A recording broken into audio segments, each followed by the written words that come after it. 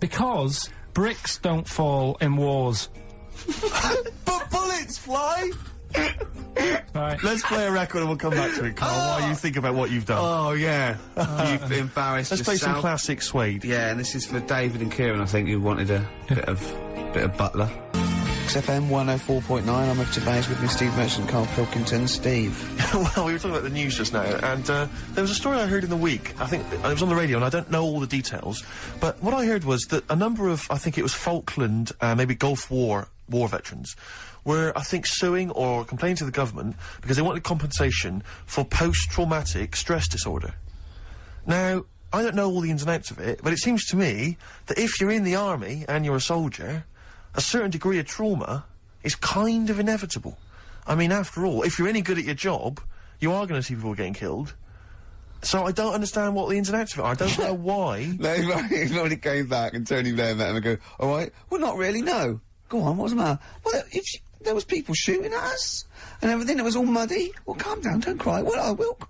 There was a drill sergeant just kept shouting, saying, "Look at you, stupid boy, where's this gun's not clean?" Well, I just cleaned the gun and it was fine, and now he's telling me to clean it again. Yeah, and the boots, they were shiny. Fine, he was well, he's showing. got to do that, it's more distant. His neck was as big as his head.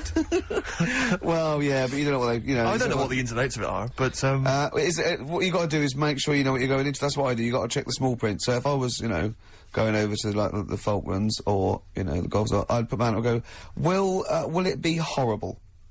I go, you at the back, yes? Will it be horrible? It will be horrible, yes. It will be horrible. There will be shooting and lots of death and everything. I go, right, I'm not going to go. And they go, Exactly. okay then. Okay. That should be fine, yeah. Should be fine, yeah, just like that. Is anyone else scared about this? Pretty much all of us. Okay then, well, we won't send anyone then.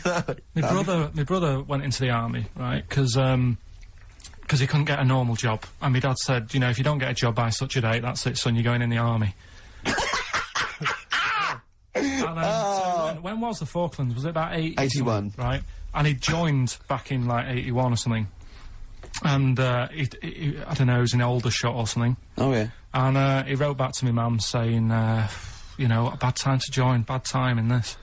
So she wrote... Well, bad time to join, that's so sweet, Carl, isn't it? That's like, dear Dad, yeah, well done. Don't know if you've noticed. Yeah. I was on the dole, that's for sure. Thank you for joining, a month before the Belgrano. Anyway. Go on. My mum called up, spoke to the sergeant, and said, can you leave him out of this one? Can you leave him out of this one? What, the Falkland War? He's only just joined, and she called him Chuck, which he got done for. Like, she's one of them, I think it's a northern thing, like, saying, how are you, Chuck? Yeah. And she called the sergeant Chuck, and the sergeant said to, like, my brother, your mum, she's called up and asked if you can not go. Which, of course, we'll see how it goes. But can you tell What do you mean? Why did the sergeant even entertain this? Well, Pilkington, come here. Your mum's been giving me a bit of earache. Now, listen, tell her I've told you, but can you call her, because she called me Chuck and everything. Can you call her and say you don't mind? Well, not really. Oh, please, because I've promised her say you want to go. No, please, say you want to go. Why was he entertaining this phone call? because he was new to the army, I suppose. Who? No, I mean the sergeant. I don't know, maybe they do that. So what happened? He didn't go in the end? So he didn't go, no. You can't do it. But that's ludicrous. I love it, though. We went over the top. Pilkington, I've got a note. Yeah. Is this really your mum? Yeah. Okay, no, this seems to be in order. Because I noticed it says, I do not want to go into the army, I don't want to go and fight, and it's crossed out and it says, mum says don't go. Now, you didn't write this yourself? No, my mum wrote this. Okay, you definitely wrote this yourself. Your excuse. You're going to have to fill envelopes. No, I'm sure if he was needed, he would have had to go, but I think they made a bit of a special effort. They sort of said, oh. Well, it wasn't conscription anyway. Oh, no, I was But were the other soldiers going around just going, Pilkington. No, he ended up being a mechanic in there, and he got kicked out for, going for a packet of fags in a tank. What? Now, wait a minute. Do you mean he nipped down the shops in a tank? Yeah. I don't believe that, Karl. You've made that Honest to up. God. That, and he went off with the sergeant's wife. So that didn't help, and he ended up getting kicked out. Sorry, your brother's a genius. I love this. First of all, he gets a call from his mum, going, let him up, and he goes, oh, God. Then he goes, where's Pilkington? His mum's on the phone. Where is he? He's near your house, Sarge. Near my house? Well, why is... No reason. Well, when he comes back, when he's finished, tell him his mum called. And can he get me a packet of hags? Tell him to walk this time. Wow. This is ludicrous. So the sergeant found out that he was sleeping with his wife? Yeah, I don't know. I mean, Did your mum phone up and say, let him off? Let him off this time. Can he... yeah. That's fantastic. But he misses it. I mean, I haven't seen him for about 11 years. But ever since he came out, he's just kept getting into trouble and that. And the army, you know, people slag it off, but I think if you're a certain type of person, it's good for you. It didn't straight him out, did it? No. He was going down the shops in a tank, he was shagging someone behind their back. It's really weird. It's like back then, he was like a proper adult, and he had a house, and he collected crystal with his wife and that. And now, he hasn't got any of that. Has he got the wife? No. Has he got the crystal? Don't think he has.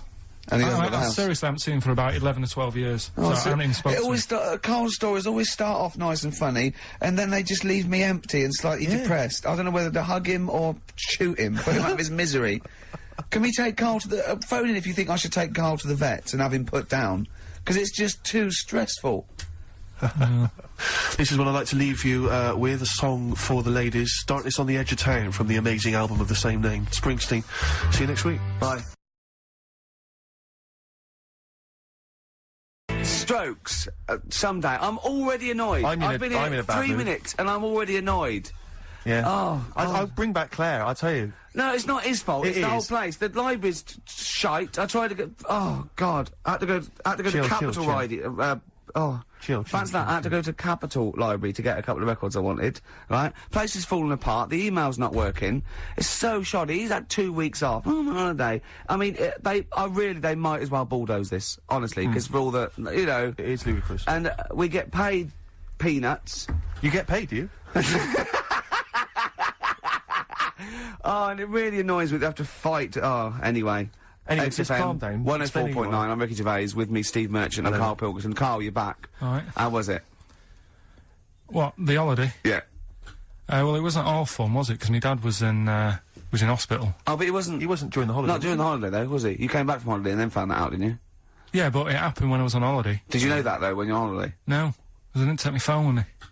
Well, that's but the our weird question. thing is, I got a feeling when I was sat there, because it normally happens. It wasn't the nudie speech, was it? When I first went away, when you saw that old fellow with his packet out. When I went to Ibiza, right, I had a feeling, and I called home. My dad had punctured a lung.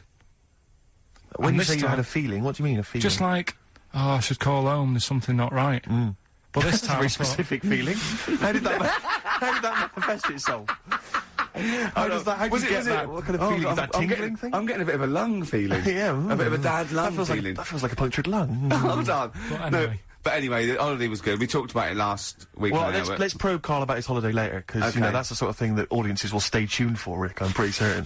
Yeah, sure. Find out about you know more about this radio business than me. You know, you've hooked them already. Indeed, yeah.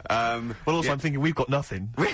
So now. We may as well save that. No, I resent it. I used to put a lot of work in, but then I think of the money, which is, you know, for me, pretty shoddy. Well, you know what I mean? I don't usually get out of bed for lot of cash. Well, exactly, yeah. And, you know, the whole thing is, the whole setup. It was raining today. I thought, I should have a cabin. You know, and then the sun came out, so I walked in again. Ah, dear. How are you?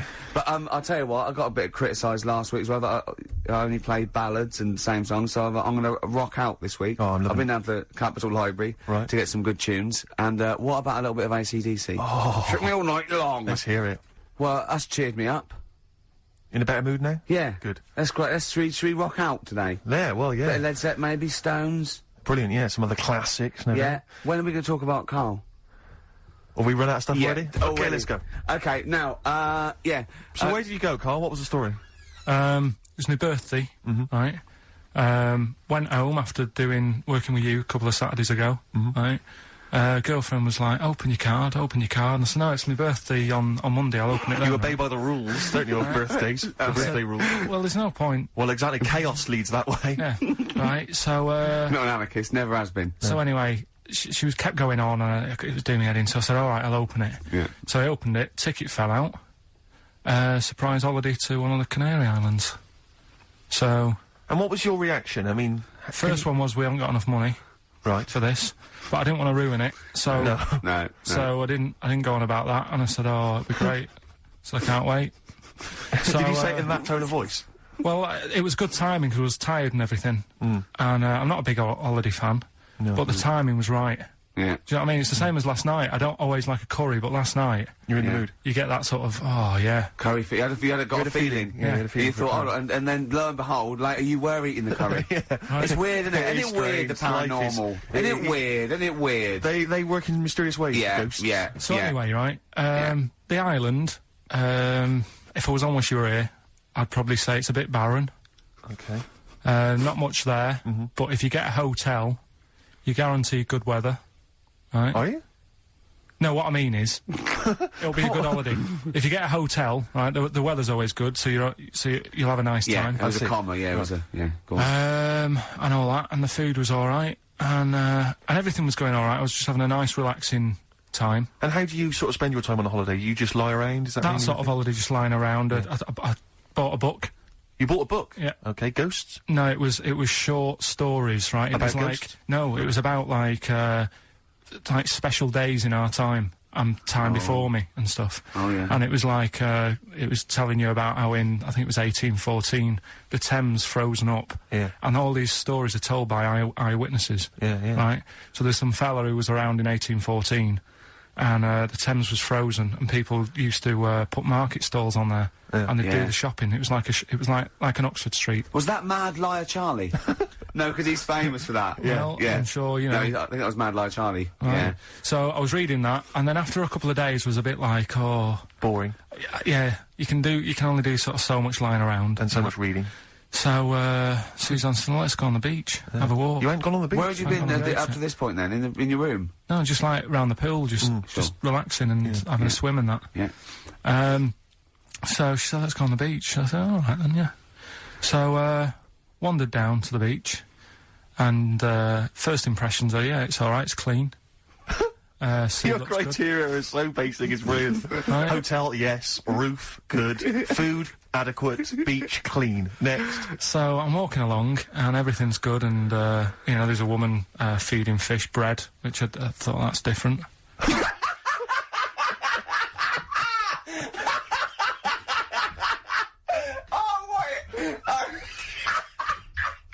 I love that. He likes originality. He loves a bit of originality. He was feeding fish bread? This woman was there, like, up to her knees in water. Yeah. And she was stood Was there. that a sea? Chucking, yeah. Oh, right, good. Chucking this bread, and I thought, what's she doing? And I stood there and watched for a minute, and there was little fish coming up, having the bread. I thought, oh. So we carried on walking, and everything's going well, and then this fella comes towards me. Everything's going well. Yeah, that's I haven't original. fallen over. Clean feeding bread. 2 points for originality. Yeah. Fella comes walking towards me. Oi, oi. He's only got no pants on. Oh. So I said, Suzanne, what's going on? Why did he turn to her? Like she knows more So she said, oh, yeah, it's, she said, yeah, it's a nudity. Is this going to be a long story? Could you pour that coffee? Can you give me that coffee over? Sorry, this is really bad. Yeah, because he's pouring... Thank you. Just amuse yourselves while we sort the coffee. Thank you very much. Steve, do you want I'll have a cup of coffee, Karl. Thanks. Yeah, cheers. Cold. Right, good. Okay. So... Great. Thank you. So she said, yeah, it's a nudist beach. So I said, well, why, what? I said, we're all it's all mixed up. Normally on a nudist beach, it's a nudist beach, and you don't go wandering on there when you get your clothes on and that. So it annoyed me a bit, because there wasn't any signs. So this fella's getting closer. Well, the knob out was a sign. Yeah. Right, so he's getting closer, and he walked past me. It was an old fella. And he walked past, and he had a hat on and a little pipe, and a big rucksack on his back. Right, so he got me thinking... Not strictly naked. I'm walking along, and I'm thinking, right, why do people want to do this? So straight away, I wasn't on holiday anymore, because most of the time when I'm on holiday, I don't think about anything. Right? Your mind's a blank. I just switch off. Right? But all of a sudden, this has got in my head now, and I turn around to look at him, and... Check out his arse. And this bag, right, I swear, That's his ball sack. it was massive, right? What? You had a massive bag? The bag. His rucksack? His rucksack. Oh, right, okay. 'Cause when he said there was an old couple coming towards me, I said, what was lower, the bloke's bollocks or the woman's tits? And he said, well, that was another point, she might as well have worn knickers. 'Cause he said, so now you can see it, that's what he said to me. So you saw the bag. So it annoyed me, yeah, because the whole idea in it. This is what I think. I mean, I might be wrong, right? Might be wrong. Chances are You never have been. You never have been before. Being nudist, right? What's it all about? I'd say on that point, Karl, let's play a tune. Let's come back and we'll discuss. What are we going to play? We'll discuss that very issue. We've got some ideas. We did chat about this last week, Karl, in your absence. All right. Well, we'll play the Coral. Okay. It's a good one, this. Yeah. Coral, Dreaming of You, on XFM 104.9. I'm Ricky Gervais, with me Steve Merchant and Karl Pilkington. If you just joined us, Karl is walking down the beach, and a man has just passed him with his knob out. Yeah, his testicles out and his huge bag, apparently. Right. Now, we'll sum this up, you know, quick, because we did talk about it last week. You know, you did call me and tell me some of these things, and we sort of mentioned it last week, but you just want to say just give us your thoughts on nudity. Well, what I don't understand is, right, nudity, I thought it was all about, you know, sort of being free. Yeah. Natural, letting the breeze, you know, blow around you and that. That's all I can think is of like the bonus of doing it. But you can get that by just having a pair of shorts on, right? Because I'm not one for getting my kit off. It's just something a bit weird about it, isn't it? Normally, if I go for a walk on the beach, I'll put a shirt on. Sure. But leave it unbuttoned. Yeah. Oh, right, yeah, tease the ladies, sure. Do you know what I mean? Yeah. But it just feels a bit weird. So it's best to cover your back anyway, because the sun... Yeah. and all good that. advice, yeah. But when I saw him, and I thought, well, right, is he doing it to sort of be free and be comfy and all that? And then I thought, but he's carrying a big bag, right? I've got a pair of shorts on, and I'm not looking at him thinking, I bet he's really comfy. Do you know what I mean? I wasn't going, I can't wait to get home and get my shorts off. They're really annoying me, these. So... And that's just it. I don't get what it's all about. Yeah. Sure. Yeah. Sure. Well, okay. Well, my advice to you is don't go to nudist beaches again. Well, I didn't go again. Do you play volleyball? Nope. Well, there's nothing in it for you, to be honest, Karl. Do you ever walk around the house nude?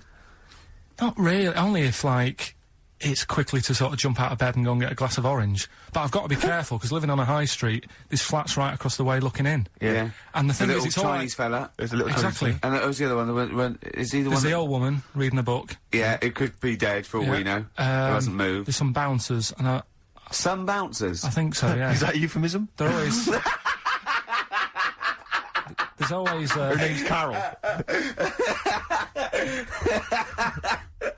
But, yeah, the only time, if I nip out, sort of get out of bed at night, go and get an orange, I've still got to be careful, because if they're awake and I open the fridge door... Oh, and the you're light illuminated, comes up, yeah. Yeah. they'll sort of see the light, And the shadow. turn round And the weird, long, stretchy shadow. Yeah. What did you get? You get up and got orange juice or orange swash? you know, Robinsons. You can't advertise on... Why don't you take a glass of that to bed with? Why are you getting up? Yeah. Because whenever I do that, I normally don't wake up, and it's a waste, isn't it? The man is a genius. And he...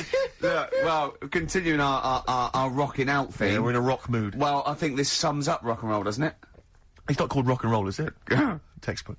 Coldplay, The Scientist. Do you think that's about you, Karl? What happened there with all that rubbish, pressing the wrong thing going out and that? Don't want to go. I've sorted it now. Doesn't matter. Right. You've Just come carry on. back. You're not focused, Karl. That's what concerns me. Your mind's on other things. I'm all right now, though. You all Ready right? to go. Yeah. You sure? Yeah. Okay. This is... Oh... I just... I'll tell you can't what, believe it. right? I'll tell you how focused I am. What? Got some new ideas for you. Go on Well, then. they've all been blinders in the past. Go on. Did you do any competitions when I was away? Did we? I think we did, didn't we? Didn't we give away a DVD? Did we? Yeah, we did. Yeah, go on. Yeah, right. go on. Anyway. Well, I've thought of some. This isn't like radio, is it, as we know it? This is just people talking. If the mic's on, it's luck. Yeah. If anyone's listening, I've no idea what they think of this show. It's not a show. Not in the traditional sense. No. Okay, then you're going to change with that, Karl. Because a You've got show suggests a certain form of presentation. Yeah. A certain pride. And when we do present And dare I say it, some planning. yeah, and when we do, it's ruined by him pressing the wrong button. Yeah. Yeah, but I've got some planning here. Go on then. Quizzes. this? What I did was when I was on holiday. Yeah. Right. You said, you know, come up with a new idea, right? So the best way of coming up with ideas is sort of Thinking.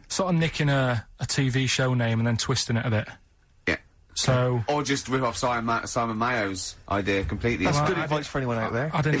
yeah. If you're interested in ideas. Karl is presently running a course writing for TV. Yeah. And that's the lesson 1, isn't it? Just rip something else off. Just do an idea and change the title slightly. Yeah, Well, go on. this one I haven't really got... I don't know what to do on the game, but I'm thinking... Strike it, Ricky. That's all you've got? That's what you've come up with. How long did that take? Through. What is that? I just thought it sounded a bit like Lucky. Forget that one then. Yeah, forget that one. Okay, yeah, well, Right. no, good. No, we all have hits on this. Even Spielberg's, not all his films, you know, can hit the. Go on. Right. No, okay, no, it's a good. Go on. Do you Yeah. remember Big Brother? Yeah. Do I remember Big Brother? No, go on. Big Mother, right? You call in. If your mum's ever, you win a CD. What do you mean? How can you prove that? Alright, forget that. Right, here. Here's one. Right, ER. Good one. No. Yeah. No. The Price is Right, remember that? Yeah. Right. The Price is Ricky? No. The Rice is Right. And what I do, I read from an Indian menu and a Chinese menu. You tell me whether you have pilau or egg fried. He's a genius, isn't he? He really is a modern. Understand that one. Go on don't then. get it? Go into let's go into this one. Let's not cross this off right away. Go on then. What do you read from what? Well, I get a couple of menus from like an Indian and a Chinese takeaway. Yeah. And I'll go like, chicken korma. Well, could I just suggest that as it's an Indian, it'll be pilau, and anything you read out that is. Yeah, but you don't know which one I'm reading from. What, the chicken korma's Indian, isn't it? Yeah, so you go pilau. But then Well, then you might as well say Indian or Chinese. No, because then the name wouldn't work. The Rice is Right. Okay, yeah, I forgot you're working for the title backwards, aren't you? Okay, yeah. Okay. I'm so confused. I don't know where I am or what day it is. A programme that they've been in on Channel 4, right? Can you cross that out? We're not doing the Rice is Right I either. don't understand the Rice is Right. No, go I'll on. tell you that later. We'll have a game in the office, right? A game that they've been in on Channel 4, but has got really big viewing figures. Well, obviously not. Right. Or they wouldn't be binning it. Go on. Do you know 15 to 1? Yeah. They're getting rid of that, right? Are they? I'm thinking 15 Taiwan. Get some items that are made in Taiwan, right? Get 15 items, and I say what they are, and then you go, oh, I bet it's the vase. Or something. That's one that's made in Taiwan. Yeah. Just explain that again very quickly. No, don't go. Alright, Cross it out. forget that. Cross it out. 15 Taiwan. Right. Go on. This is the one that I've prepared for, because I think this is a isn't blinder. daft, this is good. Let's Go play on. a tune and let's hear it after that. Oh, God. I'm You very sure? excited. Are we going to play it after that, or are we going to say No, it till- you can explain No, it it's after out. it. I'm very excited. Could you hear that again? It's Oh, fantastic. Waiting on a Friend by the Rolling Stones. Yeah? Go on then, Karl. On XFM 104.9, Ricky Gervais, Steve Merchant, Karl Pilkington. Go on. Right, this one. Remember Blockbusters? Uh-huh. Right, this one is good, and we'll do this one. Rockbusters. And remember how Bob Olmus used to give you a letter? Yeah. And it'd give you a question, and the answer to that question is that letter. Yeah. Yes. Right, well, it works like that. So if I said to you, we'll test it out on you, Steve, right? Right, welcome to the show and that. Hello. Let's play, right? And I say, right, your first one is W. Mm-hmm. And the cryptic clue, because it's done like crosswords. Okay. So not quite like Blockbusters. Well, this young man prepared for his death. And it's a W, so the answer... And it's not always going to be like our sort of music, it can be any sort of music that's out there. So the W is the name of... Of the answer. I understand that, but is the answer always the band name, or is it... Yeah. It's always the band name, is it, or the artist? Yeah. And so would the W be the surname, or would you have both the initials if it was someone's name? Would Elvis Presley be EP? Don't get annoyed, no. Karl. These are These are valid questions that I knew would be asked. I know this. You tested it on me, so you've got to tell them. We This need is to the know point. the rules. If it was Elvis, I'd probably do E. No. Give him the answer. Give him the Right, answer. did you hear the clue? No, give me the clue again then. So the letter is It is a W. cryptic clue, and It's the clue's W. fine. Listen, but, and the go on. clue is, this young man prepared for his death. This young man prepared for his death. Yeah. This young man prepared for his death. And it's a W. And it's his first name. That's what he needs Well, to see, know. that's the... Yeah. Yeah, but I don't... Well, shouldn't we have the initials? Wouldn't that make it easier? I mean, Yeah, but it didn't do that on Blockbusters. It just had one letter. they did. They did if it was if. The gold one they often had 3 or 4 Did they? letters, yeah. Well, it was normally just one word. It wouldn't have been a name or something. All right then. W. Y. W-Y. Will Young. Excellent. I Right, didn't so understand it. What was this the young Will man, prepared for this young man. So he's sort of mixed, sort of cryptic. Yeah. But I mean, you know, that was a he's good good effort. enough. That's better than Yeah. usual. No, it's that is better than It's usual. not bad, is it? So do you want to play? Let's play Rockbusters. Yeah, Rockbusters. How many of these have you got? No, because No, wait. Let's just clarify a couple of rules here, Carl. Let's just make sure we thought everything through, because I'm pretty certain when they get these things on TV, they at least have a go at them in the office first, before they put them straight on there. I'm sure that's how it works. I'm sure Bob Oldham just didn't turn up the first day, and he goes, "Don't worry, we'll wing it, it'll be fine. Bring the students in, let's have a go." I'm sure they did a little bit of preparation, so let's just check we've got every base covered. Yeah, Firstly, how many questions have they got I'll to tell get you right? what. Let's do this off air then. Should we play a great tune? Well, yeah. Well, people need to call in, don't they? Because we're doing it, aren't we? Yeah. It'll be all right. And there's good stuff. I've got CDs, right? I've got some compilation stuff and a couple of videos and that. So that's what they're playing for. Call up now. 08700 800 1234. Get them on the air. We'll play the game. Brilliant. Yeah. Yeah. Is that what we're doing? Bit of the Cure. Right. Oh. That's from that Cure Greatest Hits I'm gonna have a compilation. heart attack. I You really get am. an extra It's- bonus CD on certain copies, and that's an acoustic version of Just Like Heaven. Fantastic. He hasn't thought it through. I know, we've just Right, spent we've- three and a half minutes trying to figure out the rules of Yeah, this game. right, we've got it now. I'm sorry for people who are calling. The lines are going mental. Right, so hold on, everybody. What we're going to do is we're going to do an ad break. We're just going to figure out how to play the game. No, we're going during to get the two ads. people on there and we're going to play it. So, XFM and that. What's going on? The adverts aren't working today, and I'll have to get an engineer in as well. so Right, that's don't messing- play the adverts. I don't want to play them anyway. Don't play them. It's not our fault if it doesn't work. It's... Why? Do you realise if we were, like, live, we'd be heckled off the stage? Right, don't play the adverts. We wouldn't survive in the real I'll world. sort that out. Right. Right, get the people on the air now. Just No, get the- Rick, calm Play down. a record then! Do something, for Christ's sake! Brilliant, Pulp. Good news and bad news. Bad news is we have got enough callers to play Karl's game. The good news is we don't have to play any more adverts Yeah. in this show. So, if it doesn't work, sod it. Right, who have you got on the line, Karl? Sam. Now, let's just remind ourselves, what's the game?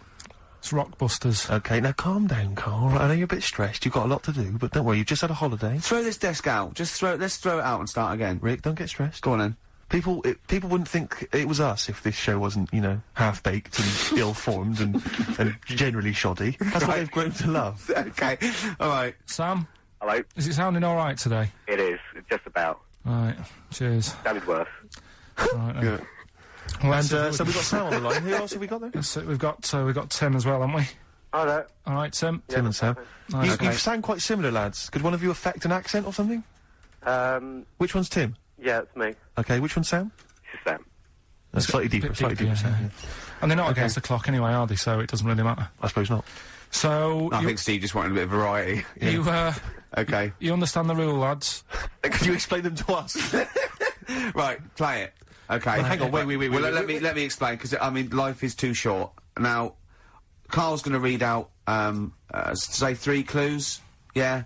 And, just shout your own name and answer it, or shout the answer. Shout your own name, then the answer if you know it, and it's the person who gets the most right. Okay. Is that alright? Yeah. Yeah. So, Here we go then. okay then. So Shouldn't it be the first to 3? Well, yeah, but then he hasn't got... yeah, Yeah, I've got enough. It's fine. He's got enough clues for that. Right then, here we go. Welcome to the show. oh, God. Right. First initials S-T. Right. Is that right? Well, I ST. don't know. Oh, we don't know, do we? How do we know? Here we go. S-T, and the cryptic clue is better than the average homeless person. Okay? Sorry, I think... Is that a band? Yeah. Is it an old band? Yeah. I think that's one word. All right, then S. S. It's an old 70s band. Better than the average homeless Tim. person. Tim? Go on. Supertramp. Yes. Supertramp it is. Yeah. Well done. 1 point to I have you, no idea Tim. why that's right, by the way. You don't know. You don't understand why it's right. He's a super tramp. Oh, right. Better than the okay. average Oh, homeless cryptic, person. Yeah. Yeah, cryptic. Yeah. Okay, second one. Come on, Sam, you've got to... That's actually quite good for Karl. Trust me, Tim. I mean, take that as a good clue. Because, yeah, okay. We won't do this again. Right, 1-0 to Right, Tim. here we go. Right. F. The letter is F. That's the next one we're moving on to. And the cryptic clue is, the little girl is hungry. What shall we do? The S or F? I've got it. F. Ready? Sam. Peter. Yes, 1-1. Feed her. He's pulled out of Feed her. Yeah. Feed her. Okay. Yeah. So that's one each. So this is the decider, isn't it? Wait a minute, ITV are on the phone. Well, you said first to 3, so no, it's not, is it? That's what I said. Just do the 3 clues and who gets the most. Okay, well, we can do that now. So, here we go. I love this. This is rubbish. Go on. So, here's the last one. The initials are AK, right? And the cryptic clue is exploding pet. Shout out your name if you know it. Last orders at the bar, please. Last orders at the bar. Exploding pet. AK. You're tuned to XFM 104.9, Karl Pilkington's quiz, Rockbusters. The format is still available. The highest bidder, please give us a call, or you can email ricky.gervais@xfm.co.uk. Is it a band or a singer? I'll give you a bit more of a clue. It's a pop band. Okay? We wouldn't... Sam. Tommy Kitten. Yes! Hey. Oh, this is amazing radio. So who was that won? That was Sam who won. So it's 2-1 to Sam, so he wins... What does he win, Karl? He wins some CDs and some videos. No, he's got obviously now, Sam, if you're ready, take the spot, you're going to do the gold run. Away you go, Karl. I haven't got any more. You're a fool. Right, stay on the line, we're giving both some presents. Play a record for... Rick, I'm going to shoot off. Not come! Feeder, come back around. He's getting all stressed again. You know, we've only done an hour. I know, I'll tell you what, this You know seems there's like another 3. hour to I go. know, I don't know what it seems like to the, the listeners. I say I'll tell you this, I'm not trying to be disrespectful, Karl, but I think maybe someone else should come in and press the buttons. Because I'm not sure you're across it. I don't think you can concentrate on talking and working at the same time. I'm not sure you can... Walking Yeah, and eating. for you, it seems as a bit no, like... don't say that. Look, he's gutted. No, there's a lot of gone wrong here. I say throw this desk out and get a real one. Seriously. Well, I think there's a Fisher Price when you can buy in Argos that might be worth but getting. we got there, but we were stunned because it was second-hand, this one. But, this is like the Mir space station. I mean, it really is falling apart. Get a new one in. Let's not, I can't believe it. I mean, look at that. Look at the library. Look at the gaps in the library. Let's not go on about this, because this isn't good. What? Whereas that quiz was. Whereas that was good radio. You can join in and stuff. But the with that. problem is, Karl, why do you rush to do it? I told you before we should practice these things. That's how Although, it's to be done. fair, Steve, I haven't got time to do anything, so at least Karl's coming up with stuff. But I don't mind, running What other through with ideas it have you while got? you're having a kip outside. Really? doing What the other ideas have you got? Have you got any other ideas, Karl? Because we've got another hour. Have you got Well, anything at all? I've got that feature Educating Ricky, which is a bit of a play on words as well. Right? Do you know the film, Steve? Educating Rita. Yeah. I'll see what you've done. Go I'm on. doing that, and I teach Ricky stuff. What do you teach me, Karl? Well, I've got a few different topics. Go on. Do you know, like how you taught me about Hitler and Che Guevara and Winston Churchill? Mm-hmm. I'm going to come in with topics every week, and this week I've got Ghosts? No, hanging bacon is one of the topics. Say that again. Hanging bacon. Hanging bacon. All the titles. Francis Bacon. No, all the titles are sort of named to sort of tease you and get you more interested in it. Hanging bacon. Well, you've certainly intrigued Go me. on, what's another title one? Hairy Chinese kid. I'm gonna go for that one. If there was a university degree with that title... Yeah, no, I'm gonna go for Hairy Chinese Kid, And I the think. final one, Yeah. Alien gives man a beard. Right. Alien gives man a beard. I am gonna burst. Right, listen, Karl, you've got to tell me. Right, first, let's do it in No, reverse we're not order. going to do it now anyway. What do you mean? We've got to do it now. I mean, this is the first interesting thing you've said in an hour. Okay, the listeners have just been subjected to rubbish and mistakes and everything for the last 6 months. Please, we've got to do Alien gives man a beard. What is that? Tell us that. Right.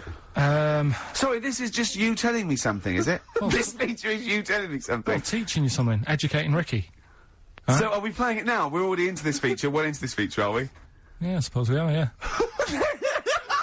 Should there not be a jingle or something? Yeah, can we have a Well, there's jingle? no point, because look, I come up with ideas and you dismiss them straight away, so I'm not wasting my time making stuff. Right. If you don't like well, okay, it. let's play Educating Ricky. Right. Brilliant. Go. Right. Right, so- Ding-a-ling-a-ling-a-ling-a-ling. Educating Ricky.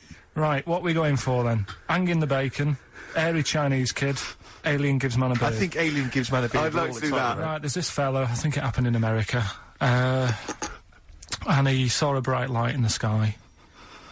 And, Karl, if you're bored. and he stood there, This is a true story, is it? yeah, he stood there, Yes, of course it isn't, Steve. and he saw this bright light, and it came closer and closer, and it was a UFO, right? Yep. And he looked at it, and it disappeared, right? And he gets back in his car, He looks in the mirror. and he looks in the mirror. Yep. He's only got a beard. He has. You sure it wasn't someone else who got in the car? And he was still standing out there? No, right? What? And it turned out, Yeah. he got home and said to his wife or his girlfriend, it's a bit weird. So I just got out of the car to look at a bright light, and I got back in the car and grew a beard, and she said, never mind your beard, where have you been for 3 days? And what had happened is... He passed out because he was pissed. No. The UFO had taken him for 3 days. Yeah. But he'd only thought that he'd only looked at it and it went away. Yeah. But what had happened is, he yeah. took him and Yeah. he grew a beard because he hasn't had a shave. Right, okay. I mean, was Will Smith or Tommy Lee Jones anything to do with this at all? Did you see this on a video maybe and thought it was an educational film? No, it's from a book that some kind person sent in to me. Here. Can I just ask again, just again, I'm just throwing this right back at you. Do you think there's any other possible answer here? Right, a man is absent for 3 days from home. He's the grown a length beard. of time that it could take to grow a beard, lest we forget. What if he hadn't actually seen a bright light in the sky? What if he he'd was been lying? What if drunk? he was lying? He'd got knocked unconscious. He'd had a car crash. Just any number lying. of other No, things. just lying. Or he was just lying. Yeah, he'd been on a bender, getting pissed for 3 Yeah, days and that with was his his mates. excuse to his wife. And they went, Dennis, what are you gonna tell your wife? Well, wait a minute. Wait a minute. She's not going to believe I was out with you, lads. Just say you're only away for a minute. No, I wasn't away from it because of the beard. Oh yeah, look, it looks like you've been out for 3 days. Well, we have. That's Exactly. right. Okay, we've got to cover that then. Alien abduction. Great one. Okay, let's try that. Do you see? That's a little scenario there that could have been played out. So, when you say educating Ricky, what have I learnt from this? Never listen to you again. That's all I've learnt so far. Never listen to you. Yeah, we'll add a little bit more in here, right? To Well, spice this no. up. What do you mean? Add a little bit more. We'll add a bit more to this what I'm educating you about, Go on. right? There's only a law in America that says if you touch a UFO, you're going to get done. Now, why would they make a rule? I don't know that. Do you know, like, all their rules have a code? Carl, I genuinely do not know what you're talking about. Right. Do you know, like, how here they might have... Do you know I what? have no idea. Right, Okay. Do you know, like, over Rick, here... I'm listening to Capital on these headphones. I got Foxy on from yesterday. Right, let's bin that. No way, it's great. No, I want to hear about Airy Chinese Kid. let's play a tune. And Okay, let's come play a back with tune. Hairy Come back with Airy Chinese Chinese Kid. Play a Kid, bit- definitely. Some doors. Yeah, I Yeah. just thought I'd go back, take it back to the 60s. This is a tune that a friend of mine sent If me. you touch a UFO, you get done. Soul Kitchen from The Doors. Shambles today, this. David Bowie, Slow Burn, yeah. Quite a Eno trilogy Yeah, feel not bad about at it. all, yeah. Lodger Is it and a sort new of tune? low type, yeah. But, yeah. Enjoyable. Now, okay. That's stressful, isn't it? I think we've got things working now. We've had people coming in and out, just shaking their head going, shouldn't have bought that desk. But it's all sorted now, I think. And, You notice how I'm it took sorry. about What? 25 minutes for them to come down as well, though? Do you feel like we're maybe quite low in the pecking order in the building? Definitely. You know, it's like Capital First, Capital Gold. They can shoot off to other sort of pirate stations. Yeah. People's car radios, then they come back here. Oh, dear. Oh, I had a job at Richard Sounds. Yeah. Light fitting was buzzing. Now, but we've got, thanks for staying, listening. Right, okay, educating Ricky. What have we got? Airy Chinese Kid, go on. Right, yeah. This is the... I didn't want to do this. What do you mean you want to do it? Well, I wanted to give you 3, and I gave you one. It was like the alien man gets a beard or whatever. Yeah, And- which was total rubbish, so this one should be better, maybe. Hairy Chinese kid. Right, well, we've talked about airy people in the past. True enough. aren't we? Yeah. You know, the little kids who grew up in woods and hung around with wolves and that. Yeah, again, you're confusing it. Yeah, they're not. There were some people that were born very hirsute. They were not the people who were brought up with wolves. You just put that together in your Homer Simpson type mind. Right. Well, this is like a sort of close to that sort of story. Yeah. But the weird thing is, right? Chinese people aren't that hairy as a nation. No, seriously, that's a well-known fact. They don't have that much body hair and stuff. Okay. So this little kid who was born over there, he was like covered in stuff. Was he? And it was only his nose that wasn't hairy. The rest of his body was caked in hair, right? And his hair sort of What grew. sort of hair was it? Was Thick hair. No, what I mean is, was it sort of like a pony's mane? So he just looked like an Ewok. You know what I mean? Just like hanging down, sort of straight, dark hair. In the picture, it looked like it grows was it from downy? his eyebrow. It grows from his eyebrows quite thick, and then it just goes all the way over. You his don't think head. it was just really long eyebrows that he'd done a comb over? No, it was all over his body. It had a picture of like his back and that. Yeah. And Had he styled it? Had he styled it at all? Did he have it in a quiff or? no, it was just hanging everywhere. all over him. Yeah. And they were like, you know, this is a bit weird happening in China, where we're not normally that hairy. That was the scientist speaking there. Yeah. And the local press and that were getting him down, calling him Monkey Boy and all this. Oh, And thinking Chinese press. but the doctor, Yeah. Oh. They're cruel, aren't they? The It's like those doctors- game shows. well, That's Japanese, isn't it? Yeah. Let's call that. Yeah. and the doctor said, I was Carl talking through all that time while we were just like talking to each other then. Because I turned round and I still saw he was talking. Go on. So anyway, the local press came in to see the hairy boy, the monkey yeah, and boy. they were like being tight, taking the mickey out of him, and the doctor said Throwing him nuts. he's only hairy. Said he's a healthy young kid. The only faults he's got is he's got a little bit of eczema and a boil. And he said everybody should just treat him the same, and I think he grew up a healthy kid. Yeah, so that's the That's the end of the story. That's not a story. why. But I've got nothing. I don't know what to say to that. So someone in China was born slightly hairier than the rest, and he was normal apart from eczema and the boil. That to me isn't a story. But if it is, I've got a million. I mean, it's sort of like bloke from Manchester went a bit bolder than the rest, got a job on radio. He was normal. I mean, that's not a story, is it? Do you know what I mean? All right then. Hang on. Hold on, he's got the big guns. You're not going to give us hanging bacon, are you? Yeah. Come on then, come on then, Right. come This is the one on, we've been looking come forward on. to. This is it. No, this is a good one. This is the one. And this is a story, right? Do you know the saying, chewing the fat? Good one, it's one of my favourites. Yeah? Yeah. Do you know what it means? Talking. Right. Well, do you know where it came from? No. Right, what they used to do years ago, when people didn't have much money. Is this the same as the throwing the baby out of the bathwater? No, it's not it's not the same saying, but it's... No, but I mean, is it as wrong as that was? Well, let me tell you, and we'll Go see. on. Okay.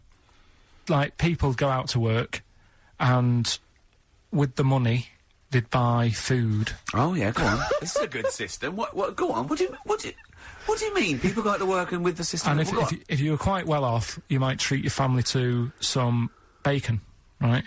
But do you know, like in these days, if people earn a lot of money, they might buy a nice suit or a car. Yeah. So what are you saying? You're saying wait. Let me get this straight. You're saying that you go out to work and get money to buy things to live, and if you get sort of enough money to live and you've got some left over, you might treat yourself on like a suit or a car or something. Is that what you're? Yeah. Oh, But go back then, if Yeah. you earned money, they'd say, This is olden times. yeah, Okay. let's get some bacon in, right? And what they'd do, they'd hang it in the kitchen What, to show it off? to show it off to all the neighbours and friends. Because if you had hanging bacon, it was like, he's doing all right for himself. Yeah. Some lovely bacon. So they had loads of bacon hanging up, and people would come round, right? And whilst they stood in the kitchen talking about whatever they're talking about, in olden times. they'd say, do you want a bit of rind? And they'd rip a little bit of rind off, and whilst they're having a chit-chat, Chewing the they'd fat. chew on the rind. Well, I think that's probably true. And I it's haven't like- heard that, but that one to me sounds true. Do you see the difference between that one and a man was abducted and grew a beard? Can you see the difference in Yeah, but why I different- accept that different- story? Different stories for different things.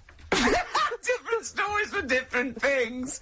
So, see, that's a nice story. If it's true, I don't know if it's true. I mean, but it seems totally possible, viable, quite interesting. I won't be quoting that myself until I've verified it. But that's, you know, I won't be telling anyone the bloke got in the car and he had a full-faced beard. Why has his car been towed away? Because it was a quiet road. It wasn't in the way. So. Are you filling in the blanks again? That wasn't in the book, was it, that you read? See, that's the thing. Sometimes I think you make up bits of the story as though they were fact. That doesn't seem right. Well, that's all you can do, innit? So that's educating Ricky. Will we? Brilliant. Do that next week. That is brilliant. No, I think Carl. that was good. I did. I mean, I enjoyed that. I learned something from that. I mean, well, I want to get. I mean, this is all from one book, is it? Yeah. That's an interesting book. With the, I don't want to dwell on it, but with the hairy Chinese kid, what did they say about that? What was the, I mean, was it once there was born a kid who was slightly more hairy than everyone else, but it's all right. He only had a boil. How did they word it? How did this capture your imagination? There was it was a picture that grabbed me first of all. Yeah. Sure. And it was like, God, what's up with him? And that's when I read it. Did you see the boil in the eczema or just the hair? No, you see, because his face is like, just under his eyes is sort of nice and smooth, and his nose is sticking out, and that's not hairy. But the rest of him, it looked like he had the sort of a balaclava on or something. And then I read on, and it's like, this is a hairy kid in China. Yeah.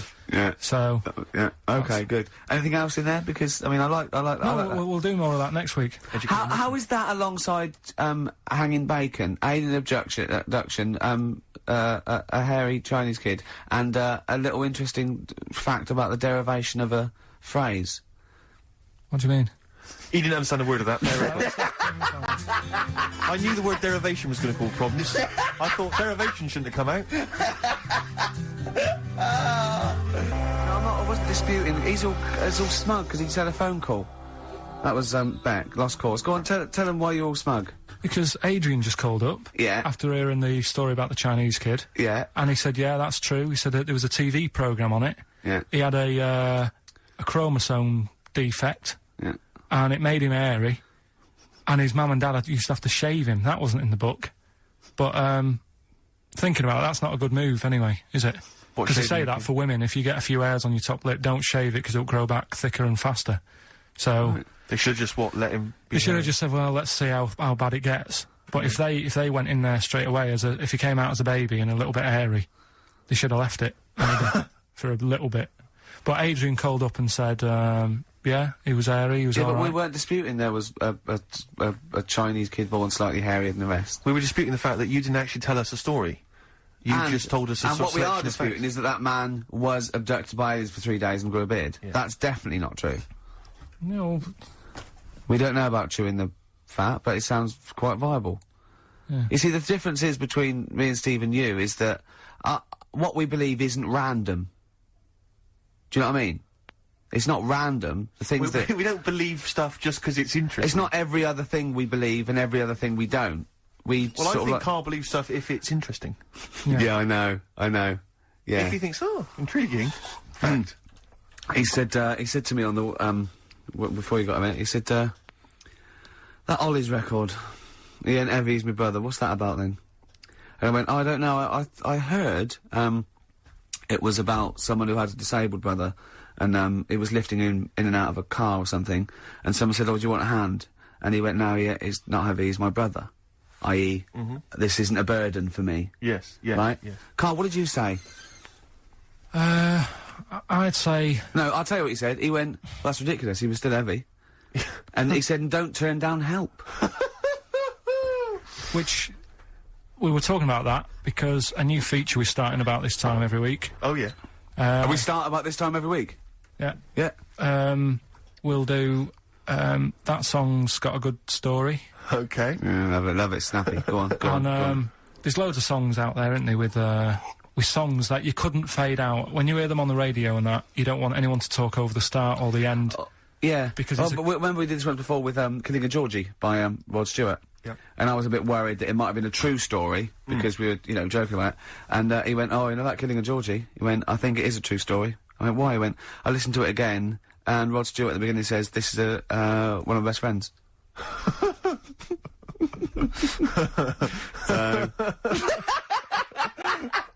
It's brilliant, isn't it? It's genius. So there's loads of songs out there, and what I want to do, we want to get the audience involved in this. So if you've got like a favourite song that's got a really good if you've got an story- audience. Well, yeah, go on. and they email in ricky.gervais@xfm.co.uk, and they say what the song is now. What would examples be then? Examples, ones that jump to mind straight away for me: Elvis, In the Ghetto, Yeah, good one. brilliant. Andrew Gold, Lonely Boy. Absolutely. Don't know that one. Eminem, Stan. Right? Yeah, good one. You couldn't fade it out, could you? Because you go, well, what happened? Yeah. Yeah, no, absolutely. And that's what I'm saying. Not just any sort of pop song that keeps repeating itself. And, you know, it's like, it doesn't matter. It doesn't matter if it skips or, you know what I mean, if you turn the radio off. Yeah. But I'm talking about Ernie, songs. the fastest milkman in the West. Yeah, that is a good story. That is a good story. Oh. Yeah. Do you know that one? Yeah. Yeah, it's, well, it's a story, yeah. Ted from Teddington, he drove the baker's van. Well, So what have we got then? Have we got one? so we're going to kick it off today with Stevie Wonder, Living Just Enough for the City. Okay. And, just briefly. Sum it up. Right, Yeah. if you haven't, if you are nipping out, maybe you're in the car and you're about to pull up somewhere and get out. What it's all about is a lad who's growing up in like America in some rough area, right? And he's trying his best to do well and get a job and everything, but because of where he's from, it's stopping him doing that, right? It's like how I grew up on an estate in Manchester. I had to leave there and come to London to do all right for myself, Yeah. right? And it's his whole family, and it's a tale of like how his mum works dead hard and works loads of hours, but the kids are always well dressed and cleaned. It doesn't mean just because you haven't got a good job, you let your house run down. Do you know what I mean? She's looking after it. The sister, you know, she hasn't got new clothes, but they're always clean, and her knees are clean, I think it says in one point. Excellent. Clean knees, always important. So will we give it a listen? Let everyone Brilliant, hear it's it? a Well, I great don't track. think Stevie can do it justice. After that explanation. Right, so Oh, I'm not sure he's I going hope to he top uses that. like some sort of like backing tune to try and. Try and pep it up a bit, because Yeah. you have really knocked it the socks off so- it. Brilliant. I'm looking forward to the right, here clean we go knees. then. It's a new feature. What is it called again? The story in that song's really good. Here's Stevie Wonder. Go on then, Karl. Back announce that. It's your choice, that. Right, songs with good stories that you can't fade out. Yeah. Although you can heavily edit them for Yeah, I them. noticed you didn't play the full version, which No, has it's obviously radio, got eh? the complete story in. You've just played a I haven't heard the other. That's single all I version. know. well, in the album version, he gets goes to jail. abducted. He gets abducted as well, and he comes back with a big beard. Yeah, and he's No. covered in hair. No, No. he gets arrested and goes to jail. But it's just, you know, it's just because he gets picked up because he's black and he hasn't done anything wrong. There's a whole other never heard that sort one. of section. Maybe we should change this section. No, what we'll do, right? Abridged versions of songs. Yeah. No, next week we'll play the second bit, and it'll be like Star Wars or something like that. Brilliant. Doves. Caught by the River on XFM 104.9. Well, it's been a good show, hasn't it? There's been sort of like quite a rock and roll 70s feel to it. Mainly the equipment. But we got through it.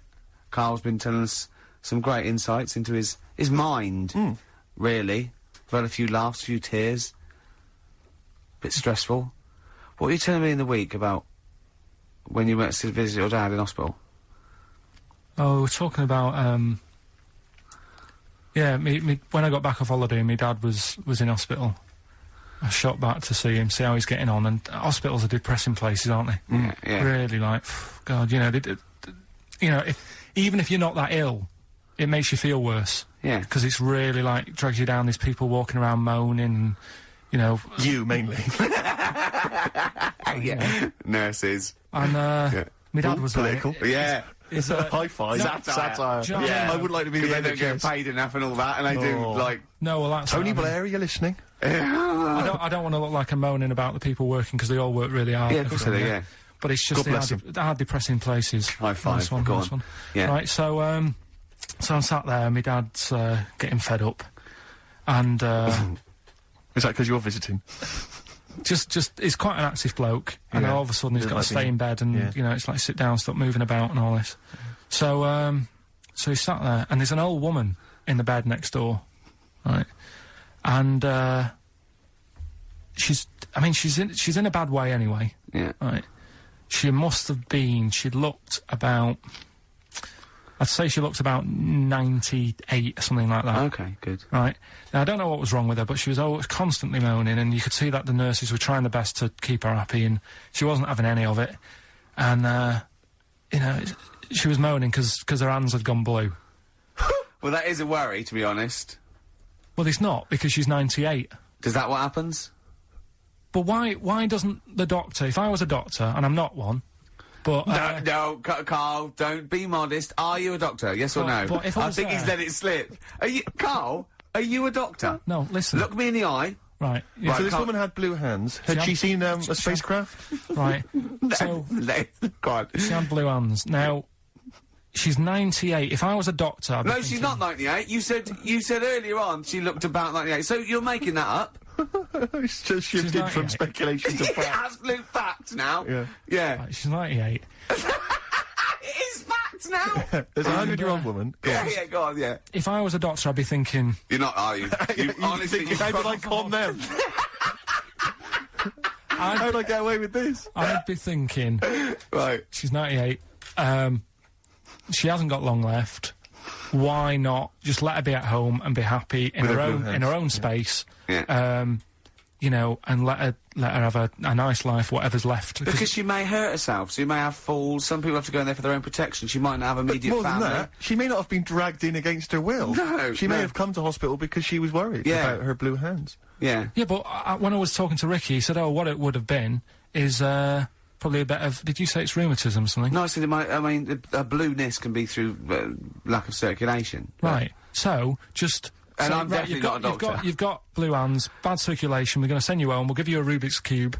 Play around with that with your hands. Get the blood. Rubik's Cube! Get the blood pumping. Yeah. And don't worry. I don't say, oh, it's really bad. Just think she's 98. Let her have a nice rest of the life. Yeah.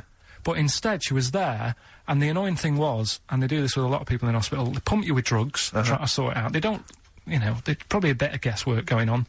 Maybe. A little bit. Not as much as you, but go on. Right? And because of that, they sort of break wind a lot. So I'm sat there with my dad talking. Drugs do that, Steve. I'm sure if there's a doctor listening or a nurse, they will clarify Right. that if they pump you with all sorts of stuff, it wants to come out. Right. So you're sat there having a serious chat. It's a quiet hospital. The woman next door with the blue hands suddenly starts seeping gas, right? I start laughing. Because if there's one thing that makes you laugh, it's that, innit? It's a 98-year-old woman with blue hands farting. So you try to hold it in because it's a really quiet hospital, and it'd be obvious that that I was laughing at, and I didn't want to be mean, but it was funny. And then it got me talking about my auntie, because my auntie Nora, she same thing, pumped her with loads of drugs. She used to a cabinet next to the bed is like Boots. She's got loads of stuff, right, for all sorts of stuff. And I mean, she's not that old, but she's on loads of stuff, right? She's and a bit coked up, is she? Smack. She called up my mum once, and Yeah, you told us this. Go on, tell it again. and she said, "Oh, how are you doing?" And that. It's all right. Bit worried though. My mum said, "Wow, what's up?" She said, "I've been breaking wind." So she goes, "Well, you know." She says, "No, but this one is going on and on and on." And she was like, she was like, what do you say? What's like passing wind, farting for 5 minutes.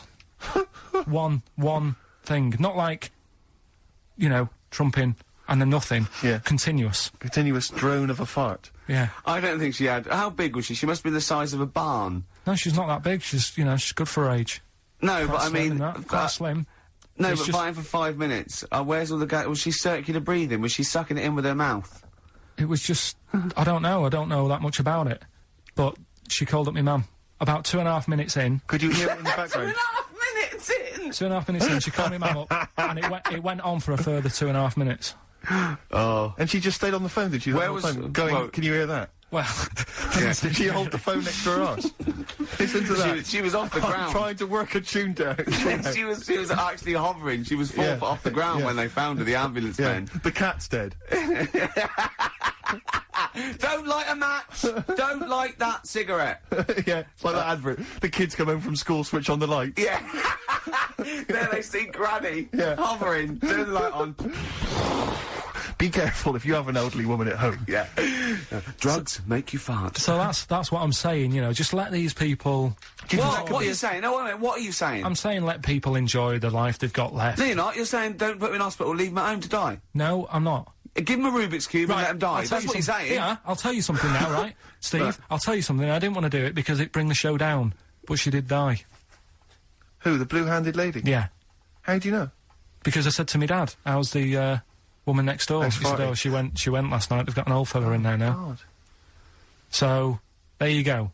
So, wouldn't it have been better to leave her at home, where her friends and family can call her and speak to her, even nip that round if they want, you know, with a cat, I imagine.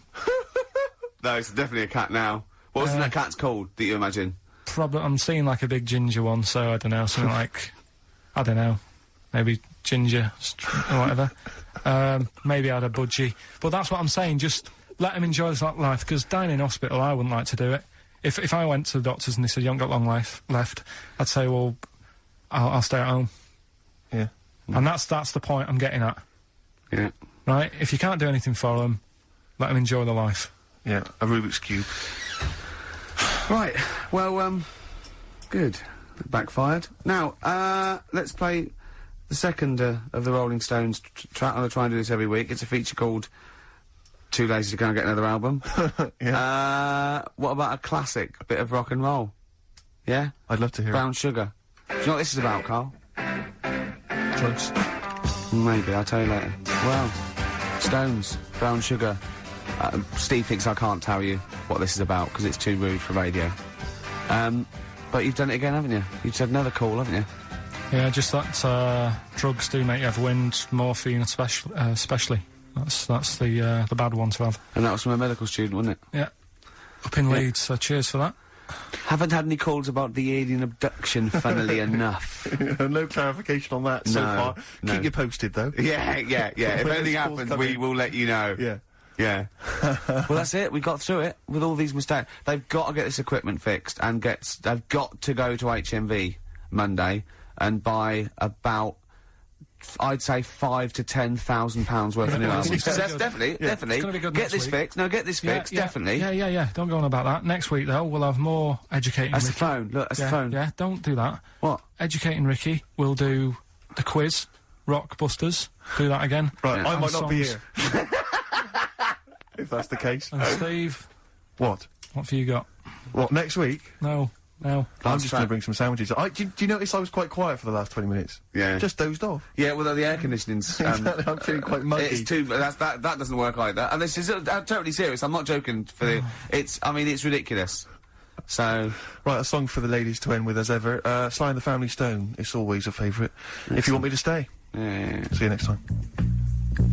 Cheers. Sweet. And Envy on XFM 104.9. I'm Ricky Gervais, with me Steve Merchant. Absolutely, yeah, hello. That clang you heard there isn't Karl. No, Carl's away. It's Sturgis. Claire Sturgis is here. Yeah. You'll know her from the Claire Sturgis show, but we know her from our early days on XFM, Yeah. and, you know, we're good friends. It's sort of like old times, isn't it? And Karl is had a little surprise birthday present. What's for the me. story with this, Claire? Because I don't know Well, about this. do you know, I came in on Monday expecting to see his little smiley face, as usual, and it's always not here. Yeah. What do you mean? So, apparently his girlfriend had surprised him and dragged him off to the Caribbean for a week. Wow. No, Canaries, isn't it? Oh, I mean, I don't Yeah, know. he likes the Caribbean. He likes the crabs. Yes. Yeah. I thought he was bored of the Caribbean. I thought he didn't enjoy it last time. No, he loved it, didn't he? No, I don't think he did enjoy No, the it's crabs. Tunisia he didn't like. Right. He's been travelling, hasn't he? I know, yeah. He gets he about. didn't like Tunisia because there's flies the size of matchboxes. Of course. And, and midgets in the kitchen. No, there's nothing wrong with that. Yeah. Midges or midgets?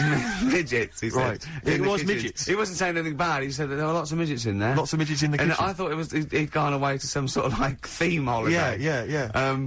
But, no, this is, I think, Gran Canaria, or the Canaries, or whatever it's And how called. old is Karl? 30. Is he 30? Is this 30 the big last 3? week, I think, yeah. Oh, so it was actually a birthday present. Oh, I Yeah. see, It's a big right. deal. Yeah. Okay, I just So, thought, but that's all right. So have you got a competition that you can regale us with, Claire? Because obviously Karl provides a lot on this show. Hold on. We could do White Van Claire. White Van Claire? Yeah. Are you familiar with this? We ask No. you questions, topical questions, just Okay. getting your opinion really on the week's news. Okay, yeah. It's on the If you spot. look forward to that. But you know I'm a little bit, you know. A little bit simple? That's well, fine. just a little bit, you know. What? I always sit on the fence. Don't Oh, I? right. Well, don't You sit on the remember fence. You for see, last the worst time? thing there was she was saying I'm a little bit like, you know, liberal. I was- or I- no, undecided, I and was you got- went simple. Yeah. You Well, assumed. I didn't know. I thought I'm a little bit, coked up? I don't know. Who knows? It's Sturgis. Anything could be possible. But the other thing is with Karl, we didn't know how good value Karl was until we asked him sort of intelligent this is questions. true enough, yeah. Because he looks quite intelligent. Well, this doesn't is he? it. I mean, So the thing with you, Claire, is I don't discover- think we've probed you enough. We don't know what, You your haven't views are on a probed lot of me things. enough, But we actually, don't know what Steve, your no. views are, This is what I'm saying. We don't know where you stand. I mean, don't sit on the fence. This is the new Claire Sturgis. Yeah. All right? We're Yeah, going to delve deep, dynamic. find a personality in there, Claire. Let's go back All to right. the old days. How about a bit of the Smiths? That was beautiful, Rick. Go on. Oh, you've been practicing every day. Lovely. Smiths. Cemetery Gates. It's a lovely tune, lovely song. There's one bit that worries me about it. It's sort of like a teacher warning. It goes, if you must contrive prose and poems, then the words you use should be your own. Don't plagiarise or take on loan. It's sort of like, what are you telling us that for? Yeah, yeah, yeah, Sort of like yeah. a lot of people there going, thanks, Morris. Yeah, Yeah. actually, that's not mine. That's Wordsworth. Right, I'm going to write my own. Yeah, yeah. It's weird, isn't it? Queen is Dead, though, one of the great album It's titles. not my favourite album. It was voted best album But of the all Smiths, time what I by- love about the Smiths, they just seem to get, like, the Smiths is just a that's done, brilliant isn't it? name. Yeah. Don't you think it just captures everything about Yeah. them? You know. We've got a thing about bad. Bad, yeah. Well, I was watching VH1 Classic Smooth last night, and I love it. Absolute joy. Sade always on. You can always get a love a bit of Sade. But Foreigner were on. Oh, yeah. I've been waiting. Yeah. And well, I don't know I can't remember which tune it was, but the album I noticed it came from, classy album title, Agent Provocateur. Oh. It makes my skin crawl. But I also, From the album Agent Provocateur. I imagine there's a band called Agent Provocateur, and they're from Wigan. It's a girl singer. She's 35 Yeah. in a tight dress, and it's four blokes with ponytails. Yeah, exactly. Yeah. Yeah. Doing covers. Yeah, exactly. Yeah. Here's what you may remember. They play a wedding. They go, we're not doing a wedding again. There was people. There was cake Yeah. being trodden in. There was Exactly. kids. Children were just sliding across the parquet floor. They weren't listening to the music. But well, we've got a gig at the Marquee coming up soon. Yeah. It's endless guest list, £5 in. Agent Provocateur. If your band's Agent Provocateur or Agent Provocateur. Have you ever been in a band? Yeah. Called Agent? Yeah. But that's got to be one of the because it's not. I don't know what that title says. I don't imagine Foreigner. I've got that sense of intrigue and. well, mystery. one of the worst names. Right, okay. To pal. Right, it's the worst. Let's start worst album titles. Okay, I'll kick off with To Pal, Bridge of Spies. Oh, Bridge of Spies. Is that the one that featured China in Your Hand? I assume so. I don't think I did too many. Bridge of Spies? Who did Bridge this of album? Spies? Who did this album? Beggar on a Beach of Gold. Beggar on a Beach of Gold. It's got the likes of Collins written all over it, but I know it's not very Collins. close. Mechanics. Mike and the Mechanics, Yeah. of course. I don't know what that means. Good old Mike He's and a beggar on the beach of gold. Let's look around. There's some money. Yeah, what does that mean? He's saying, don't be a tramp. There's some money there, gold, mate. I mean. I don't know what it means. I think he means that everyone else is rich, but he's still poor. Yeah. I like it. Yeah. Oh, it's a bit deep for me, Steve. Maybe you just need a little asterisk at the corner and then a little explanation at the bottom of the record cover. I'm thinking about this. I'm not quite sure what it means. Oh, he's very Nice poor one. emotionally. Chumbawamba. Well, you know what can I? Uneasy listening. Yes. I bet it was from the Chumbas. Are they still cracking on? Are they? Because I they didn't think used so. to live in a squat. and- They've done about 400 albums. Them and the Levellers. Yeah. Who's the best? Chumbawamba or the Levellers? So good question. Thanks for asking that. yeah. What's the telephone number, Claire? It's 08700 800 1234. Or you can email ricky.gervais@xfm.co.uk. Worst album titles ever. It's like real radio. It's isn't just like Chris Moyles. it is, isn't it? Exactly. Oh. You got the big fat guys on the telly. Yeah. In here. You know. I And witty as his well? kind of cheeky sidekick. Am I Comedy Dave? You're almost as funny as Moyles. Fingers crossed one day.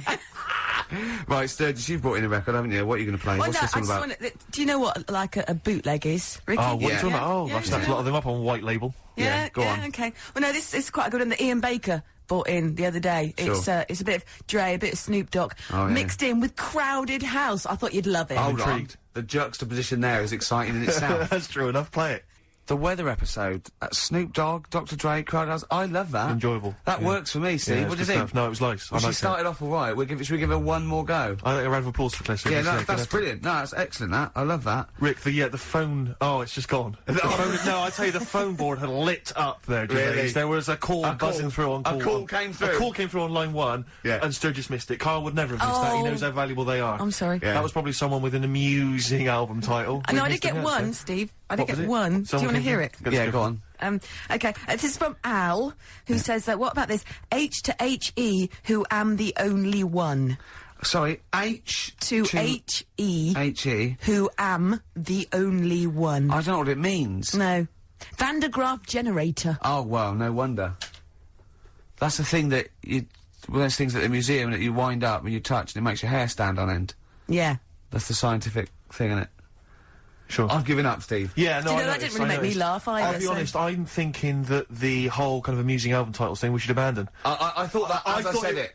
Be honest with you, I thought it was easier than this. I mean, Chris Moyles makes it work, that kind of crazy comedy, Okay, let's try radio another. magic. But obviously, and I don't think our listeners are into that stuff. I just don't think they can be bothered to get to the phone. I don't think a lot of them are able. I think a lot of them are, you know, Do you remember still kind of smacked up. Do you remember when we spent about 3 hours trying to get to the Chris Moyle show? Vaguely, yeah. What was the He reason? was doing this competition, and it was song titles with golf, about golf. Like, so we go like Drive, the cars, and that, and I was getting so excited. I wanted to phone up and go, Duran, golfy, golf. And I just thought, it might have lasted, oh God, Yeah, it we probably cost me spent about ages. 30 quid just to ruin Chris Moyles' competition. Yeah. That was a long time ago. Yeah, those were the Before I days realised- when we realised, you know, he was a great talent and one to watch. Yeah. Before we'd enjoyed his new TV show. But, anyway. Yeah. That's not... No, that's Slag cheap. other people It's off. cheap. It's cheap. Yeah. Anyway, what should we talk about now then? Because that all went well.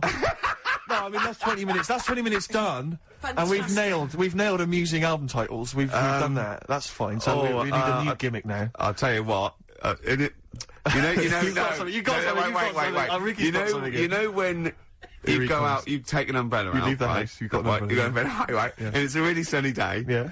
and then you come out and you go, I God. wish I hadn't bothered with that because it's in the way. But then, right, imagine when you go out, right, It's and raining. It's raining. No, No. you go out without an umbrella, Okay. and then it rains.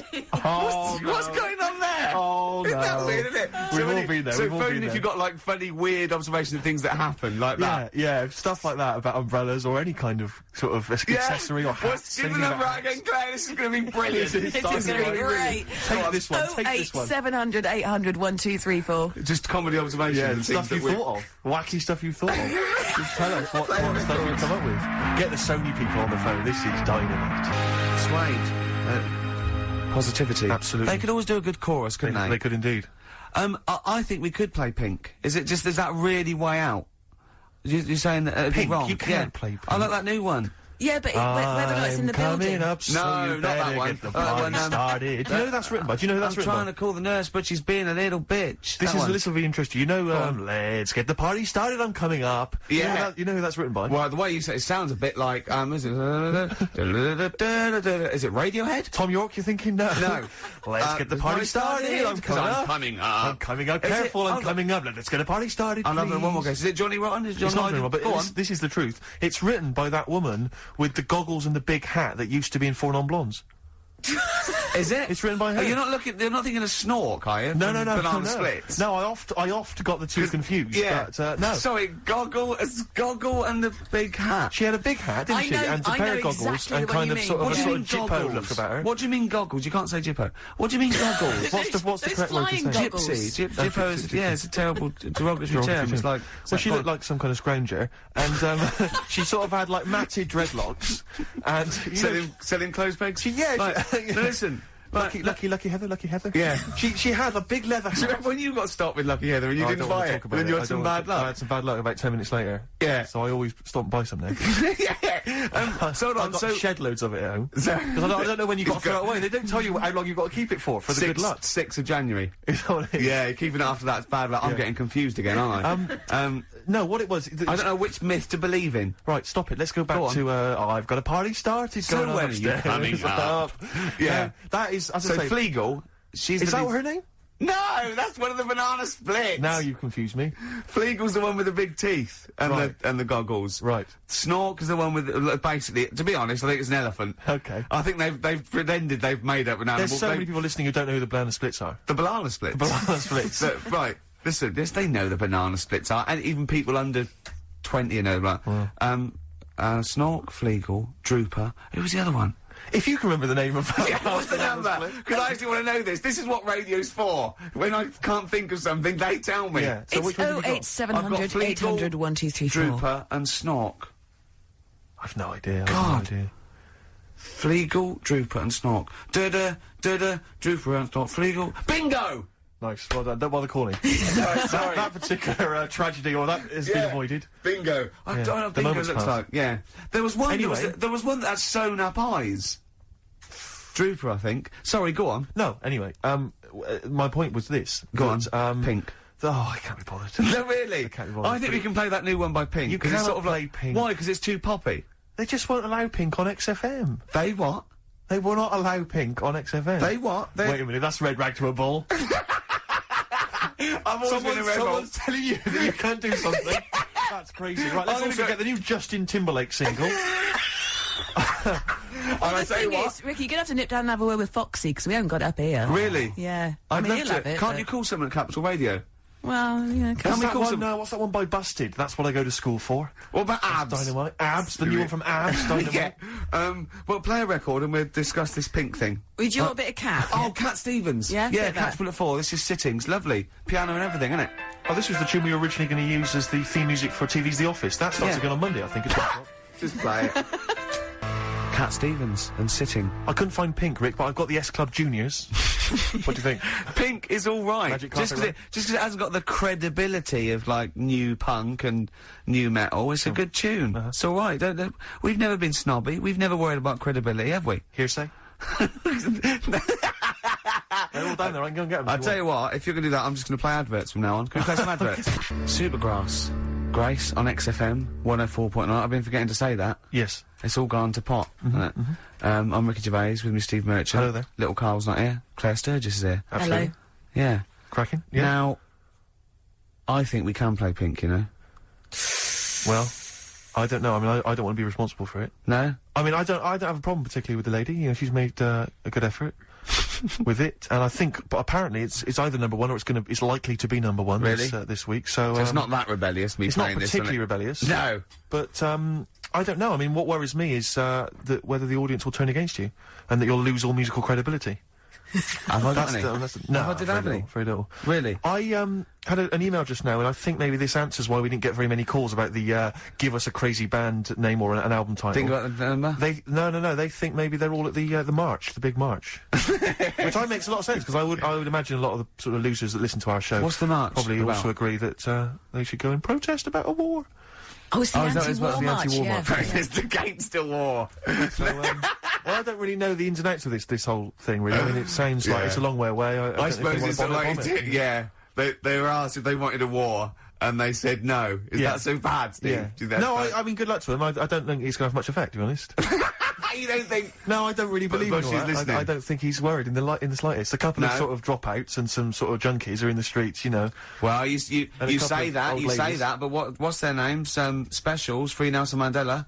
8 years later, he was out. That's true enough. So That's absolute. I've forgotten about that. I think they were. Yeah, And Live Aid sorted out world hunger. yeah. That put an end was to done. that. So that was. Uh, But I see the difference there is. Ebony and Ivory, no more racism now. But musicians. That was done. Rick, you see, musicians were involved there. Yeah. I don't think any musicians are involved this time. I think Of David course they Albarn's are. there. but They've probably taken their bongos and their didgeridoos. tablas. You Is that can what see they're they're walking down now, loads of ponchos. Yeah. You were going to wear a poncho once, 'cause you thought it'd make you more of a hit with the ladies, weren't you? Oh, but they're so now, ponchos. They are, In are they Topshop, really? they are so now. So you'd have been ahead of your time. again. as ever. You see, I think if you wait a couple of years, those clogs will be in. Exactly. This is what I'm hoping. You What just about this pipe? I like to think that the pipe. the pipe is definitely on the way back at some point. The pipe's got to come back. with What the do you think of a children. lady? Sorry, as a lady, what do you think of a man who smokes a pipe? I think it's lovely. Do you think it's quite sexy? Very sexy, yeah. 'Cause I think it's quite I wouldn't want to distinguished. snog It takes your breath away. What? Because I've given up smoking, Steve. Yeah, it takes. Well, I won't be giving you a blowback. I don't know what that phrase is, Rick. I gambled with that phrase. I don't know if a blowback. I think that could be obscene. I've got no idea what a No, blowback I think it is very, very sexy in a sort of a Val Dunican kind of way. He never smoked a pipe. Not Did he Val, I not? think. No, he smoked a goat. Oh, right. Well, he sang about smoking a goat. But what About worries Paddy me, McGuinness Claire, goat. It blew you know, up. if you look at pictures of the great sort of thinkers of our time, and, you know, maybe they're at college or university in the sort of 1930s, you got those great, you know, the great thing of people who became the great artists of our century, and you see pictures of them in Oxbridge when they're 19, they're all smoking pipes in tweed suits. Yeah. No young people now are smoking pipes. I fear that it's going to be dead in like 15 years. I don't think anyone's going to be smoking pipes. But I think, again, you I are feel like way maybe it's ahead me with of a your certain time. profile. Yeah. Maybe I've got to try and bring it back. Bring it back. I You think know, so. and then we could be seeing kids in Top Shop on a Saturday. And let's not forget sniffing snuff. Some snuff. My nan used to sit there with 2 brown stains just dribbling from her nose. Lovely. And that bit of snuff and some gin. Well, this is it. Because my friend always said if he won millions of pounds, he'd spend it all trying to bring back as a fashion accessory the cape. The cape. Because I think See, the I cape. quite like Because the you can cape make and such an entrance with the cape. And a can't you? cane. A cape and a cane, yeah, and a top hat. I wish people had to wear hats now. See, I couldn't I carry love it off because hats. of my shape and size. I look like Bertie Bassett. Whereas you'd look Basil Rathbone. Well, I'd look pretty good at all sort of You'd cut a Christopher good- Lee. yeah. in a cape. Wow. You But would. I'd sweep into a room, you know, I know. and bellow Yeah, behind see, me. I think you look like. And don't get this wrong. Don't take this wrong. Like we're mates. I think you look like a freak with a cape on. Okay. So- all right. Well, And at which point would you take it one step further and add the deerstalker, you know, and go the whole Sherlock Holmes so route? I'd have the cape, the pipe, the deerstalker, and Yeah. I'd solve crimes. It looked great. It looked like some sort You of. could be my fat companion. I could be. What sort of like get padding and stuff. Yeah. No, I like that. Yeah. I'd like to solve more crimes. If I'm being truthful, I'd like to. I would love to solve crimes. Just to solve one crime would be Oh, great. I wouldn't matter if I solved it. If the police came to me and said, I'd just look at the first bit, I'd go in, Yeah. just get it off the streets, you know what I mean? Just like, tick, done that. Sure, yeah. But I You just know. feel there'd be something. I feel like maybe because you know, like in TV shows, it always used to be, you know, they were a doctor who also solved crimes. They were a plumber, they solved crimes. Quincy. Quincy, you know, Quincy, things oh, like yeah. that. But, you know, a couple of sort of BAFTA-winning writers, What did comedians Heart to who Heart also do? solve crimes. That's good. That'd be good, wouldn't That'd it? be great. What did Heart to Heart do? They were just They millionaires. were just a weren't couple, a millionaire couple who would invariably you know, what was But the Murder they She did Wrote? that She was just a every novelist. week, though. Was Every she? week, heart to they? heart. Murder, She Wrote. Murder, She She wrote Wrote. it and she solved She it. always solved it. It's brilliant. Murder She Did wouldn't have been such a good sort of No, thing. no. But this is what you don't seem to get that anymore. You know, people who do one job for a living. You know, DJ who also solves crimes. A The DJ who solved crime, that was Shoestring. was he a DJ? Yeah. He was Eddie a private Shoestring ear, wasn't he? He was a private DJ who was ear also a on the private eye. radio. Is that what that was? That the thing they did? Not private eye, private ear. Is that what they said? Yeah. And how did he solve it? He worked out clues Yeah. for call-ins and stuff. Yeah. No, he used to leave the building. He didn't just sit there and play records and then try and guess. That's great. Give us a call on the usual number if you've got any idea who murdered. Now it's Snitch Hour. Got a letter here. Who Well, reckons she knows? I know a lot of my friends are big fans of Midnight Caller. Do you remember Midnight Caller? Was he a DJ who solved crimes? Yeah, it was one of those late night things in America, wasn't it? But was he a DJ? He solved crimes, didn't he? I don't know if he'd solve crimes or just solve. If you've ever solved a crime, email solve us. puzzles. He had one of those puzzler books. Weren't you on the front cover of Puzzler once? One of those things you get. Weren't you? Puzzler. Were you? Was I? No, I don't think so. Oh, it was your other friend who was friend a of mine, DJ. yeah, it was on the cover of Puzzler magazine. That's it. Yeah. So was Puzzler a rude thing? No, it was one of those things that you Those do- puzzle books you can buy in the Oh, museum. actually, it's a puzzler. You do Oh, for I see. coach journeys, and they just put people's pictures on without permission. Yeah. I don't think they're just like, well, I didn't give permission. They just find like celebrities, and they just get their picture and they stick them on the Well, they front. would have used me then, would they? Well, I Celebrities. forgot. I didn't. Hey, Pink. Should we play Pink? Yeah. Oh, man. I Be don't on- live by the rules. Be on your head. Here we go. That was the Strokes, and kids are mental. Yeah. That was No, the- you're all right. No, shut up. No, the thing is, I think if we'd introduced that as just, and we didn't mention who it was, and we just said this is the new one from one of those trendy new bands, you know, the Boomtown Rats. then I'm sure these listeners would have happily accepted it. Yeah. As it was, they knew it was Pink, and the phone lines have gone crazy. We had upwards of 2 calls. I'll tell you this, we had between 2 and 4 calls. and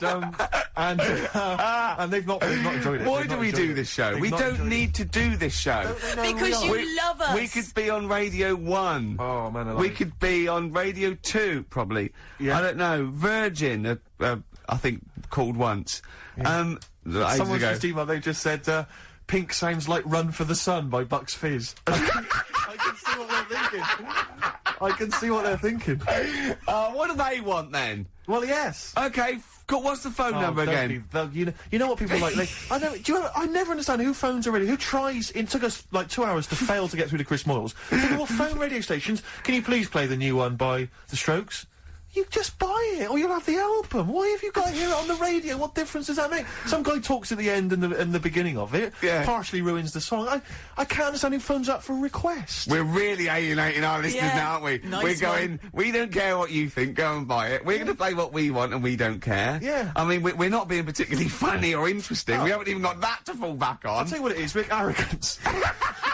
Laziness. When you've got a hit TV show on your hand and you've won the awards and you're making the kind of money that you are at those massive corporate gigs. Yeah. Where they're paying you Yeah. thousands of pounds to turn up for 10 minutes. You don't need this. I mean, Steve, don't you get that then? I'm afraid I don't, Claire. I'm afraid I No, don't. we No. There we are. carved it up early on that Steve would not be making the sort of money that I would. Yes. And he shook on that. That was written contractually. Yeah. So I think. Oh, so you did shake on that? Oh, yeah, yes. it would be, and it would be horrible to go back. I don't think he realised quite the difference. Yeah. But the you know, huge success. I don't think Yeah. he'd want me to Welsh on it. Right. I don't think he'd be happy with himself if I Yeah. gave him any. I would you? couldn't live with myself if you gave me some of that cash. Well, what should we play then? What should we play? Should Can we we play just the save Strokes it or by something? playing the Strokes? Oh, Yeah, that's go on then. It's That's all stuff. Oh, thank God for that. Electric Soft Parade. Same way every day. Is that what you want? Is that what you want? Do you mean me or the listener? The listener. Sure. Is it what? So they didn't like. So they want good music. They see. Apparently, Rick, they would prefer good music to They Pink. want good music, do they? Are you sure they want good music? They appear to want good music, Rick. Why? Hang on, Right. wait a minute. What are you thinking? I'm going to thinking of playing a really good record next. Oh, wait a minute. Wait. They've wound me up now. They want good music. They don't want, right. So I will do a little deal with them. Okay. I will play them a fantastic piece of music. As long as they promise to turn the stereo up to number 10. Wee. Yeah. What about the neighbours, Rick? Think about the neighbours. What, you think they'll annoy the neighbours? They may annoy Steve, the maybe neighbours. I want them to annoy the neighbours. Wait a minute. What? Rick, you know what that was? What? It's the sound of the rule book being torn up. Yes! Yeah. Rick. Yeah. You think I'm playing with fire? It sounds like it. Maybe I like getting burned. Oh, careful, Rick, careful. Because you could scold your hands, but what about your elbows? I wish I knew what that meant. I wish I knew what that meant. I didn't really Right, think that through. this is a great piece of music by one of the greatest bands ever. Okay, it's one of their best songs. Yeah, that's true okay. enough. It is long. It's a long but- tune. Well, you know what? What, you can't handle What? that? You can't. You don't want 8 minutes Ooh, of you the don't want Who. 8 minutes of cracking music? Yeah, Then listen to this. please switch off your radio. No, seriously, turn the radio up. Crank it up. Go. Rock it up. That makes up for Pink, doesn't it? Oh, man alive. Oh, It's an amazing track. It's incredible. And it is. I mean, incredible. It's textbook rock and roll. But when I was growing up, I had two favourite lyrics of all time, and one of them's in there: "Meet the new boss, same as the old boss." Yeah, it sends a shiver down your spine. It's fantastic. And the other one was, "It's on America's tortured brow that Mickey Mouse has grown up a cow." Nice. You know what that is? Nice. Ooh. Got a phone in. This would be a competition. What should we give away? Office. We haven't got any, have we? Just why don't you just sign That's your like- signature on a piece of paper or something? That's got to be worth something in a couple of years. £4. Yeah. £4 you get on It would eBay. cheapen the piece of paper. Yeah, not if it's a rubbish bit of paper. I've had an which email here- I probably would sign. There's an email here from Davy Look, Monroe. it's lit up. No, wait a minute. Look at that. Oh my God! They've gone mad. They answer it. Put them live. Oh. They might know the answer. Hang on. We'll give them some. We'll give them some CDs. How do you put it While live? you figure that out, let me just read this email. No, Go on. no, If you're having to play, it says here, if you're having to play extra ad breaks and 8-minute long songs, it just goes to show who provides all the material for that radio show of yours. Did Karl secretly write The Office as well?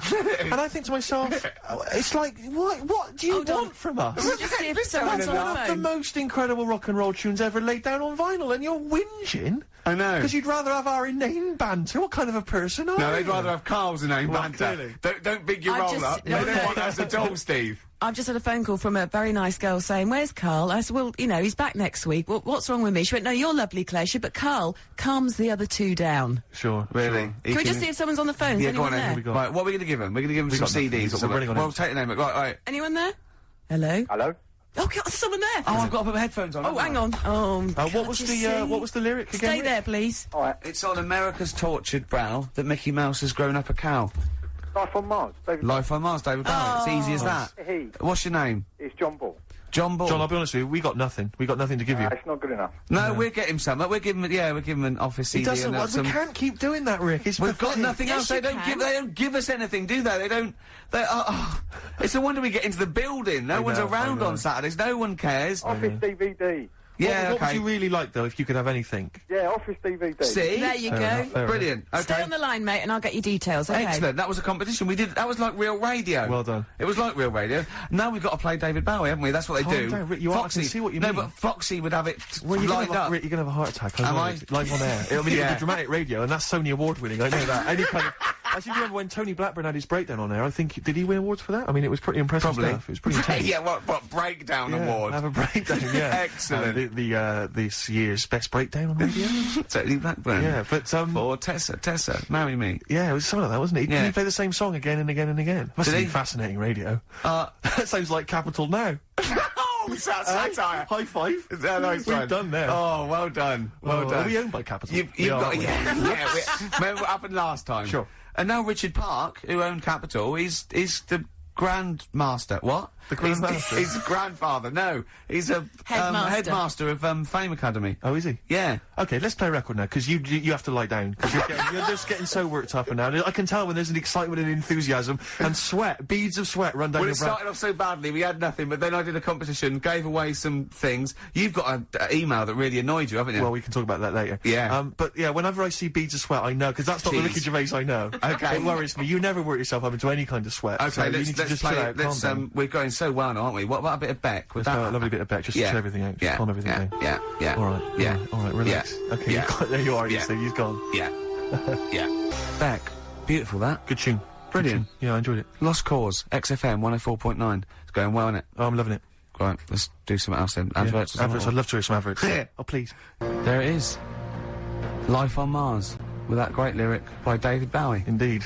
Yeah. Although, it's not quite as good as, what was the one, was it Jeff Lynne? The chances of anything coming from Mars are a million to one, and yet they come. Yeah, and still they come. And still they come, and I wonder still what they you get. come. Would you get that at Ladbrokes? I'd like to A see, million yeah. to one. But it's Yeah. a million to one, and still they come. Cliff, Yeah, and still yeah. They, come. They Yeah, didn't you- know the odds. They go, what are you doing? It's a million to one. It's what? Some guy in There's that- a million to one on you. We should have put that on. You didn't tell me you were You should have coming. notified us. We could have split it 50-50. We I could have made fiddled it a little fortune. bit. I could have gone, wow. I could have probably got them up to a million and a half. Gorg, what were Now you you're thinking? here. We're never going to get good Oh, odds. Gorg, the chances of that. Gorgie! The chances of that happening were a million What to have you one. come for? They've probably come for that. Well, why didn't you quash. sneak in? They've come for that quash drink, haven't they, again? You could have snuck Oh, down. what are you you could have doing? let us know and flown back and then made another. You know that fella? We come for that drink you call quash. I bet he'd get off with snork. Wouldn't he? Possibly. He'd meet Are you thinking of weird stuff again? You're thinking of crazy ideas again. What about those smash aliens? What, you got something on them, have you? The Yeah, little- they went out, right, without an umbrella. Oh, Poured down, it they rained. got... I knew it would. I knew it would. Anyway. Oh, anyway, David Bowie, No, beautiful. this is spiralling. Can I just mention Lynn, who's just phoned because she was queuing up all night outside the Apollo for Bowie tickets, and she got a pair, so Oh, she's well dead done. happy. So can you Excellent. dedicate that to everyone who's queuing up? So Yeah. so Best do of luck that. to them. Gee. And I wanted to tell you about the time Bowie came into XFM to talk to Zoe Ball. David And, came in, did he? Was this recently? Yeah. Oh, yeah, I remember. Yeah. I'm not going to mention her name. She works in the office, Charlotte. When he walked by her desk, which you have to do when you come to the studio, she didn't actually meet him, shake his hands, or make eye contact, but she actually cried because he was in her vicinity. Really? And she actually burst into tears when he walked by. Isn't Rick, that? I I've love made that. women do that. So, you know. You've got something in common. Well, a little something in common with David Bowie.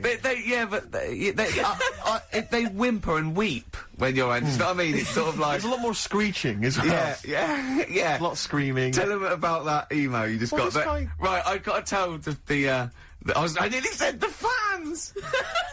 People who happen to be listening to XFM waiting for the Yeah. person after us. Who's on next? Natasha's Natasha. not with the football show. Right, all right. Steve was genuinely annoyed. I laughed, right? Steve was genuinely annoyed. He doesn't like rudeness or people insulting him from a distance. I'm not sure I can find it. Oh, what was Annoying. it? Oh, you got to find it. Well, hang on, let me, Oh, hang on. This is good radio as well. The sound of a mouse clicking in the distance. Well, I'll it's just your- keep you talking. sprung it on me. I'll just keep talking. Come on, you can come up with some was, magic. What was Scooby-Doo on about? A talking dog? That's a bit weird, isn't it? Oh, what is that? And then, right, what was that? Wacky Races? I don't know if... I don't know, wait a minute. So why did they run, the cavemen, if they...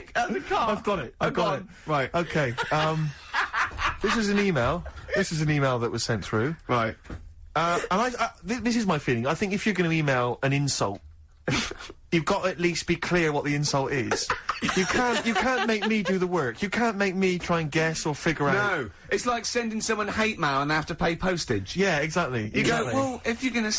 Yeah, exactly. Or making an obscene phone call, but Yeah, collect. the postman's asked you 25p before he hands you a letter bomb. Yeah. Go on. It says, merchant. It opens with merchant. Who are you, call sad, exclamation mark.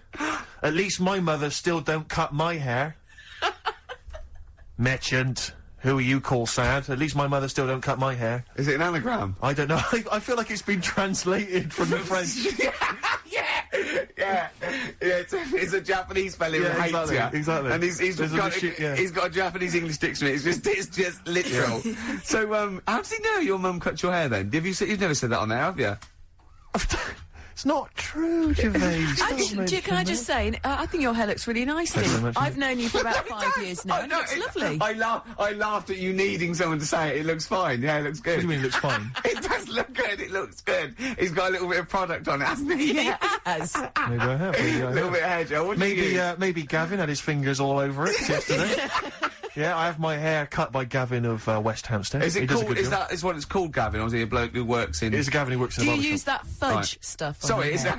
no. But I seriously, use a form of clay, a moulding clay. Yeah, that's, yeah. Gavin It's recommended mad. it. Yeah. Gavin recommended it, and I've been very happy so far. Hold on though. Rick, what do you use? I don't. Yeah. Don't. I just sort of. Well, that's obvious. No, I just sort of like comb it back and whatever way it falls, really. Yeah.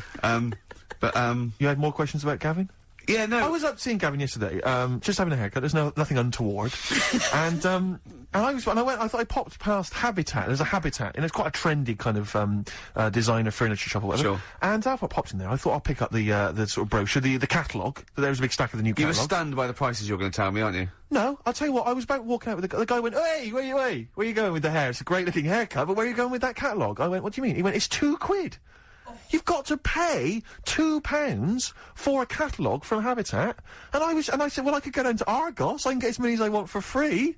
I can go crazy in Argos. I can get them Littlewoods, the mail order people. Yeah. They'll send it to my home. Yeah. I got to pay £2. There's lingerie in that one. You know, you've just got like some furniture and stuff." And I'm paying £2 from it. If there were some ladies draped over the kind of fining cabinets, I'd be interested. I'd pay I love the £2. fact that you. Then what did you say? That you didn't say I can go down to Argos and get as many as I like. What did you did. say? Yeah, I did. I said, "Well, what are you talking about? This is why am I That paying is a £2? bit weird charging for a catalogue. But this is a catalogue that's just to tell me what I might want to buy. It's sort of their calling card. It's like paying for a poster or a sticker. of Exactly. This is what. something. It's just like it's almost like paying an entrance fee to go into the shop. Yeah, that's a good idea. It's a good idea. It's a good. I mean, because it's good to just walk around and browse. So, I mean, I'd pay £1 to walk around a really Yeah. good shop. Yeah, but I'll tell you this: if Habitat maybe had some kind of like sort of centrefold. Why don't you do I'd this? be interested. I'll tell you what. In a great shop like Habitat, you pay £1, right? If you buy anything, that comes off the thing. If you don't buy anything, you've paid You've £1. wasted Stop quid. wasting their time. It's an incentive to buy. I wouldn't like it. Sure. I wouldn't go in there. I think it's a terrible idea. Well, anyway, that's what should we that. play? That was a sideways look at the world of high street shops. I think you should play the award-winning Ms. Dynamite. Yeah, Oh, go on. she's cracking. Yeah. Ms. Dynamite. Good, that, isn't it? It's cracking. Yeah, it's very good. Yeah. Mercury Award winning. Absolutely. Well done. Yeah, good luck to her. Good luck to her. I must admit, I wanted the streets, but I love Yeah. she did a very good second choice, and you know, wish you all the luck in the world. All the luck in the So, world. I'm looking at your hair. It's not right? bad, is it? And you have bigged it up, so you're quite. So I assume you didn't go to a barber. You've gone. This This actually is a proper- hairdresser's. This is Right. Gavin of West Okay, Hampstead. I'm going to ask you now, Yeah. right? And I'm not going to take the mickey, even if it's £100. I'd think you're a fool, and I know you wouldn't pay that much. But it's obviously more than the £5 then, isn't Yes. it? How much do you pay? Ricky Gervais, for this haircut, I paid the princely sum, and I was proud of it, 22 notes. But That's all right. But I went up to 24 because I was pleased with what I had. Little tip for him. £2 tip. £2 tip. I could have just given him one of those Habitat catalogues. He'd have been pleased with that. I love Just about slap that on the desk. Yeah, and he'd have gone, thanks very much. And you'd like to go, I'm going to be honest, Gavin, that is not free. Exactly. If that had been an Argos catalogue, then throw me out of it. It'd be an insult. exactly. Look at the price. Go £2. You go, yeah. That £2 is yours. That's yours. You're taking that home. Would you prefer the money? What should we do? Yeah. We'll usually play a new one around this time. What new adverts have we got? We've got plenty here. Oh, come on, let's Come on. Are you in any? No. Badly Drawn Boy. I imagine that's starting a British film. Do you know what I Yes. mean? They're jumping on a London bus and they're going around London. Well, of course, the film about a boy, he did the soundtrack for. So if you were a little bit more up on films and stuff, you'd have already known that that idea's been done, and you wouldn't have embarrassed yourself, and there wouldn't be egg on all our faces. Oh, but no. thanks very much. Sorry Rick. about that, I'm eating. I'm very messy, aren't I? yeah. What have you got, Steve? What have you got for Rick, me? I'm glad you've asked. Thanks for asking. This is a Stevie Wonder track. Now, I hope people aren't as offended by Stevie as they were by Pink. I'm sure they won't be. I mean, for goodness sake, he's one of 20th century's greatest artists. Yeah. This is from an album, not one of his more famous, Fulfillingness's first finale. Yeah. And this is a track called You Haven't Done Nothing. But Rick, here's a little quiz for you, a little pop quiz for you. Oh. There is a very famous backing vocal group here. I mean, they were famous in their own right, but here they're doing backing vocals. I'd like you to identify them. And there's an Office DVD winging its way to you, Ricky, if you can spot who it is. Let's Right, hear it. okay, the pressure's on. Oh, magnificent. Do you not enjoy Brilliant. that? Excellent. Yeah, Fantastic. Stevie Wonder, You Haven't Done Nothing from Fulfillingness's first finale. It's quite tricky, that, the backing vocals. Well, I They're not never get particularly that. prominent, well, are they? and it could be anywhere. So I'll just go for someone that's a vocal group with, I don't know. Is it obvious or is It's it... very obvious. What, that it would be that they would back him? It's not obvious that they would back him, but it's obvious that, I mean, they are huge stars, or they were huge stars. And what is, was it, what's those, what, mid-70s? Early 70s? Talking mid-70s. 1974 is the album. There's an Office It's not, DVD winging its way not to the you. Jackson 5 or It's something the like that. Jackson 5. Is it really? There they are, well done. Well, there you There go. you are, yeah. I mean, that's how big Stevie was, that he could ask the Jackson 5 just to stroll in There you go. with some fairly See? nondescript backing vocals. stuff. First album I ever got, Jackson 5. Was it? Which Yeah. one? It was the one with Rockin' Robin on it. Nice. Did you rock to that? I imagine you did. I walked Grooved around to that. How old were you? What was it? 18? I was about, I suppose, I don't know, 11 or 12, and I had one of those little cassette players when you had to press down play and what's it, and it had a little handle that came out. They're brilliant, yeah. And I had one CD with it. And Well, one tape. One tape, yeah. Sure. And you bought it yourself, did you? Or No, did no, you- that was a Christmas present. Lovely. Lovely. Yeah. And that was the only one you had for, like, I imagine, like a year or something. Just Well, that one tape. yeah, Endlessly played. until I- What was yeah. your first record purchase? It was Sergey? a Disco Fever compilation. Well, actually called Disco Fever, and I got it because I loved Yes Wait a Sir, minute. I Can What, are you Boogie. embarrassed about having your mobile on, or what? Something's what's vibrating, that? and I'm assuming Sorry. it's a mobile. Oh, sorry, it's my boyfriend. Oh. I did turn the ringer off. Oh, sorry. So what, is a Disco Fever compilation? Yeah, featuring Baccarat, Yes Sir, I Can Boogie. Cracking. Yeah. And Space Float On, I think, which is what I want. What I wanted. to Float put. On, that yeah, one? that's one. Yeah, That's the Floaters, isn't it? The Floaters. Yeah. yeah. Hi, Always hi, made me laugh. Larry. Yeah. My name's... I yeah. don't know. If, Magic Fly by Space. All right. Do you remember that no, one? I don't. No, yeah. No. I Okay. don't know if my first purchase is cool or not, really, because I suppose it seems like it was. It was the greatest hits of the Stranglers. That is so we're cool. Are talking the Stranglers different- quite cool? That's scary, because, I finished school by the time that came out, I think. That's scary. The Greatest of the Stranglers, no, I was But I never think a that's more to Stranglers do with the fan. fact that my parents didn't have any records in the house. They had, I think they had the Jeff Love Orchestra plays big war theme tunes. I don't think everyone. They had one of those Top of the Pops albums with a woman wearing a neckerchief on the cover. Yeah. And that was pretty much it. And the 1812 Overture, you know, played I on had the one of fiddle or those. something. I had one of those with Mozart's 40th on it, because that was released at the time. The diddle-a, diddle-a, diddle-a, diddle-a, diddle-a, diddle-a. Oh, that wasn't obviously Mozart's 40th birthday. That'd have been a wild swing. I'm not If he'd that made old. it that far, that'd have Yeah, been a wild. that'd have night. been great, I'd love to hear wouldn't that on record. How old was he when he died? He was quite young, wasn't he? I didn't live long that 18 time, was did he I? or something? He was a genius. No. He was a boy wonder. Yeah, He's a wonder. He Quick, grew up. but what people don't It was realise- like Alec Jones. It was What a all lot- over by the time he was 11. What a lot of people don't realise about Mozart was that he also, in his spare time, used to solve crimes. Yeah, that was why he was so. That was what musical crimes.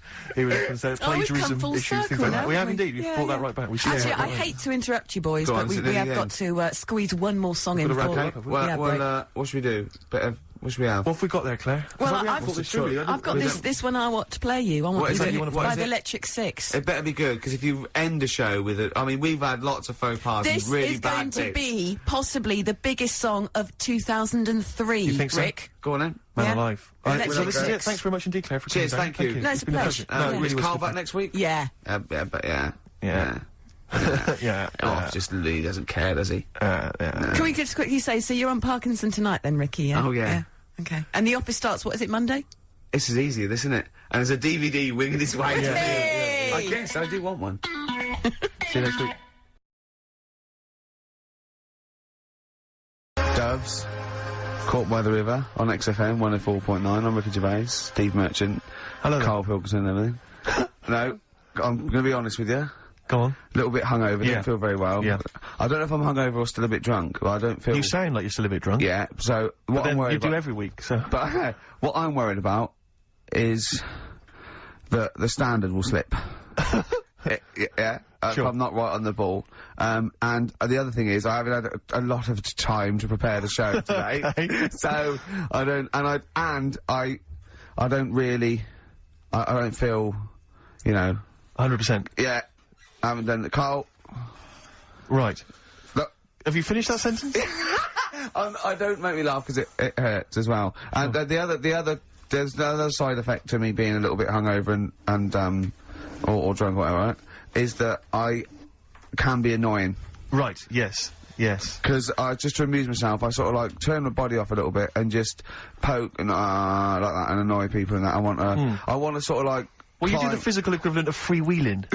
yeah, don't yeah. you? You just I sort of want to climb on Karl and go to sleep on him. Yes. Do you know what I mean? Yes. They both annoy him and it'd be comfortable. Yes. Yes. Which is, you know, can be annoying. Just a little thing just to make this show a bit easier. If you'd put your hand up when you want one of us to speak, because it's not quite, I'm not quite sure when the sentences are finished. The hands are up. Okay, good. So, The hands are up. okay. Okay. Good, alright. Okay. Are you gonna just keep them up for the rest of the show, or? No, Karl, do what you... Huh? Good, alright. Do you want to, I mean, is there an excuse as to why you're a bit hungover? Too a bit much drunk? wine. Okay. All Last right. night, yeah. Yeah. Good. Good. Thanks for Okay. that. Because this is the only. I mean, this is the only work you've got to do all week, isn't it? It's like, unless I'm very much mistaken, you don't have to do anything. You just sit at home eating cheese. Yeah. And Yeah. then occasionally you do a bit of sort of shadow boxing, and that's exercise. And then you sit and watch TV. Yeah. Is that roughly what you did this week? Yeah. So this is the only 2 hours you had to do anything for all week. This is you had to prepare for Yeah, this. but who can plan a hangover? Right. You know, you'd think, Karl, you said you had some stuff. Yeah. What have you got? Yeah, Karl, wait a minute. I love the fact that, whereas I was a little bit slow, Karl there leapt into action to keep this show afloat, keep the pace up. Go on. Right, well, Karl, are you hungover as well, or? I'm just a bit annoyed because I'm with you. Do you know Sure. what I mean? He Yeah. hasn't got much to do all week. You're having a laugh. What? What angers me is I kind of hope that maybe I could have quite a long career in radio, and I sort of feel like I don't know, the word sinking ship. Yeah. Those words spring to mind. But- Because it feels like, I mean, Karl, you're just a chancer anyway. You weren't even supposed to be on air, and we've made you into something of a household name, and that's cool. And Ricky's already a celebrity. He's got it stitched up. He's got corporates. He's got, Yeah. you know, voiceover work. But I've got nothing. I'm running on empty. I'm Yeah. not, nothing. I've got nothing. I'm sort of dependent a bit on this. Yeah. Financially. And, Go on then. What are and you two saying? are sort of bringing it down, really.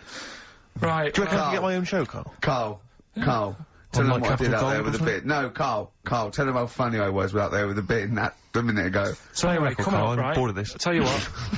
will we tease them with what we've got coming up next? Yeah, Karl, tease us after the next Because I record. think we've already got them for 2 hours. Yeah, we've hooked him, Karl. Don't worry, this is textbook radio. What's this? Badly Drawn Boy. Yeah. Badly Drawn Boy. You were right. XFM 104.9, Ricky Gervais, Steve Merchant, Karl Pilkington. Karl, you were saying what's coming up? Right, over the next 2 hours then, last week was a bit of a mess, Don't be silly. so I've sorted it out. We'll be doing the same features. Right. We've got, I think that was the reason it was a mess, if I'm honest. well, You've we've tightened it, you tightened it, tightened you it tightened the up, ship. tightened it up, and also keeping people for longer. Okay. Right, So- tell me your plans. What have you come up with Tell then? me your ethos behind this then. Right. Always show your workings, Karl. Always show your workings, Karl. Alright then, so last week we started good sort of play on words that we had going. Go on. the well-known film Educating Rita. Yeah. That's become, thanks to Karl Pilkington's brain, it's become... I've tweaked it a bit, and now it's Educating Ricky. Brilliant. Right? And that was a new feature we started last week, if you weren't listening, where I teach Ricky stuff. What did you teach me? Taught you about that little Chinese hairy kid. Yeah, you didn't teach me anything. You said there was a kid that was born that was slightly hairy as other Chinese people. Where the saying "chewing the fat" came from. I enjoyed that was good. That was interesting. Good. And a man who had a beard because he was being abducted for 3 days. Again, that was rubbish. Lest we forget. That taught me more about you than about alien abduction. But what happened last week is, Go on. we sort of talked about it all in one go. And you can't... Whereas this week you've done what? You've spread it out over the show. Well, I've spread it across the 2 hours, because I always found that if you try to be taught too much in one go, you just can't take it in and it'll be wasted. Is that your experience of school? Yeah. They taught you in 3-minute bursts. Yeah, and not every day. Yeah. Every other When month. you felt like it. Yeah. Right? So that's what we're going to do, right? So we've got Educating Ricky coming up. That's Educating exciting Ricky across the 2 hours. Okay, look forward to and that. what I do is, I've made little headlines again, and you decide which story you want to go for first. Well, give me the first headline. No, not yet. We'll do that in a Well, bit. give me a teaser. Hang on a minute, I'm telling you what else. Oh, yeah. We've also got, we started it last week, Rockbusters. Oh, yeah, that was a triumph. Yeah. I think we went wrong there. Why? By letting you do it? Doing it on air? Not thinking it through. Yeah. Bit of that. Okay, so what's the rules on Rockbusters? We're gonna do Rockbusters, Okay. but you email in ricky.gervais@xfm.co.uk when you know the answers, Okay. right? And sort of round near the end of the show, right? Yeah. We'll give out the answers then. So if they think they know the answers, they've got to hang about. Rick, I should tell you now, I'm not hanging about. don't think that the listeners are going to go away empty-handed. I was worried about that. I can tell you where, and don't worry, because Karl has sorted out some top quality prizes. Good. First up, this is stuff that people can win, and be excited about this. First up, it's a DVD of The Office. I don't know how he got hold of it. I don't know how he got hold of it. Because they are like gold dust. Yeah. There's, this is the second gift. Now, bear in mind, I don't know where he's rummaged these up from. This is an XFM compilation album. Oh, He's managed to sort that out somehow. Excellent. I don't know how he sorted that out. There's another compilation album, which has got, some sort of, indie-type hits of these. But this is possibly... Have you got a film to give away? Well, I'm glad you've asked. What film, though? Because I know you're a big fan of DVDs. It's one of the big hot releases that everyone's keen to get their hands on. Not arbitrary, is it? It's not the only one, though. This film title won't be an arbitrary film, will it? It'll be a big... Rick, I don't want you thinking that the film that Karl has sorted out here is that he's sourced for us is just an arbitrary thing that you wouldn't get. You could buy for $3.99 in HMV. Yeah. Right, they're giving one these of those away. one of those big baskets. Exactly. I don't know who is phoning up to try and win this, but you can be if lucky this is winner. your favourite film, it's yours. Exactly. Okay. But this is the big star prize. This is the one you're all playing for. It's Children of the Corn. Stephen King's Children of the Corn. It's a widescreen presentation on DVD. Imagine getting that and going, excellent. We can watch this now. But Rick, I mean, let me just run through some of the cast. Peter Horton. Pete Horton's in it, and that's about I'll tell you what, I don't want to give it away if Hort is in it. Exactly. I'd love to see his performance Porter's again. is in it. Also Linda Hamilton. I know you're all Linda big fans Hamilton. of She plays a piece of corn. Exactly. And I don't know I've not seen Children of the Corn. I could be wrong, but But it that's says great. it Carl, says it's when amazing. you were rooting around the office, why didn't you start throwing like a mouse mat and a pair of scissors and a pencil? Because that is just arbitrary. That's an arbitrary selection That's next week's stuff. But also I should say we also have some. This is a little bit more exciting. We've also got some tickets for DJ Shadow, who's performing at the Brixton Academy this He's good, evening. isn't he? He's good at 9 DJing. o'clock. So he's very good at DJing and scratching and the plays all the records that you want. Exactly. Plays all the records that you want. Don't bring your own. He's got them all. He's got them all. I've seen him arrive. He's got 2 big bags of them. Yeah. So there's 3 pairs of DJ Shadow tickets. We'll give those away later as well. Is there any lemonade? Don't just start phoning arbitrarily now. No. We'll give those away in our Is own there good any time. lemonade? Sorry? I need some lemonade. Okay, well, while we sort out some lemonade, let's play a tune. Come on, Carl, what's wrong? Whoa, Carl! Ryan Adams from his new album Demolition. Brilliant. A track called Nuclear. Yeah. I've found a new way of making it more exciting. When you're talking about something, I'll go, yeah, brilliant, agreeing with you. Making it all interesting. Yeah, I can see that, yeah. Yeah. Well, it's a really good album, that. Yeah. And, it's Brilliant. apparently just a collection of sort of demos and songs he had lying around. Oh, I wish I had that. Yeah. You know, we're giving away those DVDs and Children Look of the forward Corn. to that, Children of the Corn. I've got an interesting anecdote about, the Office. Karl. Me and Karl went out, right? With, me and Jane, Karl and Johnny and Gigi, wasn't it? Karl, talking to you, wasn't it? No. Wasn't, Gigi wasn't. Is it important What's who his went? No. Okay. But we're walking down the street. Karl was there, though, and he can back me up on this. We had a curry. We were walking back, and this little funny homeless fella, didn't he? He, oh, I got to tell it before I go, didn't he? Yes. he came up to me, right? And he recognised it. Talking's more difficult than you think. Right? And he came up to me and he went, oh! He said, I've just nicked 5 of your DVDs from HMV. And he shook my hand.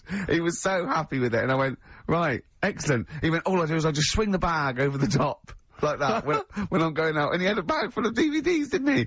And he was so pleased to tell me that he'd stolen. That great. He said they're going like hotcakes. Yeah, he said they're going up, of course they are! Yeah, you're nicking them. I know. We get paid for them, though, don't we? So not the stolen ones? Don't we? No. What do you mean? Did you sign them for him? you idiot. What, so, he just nicked 5... Yeah. Well, Yeah. you say he was homeless, was he? Well, don't know, maybe. No. Surely, how would he have seen the show? He'd just walked past Curry's one morning. Dixon's. Yeah. Yeah, to tell you, Seen a trailer for it, thought, interesting. I don't know if he was homeless. I didn't go into his home Sure. life. He But, shook his hand, though, and... but he went. he made Karl look smart, do you know what I mean? So, but he wasn't Northern, was he?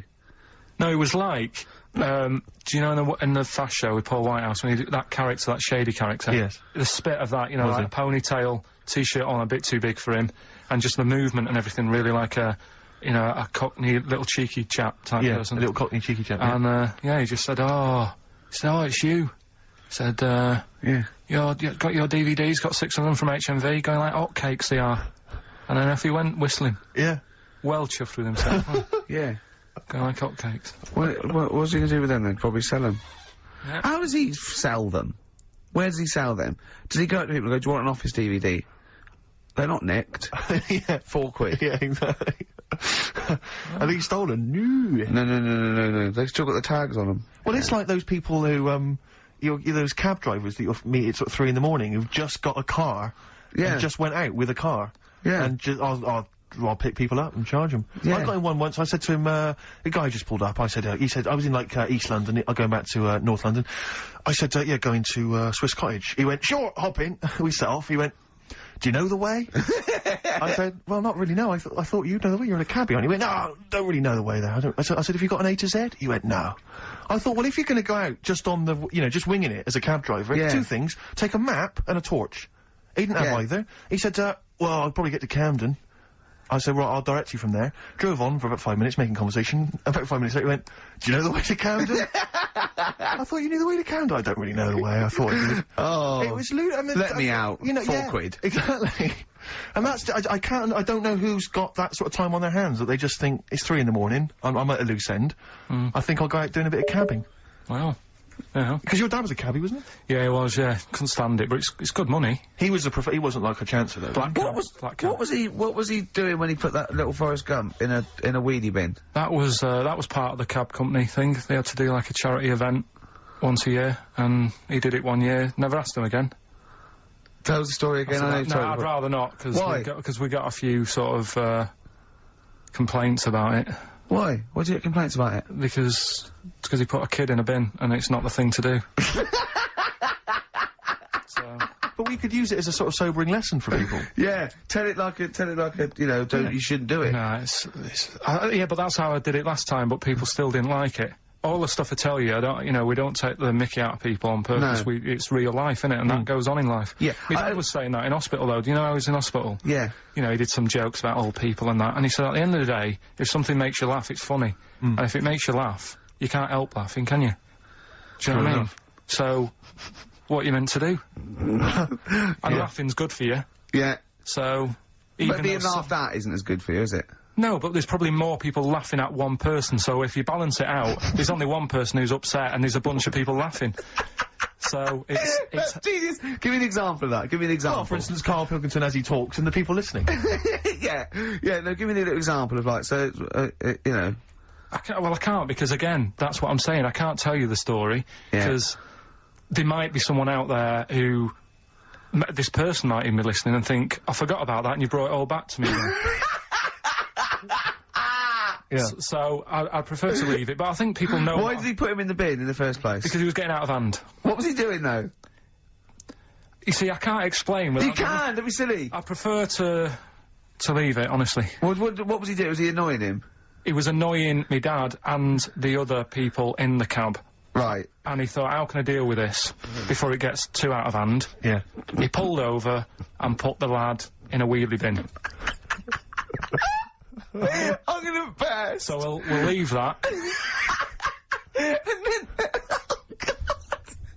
Yeah. Yeah. Right. How old was the kid?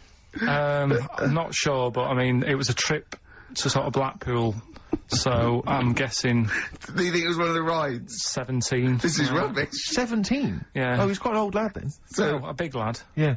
But let's. Did he pick him up? He picked him up and put him in a wheelie bin.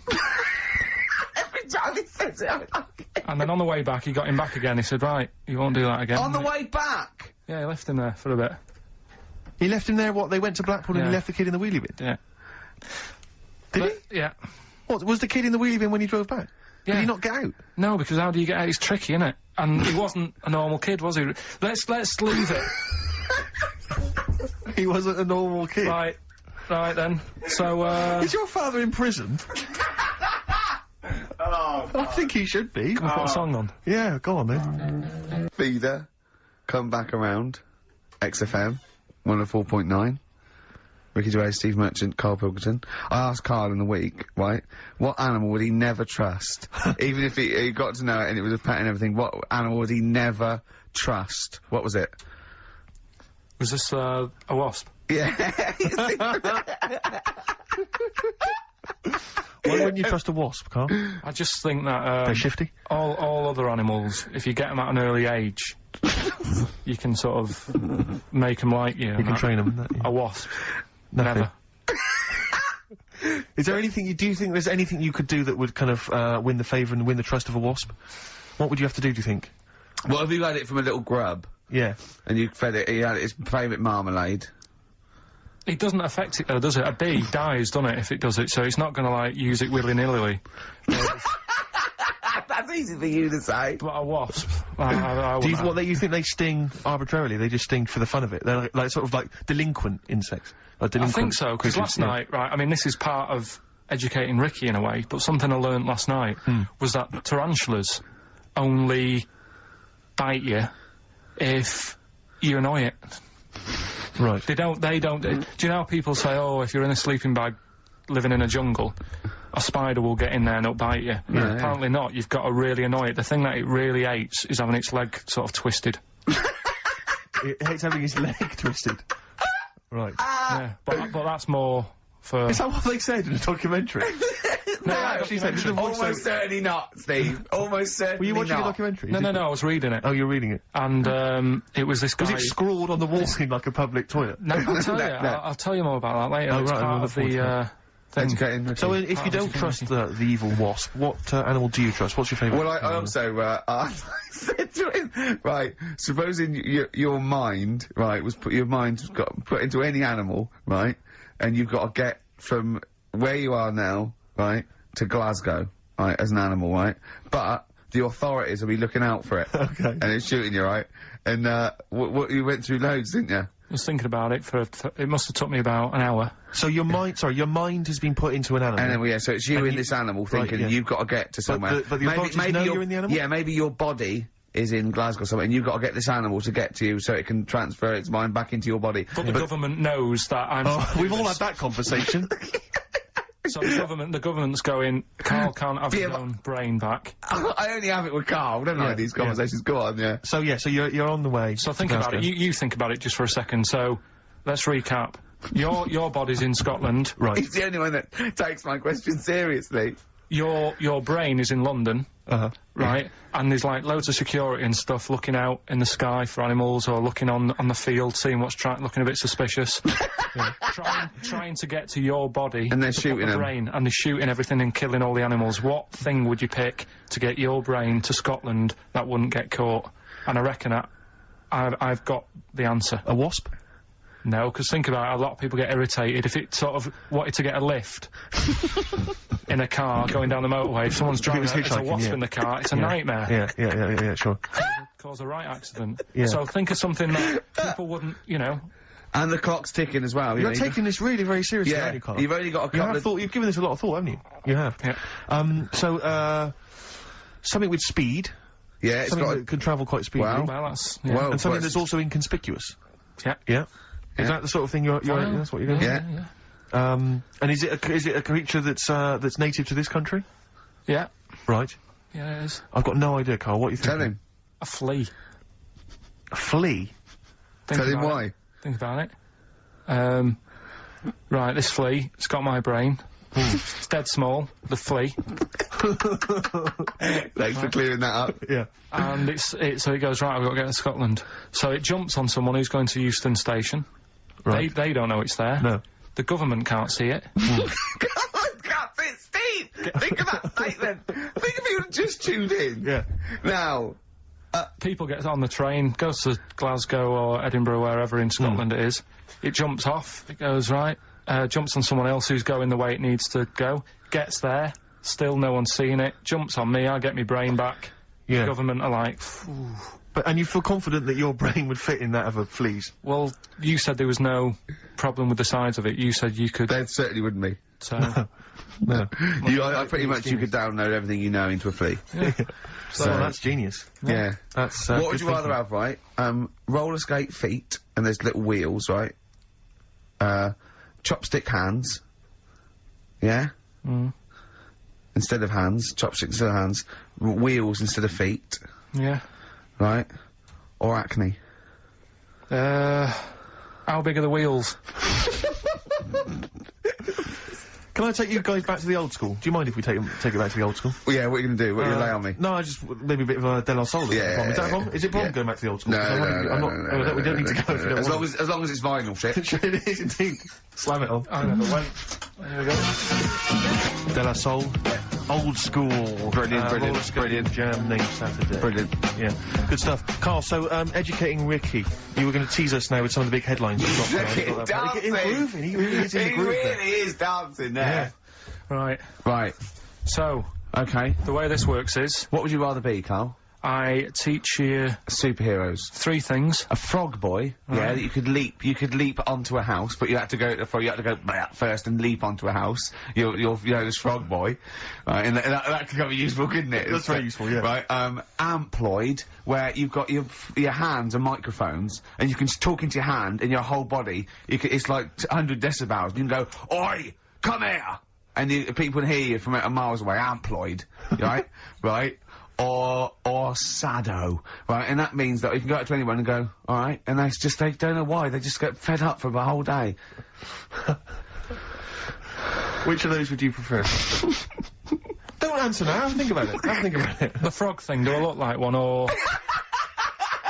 No, you're just you in your little Ben Sherman shirt and everything, and they go, and people walk along and they go, oh, look at that young child on that roof. He's gonna fall. I wish Frog Boy was here. And you go, blah, and you go down, you go, blah, and they go, here's him. And they don't recognise you when you're squatting. They go, I don't know who you are. And you leap up there and say, and you come back and they go, where's Frog Boy? And you're standing up and you go, don't know, he went that way. Yeah, I'd probably have that one. Would Probably you? go with Frog Boy? Yeah. Okay. That's pretty good. Okay, go on. Right, so, did that just go out? What? All that. Go on, I've got a bad... Hey, look, Rick, Karl's really planned this show. He's Yeah. really worked out. He Yeah. came in early, he was writing things down. And there's me planning just it, coming up with rubbish and like you're that. just talking rubbish. So, Karl, I know you've been Right. thinking this through. What have you got? So, Educating Ricky, we did it last week. It's where I teach you some stuff, but rather than just teach you something, I tease you, so you want to know more, so you want to take in information, right? So, If only people had taught you like that, Karl. so And also, it's the name of a film, sort of. Yeah. Nearly. Coming up soon, Henry VIII and his, well, how many wives? Come back tomorrow, Karl, to find out. right. Well, the little headlines I've got to sort of tease you with the story. Yeah, this is gonna hurt me and I'm not very well. Go on. Right, we've got, So this is what, sorry, I've just got lost for a minute there. It's Educating Ricky. This is Educating Ricky, Yeah. and these are the stories that these are the things you're gonna tell him. yeah, But these are just headline versions. these are headlines. This is not because the actual fact. Then I think people will remember things. Okay, if alright, so you, do you know what I yeah, mean? sort of bullet points. Who can forget hairy Chinese boy? Indeed, I shall never forget that. Yeah. So, first headline, Ooh. don't do that to it, you know it can't live without an head. I've got no idea. It could be about the French Revolution, it could be about anything. I know what it is! No, you think you do, but... No, it's something I taught you! Is it the fact that cockroaches can live for 9 days without a head? That's part of it, but it's something different as well, that's why I thought we'd bring it up. Okay, brilliant. So that's something to... Next one, you won't work it out. If only it was raining. Brilliant. Okay. Go on. And the last one, what's tomato with you? What's tomato with you? Yeah. Look how pleased he is. You're obsessed with puns, aren't you, at the moment, Kay? It just works, I think it works. Yeah. You love puns. So, there you go. So which of those are you going to choose, right? Oh, well, I'm gonna have to choose. Don't do that, you know it can't live without a head. Can we play a tune and we'll come back with Yeah, that? I reckon. Find out what that is. Yeah. Wow, what a history lesson that's going to be. Dandy Warhols and Bohemian Like You on XFM 104.9. I'm Ricky Gervais, with me Steve Merchant and Karl Pilkington. Karl, what's the story then? Right, so what did you say you're going for? You've got your 3 titles, your 3 teasers. Well, I think I'm gonna go for Don't Do That to It, you know it can't live without an head. I'm looking forward to this. Right. Right. So this is Educating Ricky, for those that Yeah. have just tuned in. Now, something that Ricky told me about when he was educating me was that a cockroach, if you cut its head off, it lives for a week, Yeah. right? And the only what reason it dies is because it can't take on water. Sure. It doesn't have a great time in that week, though, does it? No. I mean, it doesn't get No. much done, I don't imagine. It just needs water, and because it can't find any, like its eyes, it eventually dies, Yeah. right? No. So what? No, it's not. That's not. It's 'cause Anyway. it can't drink. Anyway. So have you heard that one about worms? Okay. I have. Go on. If you cut a worm in half, Yeah. a lot of people have said in the past that it'll turn into 2 worms. Right. But that isn't actually true. Okay. Who said that? No, it used to be like, you know, Kids at school they said it on, kids at school and stuff. Yeah. So that, you know, a lot of people think that. Don't pick him up on stuff, Steve. It's bad enough. Sure. So, but what they can do, if you get a worm, right, and you find out which end its head's at, Right. if you you've got its head there at the left-hand side, right, and if you sort of cut it in half, Right. but not in half, so there's more of its neck than the tail, if you know what I mean. Yeah. Yeah. The bit that you've cut off will sort of die, and the rest of the worm will get better. So in a way, you can cut it in half, and it'll survive, but only one half will survive. Okay. Yeah? What have you learnt I there? wish you hadn't chosen that one, Rick, to be honest. I know, because it's not. It's nothing, is it? Yeah, You know that know what joke, you know that information is. joke, how do you tell a worm's head from its eye? You put it in a bowl of flour and wait till it farts. Yes. Right? I told my mate that, right? And he went, what if it coughs? Yeah? Yeah? Yeah. Yeah? So, there is a bit of truth in that myth of cutting one in half. Where did you get this information? I don't understand where you get this That information was from the Fortean Times. It was like the myth about worms. Yeah. That was the big article that week. Did it take you as long to read that article as it took you to tell us just then? I like the fact that it starts off debunking a myth Yeah. that we hadn't heard of anyway. Exactly. You know the big thing about cutting a worm in half and making 2 worms? No. Yeah. What's the other one? What's I the mean, other it's not headline? the thing to do either, by the way. Don't go doing it. No. It's not very nice. But, It's cruel. but it can get by and if it's you do. pointless. Yeah, There's no scientific worth yeah. in that. Well, there you go. Okay then. So the others now, you see was the what I others? do. No, What I'll was the tell you others? the other titles. You're not having them yet. That's the whole idea of this. People will be driving or about to go out doing the shopping. They'll think about that now. What was the other 2? Well, the other 2 They were... won't think about that. They've forgotten No, that. they will. They will. No, they've forgotten that already. If only it was raining, and what's tomato with you? Right, That- you've I'm got looking tell forward us- to that one. No, you've got to tell me No, tomorrow no, with no. you. Look what's happening. You see, you already want more education.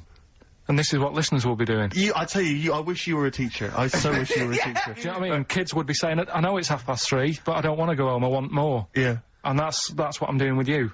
I'm teaching you. Why are you taking in teaching information. me things about not to cut worms in half and what's tomato with you? Please tell me what's tomato with you, Carl. In a bit. No. In a bit. Rick, What? I tell you, he's thought the show through. He's Yeah. teasing the audience. You're excited. They're listening. Yeah, maybe. Yeah. So listen, I think we should all, because we got your competition to squeeze in. We got all these great goodies. Let's not This is forget. amazing. Hello, children of the corn. I do feel slightly that guilty away that, before that 3 now this is Karl Pilkington show. I don't think we should have our names involved. No. It's not fair, is it? And I think we should give Karl the money. I don't want my name to this. It's a Ricky Gervais show. Yeah? Right, the quiz. Yeah. Will we get that out of the way, because they've only got an hour to start. Don't you worry emailing. about that, Carl. I've already got this one. I'm thinking on your terms now. Let's play a tune. We'll come back with the big competition information. All right? Money Mark. We got a classic from Money Mark from his album Push the Button. Play that, Carl. And afterwards, are we excited? You got the competition. Look at his face. He's so excited now. He's thought this through. He's loving it. Rockbusters. Yeah. What? Agreed. Yeah. Yeah. Yeah. Should we do that? Yeah. Brilliant. Go on. You're rejuvenated, are you? Yeah, let's You're go feeling for it okay? now. Let's Second hour. Yeah. Yeah. Hangover finished with? Yeah. It's yeah. all done? Done. Good. Done. I had some water. Excellent. That'll often sort it out. Yeah. Well done. Flea is the best way. He's just had an argument with a punter. Someone called up and said, I don't think a flea's very good. How would the flea know? Tell him what you said. He said, how would the flea know what train to get on? He went, he gets to Houston and look at the timetable. Yeah. Yeah, and he went, we're not going to agree on this. He got annoyed at him, because the bloke said he'd be better to be a wasp. Yeah. A wasp would not survive, would it, on, you know, a Virgin train or something? So... Why wouldn't it? It just wouldn't, because people really don't like wasps, so somebody would end up clouting it and killing it, and that brain would never get to his body, so... Yeah. Right, yeah, it is quiz time. Whee! This is the moment we've all been looking forward to. Go on. Do you want to tease them with the prizes? No. Not really, because they might not bother phoning in. Or, it's not a phone, or is it? It's an email. Alright. Okay, well, a quick reminder then. We've got The Office. I don't want people to think that we'll just keep plugging The Office DVD. We've got nothing else to give away. No one gives anything away. No, And those that's are just why. hanging around in Carl's little room. Did you get a guy from HMV just to nick... Did you get a guy just nick these from HMV and carry with them the back? beard and the ponytail. Was that the Yeah. story? So we got the Office DVD, obviously. We got the remix, XFM's remix album, Volume 2. That's sort of remixes of various tunes. Quite a good little compilation album here. One of those kind of the best Coldplay, Travis, Oasis, blah blah blah blah blah albums in the world Excellent. ever. And Just take some of them, 'cause there's nothing in the library. Exactly. Have a look on there. See what 4 you fancy. Alanis Morissette, 9 Catatonia. I just counted, didn't that? But the big one, the big star prize that you're all playing for is, of course, the DVD widescreen version of Children of the Corn, Stephen King's horror film. Lest we forget, it's got Peter Horton as the star. so look forward to that. We're going to give Shadow away separately, are we? We're going to do that separately. Yeah.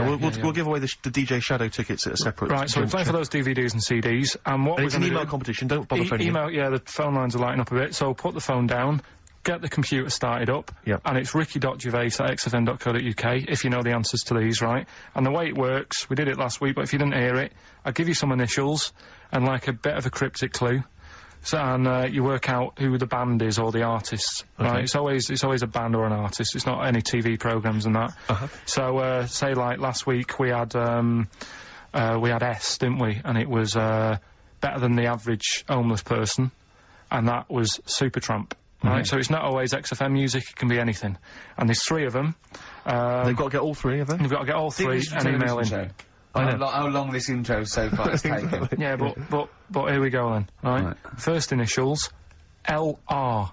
LR. LR. Okay. Right. Yeah. And the cryptic clue is, You should have thought it through. You should have thought it out before you came in. Yeah, cryptic clue. You got it. Yeah.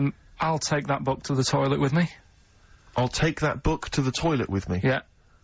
LR. LR. I'll take that book to the toilet with me. And don't shout out if you know the answer, 'cause... No. No idea, Carl. No idea. Right, okay, so there's 1.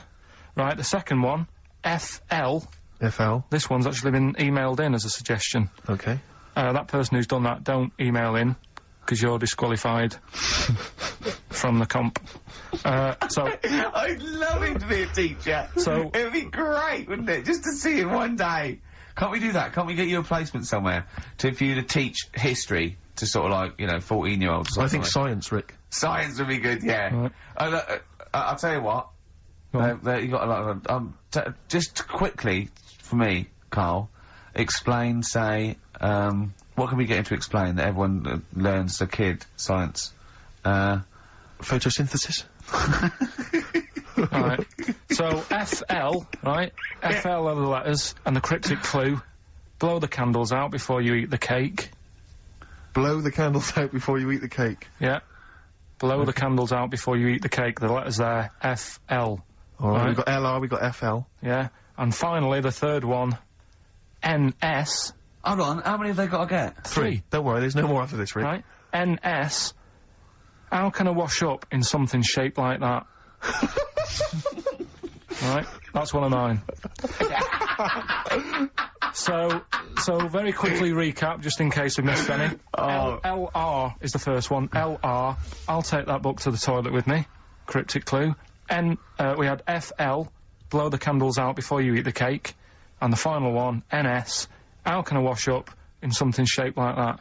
If you think you know the bands, you just email in ricky.gervais@xfm.co.uk. You win the DVDs, the CDs, and that's it. He's great, isn't he? I could sit here and watch him all day do this. Wow.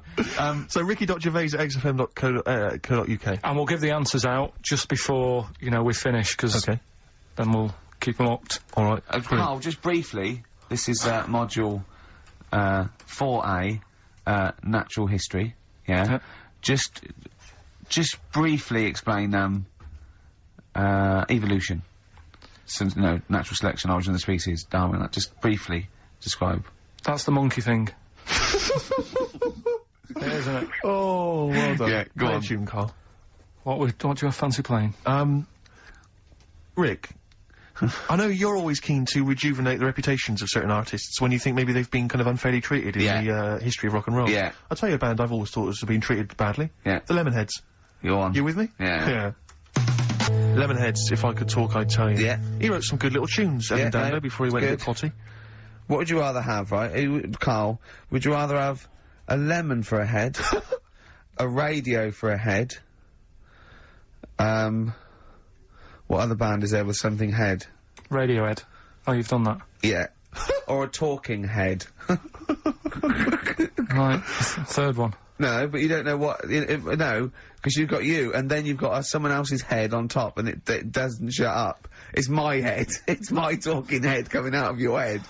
Yeah, so a radio head, just a radio head, and you can tune in, right? You know you said there, Carl, that wasps were one of the most irritating things on the planet.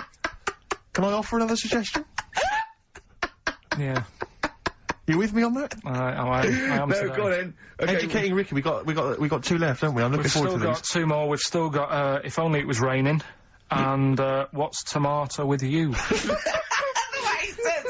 I'll tell you what, I wish the listeners could see how happy he was when we started getting emails coming in. Oh yeah, people, they're flooding in, actually. Yeah, and he's so happy, he started dancing along, going, well, that proves it's a good competition, he said! Look at that, look at that. Ricky, look at that, mate. What? There's Look loads at of people that. emailing there. Yeah. And I'll tell you what it is, Carl. It's not the competition. It's this, Children of the Corn. Widescreen DVD. Next week, some staples and pencils. I'll tell you what. A piece of carpet. Tell you what, right? What? Now we've got them, and they're staying. Something we've still got to do Yeah. is, He is running the show now, he's doing well, isn't he? Because I've done nothing. I've done nothing towards this. I'm coming out my hangover a little bit, if you're worried. remember, So, go on. Remember last week we Yeah. started a new feature Yeah. called, That Song's Got a Good Story in It. And, Brilliant, I love your catchy titles, they're excellent. Right, and the idea was it was a story in a song, which meant that if it was played on the radio, you couldn't just, like, fade it out, because you've got to have the full story. Yeah. Right, well, last week we started the feature with Stevie Wonder, Living for the City, Yeah. right? But you played the version where it fades out. Yeah, I didn't know there was more to it, so Steve told me what album it was on. Yeah. I've gone and got it. We've got the second half to that story Yeah. this week. Yeah. So, you've got half the story. What was it? What had happened is, like, the lad's living in Mississippi. There's not much going on there. Mississippi. That's someone off Rainbow's mum. Yeah. Living, what, Mississippi? Yeah. His mum was a cleaner. Yeah. Trying to get by. They didn't have a great life, but they still looked after the kids and stuff. There's more to it than that. Have you got it ready? There's more to it than that! I should hope so. We'll probably do it at about 11:30. So look forward Okay. to that, the second half of that. Stevie Wonder's Living for the City, a week later. I love a show that's carefully planned. So listen, I watched the tomato This isn't a thing. show. This isn't a show. This isn't a radio show. This is. I don't know what this is. No, I don't know what it is. we might as well start banging tambourines and it's ridiculous. This is rubbish, right? But wait, like, some people emailed in, put him in a wheelie bin, went to Blackpool, right? Some people emailed in the stories, songs with stories in it. One of them was Babushka, and he went, "What's that?" And I went, "That's Kate Bush." I went, "What is it?" I said, "Oh, it's about a woman who dresses up as another woman to introduces her husband." He went, "They wouldn't work." Just dismissed it like that. Why do you think it would work? Because you'd know. I mean, say like, right, Suzanne, right, who I go out with, Yeah. right? She can see me from, say, if I'm coming down the high street, Yeah. she knows it's me by the way I walk. Right. So, just the fact that this woman went and put a wig on, there is no... You haven't even heard the song! I know, but you're saying that she put a disguise on and he Yeah. was like, oh, I fancy her, and he takes her out, and he doesn't know it's his missus. You're not buying it? I mean, I'm controlling this Whereas future. the flea with your brain going to Glasgow, perfect sense. Yeah, Babushka, rubbish. Karl, can we have the tomato story after the next tune? Yeah, Bit of Coldplay. Yeah, love it. yeah. Coldplay, Scientist on XFM 104.9. Right, competition, isn't it? No, it's Educating Ricky Part 2. Oh, is it? Yep. I wasn't even listening. He's doing all the work, I wasn't even listening. Oh, and he's spilled some water down on that. Right, what's this one again then? Right. What's the teaser headline? Teaser headline is, What's Tomato with You? Brilliant. Yeah? Go on. How excited were you when you came up with that? You couldn't wait to come in and tell us, could you? I think it's a good one because you won't forget it now, will you? I mean, like the worm one. What's so special about the worm? You know, a lot of people think that if you cut a worm in half, two worms will grow, but no. What happens is if you cut the head end slightly nearer the tail than the tail will die, but the worm with the head will be okay. So, it's exploded a myth, and it taught me something. Right, so, the second one, part 2 of Educating Ricky.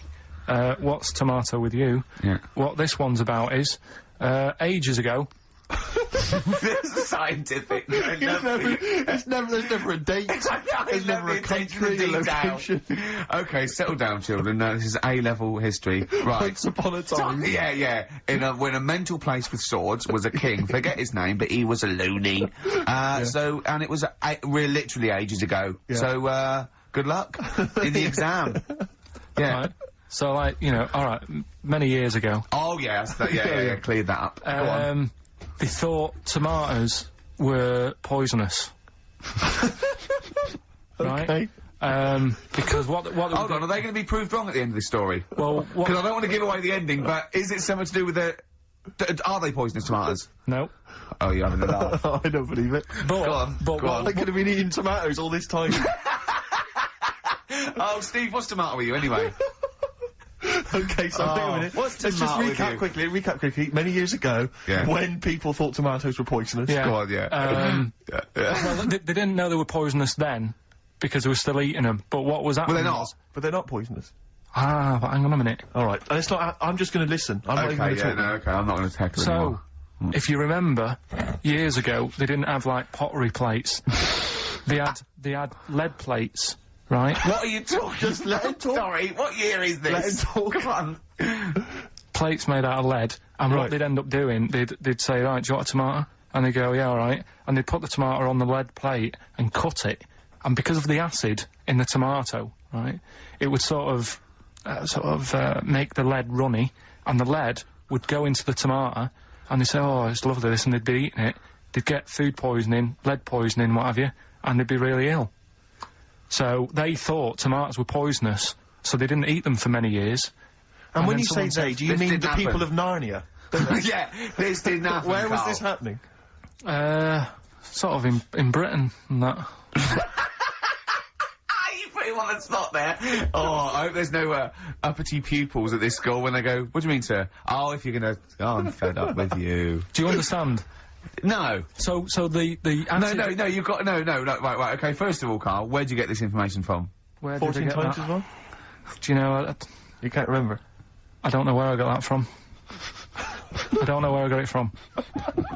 But why don't you think that makes sense? But, what? Someone once got lead poisoning from a tomato? Not just one, loads, and then all of a sudden... No. Why is this educating me? Because I'm telling you that tomatoes... But I can't take anything away from this. I don't know what to take away from this. What have I learned? What have I learned? Don't mix lead with tomatoes. Why is this educational in any shape or form? What are you telling me? A long time ago in the land of Glunk, right, where the ninnies did slib, right, they thought tomatoes were poisonous because they ate plates of lead. What are you talking about?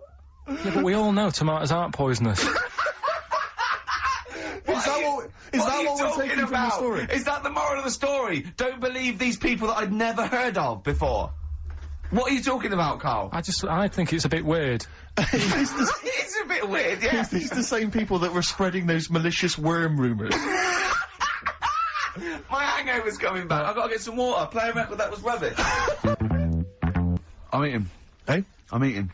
So am I. Karl, you have to carry on. Right, yeah. We're all eating. Those crisps, big crisps. So last week, yeah, you were playing your feature, that song I shouldn't switch off because I'm enjoying the story. Yeah.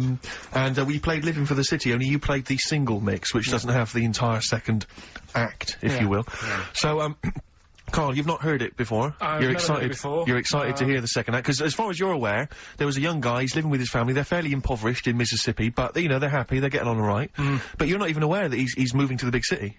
No, it just fades out. Well, that's the city in question. I mean, I've liked this song for must be, 3 or 4 years, and I've always listened to the single version. I had no idea that I didn't know the full story. So yeah. It's not. I mean, and I know your attention to detail. You like to know the full story, like where everything was. Well, the whole idea of the feature is to say, you've got to listen to the song. Where was the lead plate thing? Where was the lead plate thing? Where was the lead plate thing? That was like a few years back. Where was it? Where was it? In Britain and Scotland. Yeah. It was a problem all over the world. They had to deal with it. You're making it up now. Is it something you saw in Lord of the Rings? Yeah. Right. So anyway. Yeah.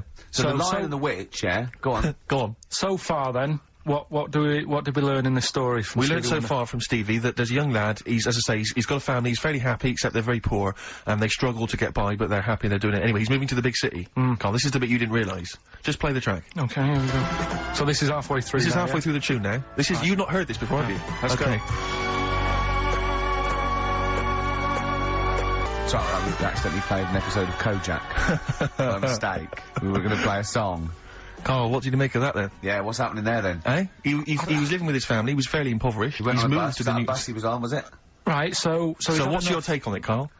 After hearing that, what I've worked out by it, the first part that we heard last week, everything's all right, but it's not that great living in Mississippi, right? So he goes, I'm going to go to New York. There's plenty of work there. Yeah. They'll sort of accept me as and everything. So he goes there, and the weird thing is, he's hardly been in New York for a second. He gets on a bus. All of a sudden, some cop is arresting him. He's like, what's going on? And then he's got 10 years. I mean, what you can't hear, because the levels are quite bad. I mean, I work with sound. I can't really hear what's going on. You're criticising Stevie I'm Wonder, sort of now. guessing that he didn't pay his bus fare or something. And, 10 years. He got 10 years for that. I really don't know what was going on. Right. But you're not happy because obviously it's quite Do you think Stevie Wonder left out some vital ingredients in the story in your education? Like where it was, or at least he got where it was. You can tell what year it is. It's right in the mid-70s there. That funky New York 70s sound. All right. Yeah. You're pretty disappointed, aren't you? You're pretty worried because So what went on? yeah.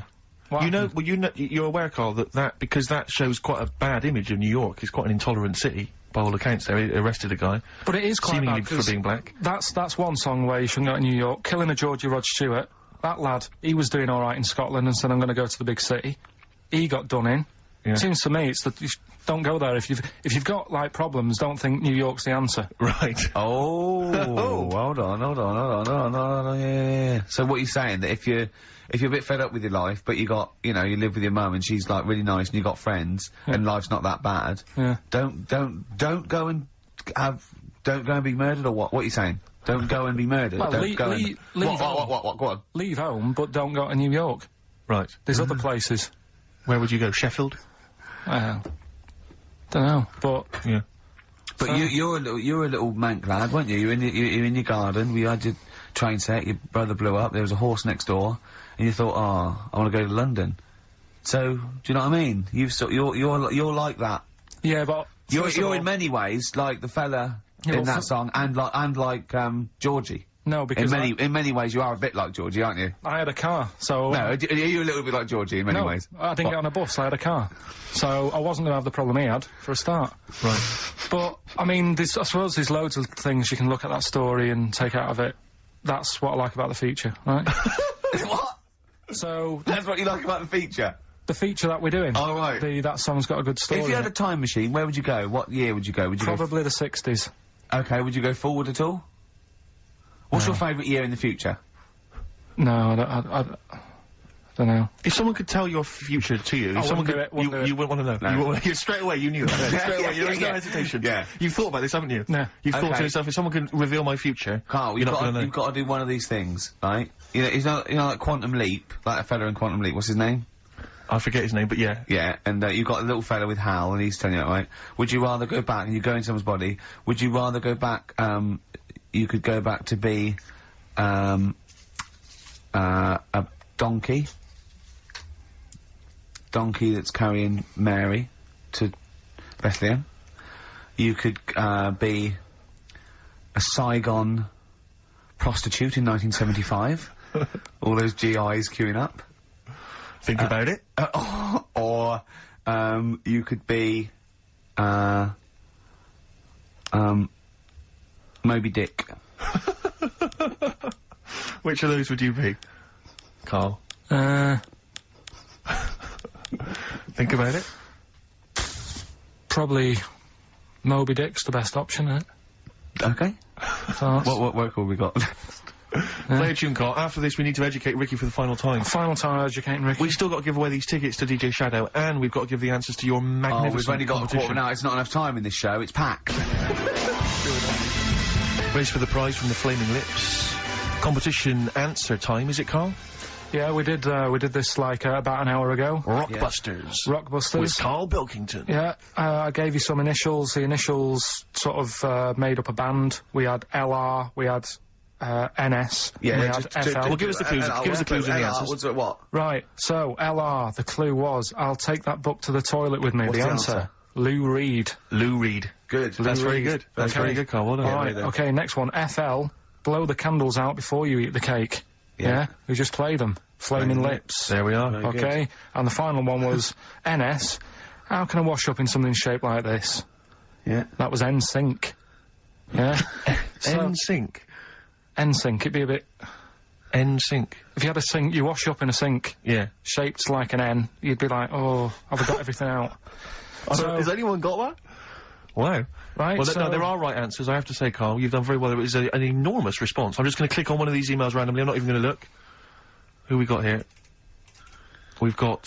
Kath Turner is the winner. Kath Turner gets those great DVDs and CDs, including watching Children of the Corn tonight. Children of the Corn. She was going out, but I imagine she's going to phone a few friends and say, I can't come out, I'm ill. Exactly. They go, you're not watching Children of the Corn. I go, no.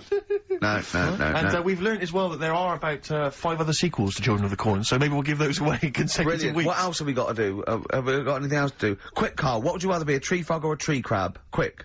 What would you rather be? Straight away. Tree frog or a tree crab? Tree frog. Why? Don't know what one is, you just said pick one quick. A tree frog or a tree crab? What would you rather be, a tree frog, yeah? Yeah. Okay, what would you rather be, a tick or a leech? They both suck blood, there's not a lot in it, go on. Leech. Why? Because I heard they've got, I was reading about them yesterday, they've got 300 teeth.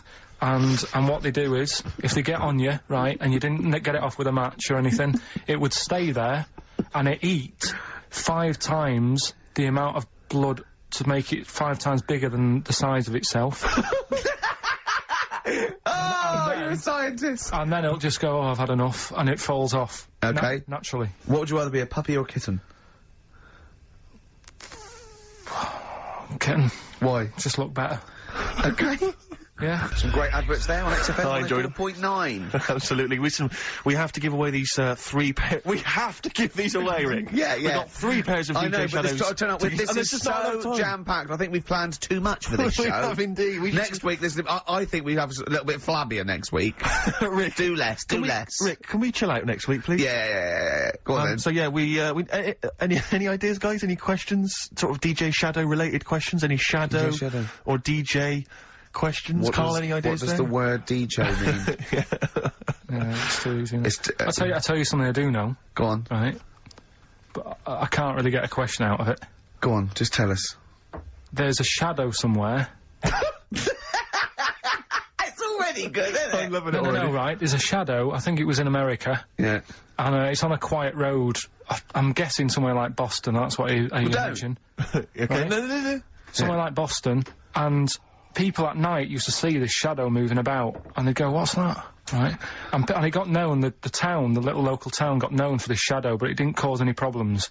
People What are you talking about? Well, it was Just like, you've lost me. What are you talking no, about? do you know like some places get famous, like Scotland's got the Loch Ness Monster and that, but No, it doesn't go cause on, any. yeah. But it doesn't cause any problems. Doesn't exist, go on. Right, so there's this shadow walking about on the road. What do you mean? No, what's he again? Rubbish. Right, so it's walking Nonsense. about. Where did you read this? Where did you It's see walking this? about. This was on the internet, and I'm Oh, sure. sorry. Sorry. Right. I thought it was shite. I didn't know it was on the internet. Right, so this shadow is moving about, and Independently of an object. yeah, and the local mayor and that is like, yeah, it's a bit weird, but it's not harming anyone. The mayor involved. Was he elected to that post? Hey, mayor, we got a problem down here. Seems like a shadow. Well, it's not causing any work. No, it's Is it just. causing any problems? Yeah, go on. But that's the thing. It was left for years, and then it did start causing problems. I see, that's it. If you leave these shadows to go unchecked, Rick, they go crazy. Yeah. You let them run amok in the city. Yeah. You've got to stab What down did it do? on What did it Roman do? shadows. What did the shadow do? It was pushing people off the bikes. It was what? It was pushing people off the bikes. Oh! I'll find out more for that next week. Right, that'll tease Oh, them. you're a maniac! We'll do more on that. We haven't had time for educating. Please never have children. Right, listen. You're Just promise me now you'll never have kids. We haven't got time. Okay, now listen, for- alright, DJ Shadow, have we got time for these to give these tickets away? Yeah, if they just call up, we'll. No, I'll tell you what, I've got a question, right? Go on. Where does Karl think this may have taken place? If you've been listening to the show, where do you think this evil shadow has been running amok? Let us know. The number, Karl? Good question. 08700 800 1234. So, Excellent. but that's it. We are actually out of time. We are indeed. now. Have I got time for a song for the ladies? It's a bit tight. I was Why? told to finish It's now. 5:02. I know, but we've got to get finished early today. So Why? just because we have, and we're wasting more time talking about why we have to. Oh, this is pathetic. So they call up. Where did they see the ghost? Yeah. And you've got to pick the tickets up from reception. You can go tonight, see DJ Shadow. That's Shoddy. it. This right? is shoddy. Right. See you then. Richard Ashcroft. Check the meaning on XFM 104.9. We're back, Steve. It's Saturday. That's true enough. Steve Merchant, that is. Hello there. I'm Ricky Gervais, obviously. Hello there. Carl's still away. Claire Sturgis is back. That's Hello. absolutely true. Yeah. Hello there, Claire. Nice to see you. I think a lot of people were hoping that Karl will be back this week, but we're pleased to have you. No, they were actually. I did get some emails during the week. Really? Saying what? Just saying it's really nice to, hear you again on the Saturday afternoon. It's nice, and but you're not really very funny. And when's Karl coming back? You know? So it's sort of being Sure nice it wasn't to to me. us. No, it was definitely Because they think that as well. directed to me. But no one can compete with Karl. They can't. Well, we used to sort of like come in and when we discovered Karl early on, we just thought this is comedy gold. Just let him speak his mind. But then we started thinking, oh, we can't follow him now. Yeah. So I remember Steve going, look, we've got to come up with some We stuff. need to chat. If anything we've got to say to each other, we've got to say that in the first 20 minutes, and then you just unleash Karl. Yeah, And he's because like it's just you can't follow him, and he's off on one. And they have stories of upbringings with bizarre creatures that lived in Manchester that were half human, half bat and frog and things. I'd love to take him back to Manchester in some kind of TV documentary. You know, when Karl went home. And just wander back, maybe try and find the amphibian twins or whatever those people were. They with weren't. Yeah, so there was two boys, both had big heads and webbed feet. They weren't related. They didn't hang around with each other. That was all the information we had. I went, why not? He went, that would have been too obvious. Yeah. Like they look at each other across a room and go, yeah, you think if I'm coming to see you just because we're a similar species? Yeah. You're mistaken, mate. You make your own friends. one starts to walk over, the other one shakes his head and just mouths, too obvious. Yeah, Don't do it, too out obvious. of one of his mouths. Yeah, that's what they're expecting. Yeah, Don't do it. don't do it. Don't do it, Webby. Yeah, but anyway, he'll be back shortly, I'm sure. He phoned me. His dad's ill. His dad's in hospital, so Karl went back to sort of look after his mum. And he was so sweet. He said, "I'm back. I'll just drive my mum around." He said it so unbegrudgingly. He just went, "It's like old times." And I said, "Oh, sorry to hear that." And he went, "That's all right, yeah." I think he's going to be fine. And I said, "How was your holiday?" He went, "Yeah, it was good. Except it were a nudist beach, so he didn't tell me." I went, Of course it was. I went, "What do you mean?" He went, "Well, sitting on the... I don't know why they have to do it. I don't know why they have to do it. Why do they have to do it?" He went, "Suzanne said they think there's nothing wrong with it, like being a transvestite." Right? Right? I went, "I love the fact that your girlfriend has to tell you what's wrong and right in the world." And he went, "Well, we're walking along the beach, fella coming towards us with knob out." I went, "Oh, what's going on here?" Right? And he said, and because it wasn't all nude, he's walking round, he's stark naked, and he wants the freedom of that, but he's got a big rucksack on his back with his clothes on, so he has to get changed. He went, "So what's the point in that?" Right? And I went, "He should just carried a book." He went, "What, and covered it up?" When he went, "Oh yeah, good idea." See? He went, "But I wasn't happy." He says, and that was the first day, so we didn't go there again. I can just imagine his little face. Yeah, just going, "All right, Gobsmacked. That's out, Yeah. that's out. What's that doing out? Why has he got his out?" I imagine Karl sort of dressed in a suit. In a sort of safari suit, done right up with a cravat. I'm not undressing. I don't want people seeing the flesh. That's for you, love, and no one else. But I love the fact that it's good when he goes, "Karl, they don't think there's anything wrong with it. They're just happy that way." and he in his own mind just goes, "Like being a transvestite." He knows there's nothing wrong with that. I'm always a little bit suspect about people who like walking around nude. I all think you the meant time. transvestites. No, nudists. What? Hold on. Can you Well, if you wanna get me be a started on naked transvestite? What are you then? Yeah, I suppose you're a... When Eddie Izzard's naked, is he a naked transvestite? That's an 'Cause the interesting clue metaphysical question. Yeah. Yeah. On XFM 104.9. If you know the answer to that metaphysical question, or indeed any of the famous ones, if a tree falls in a forest and no one hears it, has it fallen over? Any of those. Excellent. That's brilliant. Yeah, if you leave the room, Rick, what's the does sound? it get quieter? Yeah, what's the sound of one leg hopping? Exactly. What we got there, Claire? Do you want some music or Yeah, I'd a love to hear it. bit What you more got? chat? Yeah. I've got the Vines actually. Oh, All play right. it. Nice. Hey, Claire, out of the way. No, I'm not talking to you. It's the name of the song by the Vines. Excellent. Yeah. Right, XFM 104.9. I'm Ricky Gervais with me, Steve Merchant. Hello there. And Claire Sturgis. It's Have you ever not been to? fair. Have you ever It's been not to a fair. nudist beach? Have either of you been to a nudist beach? Yes. Have you really? No, last month I went on holiday to Antigua and then I went on the nudist beach. Really? I wanted an all over. Sure. Because I was with my family once when we went on holiday, family holiday with. I just got you going on and a inspector coming on going, "And the glasses." And the glasses. And you don't wear them there. No, I went there with it was some friends of my like family friends, you know, like kids. So it was kids my age and my sister's age who and parents were all friends, you know. Go on holiday to this, end up on this nudist beach, not a nudist beach, but where people sunbathe topless or whatever. Or maybe maybe it was just because it was France, where I think a lot of that goes on generally. All beaches in no, but that's different. The nudist beaches are sort of, they're cordoned off. Sure, with the cocks and everything. We can't say that. You can't say cocks. Or did you mean the chicken? You meant The chicken. chickens. There's a lot of them have naked got people farms, a lot of carry French male farms. birds around. There with is them. a lot of poultry. And by male bird, I don't mean transsexual. You don't mean I don't want to, because that's also offensive. That is also offensive. So be careful. Whenever. Please be careful, Claire. Be careful what you're going to say on I there, just want to because you've say got to be to careful. the radio authority or anyone listening, when we say cock, we are referring to a male bird, and There is no discussion there. There's nothing. There's no absolutely other not. issue. There's no other issue. ambiguity. Okay, go on. What are you talking? So, there's people walking around with their birds and often they got their knobs out as well. So it was just a topless. It was just a topless beach. So we're all on So there were holiday. tits there as well. There were some tits. We've got a family of tits that come and eat the nuts that chew on my nuts. Go on. We're confusing. No, we have. Jane's got a little bag of nuts that she makes me hang out of the window. Right. So you'll often be hanging your nuts out the window, And the so tits that will tits be- can. Sure. God, I don't know what. Please. Go on with this story. will Sorry. you? So what I'm saying is. God. What I'm saying is. Yeah. We went on holiday as a family there. Yeah. There was some tits. There were some cocks. And I found it all a little bit, because I was about 14 or something, I found it all a little bit disturbing, because I hadn't been introduced to this sort of thing before. Yeah. And obviously my dad was having none of it, like a bit like Karl, and obviously my mum wasn't up for that as well. But the person we went, the mother of the person we went with, she took her top off, and I was like, I didn't know where to look, because I didn't want to make an issue of it, I didn't want to make, I didn't want to, but it was like, because I was with my mate, I was going, well, I wanted to say, well, there's your mum with her knockers out, really. I mean, that's your mum over there. Hello, Dave.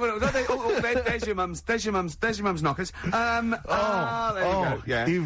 There's your dad. There's your dad. Popped out. Yeah. Popped out. His little man. His little fella out there. Your dad's fella's there. He's wandering about, and he's having a. And your mum's got he's getting a tan on his little milkers out. So it was all it was a little bit disturbing, and I've never quite got that image out my head really, because it was all. But I didn't know where to look. I didn't know what to do. A friend of mine. I won't say what his name is. Right. He's about 25 now. When he was, I think, 14 and 15, I mean, the worst age, he went to a nudist holiday with his parents and his sister and some of her sister's friends, and he absolutely hated it. Yeah. He absolutely. Well, that's it makes me sort of queasy to think about it, especially if you're with your family and friends. Yeah. Because I don't mind looking at nudie ladies that I don't know, really, but I don't want to look at relatives, or people I've grown up with, or indeed the likes of you. I don't want to have to see that kind of flesh, and I don't want to know what's going on underneath those clothes. You've keeping them hidden from me. Well, you haven't. You've shown me much of it in the time I've known you. So sometimes there's not a bit of your body I haven't seen at some point. You'll have got your trousers down. Look at the arse. That was, thinking that was hilarious, or the old, the Johnson feeding the birds on the windowsill. It is strange because there isn't anyone with it. Let's face it, there isn't anyone with it. But I know what you mean. I think it's because we spend so much of the time covering it up. It's like in the summer months when girls start wearing kind of short sleeve t-shirts or short skirts. You'll have blokes just going mental, just And I think it's because women spend most of the year because it's so cold here covered up that men forget what's under there. And then when summer comes around, they can't believe it. Actually just hang out of a car window or hang over scaffolding and say, "Get your tits out." I want to go. Has that ever worked? Has it ever worked? What's your success rate with that? I was off to my big job in the city, but I got 20 minutes. Why not? Shall I come up there, or are you going to come down? Oh, dear. Extraordinary. Oh. Right, what we got coming up? Quick, keep them hooked. Well, Rick... We've got some songs and some more chat. There'll be some chitter-chatter, and there'll be some songs. We had an email last week from a fella calling himself Paul. I don't know if that's his real name. He said that sometimes... I'm suspicious. I'm already suspicious. He said that some time ago we played a cracking Johnny Cash cover version of U2's One. Remember that? I think maybe the last time you were here, Claire, maybe. Class. And he says he's been trying to track down that album. He says, unfortunately, like an idiot, I didn't listen to it, and I didn't catch the name of the album. Could you, by any chance, send me the album? He's having a laugh. He's having a laugh. What, for free? Yeah, so that's not going to happen. Actually, email him back. Say, Paul. Shall I do it now? Give us £8 for no reason. I've also called him some quite offensive names. I'll put from Gervais. Oh dear, he's not gonna like that. That's pretty grim. Nor's his mother. No, you shouldn't have brought her into it. Indeed. Johnny Cash. Oh, I don't know. Johnny Cash. Change from a Durex machine. You get it? Oh, that's classic. Johnny Cash and his cover of U2's One, magnificent tune. That's from the album American 3, Solitary Man, that was released in 2000. And I've just checked that email that Paul, if indeed that is his name, sent us, Rick, and he didn't ask for a copy of the album. He asked for the name of the album. Right. So, I feel a little bit bad that I sent that email back insulting him and his mother. Yeah. And also, of course, I CC'd it to his mum as well, and many of her friends. So, send another one. I feel, I think we can get around this. I'll tell you what Paul would like if that is his real name. His name, yeah. He'd like some adverts. He'd love some bloody adverts, Paul. Oasis, Little by Little, on XFM 104.9. I'm just moving the mic there. Hold on, I'm getting comfortable. There you go. Right, sit up. I was landing. A lot of people do that. A lot of people do that during the song. A lot of the old pros. No, a lot of the old pros like Foxy and Tarrant and the like. They were on Top of the Pops yesterday, but they did My Generation. Any good? Yeah, very good. I mean, Was it close to the original, or did they make it their own? No, both. It was pretty close. They did, musically it was close, but they had a certain... Was it Noel singing or Liam? Liam. very, very cool. Very cool. Good No, swagger, he's an amazing- attitude back. yeah. I think back on form A for lot of people tell me, Oasis. though, that if you go to any of these big stadium gigs they do now, it's an absolute nightmare, because a lot of the fans are really grim. I mean, I've spoken to 2 people independently who've both been at gigs where there have been fans weeing on other fans' shoes. That's not what I want from a gig. That's not nice. No, They that's not own them good. then. Well, yes, That's apparently. theirs then. Oh, Yeah. what, if you wee on something? Yeah, that's you yours. own it. That's It's in cat yeah, law. because cat law. Yeah, cat Yeah. law is if you wheel on Yeah. something, then you own it. Yeah. Yeah. I know you live by cat law. I do, No, you do live because I've my wallet. I think you own, yeah. and Several telephone boxes. much of my hair. What were we talking about? We were talking about nudie beaches. Yeah. Because I still can't get around. I don't know why idea they of- only play volleyball. No, that's what they do. Don't they? Surely there's other games you could play. I think French cricket would be slightly more. All the pictures I've ever seen of nudist colonies always seem to be quite attractive women and some fairly grizzled sort of 45-year-old men. I don't know if that's generally the clientele that, you know, it just happens to work that way. But I'm quite looking forward to getting to around the 45 mark. I'm just cruising down there. Happy birthday. Right, I'm off. Where are Exactly. you going without your clothes? Yeah, yeah. Yeah. And at what point, I mean, you can't go into a nudist colony, can you, without taking your clothes off? You can't. I don't know if there's a door policy. No. Where there's that sort of No, people I think go- there is, I'm sure. Oh, actually, no, because when I went on my nudist beach, there was actually a security guard. Stopping you from... Naked? No, no. Now, Claire, That's very would it be strange. possible for a bloke who was, say, a fairly good swimmer to swim up to the beach in a wetsuit and not have to come... Yeah. Okay, well, yeah. Let's say, just say for the sake of it, that this person, you know, had some time on his hands in a week. Yeah, yeah. You know, and, Yeah. and he'd made quite a bit of money. He recently, he had some time. trained 9 hours a day at the lengths in the pool, Yeah. thinking if I can get Yeah. to the Eurostar de France. It could work. It could work. Yeah. So what was your nudist beach experience? This was not a colony. No, Not no, a it colony literally of just was a nudists. choice that this place had a few beaches. One of them was a nudist beach. And could if you wanted see to the be all nudist over. beach from the regular beach? No, you couldn't. You see, Right. it was just round the What about with corner. binoculars? Possibly. Yeah, possibly. But you see, my worry is, as a healthy young man... Yes, you're not a if- healthy young man, are you? No, but I'm talking about you two. Right, sure. You're pretty healthy young men. How awkward it must be for you on a nudist beach if you do happen to see a very good-looking, naked lady. What you do if you...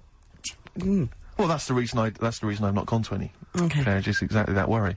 Because it is very off-putting. Yes. If you had, it sounds like this is a confession. Exactly, yeah. Go on, That what did happened? actually happen to us. Really? An older Go gentleman. on. An older gentleman obviously was enjoying his time on the beach. Right, explain more. I And don't then quite- came over to chat.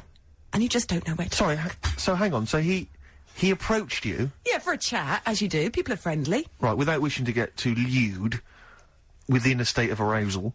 Is How that the far case? can we go down No, this? I'm not. Yeah. I'm not trying to sort of. I don't want to get too kind of, graphic or gynecological. Have you noticed... that- Gynecological. Oh, I was going to say how quiet Ricky was keeping But so at he this came point. over. He came over. Well, I'm worried about this. I'm worried about telling this story. But I think it's an interesting. I think this Yeah. is an interesting point. Yeah. Because so he came over and he was just chatting away. Yeah. Quite proudly. Yeah. Well, Standing to eventually got attention. quite... Yeah. And why was this, Claire? I mean, not wishing to be disrespectful, but you know, he's a I man. don't know. He's been around a bit. Were you reading erotic poetry? What were you? I was talking about the weather. Right. About how nice it was today. And he approached in pole position, or did he? No. Or did he? I don't like it anymore. Fine, okay. I don't like it anymore. Let's leave it then. But Let's that's leave what it. I did. I actually ran away. You ran away. That's I terrible. went insult. swimming. Was he French? Was it quite tricky to speak to him? Oh, no, he spoke perfect English. So during the break, like Claire said, I want to lose which ones, right? And this man came over, an old fella, I said, and she started off, but you know, I said he had the biggest knob I've ever seen.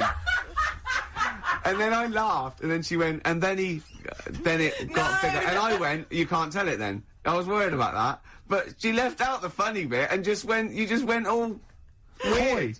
Yeah. So, play I Bob worry- Dylan. Only Bob Dylan can get us out of this.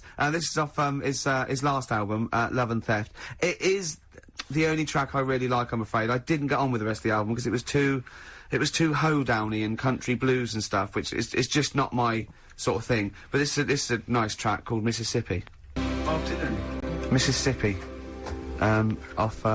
Off the album Love and Theft. I must admit, not my favourite Dylan album, but that's a nice track, isn't it? It's a lovely track, actually. I just noticed there you've brought in 3 CDs. Yeah. You bring those 3 in every week, don't you?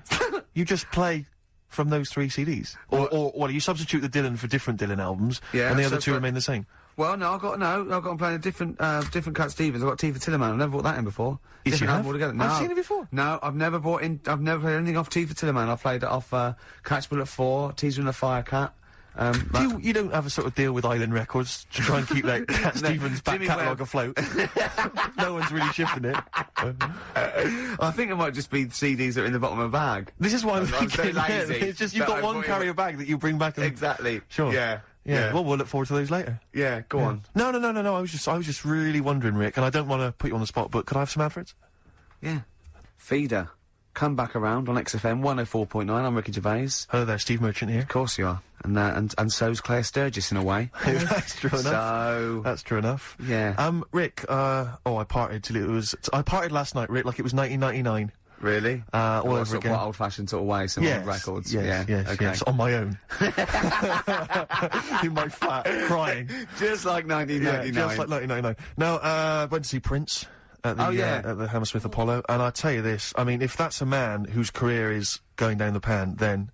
I'm sorry. Then I hope ours does. Then I hope ours does as excitingly as that does. Because he was stunning. I mean, he is. A lot of people I know have seen him in the 80s or whatever, and when he used to descend from a ceiling in a little red Corvette and stuff. But he is breathtaking. He is like what it must have been to see Elvis Presley. Well, I've not seen anyone who's electrifying on stage. I mean, I think like most people had a bit too much for him, and that wasn't because it was going downhill. It's because he churned out double albums like most people churn out singles, and you don't know what you should. Can't take it all in. There was just too much. Yeah. I didn't like the sort of the end of the 80s phase either too much. But that whole period when he was fighting with Warner Brothers and he started wearing masks. I think everyone just thought, I'm not interested. Yeah. You know, you're potty. But he's going to come out the other side of that. Great tracks, great pop tunes, and he's written, I think he's brilliant. I don't bandy this word around, Rick, as you know. Go on. But I'd like to use the word genius.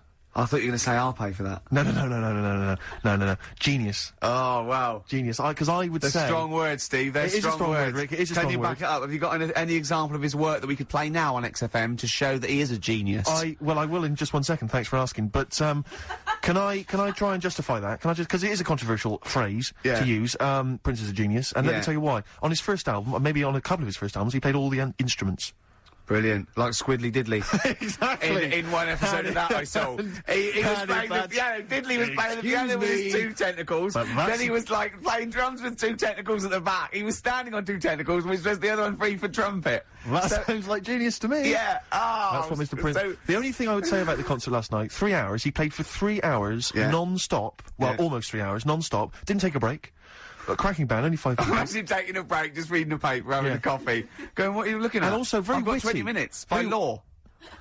Very witty as well, because a lot of people imagine him being quite dry and quite sober. It was very funny. But, sadly, Prince now... Well, I don't mean to be offensive, but as far as I'm concerned, he's now a Jehovah's Witness. He's now a Jehovah's Witness. So he's going to come round tonight? Well, no, but at the end, he did sort of spout on about, his beliefs. Yeah. And I felt a bit like I'd sort of, do you know what I mean? Like I'd sort of paid 40 quid and I'd queued up and I'd sat for 3 hours to then be preached at a little bit. So that was anything that put well, I'll tell you what, good job for him. He was good value because he'd have got an earful from you if he did. Imagine if he'd not played the singles or only did like 20 minutes. Yeah, well, I'd have been livid. I'd have just stormed out. I'm out of here. But I did, because I don't know. Prince, so you've had, interesting, Steve Merchant says Prince is a genius. This is XFM 104.9 coming up to 2 o'clock. Prince is a genius. Can we open the phone lines, please? What's the phone number there, Claire? 08700 800 1234. Me and my mate were talking about when people say genius, and they do bandy it around willy-nilly, and it's sort of like a comedian or something. They go, he's a genius, and we think that there's people in cancer research sort of laboratories and AIDS, and they're going, we lost another one to ITV. Why didn't he go into science? He could have been the new Newton, but no, he's getting the ratings up for 5. Exactly. So, but Prince is a genius, is he? Ricky.gervais@xfm.co.uk if you'd like to email. Prince, genius or little fella? It's up to you. But when you are a Jehovah's Witness, I don't know much about the faith. But are you obliged when you sign up to sort of do your time going door to door? Because it would be amazing. Imagine Prince turning up at your door and just, hi, can I come in? Well, I don't know. And and just coming in and, well, I'll sing you some of the hits, but I'd like you to buy a copy of this afterwards. I'm not really interested. Which ones are you going to play? Which ones are you going to play? 'Cause I'm not a big fan of, I don't like, If I Was Your Girlfriend, and anything from Diamonds and Pearls I'm not interested in, so shoot off. Yeah. I quite Because I thought they were going to start selling the Watchtower at the end. The most beautiful. I like that one. Yeah. With all those fat people in it. Does it make him a genius? Oh, call up 10235 96429. Prince, genius, or bloke with hair. Well, this has got to be proof of his genius. He played it last night, and it's just dynamite. There is Strawberry Scar. Prince, of course, and Raspberry Beret, one of the tunes he played last night, and breathtaking, I have to say. I can't sing his praises enough. Although, didn't manage to get myself into the after-show party, where Prince is often renowned for playing with the likes of... jamming with the likes of Rolling Stones. What would have been your approach to get in? There, Steve Merchant here, XFM, Ricky Gervais show. Any chance I could come in... to your party? To your party, please? I'll be honest, can I call you Lanky? Well, if it'll help me get in, yeah. It won't, but thank you anyway. I'll be honest, Lanky, your chances are slim to none. 4 eyes. Okay. All right. I enjoyed the concert, if that is any... Okay. I could talk about it on the radio. I could talk about it on the radio tomorrow. I'm going to take away that slim. Okay. It's none now, All freak. Right. Okay. Okay? All right. So go away, yeah? Cheers. Okay. Was it something like that? It was not dissimilar, Rick. There was a lot more profanity last night. And punches were thrown. Was it last night? Yeah. Oh, right. Yeah, it was breathtaking. How's it working out for you, Rick? How's it working out for you being a celeb? How is that working out? How's that panning out for you? Is that all right? Is that working all right, Rick? Is it? Hey, all the fame and everything. How was David Bowie on Tuesday? I read about that. Why did I have to read about your presence at the David Bowie gig in the Evening Standard? Why did you keep that from me? Why did you keep that from me? Right, okay, right. I know what you're thinking. I got an invite. It was freebies and I didn't. Because I discussed this in the past. I said if you get invited to David Bowie or any of the big name concerts, I got to go as well. That's the rule. The rule is that we make the TV show. You're in the show. You become famous. Fine, but I need to be able to also get the benefits of that. Well, I didn't go. Did you read this in the Standard? Yes, I did. Yeah, no. It said... Well, it was in the paper, Rick. It was in the paper. It said present at the concert. It's absolutely true. I'm not bullshitting you. Absolutely true. In the concert were Ricky Gervais and Jonathan Ross. Now, we were invited, but we couldn't go. Neither of us could go. So I just think they must have seen a copy of the guest list or someone said they were coming, or they just guessed. But I didn't go. I couldn't go. So there you go. It was Wednesday, and I couldn't go. If I'd have gone, you'd have been there, mate. Rubbish. Because what worries me is that you were invited, or you requested tickets and then you didn't go. No. What happened was that the Bowie's people just said, "Are you coming to the concert tonight?" And I said I couldn't. But let me tell you something. Wait a minute. To get you off this track, right? The next night, we did go to dinner with Bowie at someone's house. Well, look, right, listen. It was a small affair. It was me and Jane, Jonathan, and Jane. It was, David, First names. Yeah, no, and, I think it was old friends of the family. It was a beautiful house. And, it was just us lot, and, Richard E. Grant and, Pete Townsend and Charles Saatchi and that. And it was just, I think it was, and it was set places as well, so I couldn't have got another. It was weird, because we got there, it said 8 for 8:30, and I got there at like 8:05, and Jane went, "We can't go too early." And we went in there, and we, the servants, gave us a drink, and we were standing there, and I was looking around. It was an amazing house. It was a beautiful house, and there's Damien Hirst paintings and Lucian Freud. And I thought, well, when the host comes in, I'm gonna go, "You didn't tidy up for us, did you?" But I was actually so overwhelmed. And, in through the door, let himself into the door, was Richard E. Grant. And I went, "All right." He went, "Yeah, I'm Richard." I went, "Yeah, all right."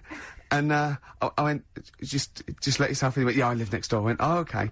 And then David Bowie came in, and he came over and spoke to me, and he went, "I've just seen your video, and then, this isn't helping, is it? Because this isn't helping." Well, the phrase I was just gonna pick you up there on was, "I've just seen your video."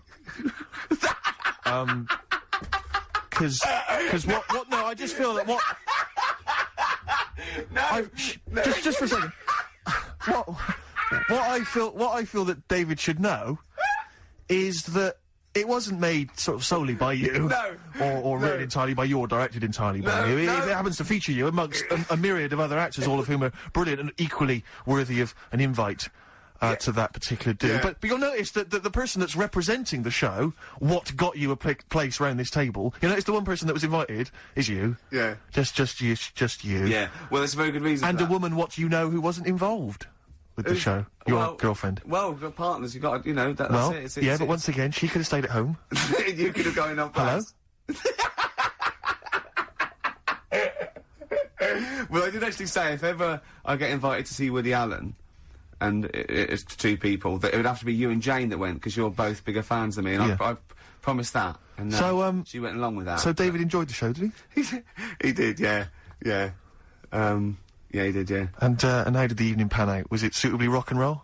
It was very nice. It was really nice. A pleasant. What did you have to eat? I had. There was nibbles sort of coming round, Nice, and then yeah. They fed you the food, didn't they? I bet they fed you the food. and then we had. What was it? What was for starter?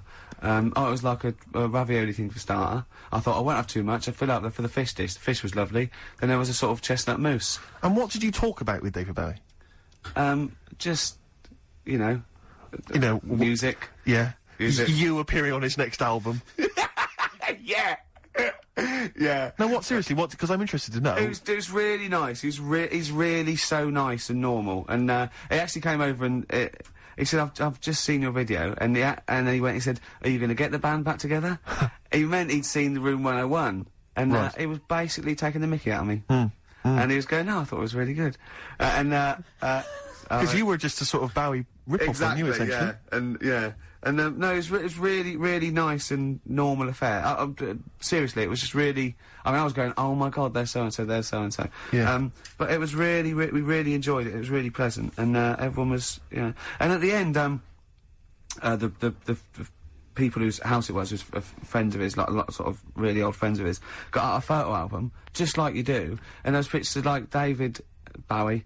And, Dave, yeah, sure. Well, no, I mean, that's the thing about DB Pop. is he's... No, and Iggy Pop when they were cooking, and David was sort of going, look at Iggy cooking. And he was laughing like you do a mate you haven't seen. It was so sweet. It was just so nice. And then, I'm gonna see, play a record, Claire, because it is actually a little bit annoyed me, play a record. Then Robert De Niro popped in, Yeah. and it all got a bit depressing. And Woody Allen. Yeah. And he went, do you know anyone that likes my work more than you do? I don't think so. I don't think so. Karl. Dreaming of You on XFM 104.9. Yeah, one of the only tunes on the album I think worth listening to. I haven't heard it. Oh, it's rubbish. Is it really? I think everyone's singing its praises like they're the saviours of British rock, but it just sounds like the Inspiral well, Carpets, and I don't mean that as a good thing. We were Skeleton Key as well, Steve. That's not too bad, yeah, but the rest it's is... all right. I think it's not. I think it's more sort of like 1978, 79, sort of those. Brit I don't know what bands. that means, Rick. Well, I don't think they've ripped off the 90s. I think Old hat, you mean? Yeah, sure. Yeah, like it. Let me just return very briefly to your God. No, I don't. I'm not going to embarrass you, but just returning very quickly to your dinner date with David Bowie. What intrigued me, as you said, is that when you No, it wasn't because of The Office. It was through I think because I met him with Jonathan Ross. Sure, a no, couple but of what times, I and thought was think he interesting is inviting you- people he'd met over this time. 'Cause I think he was going back to Of America. course, but I like the fact you say that he came over to you and said, I saw your tape last night. Because I just like the idea that people are sort of saying, you'll be having lunch tomorrow with Ricky Gervais. I don't know who that is. Well, there's a tape, watch that, and you'll be able to engage in some conversation. He's a minor celebrity here in Britain. He's had a relatively successful TV show, but we think he's a bit of a one-trick pony. Probably won't be able to repeat that success, so probably won't need to be eating with him in the next 5 years, but be polite tomorrow. He was a big fan of yours. He used to embarrass himself in the 80s doing a sort of vague pastiche of you, and other than that, there's not much else to say, really. Just be polite to him and then move on. Okay, who else has got... You know, it's just sort of... It's very odd that he was given a tape. It's like someone... you know, if you were doing a chat show, you imagine Michael Parkinson would be given a tape. I know, yeah. Just watch this, David. Oh, actually, I think he's been a fan for a long time. Oh, what? I think he's followed my career from the 80s. Sure. No, when you put it like that, it's not as flattering, is it? It's very But he odd. was very nice and very polite, and we got on like a house on fire. Sure. No, he's great. Did you do your impression of him? No, of course I Did didn't. you not? Did you feel like the urge to snap into it just occasionally? And I didn't, I was just going, that's David Bowie, that. Yeah. That's still David Bowie. That's David Bowie talking to me now. Yeah. Oh, that's David Bowie talking to me Yeah, now, yeah, that looks yeah. like David Bowie. Yeah, that was what was going through my head. Yes. and we're talking about his songs, and that was bizarre. It was quite surreal, and you know, and I do know a lot about his stuff, because I mean, he's quite a musical hero of mine. Yeah. And so it was. You didn't mention Tin Machine. I didn't mention Tin Machine. Because I'd just be there just thinking, don't mention Tin Machine, don't mention Tin Machine. Yeah. Don't even bring it up, don't even say you like it, because you don't know what he feels about it. You see, I think if people listen to this show, they go, don't invite Steve Merchant because he's insulting. He insults people, he sends emails to people when he reads them wrongly. Yeah. He'll bring up a period of your life you don't want to talk about. Yes. Get the little short fat one. He's a lot more polite. Sure. Leave out the lanky one. Yeah. Yeah. But they probably wouldn't say lanky, Rick. They don't know what I look like because they listen to me on the radio. I think they're insulted. They might say, oh, you know, West Country, oik or something, Yeah. but... Who was it I was listening to? Someone yesterday. Someone had a Bristol accent. Fascinating. And no, I think, oh yeah, it was, one of those, the Fame Academy. Disappointing, but I think you'll have to get into it. Bit of a shambles at the moment, but I mean, no, there's no investment, I didn't know them. And one of them had a Bristol accent, and I just thought, it really is a stupid accent. What have we got lined up, Claire? What have we got? Well, a bit of John Spencer blues. Oh, I explosion. love this, I love this. Yeah. This is an old classic All right. I brought in today, and I think you'll enjoy it. Hello, Don't even start on that, Rick. There's so much I could attack you about. I mean, look at you, you're laughable. John Spencer Blues Explosion. Oh, you do it, Well, sorry. no, I just thought I would. Yeah. On account of I brought it in. And then someone was complaining that we speak over each other. Yeah, we had an email saying we gabble too much. And we both went, I don't think we do. Yeah. Did you say that? I didn't hear you. I was talking at the time. Yeah. Right Place, Wrong Time by John Spencer. Yeah. I don't. We also had an email. You didn't enjoy it? You didn't enjoy it? No. We also had an email saying. Again. No, go on. I won't. This. Go on. Sorry. No. You. You can see why that would annoy me. I know. You can see why that might annoy me. Take your headphones off then, because it must be louder in your headphones. Because I don't wear headphones. No. I'm not so much thinking of me as the people listening at home. Okay. The people who pay our wages. Go on then. We had an email that said, but I don't know who's the victor in this, Rick. I don't know who's winning with you making that noise. What? You're the only person who's enjoying it. But if I only do this for my amusement. But there's a handful of people listening, Rick. whose Saturdays, Rick, are empty. They've got nothing. They're running on empty, and this is all they've got. Okay. And they want conversation. They want an interesting what are you going to discussion. say then? It depends if it's interesting or not. Well, let me say it before you make the judgment. Okay. So, all right. What about this? If you don't like, if it's not interesting, then you make the noise. Okay. All right. All right. Okay. So this is just we had an email. Right. It said, "Is Claire Sturgis drunk when she does the show?" I swear to God, that was a real email. I've lost it now. But Really? so does that warrant the noise or? No, that's all right. That's Okay, quite interesting. that's- yeah, quite interesting No, she's email. not. No, she's not drunk, is she? Bit coked up. That's not true. Yeah, just a it's bit- not true. The old Charlie. No, not true at all. No, you don't do drugs, do you, Claire? You're not into drugs, are you? No. Yeah, you're clean now. I am now, yeah. How did that go for you, the detox? It was Yeah, great. it's good. Mainly thanks to you two. Yeah. And the support At least on you air. don't. At least you don't have to steal so much now to Exactly, to feed yeah. the habit. Yeah. Anyway. Are there any drug addicts on this station? No, not anymore. No. But you, because I bet there are. I mean, you don't have to name names, but what about initials? Are there any skag eggs, any smackheads at all? Seriously. Because I'm intrigued. Not anymore, no. Can you tell me off air who's a drug Off addict? air, I'll be happy to tell you. You- but there not are some anymore. then? That's yeah, there were. terrible. Not anymore. What do you mean? They got rid No, of them? there weren't. Stop this. Are there any people who No. they think that they've got it under control, but they haven't really? It is. Yeah. There are some, aren't they? They go in, they think that no one will notice, but they've got no pupils. Yeah. And they just stare at you for ages and go, what? At the end of each sentence. Exactly. Yeah. Yeah. Because there's a couple of drunkards I know, but there's no. It's boring now. Okay, play a record. It's boring. Ricky Gervais is telling us it's boring. Queens of the Stone Age. There. No one knows. It's going well. I'm 40 enjoying minutes it. to go. Yeah, not Yeah. bad, yeah. Adverts or what? What do you reckon? He's loving them. Getting Away With It from Electronic, of course. Fantastic Great. tune, yeah. No, it's That's a beautiful a tune, mutual favourite of ours. We both like that, don't we, Steve? We do indeed, We both yes. like that. We are mutually appreciative of that track. Ricky Yeah. Gervais, of course, friend of the stars. Claire Sturgis is here. My name's Steve Merchant. Ahoy. Yeah, XFM 104.9. So, I saw you the other day, because I haven't seen you this week, but I did see you, walking down the street holding a gum shield that you just bought. How'd that work out for you, the boxing? Oh, it was really good. Because we talked about, are you aware of this, Claire, that he wants to become a boxer? This is something that Ricky talked about the other week on the air. He suddenly decided at the age of 40-something that, boxing is really the profession he's hold on, taken up. 40-something means 47. I'm just 41. Okay. I am 40-something, but 40-something is like a euphemism for nearer 50. Yeah. So don't say 40-something. Okay. Say 30-something. Yeah. So yeah, he's taking up, but apparently there's something called white-collar boxing, Claire. Yeah. Did we mention this last week? No, you didn't know, but I didn't know something about. I think you mentioned it. Yeah, before, but he, not last week. he White bas- collar boxing. Yeah, it's basically, it's like a kind of, it's like a classier version of Fight Club. The film Fight Club, have you ever seen that? Yeah. So, instead of, they don't meet in sort of dingy cellars, they meet in, office blocks or... And it's usually for charity at the Grosvenor or something, or a big hotel, I don't know. And, you just have like a bill on there and you punch each other. For charity. Serious? Yeah, but anyway, I've been training boxing for a while now, just like, you know, the pads and everything, and last week we started on, sparring, and it is a different level. Honestly, I mean, I can work out now for an hour on the pads, and I did about 1.5 rounds, and it was like I was asthmatic. Because you're also, the trainer, who is a you know, a bit of a boxer himself, put the gum shield and he goes, okay, I'm not gonna, and I was giggling with fear. And he said, you've got to get a gum shield just in case, and that's where he saw me. I'd gone to the Lonsdale shop, and I got a gum shield. I said this before, Claire, is that I just don't think it's a good idea. I mean, you know Ricky, you've known him for a while Yeah. now. He's not mentally tough, which is a Yeah. problem, I think. He's not sort of psychologically, he's quite weak. Like, he's scared of a lot of things, you know, cars. Spiders. I mean, I've seen him, like, edgy, like, if a car blows its horn and he's in the house. Do you know what I mean? And hear it outside. You know, what's that? Is it coming through the door? Is it... No, it's all right, Rick. We're on the 8th floor, and it's across town. It's fine, don't worry. I don't like crossing roads. No, he can't. I mean, I've never seen a man so And terrified. on the motorway, if someone's going on the motorway, I'm looking at the speedo, and if it's like 86, 76, I'm going, well, let's go in the slow lane. And I'm looking, my eyes, like saucers, just taking in all the information.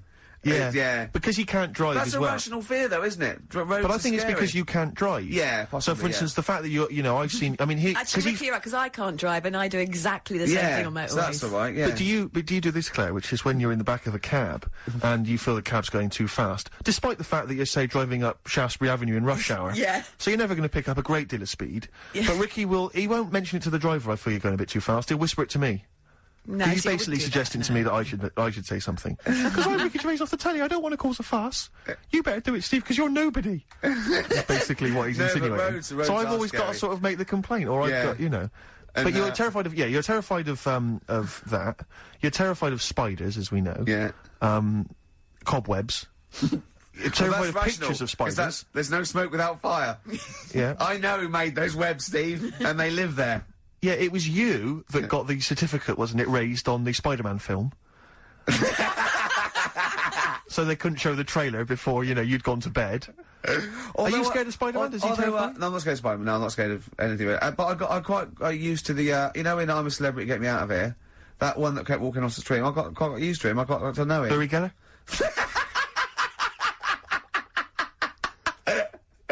Yeah, he was alright. Yeah. Yeah, he was alright. So you're scared of that? Tarantulas And, aren't as scary as the bath ones. Tarantulas are sort of like more furry. But what about these? Because these programs where they'll have people on, and they'll sort of, like I saw a show once where it was about phobias, and a woman was terrified of dogs, and a psychologist kind of got her to spend some time with the dog, and Yeah. slowly, you've got no urge to sort of try and have that therapy done, and so you can maybe deal with your, which is basically, let's be honest, a woman's concern. it's a woman's fear, isn't it, essentially? That I stand on a chair. Exactly. Yeah. No, but I saw one, what's that one, he's really nice. He's not Jerry Springer, he's really nice, and he has, weird people on it. Is it? Montel Williams? No. Montel Jordan? No. About 50.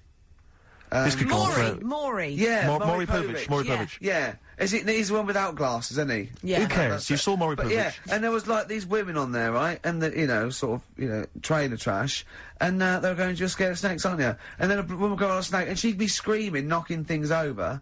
And I go, well, that's not doing anyone any good.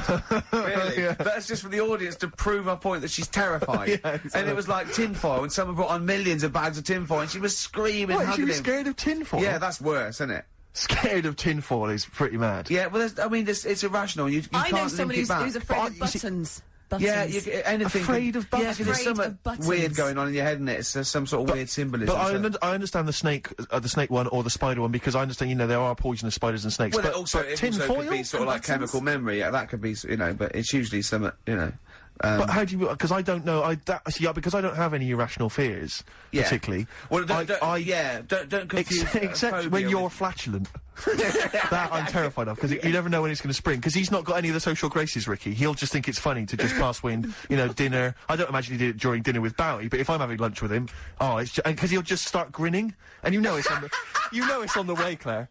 There's something in the post when Ricky starts when his lips curl up, you're having lunch maybe, here it comes. And it is, I tell you, it is eye-watering stuff. I mean, it's intense. Oh, tell that story when you're on the train. There is only one smell that is worse than Ricky Gervais' flatulence. I was on a train once, and, a guy was on there with his dog, and the dog passed wind, right? I don't know what he'd been feeding it, like sheep or something.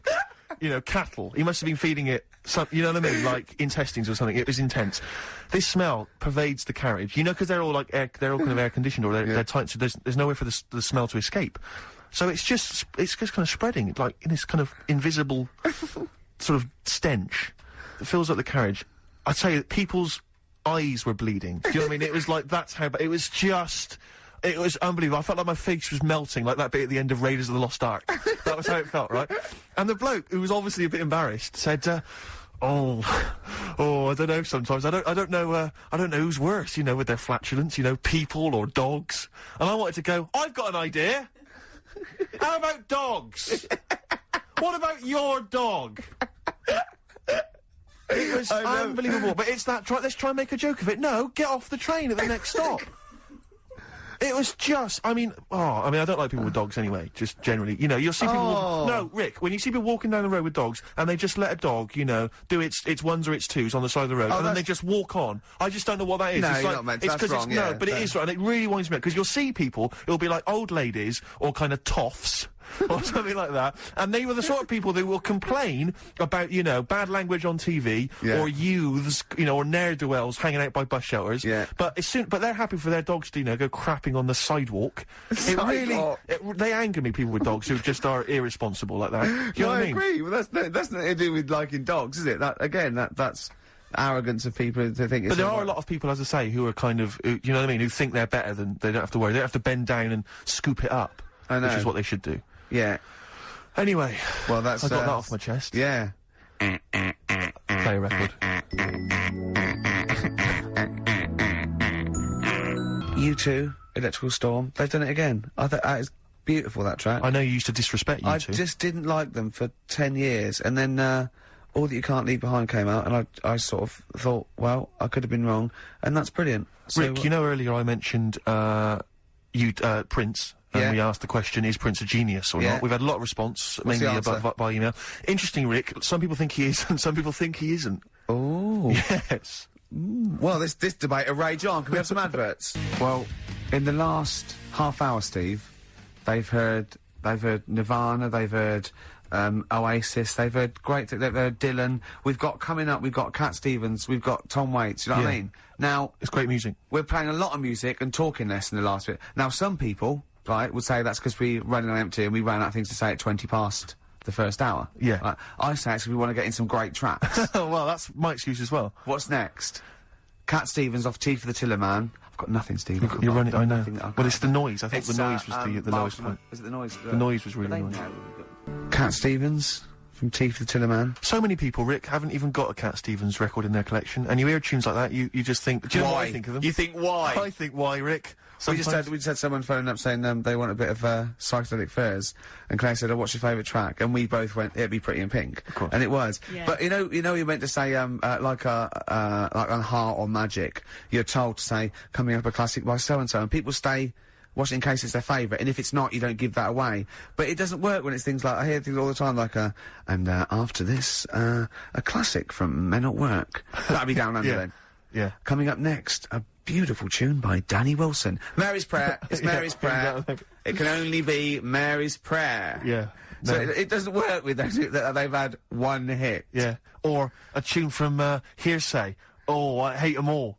Nice. You know, because like rock and roll come and on, that, we hate Steve. them all. Don't kick them when they're down. Yeah, it's true enough. God, what other pop That do we thing- hate? You know that thing, No, we all hate pop music, don't we? That's why Yeah. we're an alternative station. Agadoo's rubbish. Oh, I hate it. Russ Abbott, Atmosphere. There's no atmosphere in here with that playing. Oh. Last night's thing started, the Fame Academy, and I'm quite a sad telly watcher, and I've been looking forward to that for about 2 weeks. I fell for the hype. I can't believe it. I love Pop Idol. I love Pop Stars The Rival. I love Celebrity Fit Club. I love all those things, right? But just disappointing because I'd already picked them. I think it's investment, and I'll be honest. I think the standard was poor. The standard was poor. I think so. And are these people with different abilities, or is it all singing? It's all singing. It's rather like they've got us down to the last 12 of Pop Idol, say. It's like that. You come in at that level. But to be fair to the programme, I think it's all about what happens next, because now they get voted out like Big Brother. Right. And do they write their own material and stuff, or they'll it's be just taught to do that. They've got the whole team together and everything, so then they're filmed, you know, like for 24 hours a day and everything. And so I think you've got to get into it and get to know these people. There's always a few. There's already a few. I go, right, she's annoying. Yeah. Right, vote her out. And they have to. There's 3 that the teachers say each week. Okay, you're up on probation, and then you vote them out, and it gets it down to one person. But the interesting thing is, it's not just they get a record and they release a single. They live the life for a year. Right. So they get this beautiful sort of pad in Notting Hill Gate. They get a sports car. Right, and it says they get to go to parties. They're already set up to go to the FA Cup final, the Brits and all those things. Dinner parties with David Bowie. Yeah, meet all these people, and then after a year, it's taken away from them. Wow. They just take everything back. And you don't like this because you feel it cheapens, like, your celebrity lifestyle, which you've worked for. No, but the other thing is, of course, they could be big stars by then, and they just have to get their own car. But how do they, what? That psychologically is going to be grim. But are we going to follow it up for that year? Are we going to? Is it like? Well, that's when it becomes interesting. I mean, now camera crews following Hearsay. Now that's interesting. Yeah, I know, and like Now what I'd like Jay to see did what happened. next, Yeah, or how they- exactly. when they actually, that. Yeah. But I don't know how they're going to do it. How long, Jane? Jane, why do I call you Jane? There's so many. The name Jane's been mentioned so many times. You can call me whatever you like, Steve. Love. Well, how long do you reckon Ricky would last in the Big Brother house? If he was in Celebrity Big Brother, how long would Ricky stay in there?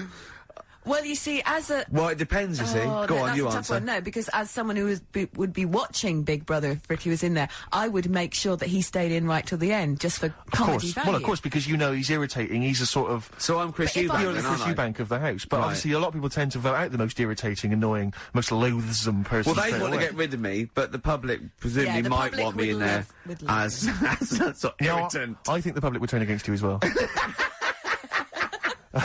I know you, Rick. Right, well, that's it would about expose you for the charlatan you are. We haven't played a song for the ladies for some on. weeks because I yeah. just keep forgetting to bring one in. I need one. Thank you, Jane. I thought, you know, I haven't played Tom Waits for a while, and this is, you know, one of his classics, and it's just beautiful, beautiful tune, and however many times you've heard it, it's still brilliant. Downtown Train, Rick. Oh, I can't believe it. We're back That's next it. week, and Karl hopefully is back with us. Carl, I think will be, yeah. Well, we don't know, but Let's hope everything's I'm okay, sure, then. I'm sure it is, and we'll see him next week. Thanks, Jane. Goodbye, everybody. Doves, Caught by the River on XFM 104.9. I'm Ricky Gervais, with me Steve Merchant and Karl Pilkington, doing the button stuff. Actually becoming a little bit of a producer. Karl, He's put a yeah. bit of work in, hasn't he? He's come up with a few games, and we made him... He's getting a bit stressed when we shout at him because the mics don't work or it's hanging off. It was too hot in here. He couldn't get the thing working last week. I mean, I really would throw this studio away and get a real one. Yeah. Well, I'd get one of those ones you can buy for like tenner from Argos. Argos, yeah, like Bon Tempe. My first studio. my first With a little broadcasting picture studio. of Karl on it. Yeah. Exactly. That'd be great product placement. What have you got this week for us, Karl? Because again, we put very little. I said I would put. I'm not hungover, but I put nothing into Rick, have you done any work for this week's show? No. None Have you? whatsoever? No. Okay, Karl, what have you got? What have you got? Quick. Keep them. It's 5 past. They're turning over already. They're finding other things. Karl, what have you come up with? There's Right. melon stew. There's Well, everything. Well, go on. We've got, after the success of last week, Rockbusters. Okay. We're doing that again. Sorry, were you on the same show as us? I thought it went all right last week. Yeah, okay. good. Right, so we'll be doing that. Got some nice prizes, which. Oh, what prize? What arbitrary films have you got? Have you got? Don't tell them yet. Don't tell No, them. I'll tell you what. If it's Children of the Corn 2, then can I enter this competition? There you go. No. What is that? He's got some different prizes. Maybe I should just tease the audience with those a bit later, Rick, because there's some exciting stuff there. That's going to be amazing. Yeah. Right, so I don't want to give too much away, Rick, but one of them is a copy of The Office on DVD. Is anything like maybe Burt Reynolds' straight-to-video film? Are there any of those in Sadly, there? nothing quite as classy. Fist. Yeah. Right. So go we've got that lot to give away. Yeah. We've got on. Hurry up, quick. educating Ricky. Where I teach stuff. Because you taught me that people used to eat tomatoes off lead plates in the land of Narnia last week, that's which was what we did good. last week. Yeah. No, what It's was- only tomatoes they ate off the lead plates, by the way. Why didn't they think other fruits and vegetables were poisonous? No, it wasn't. It was because tomatoes had acid in them. That was the problem. You see, you don't listen, right? Well, lots of fruits have acid in them. Yeah, but they didn't eat them back then. they didn't have bloody kiwi fruit and stuff. Don't did they, say back then? bloody. You're a producer. You'll start saying shit and cock and stuff. You start saying bloody. Tits. Play the. Hang on, right, and... Go on, play the keep him hooked, right? Yeah. We've still got a song with a story in it. Yeah. You don't want to play Babushka, do you? He doesn't like the idea of Babushka. I told him that was a story. Yeah. And he doesn't like it. Devil went down to Georgia. Someone sent in. You know, he's looking for a soul to steal. Yeah. Doesn't like it. Won't you like that? Do you know the song? Not particularly. Right, it's a song about a lad who goes into a pub on a normal night. And it's in sort of the deep south of America, New Orleans, something like that. It's, you know, it's not the old Kent Road. Right, okay. Okay, go he on. goes into a pub. There's a devil in there who's getting a bit cocky. He's had a bit to drink and he's saying, do you want to sort of gamble your soul away with me and we'll see who's best at playing the violin. Yeah. And I think the lad wins in the end, but it's not real enough. Whereas the one... Oh! What? Not like the Shadow that got fed up and started pushing kids off bikes? Rick, I think you're referring to stuff that no one made sense of last week. Yeah, exactly. I don't think we should refer to last week. Let's play Mock Turtles, Can You Dig It?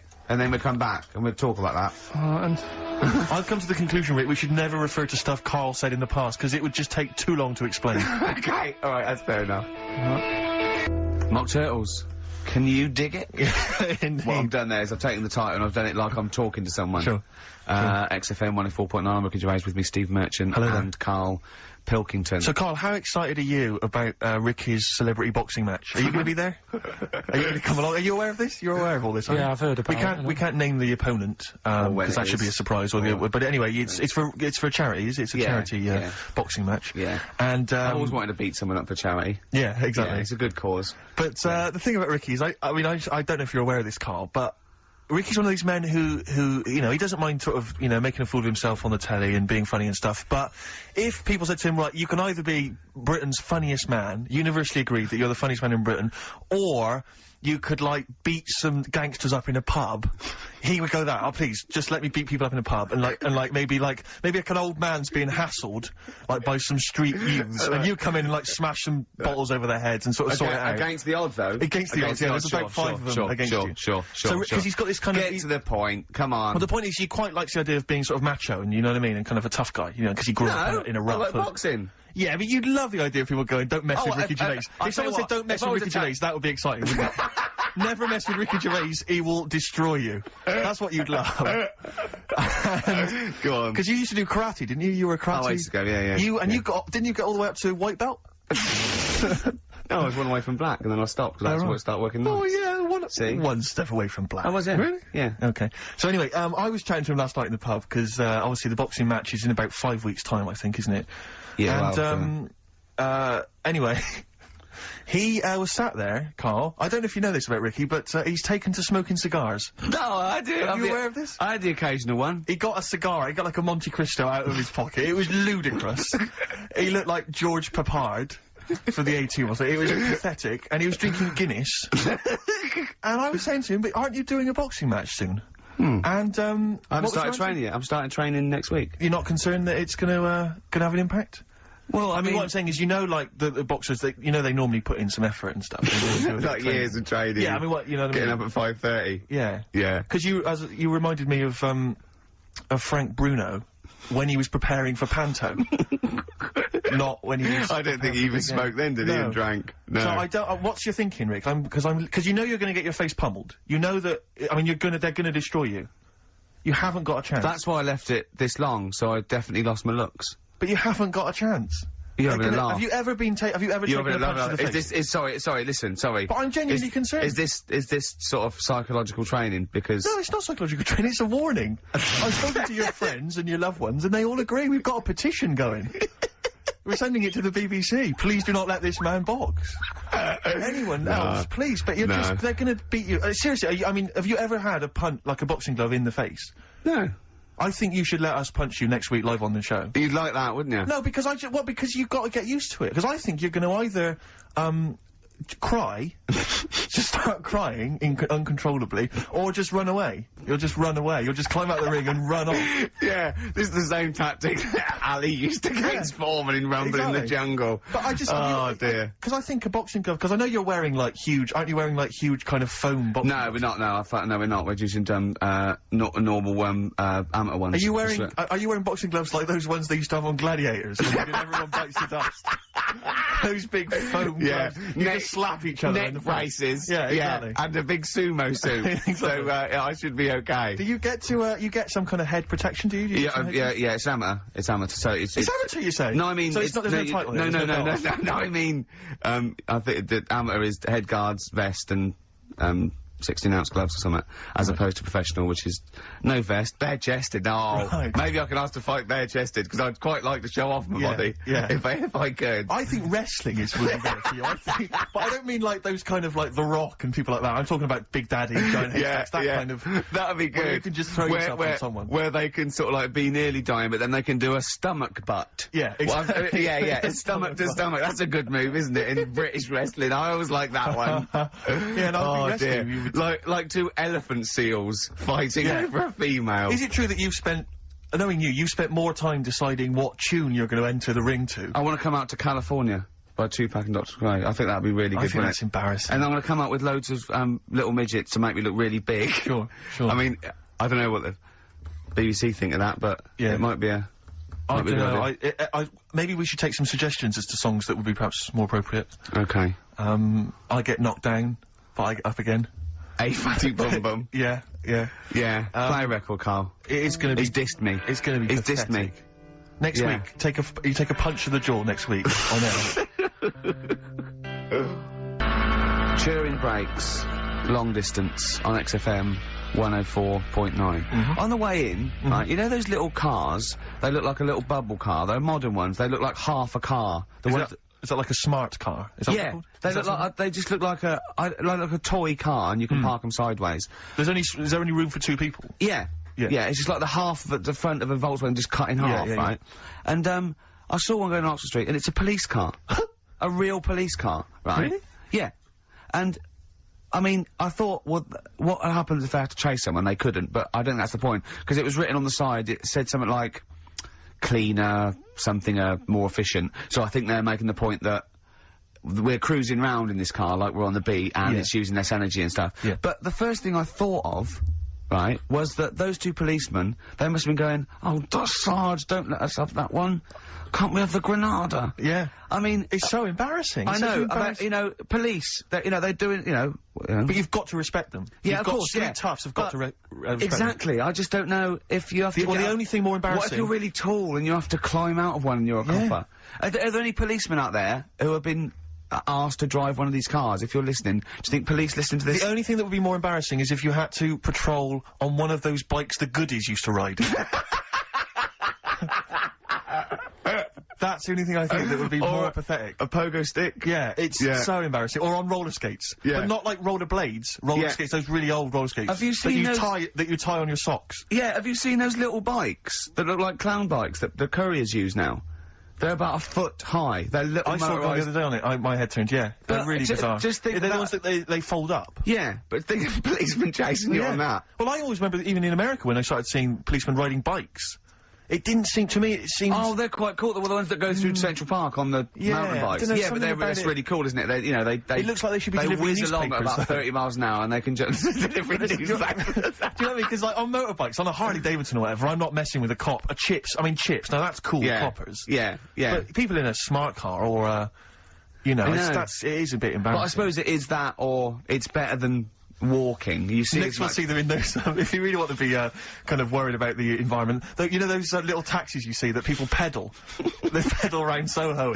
Yeah, and when it's like a riot squad, there's 4 in the back. Exactly, yeah, exactly. But that's the thing, right? If they need to arrest someone, Yeah, here we go. Go on. no, well, what do they do? Because they do only sit 2, so do they have to flag a cab down or something for the criminal? We'll give What you the do do? money. Get a receipt. Take You him back definitely will go there. Yeah. You definitely will, because we've been caught this way before. Exactly. The No, last I promise. bloke, he just ran off. No, I won't run off. Okay. Well, I'll tell you what, Mr. Policeman, I'll take your car. Then okay, go on then. Yeah, You yeah. definitely bring it back, though. I will. Well, isn't there something in America where when they arrest someone in America, they don't take them back to the station and fill out all the forms. They just take them back to the station, and then they go and fill the forms out in a cafe or something, so they're still looking out. Yeah.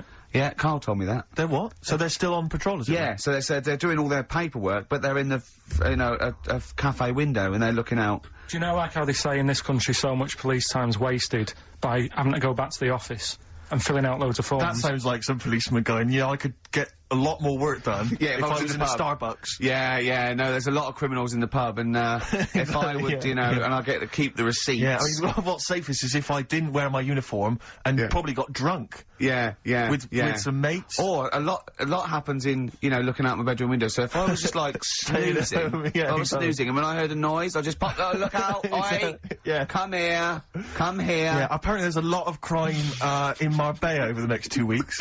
You want to pay me So to if there's a shoot over policeman there. listening who has to drive one of those cars, were you annoyed when your sergeant It is went, the most embarrassing. Yeah. Definitely. yeah. Definitely. No, I think the pogo stick. Pogo stick one. Oh, the pogo bike. The triple tandem. That's triple great. tandem. We should get that. We should when, get one of when we the do our ones that we road bring. show. Carl does all the pedalling. Yeah. I'm in the basket in the front. like Hello, E.T. Western Superman! Play a record, Carl. What have you got? What do you want? A bit, Mark the Hoople? Oh, Mark the Hoople, yeah. Dug it out of the library. Yeah. I had had greatest hits, which was enough, wasn't it? What have you got for us, Rick? Roll Away the Stone, I think. Coldplay, The Scientist. Have you seen the video for that? No, but... Absolutely magnificent. Is it? It's brilliant. I was always walking backwards in Yeah. the woods. Oh, yes, I have, yeah. Absolutely yeah. extraordinary. And Well I done. like all Well their done to videos. Coldplay. I think they're great. Yeah. I still haven't worked out how to do that one with the... whether it's a filter, they just turn up the light, because it gets light through the as he's duration of the walking video. along, yeah. It's Yeah. impressive, yeah. And it's slow as well, so he must have... I'd recorded like it them fast to win an down. award. I'd like them to win awards. I like Yeah. Coldplay. Yeah, no, good luck to them. Rick, can I just... Sorry, I Go don't on. mean to abuse our position again, but...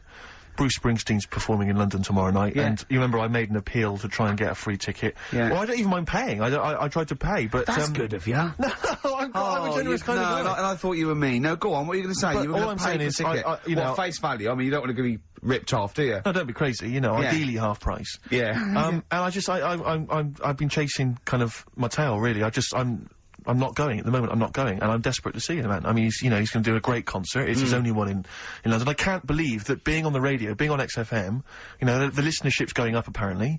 I can't believe I can't get a ticket. I've asked Karl. He's done nothing. He's done nothing. Hang on a minute. No, come Carl on, had a Carl, very you good provided point. nothing. Carl, say what you said when he was whinging in No, the but break. first of all, whilst you're moaning, you also asked in the week for a Badly Drawn Boy album. Yeah. You got in today, Yeah.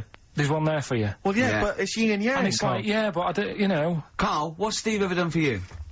That's what you got to ask yourself. What has Steve ever done for you? well, he took me to the BAFTAs. Yeah, but only 'cause no one else would probably want to go with you. I can't believe that. What is I this? do not believe that. Oh, Steve, I'm going to stitch you up now, Carl. And it's in a nice way, and don't worry, it won't be too bad. He won't take it too bad. Carl sent me a little text message today. Right. No, Oh, don't. what is this? Right, okay. Okay. You know, I'm in a very frail mood at the moment. No, 'cause I'm you're not like going to this see one. Bruce. This is funny, because me and him have been, like, sending, trivia back and forth to each other. Which is another point, right? I sent him... Oh, well, I'll get to that in a minute. I thought he'd really be amazed with, Well, while you're fiddling, if you can make my dream come true, to go and see Bruce Springsteen tomorrow, then give us a call on the usual Yeah, number. but like I said, Steve...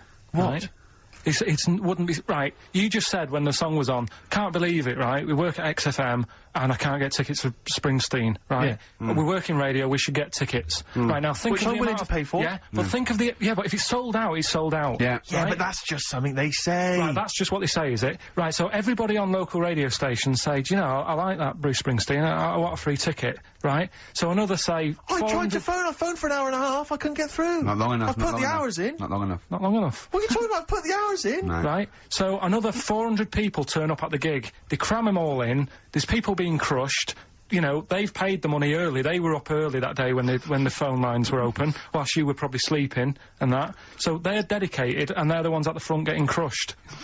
What? Would your Why mum are and they dad getting be crushed? happy if you were there getting crushed? I don't mind, I'll sit at the side of the stage and watch him.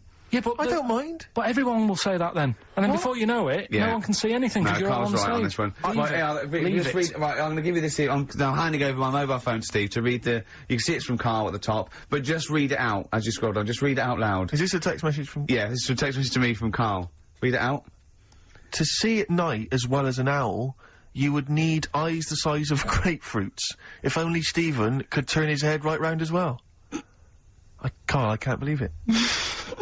What upsets me most, Carl, right, is not the fact that you've been slagging me off behind my back. It's the fact that you've got the cheek to come on here and moralise because you failed to get me tickets and make a dream come true. You've come on here trying to pass the buck and say that it's a health and safety problem, when in actual fact it's a Karl Pilkington problem. See that? I've got it in a I can't, I'm devastated, you know, I didn't thought, let's play a record. I'm I should upset. have eaten this banana off air. What's the number? It's 08700 800 1234. But if it's sold out, Steve, it's sold out. A bit of a classic here. R.E.M. I bet if Ricky wanted to go, it'd be fine. I'm sure someone could sort it out then. Who? Oh, if Ricky Gervais wants to go, then I'm you can going. come. Are you? No.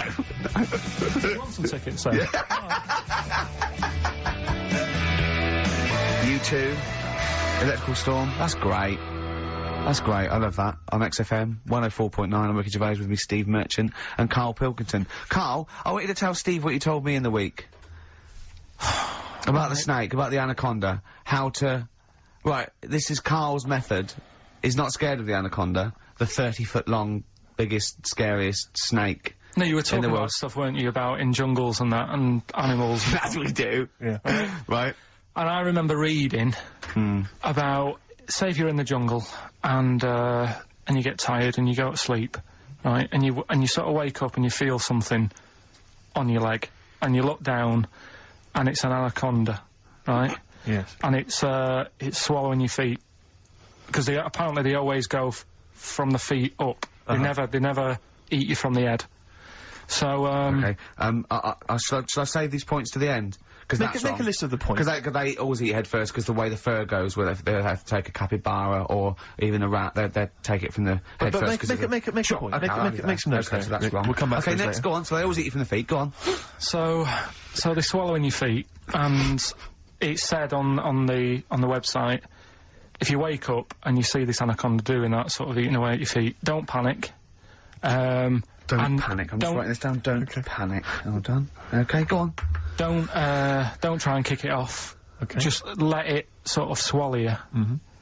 But only up to your knees. Okay. Why not kick it off straight away? Because it. I think it sort of gets a bit angry, it starts thrashing about, and it can swallow faster, I think. Oh yeah. I'm guessing that bit. Okay. Just put a question mark by that Okay, there. pop a question mark next So, to eat so, knees. yeah, so it's up- eat it's- knees. So it's- eat it up to your knees. It's up to your knees, Yeah, and then yeah, what you do is, you get a knife, Yeah. Okay. and you cut. And how do you get a knife? Do you walk over to the kitchen? I was or- going to pop over, get knife. Where's that coming from? Get Well, from you the knife. always have a knife. Always have a knife, of course you do. Otherwise you're a fool. Always have a knife, okay? Well, Eat- come on. Yeah, yeah. If you're going to go into a jungle, Always have a knife. Okay. Always have a knife, yeah. simple. Could I just suggest something? You know, suppose you're wearing combat trousers, and the knife is actually in the trousers by the knee, the sort of pocket by the knee. What happens then? I suppose you could still reach in into the mouth, couldn't you? So anyway, you've got a knife. Let's say you've got a knife. Let's say you've fallen asleep. The anaconda's chewing your feet. You let it eat up to the knees. You've got a knife. What do you do then, Karl? Right. So it's up to your knees, and what you do, you get your knife that you got out of your pocket earlier, and you cut it at the mouth, right? Do you know, like either side of the lips? Right. So you're sort of cutting it in half, Right, like a Chelsea smile. and it can't. Yeah, that's right. Yeah. It can't do anything. It wasn't ready for that. It can't move about because it's got, like, your legs in its mouth. And peel it off and walk away. Okay. My main point, really, is this, Karl. Never will an anaconda or any constrictor, python, boa constrictor, just start eating a sleeping man. He will crush you to death first. That's why they're called constrictors. They're not called gobblers, are they? Or holy swallowers. They're called constrictors. Why would he start eating something? Is that how they take down antelope? Just start chewing their leg? Oh, it's gone off. I'll tell you what, lads. They get together. This next one, they said, I'll tell you what, we're losing a lot of prey by just living at their ankles. They're running away. Let's crush them to death first so they can't move. Then we can swallow them. You're a fool. So anyway, right, so I was telling him this bit of information because we started a feature last week. Well, week before. Sorry, Karl, can we just go back to the crushing you to death first? Yeah, but... Well, I read it. He's won there. He's beating you there, Rick. Okay. Did it say what to do if it starts crushing you to death first? No. Did it say what to do? Supposing it had this meeting, and it started crushing you, and you woke up and it was actually round your chest. And every time you tried to take a breath and breathed out a little bit, it just tightened its grip, because it can feel that. What'd you do then? You sort of tighten yourself up anyway, because I've read about that. Yeah. If one does start wrapping around you, you sort of make yourself into a ball, first of all, and it'll wrap around you, but it's alright because you're protecting your lungs, so it can't crush you, and then you just sort of shout for help. And you shout help with this 30-foot snake. Do you know how it works? It gets as tight as it can. It can feel as tight as it can, right? With these huge muscles, right? Yep. Right? When you leave a bit of breath out, it tightens again. You won't be that out of breath. You haven't been running anywhere, so you can just go. What? And when do you get the new mouthful of oxygen? Just breathe very slowly, like you do. How? Do you know what breathing is? Do you know what breathing is? It's extending your rib cage, right? Intercostal muscles between the ribs. Contract like that. Okay, making the rib cage expand, which pulls air in through. It's like a bellow. That you can't just breathe via the mind. It's a physical process. It's your rib cage pulling over. Maybe I'm special, but I can do little breaths without my rib cage. Play a record, Steve. Yeah, you're special. Play a record. No. You can't take little breaths without moving your rib cage. Can I just give you the titles, because we're running out of time, we've got a competition to do. Okay, alright, let's just leave the anaconda discussion. That, why don't you agree to disagree, and we'll see who survives if you crash land in the jungle. Right, so... Right. What is this? What are you doing now? This is educating Ricky, right? Oh, good, I'm going to look forward to this. Yeah. 3 topics that I teach you every week. Yeah. Okay. Now, obviously, I should just remind people, you normally summarise each of these in a kind of bullet point heading, which you tease us with, so what have you reduced them to this week? Right, we've got, Stocking, Aitken and Waterman. Stocking, Aitken and Waterman, good. Yeah, what else have we got? We've also got, what else is it? It's not his vault. Yeah? It's not what? It's not his vault. Okay. Yeah?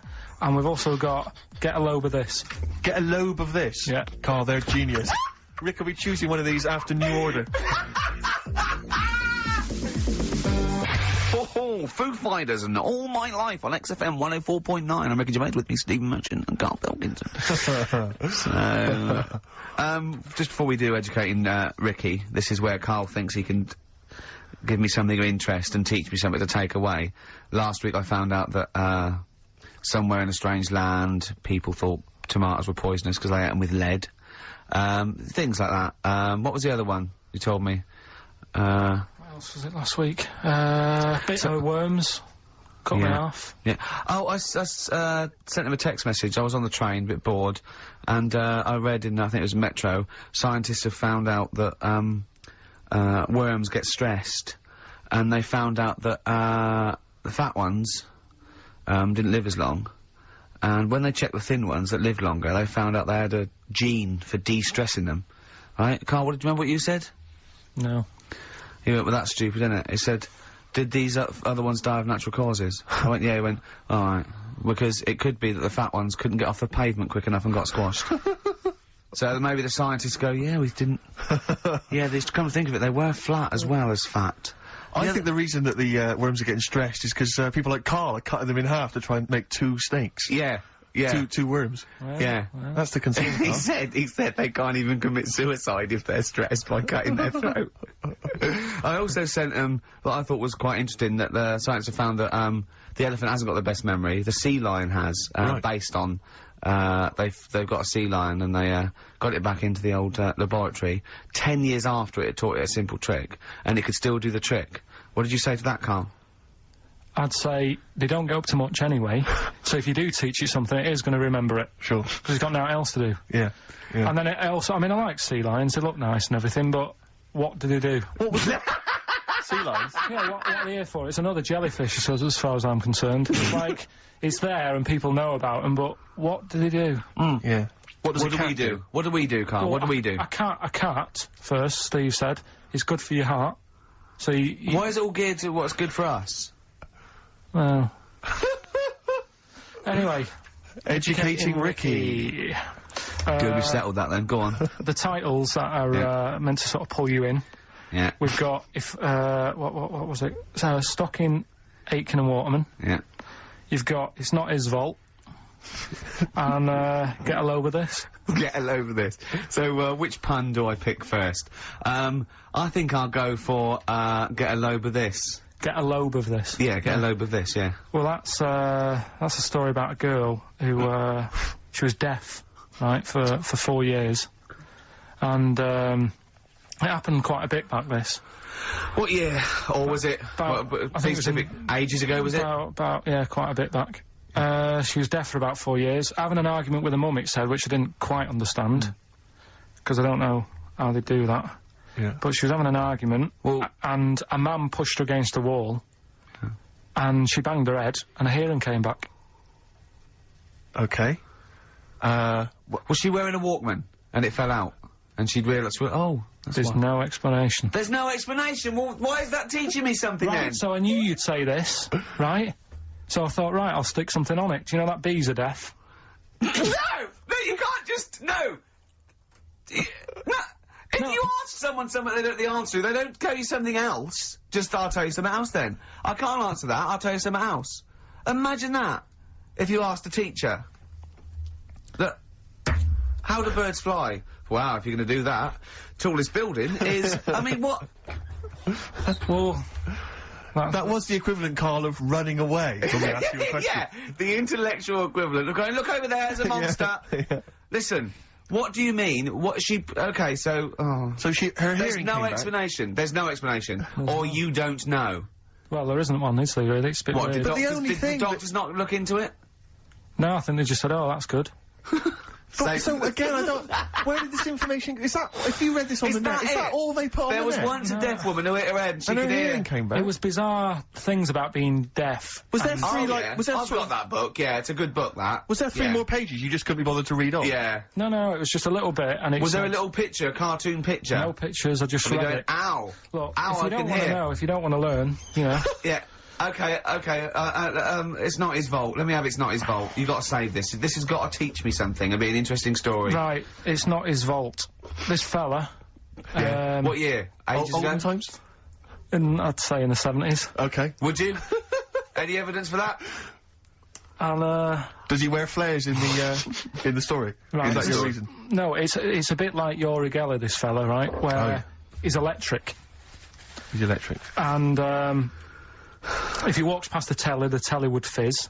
Uh-huh. If he walked past the radio, it all goes like that. Oh. His hair stuck up all the time. And he'd be having a bath and everything would be alright, and then the power would sort of switch on in his body, and the electric in his body made him jump out of the bath. So... What do you mean so? What is that so? What does that so mean?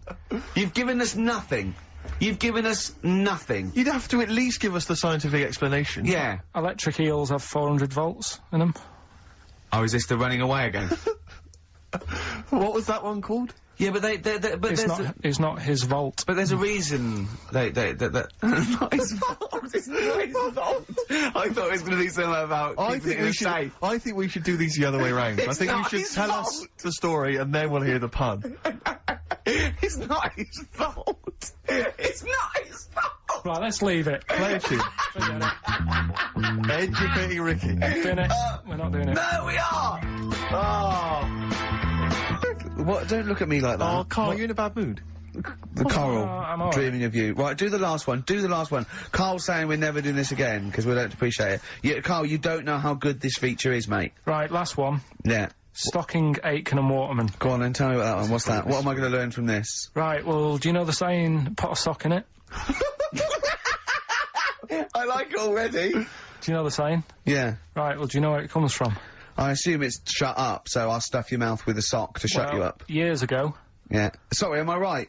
No, not really. Ages ago. 1970s? 50s, Okay. I'd say. Do you know the old, I'd say. do you know the old gramophone? Yeah. With the big horn on it? Yep. Yeah. Right, well, those stereos didn't have a volume control on them. Right? So they'd be listening Oh, to so you their put a album, sock in the... and you'd mute. put something like a sock. That's a real one, you see. That's taught me something. That's good. That's excellent, Carl. That is the only one that counts, like chewing the fat, if they're true. I'm assuming they are. It works. It's of interest. I haven't got it verified yet, but that is educating Ricky. That's brilliant. I will say the other two were more entertaining. So, you know, I don't... Do you understand the distinction, though, between that one and Electrical Man? And, or I've hit me head, I can hear you, Mum. Yeah. Can you see the difference, though? Or... Not all really, three... because when I read all three, I took something away from all of them. What did you take away from the other Electrical two? Man? I just thought, oh, imagine that. Imagine how annoying that would be. But that's Yeah. not education, is And it it's really? not taking anything No, but away. Think about it, right? We take our lives for granted all the time, don't you? You get up in the morning, it's like, oh, I'll get up and walk for a shower. Some people can't walk, right? Yeah. Yeah. This guy, he can't even have a... You know what I mean? It's nice to have a bath, isn't it, when you've got time on your hands and Yeah. you can relax. This guy can't even do that. It might be all right for a bit, but he's not really enjoying it, because at any moment, it could strike. Yeah. So, he can't even do that. He can't comb his hair, because it keeps going a mess. Yeah. He can't watch his Nor can favourite... you. No, he can't. Does he fight crime? What does he do with his powers? I think he just has to sit around, because he can't work with machinery. Right. Because he'll probably blow a fuse. Yeah, so he just sits around. Think about it, what can he do? What normal things can he do? Skateboarding. Going for long walks. Yeah, Put a wetsuit on. well, he couldn't do that. Why? Ooh, water and electric. No, wetsuits aren't actually wet. They're dry initially. Just put a whole wetsuit on and walk round with flippers and A rub the wetsuit's top. not like a dinner jacket that's like really wet. Well, all I'm saying is think, do you know what I mean? Oh, okay. And what was the And other one again? the girl deaf for 4 years hits her head. Yeah. That's just, What have you learned from that? What is that? Well, imagine how happy you'd be. Remember that time when I nearly died? When I choked on a Mr. Freeze pop? Right? No, tell us that one again. No, I told you, didn't I? Tell us again. Yeah, but the people will remember it, and then it's... They weren't listening. Go on. What happened? It was ages ago when my mum and dad used to go out shopping on a Friday. 1970s? Get the food in. get a week's load of food in the cupboard and that, and we'd, you know, they'd come in with all the food, and we'd all be like, oh, God, you know, there's no food left on a Thursday, really, so we'd all be hungry on the Friday by the time the food got in. I love that, And that I'd they be would like- need it. I imagine him like jackal puppies. Yeah. Just like licking your parents' mouth for food as they So- come through the door. So they come in from the supermarket, they're emptying the box. Our kid had got some biscuits and what have you. Frenzy, just a feeding frenzy, like pigeons. I grabbed the Mr. Freeze pop and knocked it back really quick, but it wasn't frozen, so I knocked it back so it was like a liquid, and it went down the wrong way, right, and I was choking, right, and I nearly died. It must have been about, how long can you go before you die? A couple of minutes to do Right, it. I reckon about a minute 50. Right, I was really close to dying. How do you know you were close to dying? Did your life flash before you? No, but I just was like, There's loads of instances of him eating pops. Yeah, exactly. I just was dead. 40 of those. whatever, right? What do anyway. you think you'd see if your life flashed past you? Which elements would stand out for you, do you think? What? Start now, go back. Zoom. What do you remember? What's the first thing you remember? As a kid, Yeah, just anything now. being in a hall and having our dog licking my face. That's your earliest memory? Yeah. Okay, what's the next one? Right, next one's probably being at primary school with Lindsay. Yeah. Was that your girlfriend? Well, a little friend who was a girl. Sure. And we used to have like tins with letters in, and you'd have to write stuff. But anyway, what are we doing? What Right, so anyway, I'm intrigued by the dog that was licking your face. we'll bin that. We won't win that. No, it's a great feature. I just think you need to be a little bit more careful about what you consider to be education. Gone All funny. right, all I right. fell over. Alright, well, I'll... We'll work on it next week. Play a tune, and what have you got for us? Because we've got a big competition. We've Come got on! to do the competition. We've only got 25 Yeah, well, come on Don't then, worry quick about then. it, Karl. Do Play a something, tune. play We'll a come back with tune. Rockbusters. What we playing? Let's play a bit of Tupac. Oh, that's what I'm coming out to, isn't it? The fight. Exactly. Yeah. Imagine it. Whack it up, whack it up. Tupac, California Love. Yeah. And that's the big tune that Ricky will be coming out to when he has his celebrity boxing match. Yeah. We're all looking forward to that, Yeah, Rick. yeah. Competition time, Karl? Oh, Carl's looking forward to this. He's just getting all stressed about his half hour. Like Pete. Oh, go on. Go No, on, it's sorry. just, we should have done this a lot earlier. 'Cause Why? it keeps them hooked in. Right, if you haven't heard the game before, I'll give you some initials, bit of a cryptic clue, and those initials and the cryptic clue makes up some band. Might not be an XFM band, but it's a band or a pop group or an artist or something. Yeah. It's on What's the email. feature called, though? What's the It's feature called called? Rockbusters. Rockbusters, yeah? Absolutely. Do you want to, will we do this on email? I think we ought to, because you don't like taking calls from the public, do you? Well, he can't work the machine. No, that's absolutely right. It's not that, it's just that then it's pretty fair for everyone because... Anyone who's got a computer, you mean? So it's open to anyone who's got, you know, a computer or a laptop at their disposal at this precise moment. Anyway, there's some cracking prizes, Rick, you'll be pleased to know that, obviously, once again, Karl has managed to collect together an arbitrary assortment of Just looking giveaway round, stuff. looking round the office. I mean, where did you get these from? Did you just, I mean, seriously, where did you get them from? Because it's Right, such an arbitrary what have collection. we got there? I don't know what kind of a person would want these items. Right, It's such an arbitrary selection, I don't know what kind of person you'd be. read them out, what have we got? Well, there's another XFM compilation, which you've obviously nicked from somewhere in the office. Yeah, it's Fair a enough. good compilation, remix to There's album. an album here, which is a promo album with two pigs on the front. I think it's the Smashing Pumpkins Frankie live. Saunders. I can't be certain. Yeah. This is the album. Didn't we give this one away last week? This Well, is yeah. just an arbitrary compilation album. Again, one of those kind of. Is that the actual one you didn't send, Carl? No. To say? We've got a couple I've of got a these, job lot of them. surprise, Honest? surprise, The Office Oh. on DVD, which is ludicrous. Oh, I've then- seen it from here. What film? If it, like, listen, dear XFM listener, it's 2:30. You know, it's just, a bit windy out. You're Probably gonna stay in this evening. Maybe do a bit of shopping you got, and then in a stay this evening. Oh, what film would you really want? No, I mean seriously. Think if you could see one film, right? What would you want to see? DVD. One of the DVD. big One of the- releases. Yeah, it's great. Put them out of their misery, Steve. They'll be watching this tonight if they're a lucky winner. It's the movie Stigmata. Stigmata with Patricia Arquette and Gabriel Byrne. So look forward to that. Great. That's the big one. That is brilliant. You're playing oh, for. look at Karl's face. He's actually offended because he's the only one that puts any work into this show, and he's got competitions. He's got educating Ricky, Rockbuster. He's got the song with the story. He's got a coming, yeah. song with a story to come that he's like gone through them. It's know. unbelievable. Oh. Yeah. So you're playing for that collection of arbitrary goodies, plus the big prize this week, Stigmata, featuring Gabriel Byrne. Oh dear. About a Go on woman then. who I think starts bleeding from the hands. It's a horror Okay. film, I think. You'll have to be 18 or over I've to seen take it. part. It's not terrible. Sure. It's all right. But Is it better than Children of the Corn, which was the big giveaway last week? I haven't seen Children of the Corn. Go on then. Right, so Next here's- week, Teen Wolf 2. Out there and they've been there for a week, so Let's send them pair as of well. gloves, a sellotape dispenser, and Tony Banks's solo album, Bank Statement. Yeah. Okay, go on. Right, first one. Initials JT. Initials JT. What's the cryptic clue? Cryptic clue.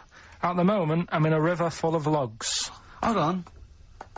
Yeah? JT, and what's the clue again? At the moment, I'm in a river full of logs. Full of logs? Yeah. Okay.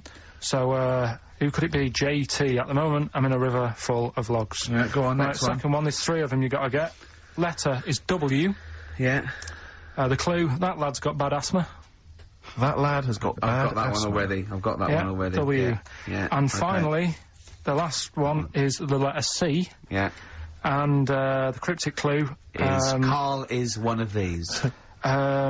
Mousetrap is that musical, isn't it? This isn't the clue, by the way. It is called Mousetrap, isn't it? There's not a musical. It's not a from it, musical, it's but a it's play. a it's a Alright, whodunit sort alright, of thing. yeah, that's fine. Right, here's a clue. I saw that, Imagine that. Imagine that on the real blockbusters. Yeah, mate. Bob Owen is going, oh, can we stop a minute? Oi, you with the 9 teddy bears there. Mouse-shop, that's a show, isn't it? I think so, Bob, yeah. Right, okay, here we go. Yeah, carry on. So Put the it's- cameras back on. Yeah. So the letter is C, and the cryptic clue.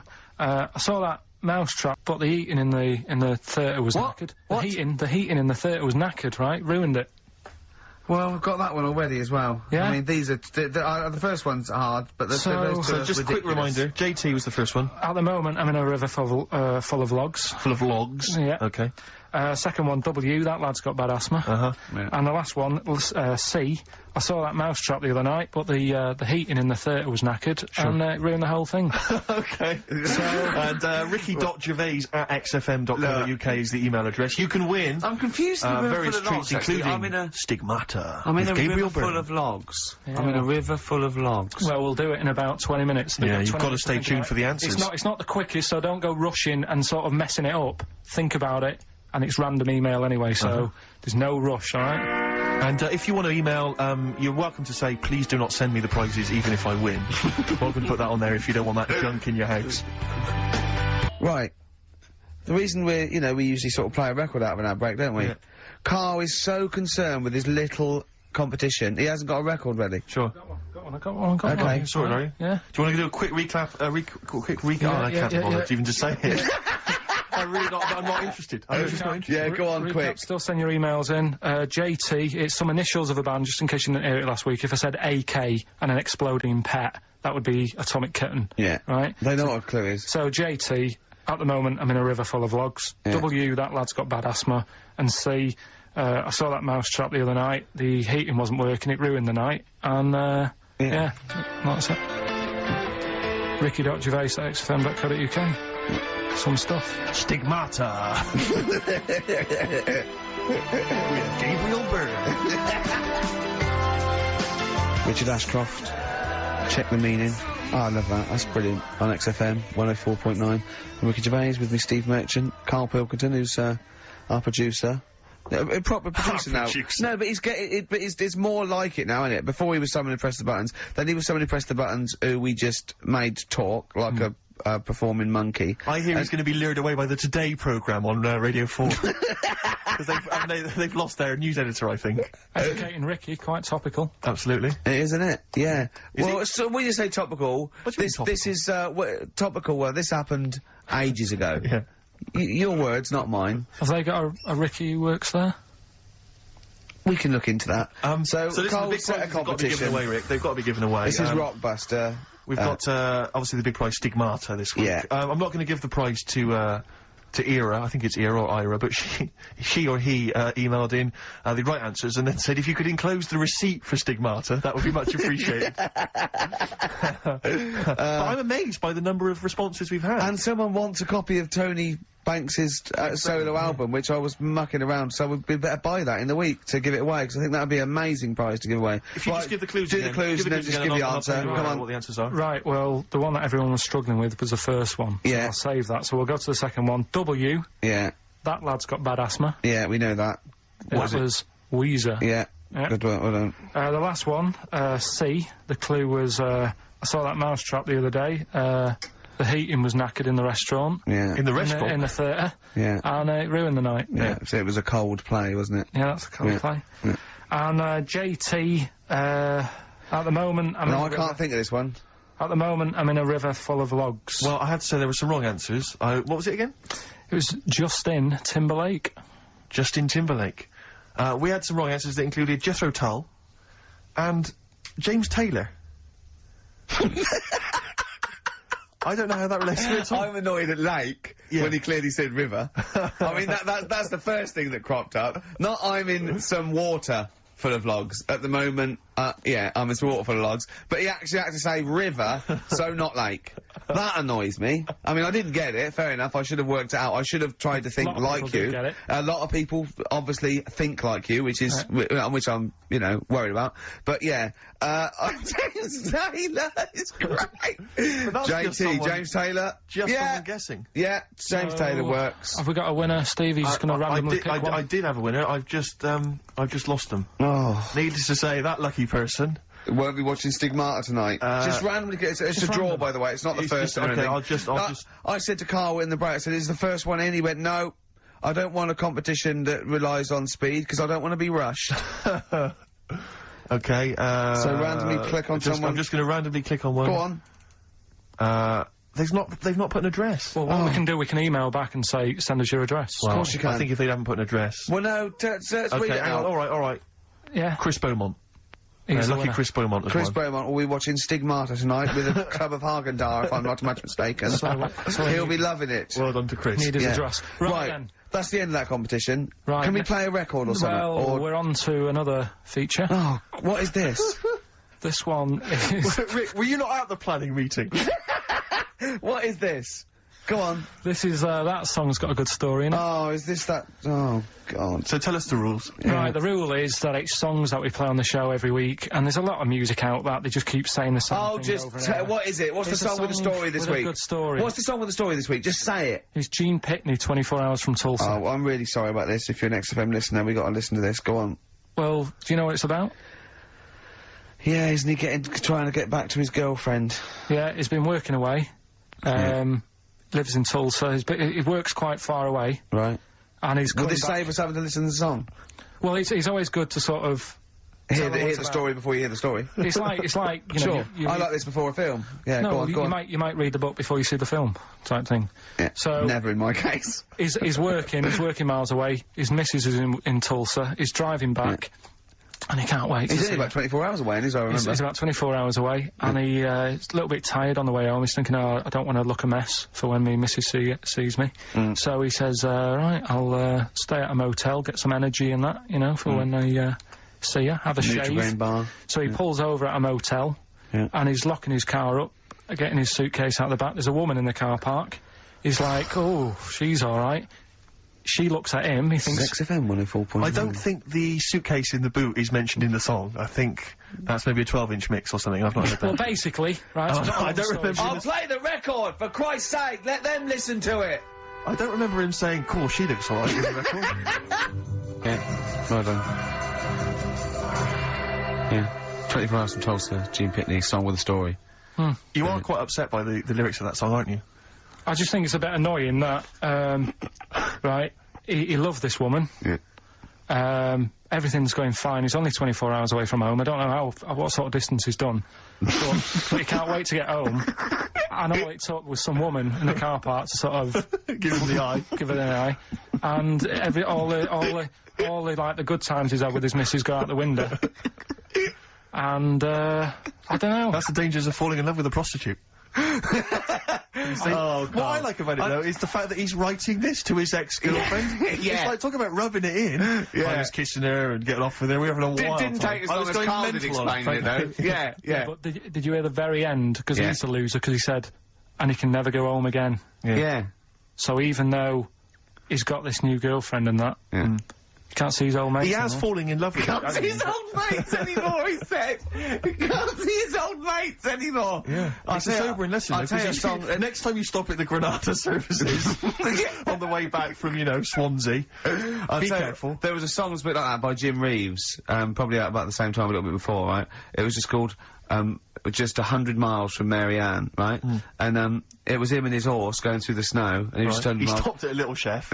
yeah, he fancied another donkey. Yeah. No, but, it's really sad. It used to make me cry when I was little, because he got there, right, and he wouldn't leave old Ben, the horse, and he dies in the snow, and then so he dies in the snow. He's gone again. He's gone again. Now, I get the same way, teary-eyed, with two little boys. Yeah. No, I don't like that. Why not? It's just... Do you think I'd leave you dying when there's room on this horse for two? Climb up here, Jack, we'll soon be flying back to the ranks so blue. It was just like when they were playing with the little horse's head when they were little, and he was a soldier, and he helped him, and he returned the favour in a war, which to me is a bigger favour than just letting him have a go on a hobby horse, but, a lot braver, if you know. Yeah, last number one of the 60s as well. Christmas 1969. And it's, of course, based on truth. That's a history lesson right there. It is based on fact. It's a famous person. I think it was Cromwell. Winston Churchill and Cromwell. Yeah, it's Winston Churchill and Cromwell. Cromwell and Winston Churchill. Yeah, they were both lived ages ago, so they lived at the same time. Literally ages ago, so they lived at the same time. Yeah. Well, that's it then. Is it? Yeah. Were you listening to anything we were saying then, Karl? Did you understand any of that me and Steve were just You chatting just about saying then? that Rolf Harris did a good song about Right. someone who's got to carry on a horse. Right, and what was about the stuff about Cromwell and Winston? What do you think that was about? I missed that. We're doing humour, we're doing a little bit of humour. It was a satire on you saying ages not being specific. Do you like that stuff we do? Yeah. That's it then. Like just a cat looking out a window at a dead mouse or something. You can go, come here, and it's just looking at the mouse it could eat. You want to press the buttons and finish, don't you? Yeah. What are you gonna do? Play a record or? No, that's it. It's ads and that's it. Okay. Great. Goodbye. What a wonderful ending. That was the way we went out with a bang.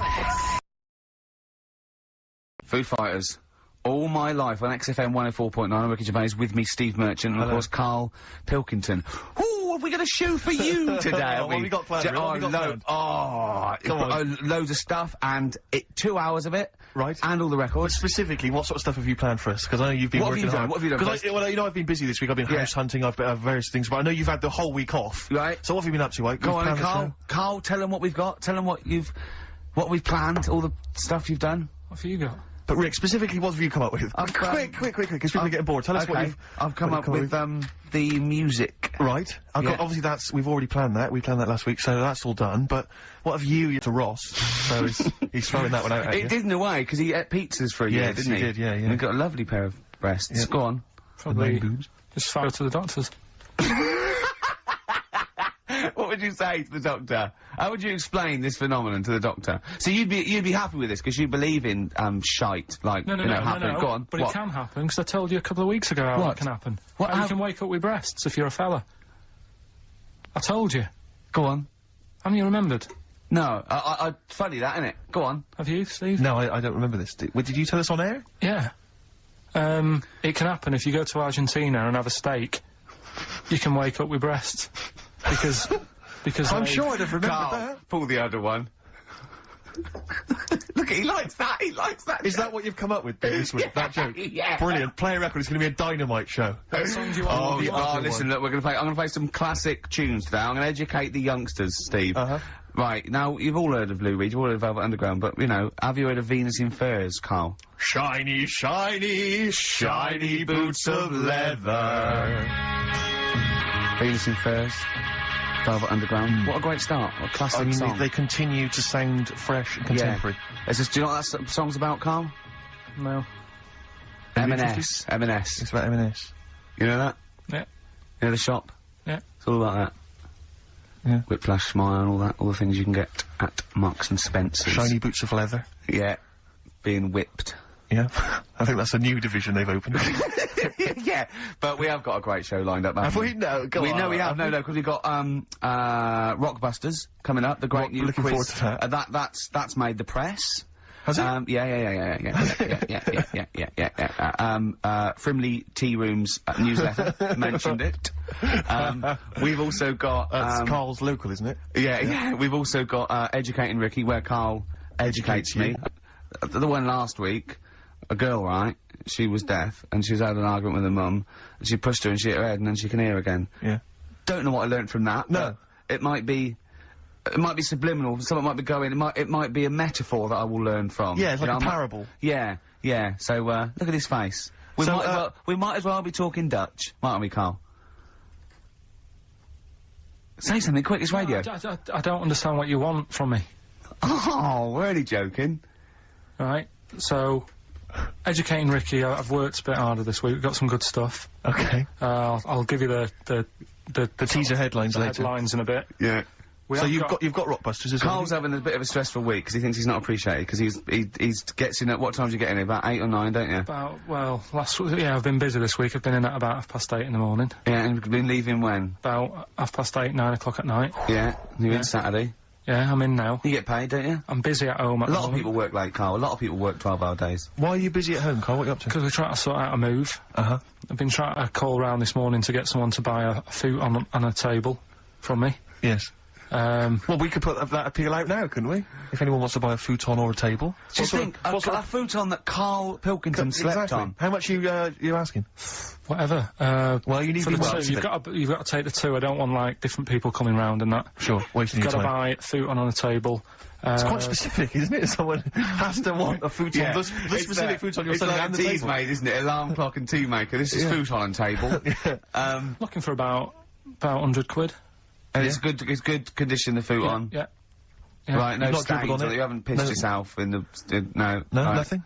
And what sort of table is it? Are we talking? Are we talking like a table for a lounge, a dining table? No, for like a computer and just something. Has it got any drawers? Are there any drawers? There's no No, drawers. it's just a nice wooden table. Right, is it kind of solid. oak or is it sort of an IKEA sort of thing? No, it's like oakish. It's oakish. Yeah. Okay. So 100 quid. The futon is just a mattress and the pallets. Yeah. Yeah, but it's not. You see, you get cheap futons, don't you? This is But a good one, this is is it? a good one. It's How much sturdy. would that have retailed for when you purchased I think I it? paid about $2.50 for Right, it. so it's a bargain Well, for people. if you look at it, if you And how long have you had it? How old This is is it? a whole new strand. Well, isn't I'm it? thinking I this don't is a think great- it's legal. I don't think we should use. I'll tell you what I'm interested in, Rick. It's just finding out a little bit about the sort of thing that Karl's got in his home, you know. I'm interested in if people will phone up to spend £100 just to go round Karl's house, yeah. No, I won't be. No. What? No, they'll come here. I'll bring it to work, and they can pick it up here. Don't I'm worry going to bring about a it. They can meet you. futon and a table to work. Don't you ride a bike So hold to on, we work? need someone with a van now. Yeah. So we need. Is anyone who wants to? But they're not around your house. Can they meet you next door? Someone with a van. Could they meet you in your street somewhere? Hold on, could they meet What you? if you- Hold on, what about the little Chinese fellow that lives across the road on the two bouncers and the old woman who's dead reading a book? Could you meet him somewhere? I've got an idea. What about if you meet at the end of your street, you blindfold them, like they do when terrorists take the negotiator to the the hideout, the big cheese. and so you could do that, and so they could piece together maybe where you live With from the sounds and stuff. Yeah, yeah. But what about that, Karl? That's actually a great idea. Yeah. And would you sign the futon for people? Do you think? Would you give them a little signature, or maybe at least a Sign bill the of pallet, purchase? couldn't you? You could sign the pallet. Yeah. Or I could try and get work to buy it off me, and then we give it away for Rockbusters. Do you think they do that? Do you think they do? I think they'd probably do it for Foxy with his big. Well, imagine hog. how big that would Imagine be. if he wanted to sell his hog. Yeah. That is a motorbike, isn't it? Yeah. So, he's been selling his hog for money for years, hasn't he? Oh dear. So well, we'll see about that. So, if people are interested, maybe email ricky.gervais@xfm.co.uk if you're interested in futon. Buy Karl's and- futon and, and a competition. £100 ONO. Exactly. Yeah? Yeah? What gear have we got anyway? I never knew what that meant. ONO. I thought it went sort of on no. the nose. On the nose. Oh, That's good, yeah. Tell me what we've got to give away, Steve. So quick. actually, I have to say, you've excelled yourself We've this got week. Richard Ashcroft's single coming up soon after this. Go on. Since when have you taken to talking like that? It does amuse me. Go on. This is a nice little collection here. This is a 3 DVD set. David Attenborough's The Life of Birds, Trials of Life, and Life in the Freezer. That's a good one, isn't it? That's a selection of animal-based documentaries. Yeah. We've got another. What he's best at. Well, absolutely. This I hate is when he goes off the ball and does, like, fast cars. This is very, very good indeed. This is a best of David Bowie compilation. It is a very good, Just, it's a in proper time for one, Christmas. not the rubbish ones that no one else wanted. This is a brilliant Yeah, it's compilation got of excellent Bowie. selection on there. We've got this. Now, this looks like a madness. Oh, no. It's far worse than we could possibly have imagined. It seems to be some kind Is it Our of House tie-in with the Our House Madness musical. And it's got I can't- a cast of 20 people who wanted to be singers. It's tricky to find out. I can't figure out if it's the originals or not. But needless to say, if you're a Madness fan, I'm sure that'd be an Yeah, absolute you love treat. that, you love that, you love that. Now, I know that, Steve, I wouldn't mind that DVD collection myself, but I can't. That's It's true the enough. giveaways that, no, we can't. I'm talking of great compilations. What about this? It's Country Legends. I'm Oh, seeing on the that's front there all Glenn Campbell. We've got Dolly Parton. We've got, whatchamacallit? On the front What do we call it? there. From A great performer. yeah. Jake, whatchamacallit. Oh, Some excellent. great hits from him. So, that's there as well. well, that- Country what a Legends. collection. That's same XFM compilation again, easy to get hold of if But you the are big in one, the the big building. one, the film that Karl This is picks it. every week, the big DVD one. movie this week. Don't Karl. go out tonight if you've got a DVD player and a television set, because No. you'll be staying in and watching this fantastic film. It will tear your soul apart. It's Hellraiser. The original Hellraiser. Bear in mind, it has been on Channel 4 and Channel 5 and on most cable channels since it came out. But if you haven't seen it, if you're one of the only people who has not seen it, and of course you have to be over 18 to play, then you can win Hellraiser. That is fantastic. Well, play a song, Karl. We'll come back to that. More great stuff. Indeed. The competition coming up later. Email only, isn't it, Karl? Yeah. Absolutely. Futon. Futon's still available. Richard Ashcroft. Check the meaning. Well, Karl, you're chuffed, aren't you? What's right, happened? What's just happened? Tell the listeners what's This has happened. sparked you up a bit. Steve's just called up. He's putting an offer for the futon and Yeah. the table. Yeah. I think he definitely wanted it, but I said, look, think about it over the weekend. Yeah. gives Well, you're a not a call. hustler. No, well, I'm not going to rush him into it because once he's got it, he can't bring it back. I'm not messing about. No. So The bloke said, what sort of wood is it? Karl said, sort of like a light brown colour. He went, what, beach coloured? Karl went, depends what beach you're on. Which was nice. You do understand there's a wood that's called beach. well, he's happy. He likes the sound of it. Nice plum cover. He's going to be. Yeah. It's Karl going, that'll go with Magnolia. You always mind it. He's just going, I'll tell you what, looked nice in your spare bedroom. It was like an episode of Changing Rooms. It was like listening to an episode of Karl. He did the deal in under 3 minutes, wasn't It it? was pretty good, didn't he? He phoned it about halfway through in that song, so you worked pretty quick, Karl, I gotta say. Yeah. It's your Manx scally way. I'm sure we're not allowed to do this, though. No, I think it's highly criminal. Yeah. Have you got anything that you get? Well, I'll tell you, I am moving shortly, so I mean, I might come in next week. I could have a couple of I things, threw you away know. a desk the other day. I gotta get rid of a bed, a chair, because you know I'm pretty tall. This is so pathetic. When I moved up to London, my dad said, well, you want to be careful, because, I mean, the seating in a lot of these London pads, it's bad seating, really low backs, fashionable, isn't it? Fashionable chairs and stuff. You're a big guy, 6'7", you need, like, a decent chair. We went to a shop, it was like a second-hand furniture shop, right? I bought this chair, very high-backed. Why did you buy I bought a chair. for a solo? I love that. It's just a chair, so I could sit in my room and watch TV. But was it a soft chair or was it a wooden chair? It was kind of like a sort of, well, let me explain, because it's kind of like an armchair, but it's kind of got wooden arms. So I get this chair, I bring it up to London, I think, this is a great chair, this is a wonderful chair. I'm gonna be watching TV, everyone else is going to be in agony. You know, but I've got this lovely chair, right? And I brought it out, and someone went, they looked at it, they went, isn't that an orthopaedic chair? And I looked at it again, right, and I realised it's kind of white cleanable. It's made of some kind of fabric that allows you to just mop it down with a wet cloth. Why? Because I think it came from an old people's home. Oh. You know when you see, like, old people in some kind of social room in an old people's home, just sat watching a little crappy old TV, white. and you can wipe everything clean. It's one of those chairs. Oh, that's fantastic. So if anyone's, maybe they've got an elderly Didn't you relative. keep slipping off? And it's also the most uncomfortable chair I've ever, because unless you've got chronic back pain, it's just the most uncomfortable chair. It makes you sit bolt upright, if not slightly forward. You've done a good sell on it. I think, the phones are going mental. How much do you want for that, Steve? If you've had a recent accident, or you've got a disabled or someone in the house who's just, elderly, then you might want to get in touch. I'm happy to, you can take that off, man, for 25 quid. This is so wrong. 25 quid, I'll take that. Or maybe you're setting up an old people's home, you know, it's a little pet project. Yeah, you don't get a lot of grant, and we can help. Exactly. We can I mean, and because though Steve's such a high flyer, I mean, if it really is a good cause, they just give it to you. Well, let's not rush into anything, really. I like to assess each case, you know, individually. Yeah, But certainly if you are a charity, then I might go for 20 quid. You take it off my hands for 20 quid. But otherwise 25. And I tell you, it's in good condition, because I haven't really sat on 5 it. quid off if you really are. You know, and there were some stains, I've wiped them clean. Oh dear. Well, that's fantastic. So we've I'll tell you what we should resuscitate next week, Swap Shop. The multicoloured Swap Shop. Honestly, It's a great format. But there's a couple of things I've always wanted to get back at. Swap Shop is one of them, and the other one is Superstars. I don't remember Superstars. Superstars was great because it was like the people of their time. So you'd have like people like nowadays. You'd have Beckham and what's his name? Who's a tennis player? Rosetsky. Yeah, Rosetsky. And they have to compete. So all these people have to. Oh, Keegan came off his bike. It's Brian not Jacks like always it's used to win it. No, it's real sports. It's proper sports. It's 100 metres, tennis, weightlifting, all the real sports. You can't do your own sport. Well, I know you're a pretty big guy now in British TV. You're a bit of a big shot. What do you reckon? Pull some strings?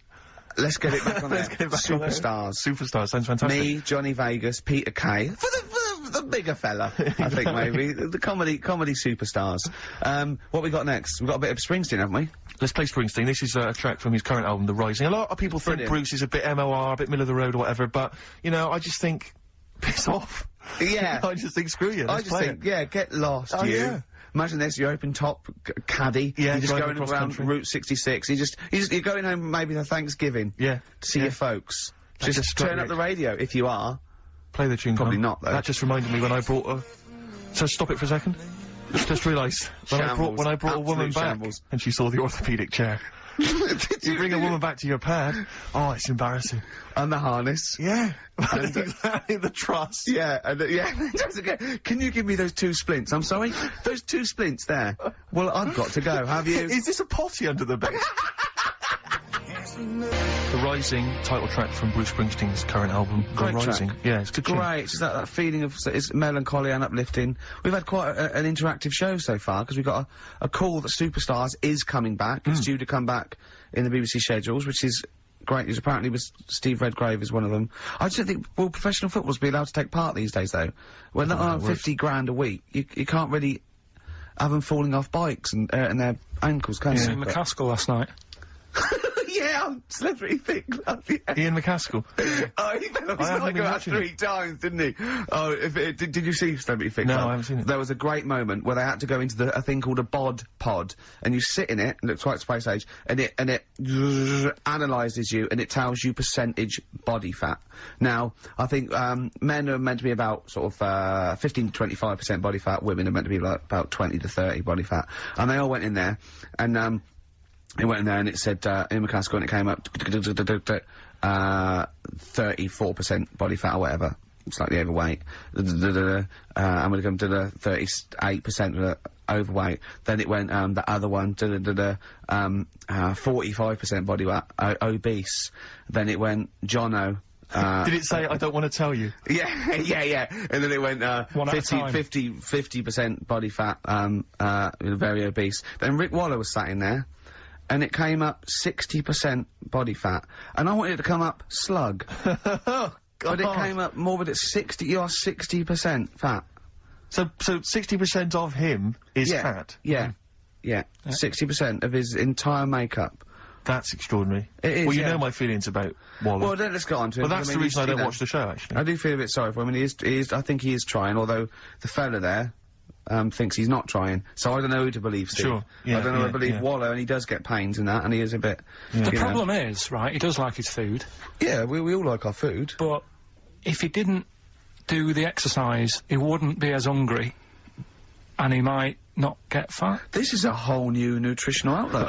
Absolutely. So you're saying, don't exercise and carry on eating, and that's interesting. Let me write that one down. I will send that to the British Nutritional Organisation. Yeah, no, that's good. Karl Pilkington. Okay, well, no, that's a good... I'm no doctor or anything. Yo, come off it. Stop being so bloody modest. Please. You are a doctor. You're not a doctor, seriously. You didn't qualify. That's interesting. You dropped out early, or? That's mad. That is mad. I mean, you're as good as doctor, you just didn't get the paperwork or whatever. You just didn't turn up for the exam. He was just saying that Bruce Springsteen, depressed him a little bit. Yeah. Because it reminds him of when he worked in the supermarket. And, I said, it's funny how a song can do that, take you right back there. He went, yeah, nothing else can do that. I said, well, actually, smell is the most evocative sense, because smell is linked to memory in the brain. And he went, yeah, they probably said that before music, though. And now all science are going, we better revisit this, because there's music now. Yeah. We've had this theory knocking around for, 10,000... I went to see Bruce, you'll be pleased to know. I just want the fans of the show to know that I did make it to Bruce Springsteen's concert last week. And he started with that song we just played, and it was dynamite. I mean, he never let up. Almost 3 hours, he rocked the floor on his knees, he was jumping on the piano. It was real Jerry Lee Lewis rock and roll. And it was dynamite. And I just was looking around though, and when I am the trendiest person at a gig... Oh dear. Then I'm in trouble, do you know what I mean? And there was some of the people there, I imagined, on Amazon.com, it says like, people who bought X also bought Y. Yeah. And I think people who bought tickets for Bruce probably bought tickets for Mark Knopfler. Yeah. Dave Gilmour. Yeah. Pink Floyd, without Pink Floyd.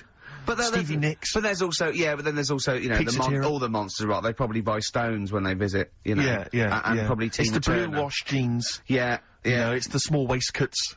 Yeah. Over a denim shirt. Plaid shirt, maybe sort of like Timberlands. Nothing wrong with Timberlands. That's libelous. Sure. No. Sure. See, I've done it again. Yeah. But so it was hell getting out. I couldn't find, I mean, I went to the tube and it was a nightmare because some of the tubes weren't running. I just said to my friend, I'll sod this, stormed off, trying to find a cab, couldn't find a cab, wandering around Wembley, just livid. I mean, fuming because I couldn't find a cab. I was screaming because I was going, I've got money, I'm on the radio, I've had a TV show, I've got the cash, I'm willing to spend it. There's no one who can help me get home. And I was I've seen him shout this in Brewer Street. Yeah. Just to stand in the middle. Go on. And I was thinking to myself, what would you have done there? Because in the end, I just sat in a little cafe, had something to eat. But you, I mean, if you couldn't get a cab, what would you have done? Just because there's a couple of, there's a couple of hotels near Wembley. I was thinking you'd have just checked in. Yeah, and just stayed till the morning. Yeah, when there's a cab, let me know. But I was thinking, because you were thinking of going, would you have booked a cab beforehand? Yeah. Would you have thought to do that? Yeah, I'd have got a cab there and I'd have booked a cab. One of the helicopters just took you back home. Yeah. Oh, he's having a dig, isn't he? He's having a laugh, isn't he? Blimey. Yeah. Yeah. Play the ads. Death in Vegas. Scorpio Rising. Featuring the voice of, is it Noel Gallagher? Liam, innit? Is it Liam? Sounded a bit like him. Liam, yeah. Yeah. Yeah. All right, isn't it? Excellent, yeah. Right, okay, let's get this show well and truly on the road. We better start, educating Ricky next, Karl? What have you got for me? I can't wait for learning. I need learning. I need education. We should just Teach explain, me something. obviously, for those that have just tuned in, Karl, tries to teach Ricky 3 things each week. Based on the pun title, And yeah, each of Educating them, just to tantalise Ricky, is abbreviated into some kind of headline. Rita. A cryptic clue tantalise him. involving a pun. So what have you got for us this week? There's lots of- They are really cryptic this week. Okay. Yeah. First story, little headline, is, don't worry about him, he candle it. He candle it. Yeah. Sounds a bit like he can handle it, but it's not. Brilliant. Second one. Oh, get a lobe of I'm Get a lobe of this. Some classics. Who Yeah. can forget? Get a lobe of this. Yeah. Coming soon. And Stocking Aitken Waterman. Go on. Second one, I'm committed to this treatment. I'm committed to this treatment. Yeah. All right, tantalising. Yeah. And the last one, the police are causing a bit of a stare. The way he looks when he says it. I wish we could see. Can't we get Karl on telly? There's got to be a way. There's We got to be a way. cannot. With all the cable channels, anyone can get on telly these days. Let's Right, get. so- Let's phone up. Let's get you on Choice or something. Just a little. Just Karl. What are you going for? Oh, he can handle it. I think. Don't worry about him, he candle it. He candle it. Sorry, Okay, yeah. let's hear this one. Right, are you familiar with the phrase, burning the candle at both ends? Yeah. Do you know how it's come about? I know a man Well, who does. I assumed that it was to get more light in the room. How would that work? Well, they'd put it sideways and light both wicks, so out of one candle they could get No. two. No, go on. No, what it is... I know what is, it means. It means you're doing too much. You're staying up too much. Right. You're not getting enough sleep, and you're Well, years ago, yeah. when they didn't have light bulbs and that, Oh yeah. What year is this? Literally ages ago, specifically. yeah, quite a bit back, Okay. didn't have light bulbs and that, so they used to have candles When in did the light bulb come in? Because I can't remember at the moment. don't know. Okay, go on. So, yeah, so they've got a light bulb. You're not. You wouldn't know. You're a doctor. You're not a historian. Go on. And people who worked a lot of hours, yeah, How many? Literally lots. they get up early in the morning because they have to be up early, Yeah, and it's dark outside, so they light the candle, sure. and they wear it out a bit, and then they'd be getting in late as well, Yeah. and like, they'd be like, oh, it's dark, I'll have to light the candle again, and they're burning candle at both ends of the day. So that's where the saying comes from, burning the candle at both ends. So, All right. that's a little lesson. Yeah. Lesson one. Okay. Can I have? No, you can't have You another can't one rush yet. into them, Rick. You've got to. I've got to soak you've in got, that. You've got to soak that one in. Any questions for Karl off the back of that? What do you think? So people were. I mean, basically, where this comes from is people were Literally burning the candle at both ends of the day. Sure. There you go. So we've still got, Go on. I'm committed to this treatment, and I can't wait. This is like Christmas Rick, I Eve for should me. just say- It's like Christmas. I've got to open another present now. No, I'm afraid we've got to save it. Rick, listen, we often get a lot of email correspondence during the show, Rick, which I don't sort of pass on to you because, I mean, you're busy, you're planning the show and stuff, Sure, you've got a lot of sure, ideas, you've sure. got music and stuff to worry Yeah. about. So I check the emails, and we get a lot of response, a lot of people that obviously, want to give us feedback. Just a sample one, from Richard Anderson. He's just emailed us in here, Rick, because he's been listening to the show. He says, Ricky, your show is appalling. Someone just secretly stuck a microphone on you. That's from Richard Anderson. So that's typical of the kind of today. So It's that good, is it? So that's the kind of high positive praise that we're getting. So I'm glad going Anderson's the same listening because I wanted him. Yeah, no, I mean, I was gunning for him as a fan. I was worried that early, Anders, early on in our career. So absolutely, but, I think he's hooked now, though. But thanks, Anders, for getting in touch. Good work. he's sitting through it for Hellraiser, though, isn't he? Yeah, well, that's still to come. Still of to course, come. Rockbusters. Still to come. What we playing? A bit of old dirty I can't say the word. It's offensive. Old Is it ODB. bollocks? Is it old dirty bollocks? No. What is it? Old dirty. Old dirty big cock? What is it? What is it? I can't tell you. It's offensive. Breaks up. Brilliant. Yeah? Yeah. Funny word, isn't it? It's weird. Funny What word, other isn't it? funny words are there, Although Karl? XFM's a funny word, I just say the letters out because the word doesn't make sense. Just, let me just check Richard Anderson's email again, just to remind myself of... Go on. Ricky, your show is appalling, Richard Anderson. Thanks. What I like about, Dickie Anders is that he's obviously so angry, he's so annoyed by the show, that he's bothered to email just to get the venom out. Because otherwise you'd just think you'd switch over. Well, he's obviously so annoyed, he's he switched on the he computer. knows how to hurt someone as well. Exactly. He's really taken the time out Because I'm to thinking show his disapproval. of giving up. I'll tell you what, though, it is pretty hard to listen to. What, this? Yeah. I've listened back to the tape, that when you're making that thing for the best of. Yeah. And I mean, I sounded like Albert's Taplock. I really sounded like some sort of punch-drunk stroke victim. And oh, there you go. I was going to say, I don't remember myself like that. Yeah. Yeah, I do apologise. It's not a great planned show, slick word of articulate sentence, is it? But, I mean, then, who is? But I think, I mean, there's so many shows that are, you know, nowadays on radio. I think there's a lot of stuff that's heavily formatted, you know, and there's with, you know, I don't know, presenters who are professional and have got some sort of degree of talent. Yeah. And ability to sort of string a sentence together. You know, I'm thinking Chris Moyles. Yeah. Predominantly. Yeah. But, I mean, I'm bored with those slick Yeah, people, exactly. you know. I think we need a little bit of Karl in our life. I'm just thinking, actually, I've just suddenly struck me, if you want to get rid of your furniture... Got a buyer. You've already got a buyer. Got a buyer. Because if there's any other stuff, we were clearing some stuff out of our place recently, and we just dumped some stuff outside on the street, because we were going to take it and take it to the tip later. Just dump some stuff outside.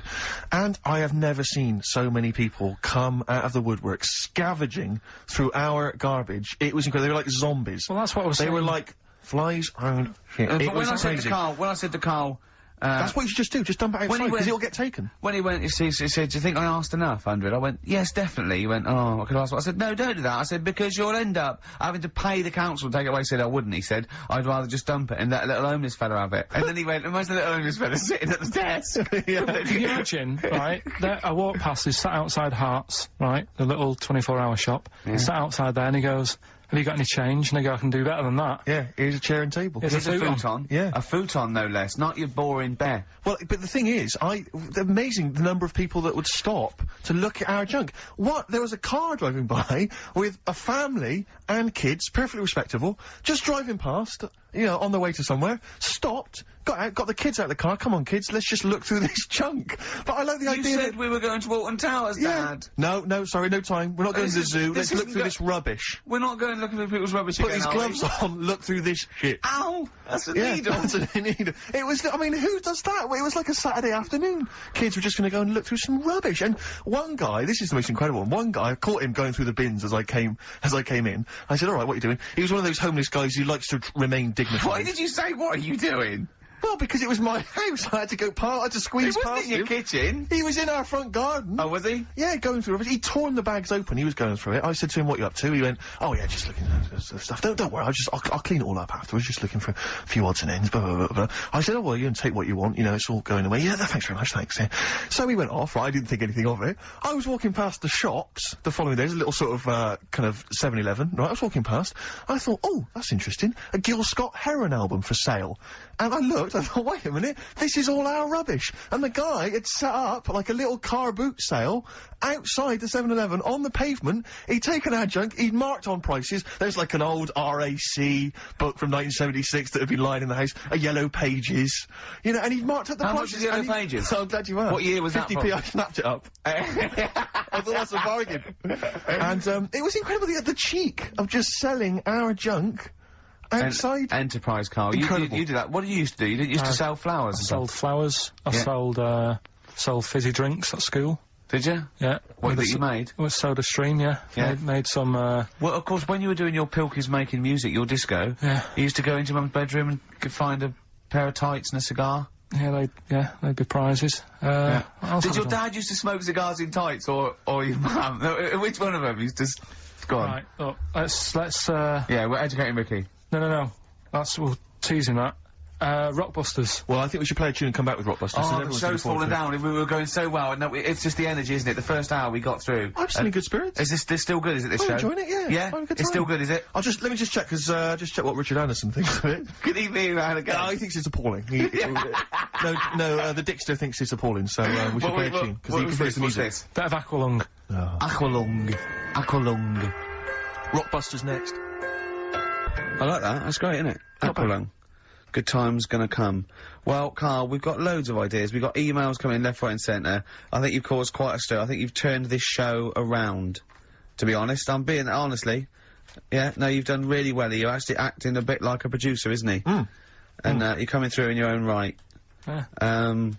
We've had a great suggestion, We've had a great email here. Let me just check. Listen to this, Karl. Let me just check. Listen to this. This is from Jeff Dunn. He's a big fan of the show, and he's just had a genius idea. He's saying, "You're moving house, Karl. Why don't Ricky and I come round? We can do a live outside broadcast from your flat. We can observe from your kitchen those weirdos that live opposite. Yeah. We can maybe just wander around, just see the kind of place that you've got. You know, maybe check out your record collection, your clothes, what you got in the bathroom. It'd be amazing. Your futon. It'd be like Louis Theroux, wouldn't it? We'd be Louis Theroux. Come on, Karl. This is a dynamite idea. Nah. Why? I don't want you coming around making a mess and that. Well, We won't make a mess. That's We what won't make a we'll mess take our with. shoes off. When have I ever made a mess in the studio? Yeah, exactly. No. No, but do you know what I mean? We're not going to make a mess. We're not going to have anything with us. But what's in it for anyone? Well, it's just a fascinating insight into you. Yeah, but, right, when I see that little Chinese kid across the road who's dancing about in his underpants, that's in the evening, right? He's not going to be doing that on a Saturday, so you'll be disappointed there. Sure. That old woman... But you could at least show us the room in which he dances. Yeah, when you say little Chinese kid, he's a 35-year-old man, isn't he? Yeah, well... yeah, you don't... About 28. Yeah. But anyway, that's beside the point. You know, we'll find our own amusement. No, I don't... And the woman downstairs has got a baby, and if we make loads of noise, and that gets stressed out... We're not going to make noise, are we? Just going to have a conversation in your flat. Have a cup of tea. Yeah, but if we're doing OB, we need to get, like, a car outside with a big aerial on it, and the parking's bad round our way. What do you mean you have to do what do you mean? To do an outside broadcast. Can't they put in an ISDN line just for the dance? No, because it'll make a mess of the wall, and I won't get my deposit back. So we'll leave that. Thanks for the idea. You know, he's going around painting all the little holes to get his deposit back in the wall. He wants to get his deposit back. It's probably cost him about 400 quid redecorating. Let's remind people, Karl, of the prizes for Rockbusters this week. It's dynamite stuff. We've got the David Attenborough DVD Nature Collection. We've got a number of CDs, the best of David Bowie. We've got a Madness CD, not quite sure whether that's songs from the musical or their original tunes. Country Legends, 2 CDs there of great country music. Brilliant. And the Remix to XFM compilation. Plus, of course, the big movie prize this week. Hellraiser! If you haven't seen it already, then I assume you have never seen a film before. Because I don't know if there's anyone who hasn't seen Hellraiser. But obviously you have to be above 18 to join, to play the competition. Come on then. So, How long would you want to be around for? Is this just for the... Just for the show. Couple of hours. 2 hours. Just get the desk in there. A live OB. We could check out the futon, we could sing its praises. Check the fault in, right? Yeah. Oh, you might have sold that by In fact, now. we could have someone come round and buy it live on air. Yeah. Yeah. Think about it. Think about it. Think about it. Great. How did Graceland start? Because that was... that was his normal house, and then he took over. Right, anyway, Rockbusters. Yeah, go on then. I give a cryptic clue. Yeah.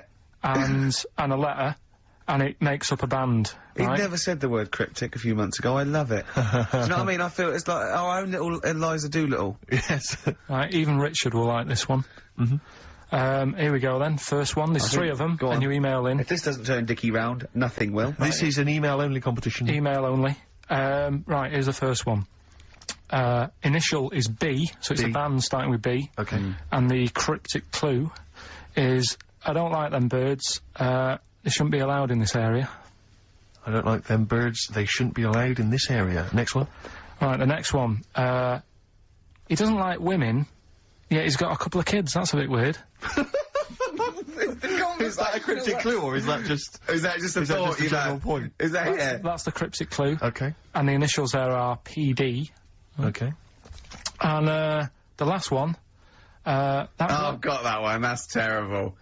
That's terrible. Okay, quickly. Oh, God. And the last one is, that bloke who does... Come on! It's making me laugh. Come on, Karl, be professional. Right, the last one. Right. I can't do it, it's making me laugh. Oh, come on, I'll come and read them then. No, hang on, Come on, Karl. Right, here we go. They don't do this on Blockbusters on TV, do they? No, come on. That bloke who does sport on telly.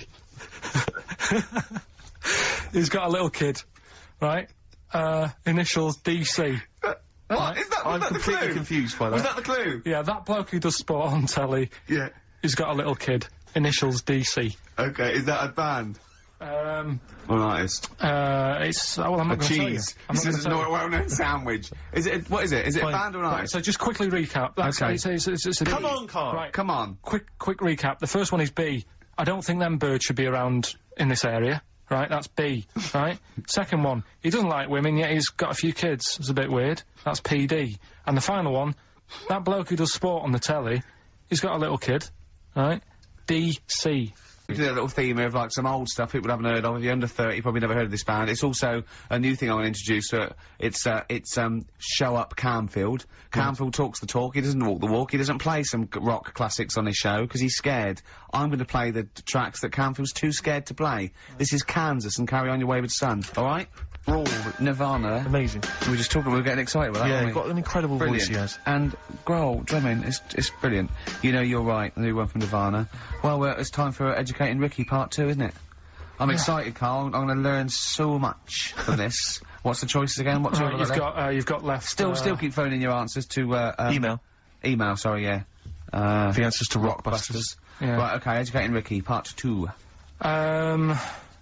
Right. I'm committed to this treatment, Yeah. is one of them. I've got to go for that one. Yeah? Yeah. Or the other one is the police are causing a bit of a stir. He still says it like it's the best thing he's ever come up with, which in a way it is. It could be. Right, go on then. I'm committed to this treatment. Right. Do you know the saying... Is it just sayings now? Are they all sayings this week? No, they're not. Okay. No, the other one isn't. Frog in your throat? The saying, there's a frog in your throat? Yeah. I Absolutely. assume it's, when you, crap, that frog. No. Right. Might seem a bit weird, this one, right? But years ago... Oh, yeah. Sorry, what is that clue? Committed to this treatment? It's about frogs kermitted.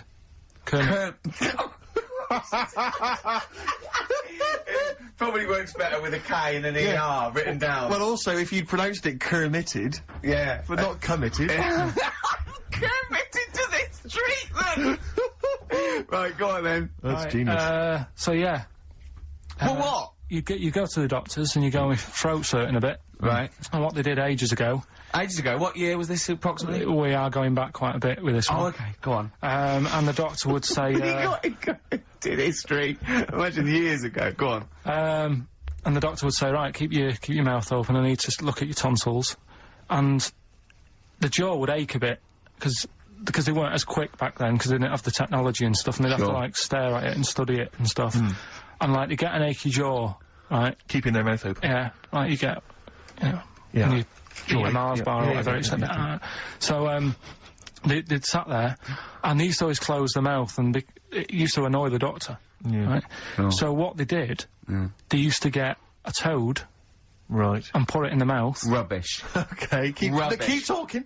Keep talking. and that way they couldn't close the mouth because either they'd squash it, Right. or apparently you're not allowed to lick a toad's back. So the doctor would have them for breaking the law? No, but it's poisonous, right? A toad's back. You should never lick a toad's back. or put it in your mouth, really. Oh, just stop for a second. Wait. What? Can I just ask one question? Go on, Can I yeah, just go ask on. one question? I've got a few, but No, go on. sure. My initial thought is, it sounds like a brilliant bit of sort of medical knowledge there. It's a great idea. Yeah. My only thought is, how does the doctor see past the toad at your tonsils? What's he actually looking at with the mouth open? Surely the toad is Isn't in it the like way. hopping around in the way? It didn't say. Sorry, and my first question is, was this on the internet? Yeah. Yeah, okay. Karl, that is bollocks. That is, I mean, Well, all right then. Let's turn this round. Where does the saying, you got a frog in your throat come from? probably because you sound a bit croaky. Probably that. Probably because you sound a little bit like a frog when you've got a sore throat. Karl, did you not question it just for a moment when you read it? Just for a second, didn't you think, that seems an odd approach? Firstly, why a frog, of all the different Because species? it's poisonous. A toad. So it's a toad as well? Yeah, well, it worked. I'm committed. Worked. No, not that. It's no, got a my frog point in your is it's throat. frog in the throat. I was going to change it to, have you heard the news Toad Day? But I went with the frog. Karl! Oh, God! Right, so... Right, so that's think rubbish. about it. So that's rubbish. Next, can I have, Let's play a tune, let's come up with the God. last one. Oh, Can I just say... Clara? No, just play it, just play it. yeah? Yo, Carl.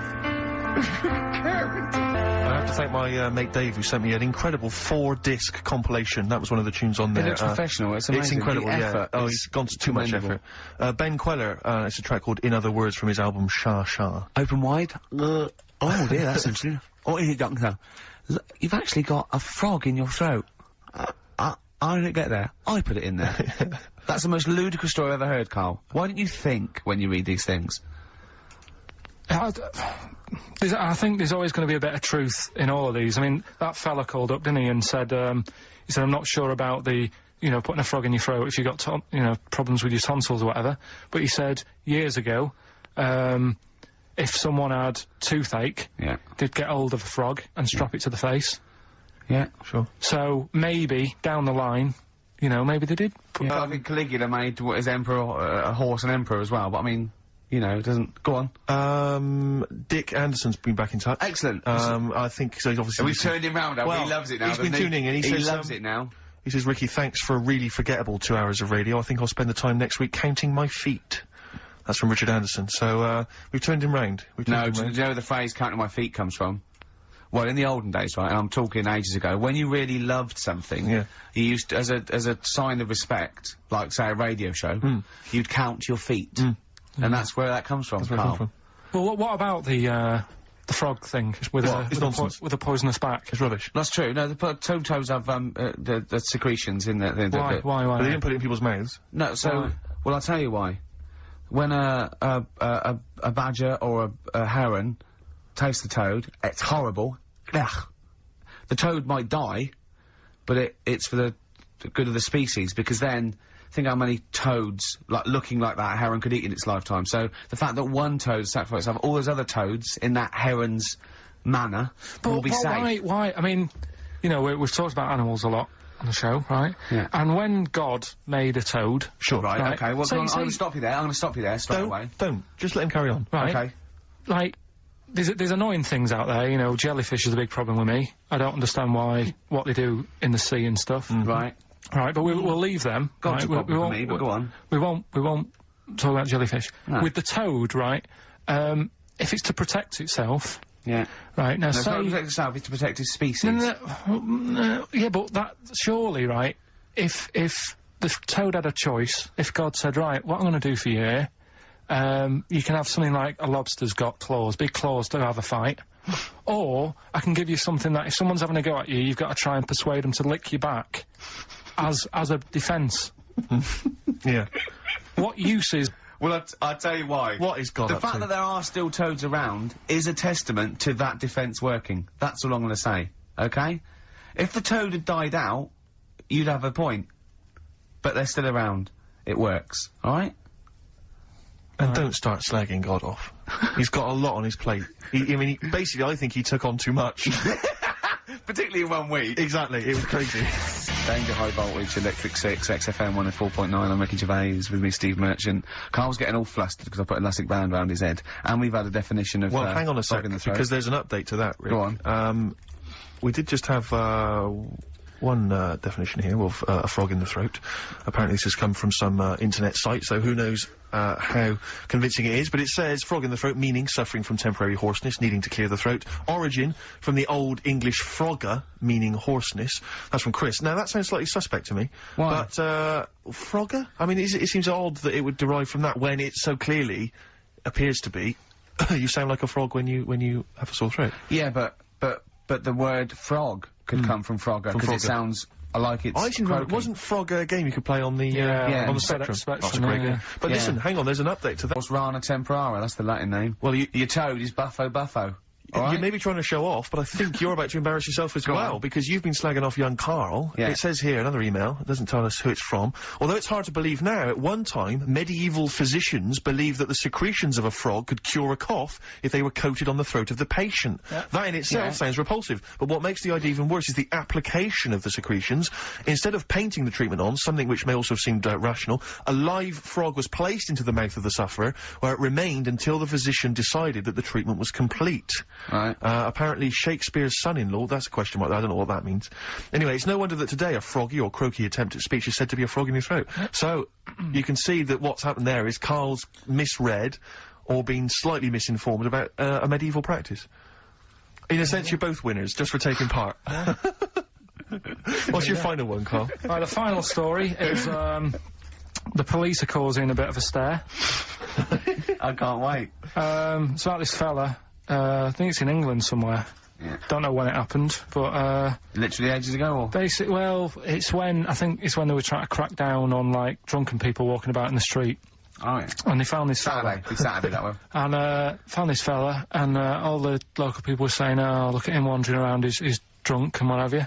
That's not right. Get the police in. He got arrested and that, and they got him in the court. And, the judge was there, and he says, so, you know, what's all this? What's going on? What are you doing wandering about when you've had a drink? You know the rules. You shouldn't be doing that. You had a glazed expression on your face. Blah, blah, blah. What do you have to say for yourself? He only had a glass eye. So he had 2 glass eyes? No, he had 1. But that was, they were about to sort of lock him up. Was he a bit pissed up as well? Well, he was pretty livid. But was he also drunk with a glass eye? No, that's the right. weird thing. He wasn't even, he hadn't even had a drink. So they just thought, because he had a weird stare. Because his eyes were all glazed. Yeah. Where'd you get this from? Why are you telling me this? Yeah, but why are you telling me this? I mean, thank you, because it's, you know, killed a couple of minutes, but why is this educating me? What are you telling me here? Because there's a bit of a thing there, a bit of a fable, that don't always judge a book by its cover. Yeah? So, the guy, he hadn't even had a drink. He'd probably just been shopping. Yeah. Walking down the street, and everyone's, like, getting involved. Like, what's he doing? Hang on, I don't understand. He's walking down the street, happens to have a glass eye. He was doing nothing else to suggest he was drunk. You don't pick people up just because their eye looks like that. But even if it happened, why are you telling me? With no particular detail. I know this, but then we're gonna get It's not enough information. I know, yeah. No, there's a bit of a lesson there, educating Ricky. Just, you know, just watch what you say.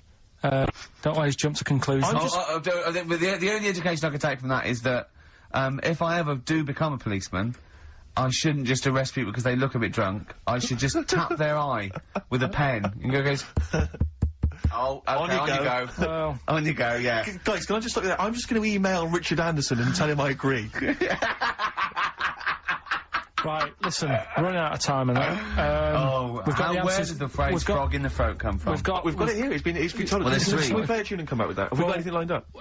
Yeah, we've got the song with a story in it. Come on, Karl, let's do something. Quick, play a record. Song with a story in it. But never this mind week. that, just, they're listening. We discussed this off air, come on. Play a record. Right, it's Song for- Kinks. Kinks. It's a song with a good story in it. You got to listen to the words. Karl, what was that? That was your little song with a story, That's wasn't another little feature that we do every Saturday.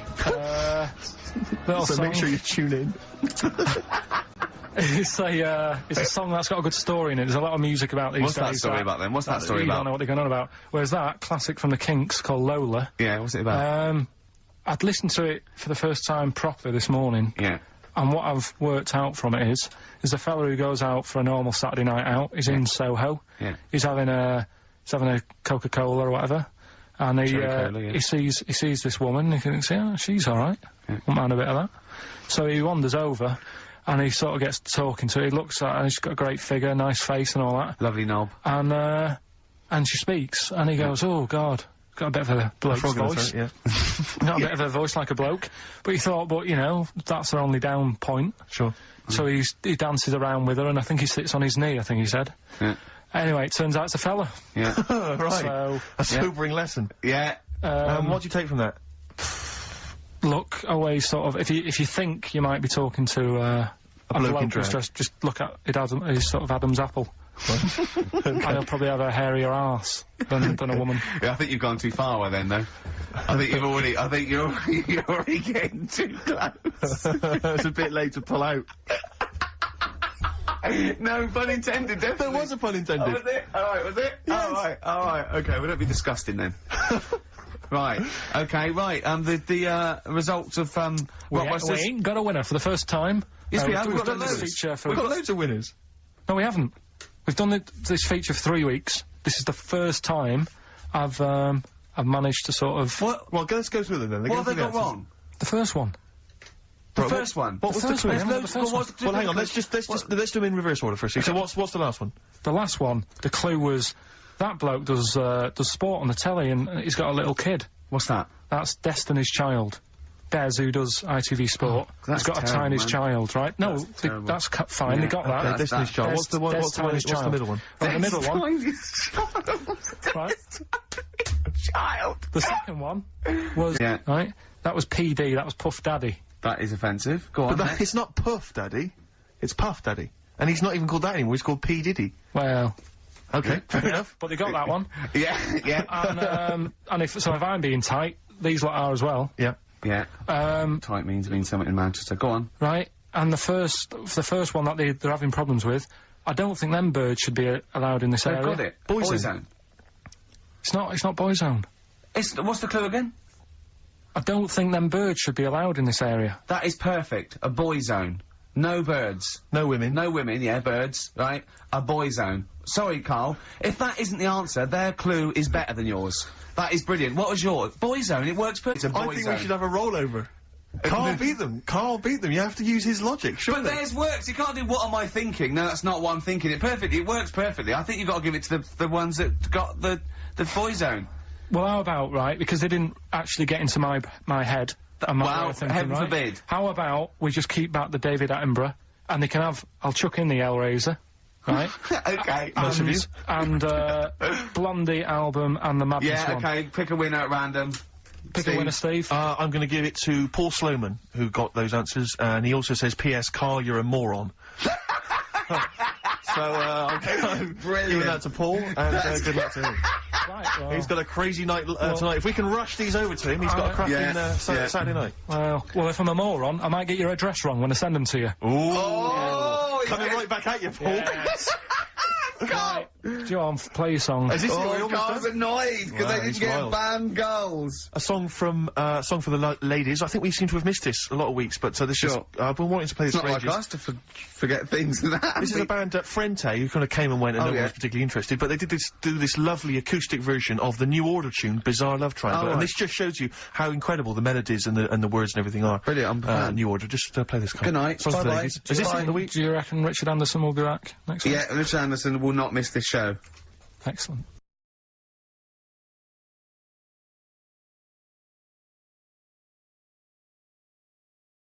Coldplay, The Scientist. Have you seen the video of that? Great. It's just brilliant. I think I might have worked out. What is, he's walking backwards, it's all filmed backwards, but he's singing forward. Now, the only way I can work out they've done it, without CGI in it and cheating with the lips, is that he had to Learn how learn to it sing it backwards and did it sort of like bit by bit. Did he do that? He was on Zoe's show, like, about a week ago or Oh, something, and so he he lo- actually sang it backwards. So he learned phrases and they filmed that. Yeah. But he didn't learn the whole song, did he? They must have, he couldn't possibly have learned the whole song. He must have, like, stopped it and... Don't know. I just It's a great video, though. They always do a good video. No, it's very good indeed. So it was, yeah, The Scientist on XFM 104.9. Ricky Gervais with me, Steve Merchant and Karl Pilkington. I had a bit of good news this morning. Go Rick. on. I was on the tube coming down, and I don't want to sound arrogant, I don't want to sound pushy, but I was at Green Park, and I'm fairly certain, Rick, it's not 100% corroborated, I'm fairly certain that a woman pinched my arse.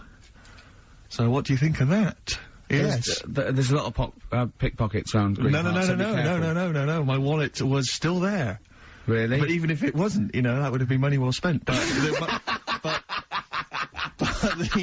but the wallet was still there. So what do you think of them apples? Eh? So what did she just pinch your arse? I can't confirm it at this stage, exactly what happened, but it certainly felt like a pinch. I looked round, there was a woman behind me. Right. She was fairly old. I think she's probably in her mid-30s. Right. Kind of reddish hair. Right. I don't know if she's listening. Right. But she knows where I am. And so I don't know how to proceed, really, Rick. I don't know if it's worth putting up some posters around the Green Park area. Well, what you could just do- to try and corroborate Well, it. If you saw a woman pinch the what lanky you- guy's arse, No, please well, get in you touch. could probably get in contact with British Rail and go back over their CCTV Exactly, thing, CCTV cameras, yeah. and then they could probably zoom in and, you know, sort of identifying sort of birthmarks, or she might have been holding some Then I could hire a private eye. Yeah. Again, money well spent. Well- I mean, I'll just say maybe maybe things are looking up. worm was Eh? turned. I mean, you know, it's a little sexy story to get the show going. It is But pretty what do you make sexy, of that then, Carl? What do you 'Cause I know think you're of quite that, damning. Um, What's your answer? well, I mean, you're quite a tall fella. Sure. So, she must have really wanted to sort of reach up and have a pinch. Hmm.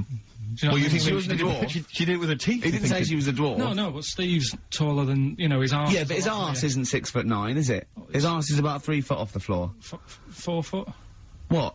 4 foot off the floor? No, I don't think so. About 3. She'd have to be a midget to have to reach up to pinch Steve's arse. He is very tall, but... I don't know what your point is there, Carl. You're just trying to, you're just, No, I think no. maybe just a little bit jealous. Just a little bit of jealousy. Well, do you know what happened to me on the way in? Go on. A homeless person called me a dickhead. How did he know? Do you know him? Is that why? He's like the local Ne'er-do-well. big issue fella. Oh, yeah. Yeah. And he knows me, he sees me walking up and down the street. Oh, that's a how he lot, knew you. Right? So, so normally I have a bit of a chat with him and that. And I walk past him. And, you know, I can be a little bit cheeky with him, because I've been cheeky with him in the past with stuff. You pinched his arse. No, just, you know, saying stuff like, God, you're always there, I mean, you got home to go to, and stuff like It's breaking the ice, go No, on. but he knows, and he'd laughed at that, right, Yeah, last time, so I thought I can be a bit cheeky, right? So he goes, do you want a big issue? I said, no. He said, come on, I've got loads of them, right? So I sort of said, when I was a kid, and I used to do a free paper around the free papers one, I said, just put them in the bin and go home, right? And he went, yeah, but how am I going to get any money doing that, you dickhead? You see, I can see his point. He is homeless and having to sell newspapers to get 50p or a quid or whatever. Yeah, and sometimes I treat him, right? And today I didn't have any money. I had a takeaway last night, and I normally give them a quid, and I felt bad not being able to do that because I didn't have any money on me last night. Right. I couldn't look him in the eye. Did you last night. explain this to the homeless person, the traumas of the takeaway without the tip? Did you explain that, you know, you've had it hard as well? I go, look, you don't I know had food delivered to my warm flat. Yeah, It was a yeah, nightmare. you don't know what that's like. You don't know what the trauma is because you can't have food delivered to your flat because you haven't got one. So please don't look at me like that. You should have said. But most people ignore him. At least I gave him a bit of acknowledgement and sort Yeah, of... took the mick.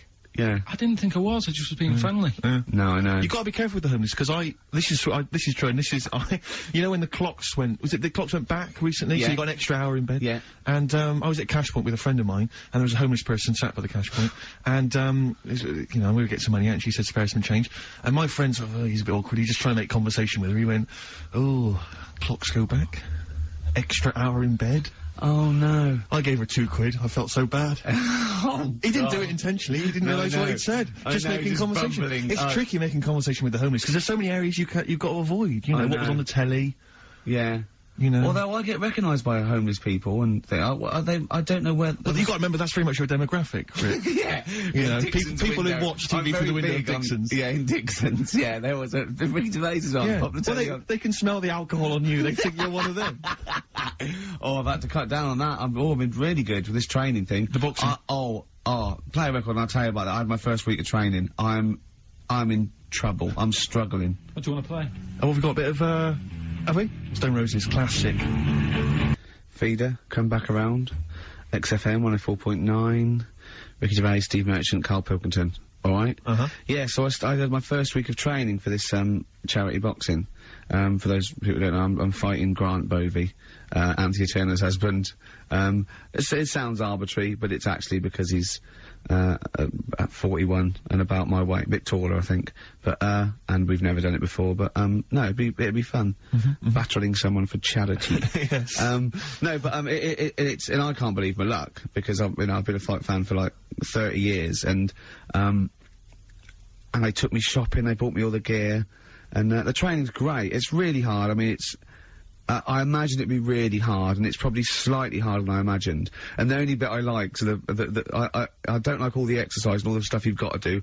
I like the bits that look a bit like something I've seen in a Rocky film. Right, sure, You know, we sure. did that thing with the string along the ring, and I have to pop up and punch, and that was great. Right, nice. Skipping's not bad. I'm trying to get good at that. I like that ball that you go.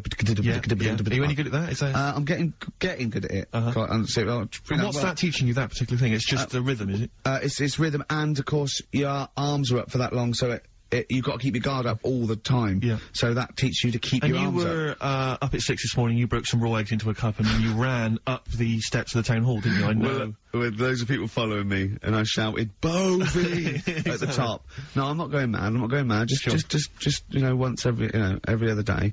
But I'm struggling now. I woke up today and it's like I'd been hit by a car. Yeah. Just everything aches. So the muscles you haven't used. But anyway, I had a meeting the first time with the people, the program makers, because they're following me for a month and everything, and Grant as well. And they said, "Oh, you need a sort of nickname just for a laugh." And I went, "Oh, what's Grant using?" They said, "Oh, I think it's going to use Gorgeous Grant Bovey or Grant." I went, "Oh, I don't know. Oh, gosh, I better go against that. What about Ricky Gervais? Yeah. Right. Yeah. And yeah. So anyway, I had a freaking with Frank Maloney meeting the next day, and it's sort of you know, you got to do this nickname, and the bloke said, "Oh, I checked out that name. You can't call yourself Jippo." I went, "Well, of course I can't. I was joking." He went, "Well," I said, "Well, it's racist. I was joking. I was making a joke about me." And he went, "Oh, I don't know." And then I went down to get the buy all the gear from this shop. They'd have the dressing gown made? Yeah, yeah. And I was picking all the stuff. I was going, "Oh, look, that's like Naz wore. Oh, look, that's like Ali wore in the..." And I'm going, I'll have that, picking all the gear and everything. And, there was a couple of boxers down there, sort of like looking at me, thinking, "Who's that fat bloke taking up boxing at 40? And, I said, "Oh, I wasn't it?" And, the bloke went, "Oh, yeah, how you doing?" I went, "Oh, yeah." So how long have you been in the game? He said, "I've been boxing 20 years. So how many fights you had?" He said, "About 40. And I said, "Oh, yeah, help me. I've got to think of a nickname." And I thought, Ricky Balboa Gervais. He went, "Right." I went, "Or Ricky Marciano Gervais." He looked at me and went, "What about Ricky Martin?" Oh dear. Absolutely justified. Yeah, I'm not respected yet in the boxing world. No, sure. But I mean, it's only a matter of time. Once they see you fight, once they see you fight, Rick, everything's gonna change. So have you actually punched anyone yet? Have you actually? No, I haven't punched person. I punched pads and I punched the bag, and I've sort of sparred and that. I know you're gonna get a chance to punch. Well, as I suspected, my punching power's alright, but my fitness is. I mean, it felt like I was smoking. Yeah. You know, but there's bits of lung that haven't had oxygen in them for 20 years. Yeah. And it's ridiculous. And also because it's not only it's being filmed, but there's other fighters there that are ridiculous. They're like machines, right? And it's that thing I can go, right, I can come out on top, but die now of a heart attack, but never give up. Or I can sit down and go, "I'm sorry, I feel ill." And I chose that one, and of course they took the mick. Well, of course. But I mean, you know, soon, as I said, I haven't got the respect yet of the boxing fraternity, but and how long have you got then before? 4 weeks. Okay, so, and do they think that they can turn you around health-wise in that time? No, they're going to be coming out on a Zimmer frame. No, they're going to teach me the basics and see how it goes, you know. Right. But I mean, and each round is 4 seconds, is that right? Yeah, 2 4-second rounds. with a 2-hour break in between each one. Sit-down meal. So, give the number. I want serious suggestions of my fighting name. Nothing insulting, something we can actually use. Well, let's give out the email, that's always the easiest. Ricky.Gervais at xfm.co.uk. What's the number, Karl? 08700 800 1234. And it doesn't have to be in the middle, it could be at the beginning, like... Okay. The Rage. Okay. Ricky the Rage. Ricky the Tits. Sure. Ricky the Man Player Record. Big It was a good day, yeah. Ice Cube talks to me about my life in the pub. Yeah. A couple of emails are already coming in. They're flooding in, Rick, inevitably, as boxing name suggestions for you. This is one from Matt, I think. He's given a couple, actually. Ricky the Pudding Gervais. Ricky Big Mac Gervais. There's a theme here. Ricky Pasty Gervais. The pasty. I quite like the pasty. Here comes the pasty. As Karl said, he said the thing is, if you have a really good nickname, it's embarrassing when you lose, whereas if you just call yourself, it's not so embarrassing when you lose. Karl, this is doing no good for my ego. Do you know what I mean? If you have, like, Killer Gervais. Yeah, and then you end up, like, vomiting, choking on your own vomit upside down, hanging out the ring. What happens if you win? Do you have to do something? Whereas there goes the pasty being stretchered off in the first 2 minutes. Yeah. It's not such a problem. There he is, being lightly basted. And chucked down a mine. What do you mean, what do I have to do? Say if you beat Grant, say. Yeah, right. What happens next? What do you mean, what happens next? What? Do you think, this is a contention fight for the big one? But do they... yeah. Well, then we make Ricky 2. No, but, you know, do you know if they're planning on making more money? Because it's for comic relief, isn't it? So what happens on the night? No, it's for a charity of our Comic choice. relief would make sense. Yeah, Well, yeah. Whatever, right. Yeah, it was last time. I think it was last time. Is it sport relief? It's not sport. It was last time, Oh, right. yeah, but this is, I think this is a programme where And how do we? Sorry, how do you make money for charity from this? Do we pay to sort of for how many punches to the head you're going to take? Or No, I just how think long you're going to last? I assume the BBC donate money, or someone, or a sponsor or whatever, so I don't know, just Right. donate, because it's actually a programme, this is more about a programme with a, I think, I see. charity angle. So, yeah. So as if you get, like, killed, there's more money and food to go around. Maybe. But no, I mean, the thing is, what's the next step? Because if they go like, right, yeah, well done, you've won, thank you very much. Well, Carl, what do you expect? That its winner stays on? Yeah. Like in a fair, where I go out there and I let people punch me in the... Bernard Manning. Yeah, yeah. And then my twin gets up. It's a programme. He's it's not like, going to turn pro. It's like faking it. Yeah, but what's the point if it's not going to go anywhere? Well, look, A proper boxer. Sorry, him fighting Grant Bovey in a ring is not entertainment enough.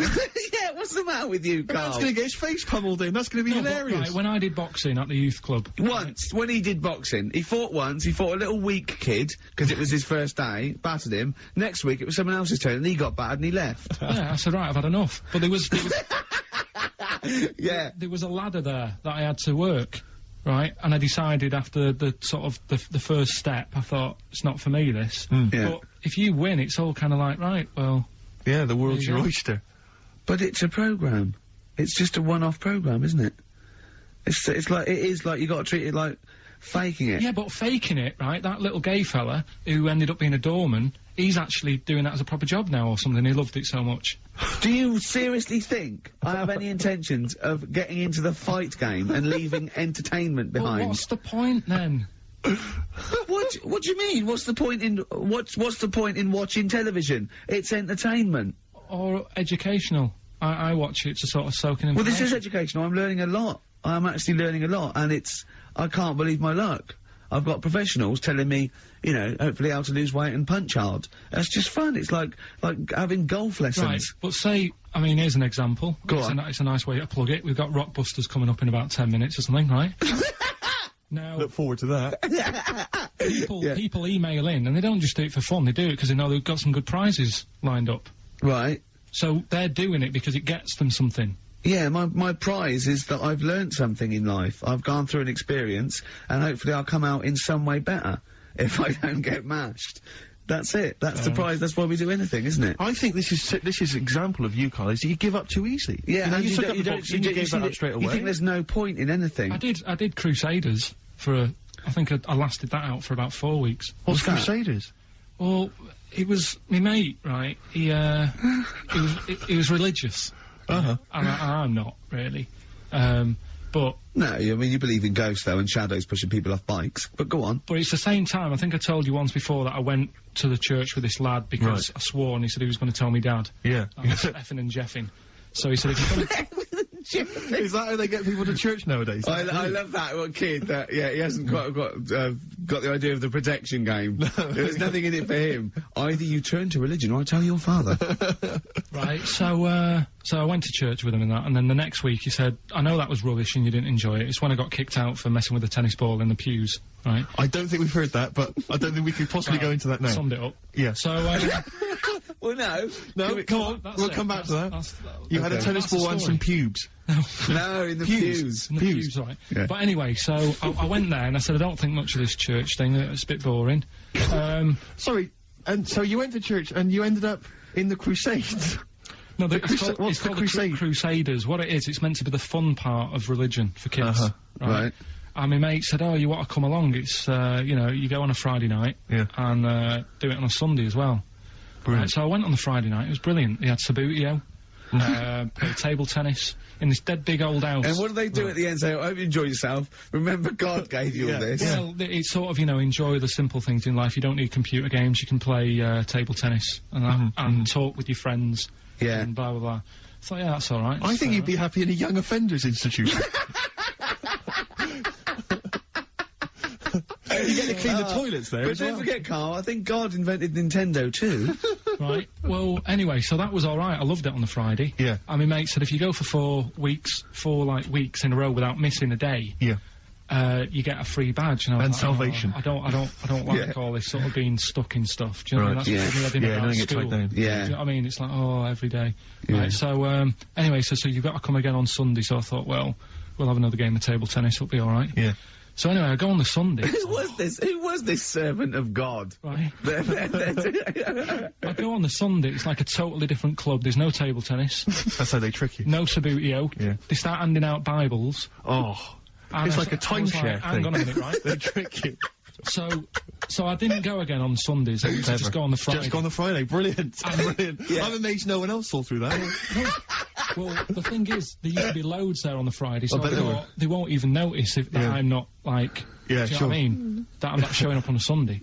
So anyway, carried on, it was Just brilliant. this kid in the vicar? Oh, I love that. You got one over on the church. So I was loving it, right, playing table tennis and that, Yeah, and then on a Sunday, they found out where I live, and the head fella started coming round, knocking on the door. God.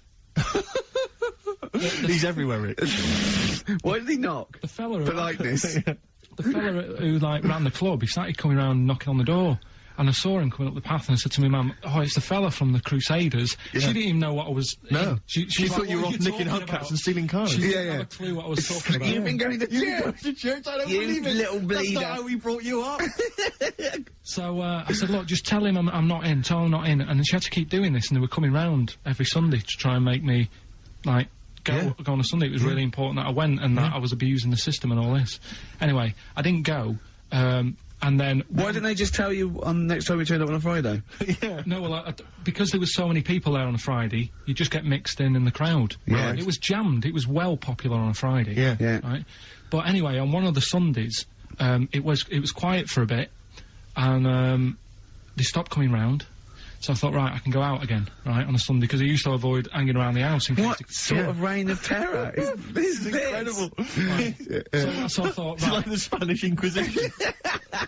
so I thought, great, they forgot about me. Yeah. Everything, I can carry on in sort of normal life now. Yeah. And I was playing out in the avenue. Fella comes round. Oh. And he goes, there you are. You know, you're always busy on a Sunday. You enjoy Fridays and that, don't you? I was like, yeah. He goes, well, come on, you've got to come with me. And I couldn't get out of it. No. Do you know what I mean? It's like, what could I say? Charlie says. Right? Yeah. So, anyway, he nearly killed me in a car crash. So that was the excuse I used next time. He had a Mini, right? And he was driving us there, and he hit the curb, nearly sort of turned over the Mini. Right? There was like 3 of us in the back. So I said... That record. So next time, Or was it a joke? Next time he came round to pick us up, I said, look, really enjoyed it and that. I said, but ever since that journey, I really, you know, I don't want to get in the car with you again because it scared me a bit. And I said, all right then, I didn't have to go again. That's all right, isn't it? That's extraordinary. Yeah. He almost killed you in a car It's a crash. parable. Thank God no one was hurt. Yeah. I remember that. Your life moves in incredible ways. Yeah. Rather like God. Yeah. So, So there you go. they're probably round there now, aren't they? Going, is he coming tomorrow? What we got? Well, we talking about the prizes next. Well, let's talk about the prizes. We've got the big game Rockbusters coming your way soon, Rick. I know you're excited about that. And is there more educating Ricky this week? Have you got that planned? There is. We are struggling on that feature a bit now because I feel like we've covered a lot of topics. Yeah, I know. Well, I know about hairy Chinese kids and deaf people that hit their head and can hear again. So I don't think there's lots more to learn in life. The amazing Karl Pilkington. Right, prizes. List them. Rockbusters. Yeah. It's one of the big exciting quiz shows, and this may be one of your last chances to play. There's rumours that it's going to get ditched, Rick. Rumours that Karl Pilkington, the creator and mastermind behind it, has already grown tired of it. It's all from the way. You heard them earlier on, the very best of the Stone Roses. From that, we played I Want to Be Adored. That's one of the prizes. That's a nice little Christmas compilation. Second hand now then, really, isn't it? Second hand, yeah. 50 years of the greatest hit singles. I'll tell you there's some great stuff on here. Oh, go on. Opens, Rick, with Bohemian Rhapsody. One of the biggest number ones of all time. If you've not heard that enough already, you're followed then by John Lennon's Imagine, Candle in the Wind, Elton John. You've got all on sorts in one there. CD, Stephen. Well, these are some of the greatest rock They've minds. chosen some of the best songs by some of the best artists. on. Paul McCartney's Mull of Kintyre. That's on there. We've got, let me see. Culture That is Club, pretty impressive though, because they are Carnival. real big classic number ones, as opposed to, you know, the song by the artist they didn't really care about. You see those things on, this is not available in the shops, and it's, you know, the second second best song artists have done. It seems odd that we're giving it away on XFM because it includes Robbie Williams' Angels, Atomic Kitten's Whole Again, Spice Girls Wannabe, Kylie Minogue's Can't Get You Out of the Head, and I think it closes, well, it almost closes with Steps Tragedy. That's the penultimate track. It ends, though, any ideas? It's a big, big hit single. But did they know it's Christmas, Band-Aid? Perfect for your Christmas party, I'd have thought that. Sure. We've also got the Groove Armada current album, is that from them? And signed by the man himself, the Big Beach Boutique DVD, Fatboy Slim's concert on that Brighton beach, and there's all kinds of treats on there, and includes an audio commentary by Norman Cook. I don't know how that works. 3 hours of him going, this is where the needle almost jumps. Watch this for this. I did a little bit of scratching. I'm not very good at scratching, but just look forward to that. I'm putting a different track. You'll see me there. There's the crowd loving it. Here's me. I'm just waiting. This is where I go from Conga Squad to Basement Jacks. Yeah. Look forward to that. That's one of mine. I'll pop on what you see there. I've got Praise You ready. I just got that was slightly dusty. I just had to wipe that down with a damp rag. Yeah. So look forward to that. Plus, I suppose this is good if you're a fan. This is a box set of the first series of Linda Green. I think a new series starts this week or has already started. Give you some initials of a band or an artist. We're not doing Rockbusters now, are we? Yeah, I thought, well, we'll just... Oh, then we keep that going. Then we got one. I love Educating Ricky. That's my favourite thing now. Well, what do you want to do, Steve? I think let's do the clues. It's just like it's sort of bigged up. Only by email. Give the email address out now for people to write it down now, Karl. Right, it's ricky.gervais@xfm.co.uk. ricky.gervais@xfm.co.uk. Only entries on email. Yeah. You're gonna get 3 clues. You've got to get them all right. And you win all the stuff. You win all those prizes we just said. Okay, Karl, go on then. Right, and just a quick example, one of the first ones we did, it was like AK, and the clue was Exploding Pet, and it was Atomic Kitten, right? Yeah. So you understand how it works now. These are your clues. The first one, that army has got some nice trenches. That army has got some nice trenches. Excellent. And the initials there are DW. Do you write some of the questions for 15 to 1? Go on. So that army has got some similar phrasing. Trenches, okay. Okay. The second one. What were the initials there, Karl, on that person? DW. DW. Yeah. Right, the second one. The top of them curtains are all wrecked. All the materials all worn. He acts it out, though. We've got to get him on telly. We have got to get him on telly, because his little face and his gestures... That's the second one, the initials being HV, okay? The top of those curtains are wrecked. All the materials all worn out, right? HV. And the final one, here's the final clue. I was in Texas the other week, right? I tripped and landed on my knees in a puddle.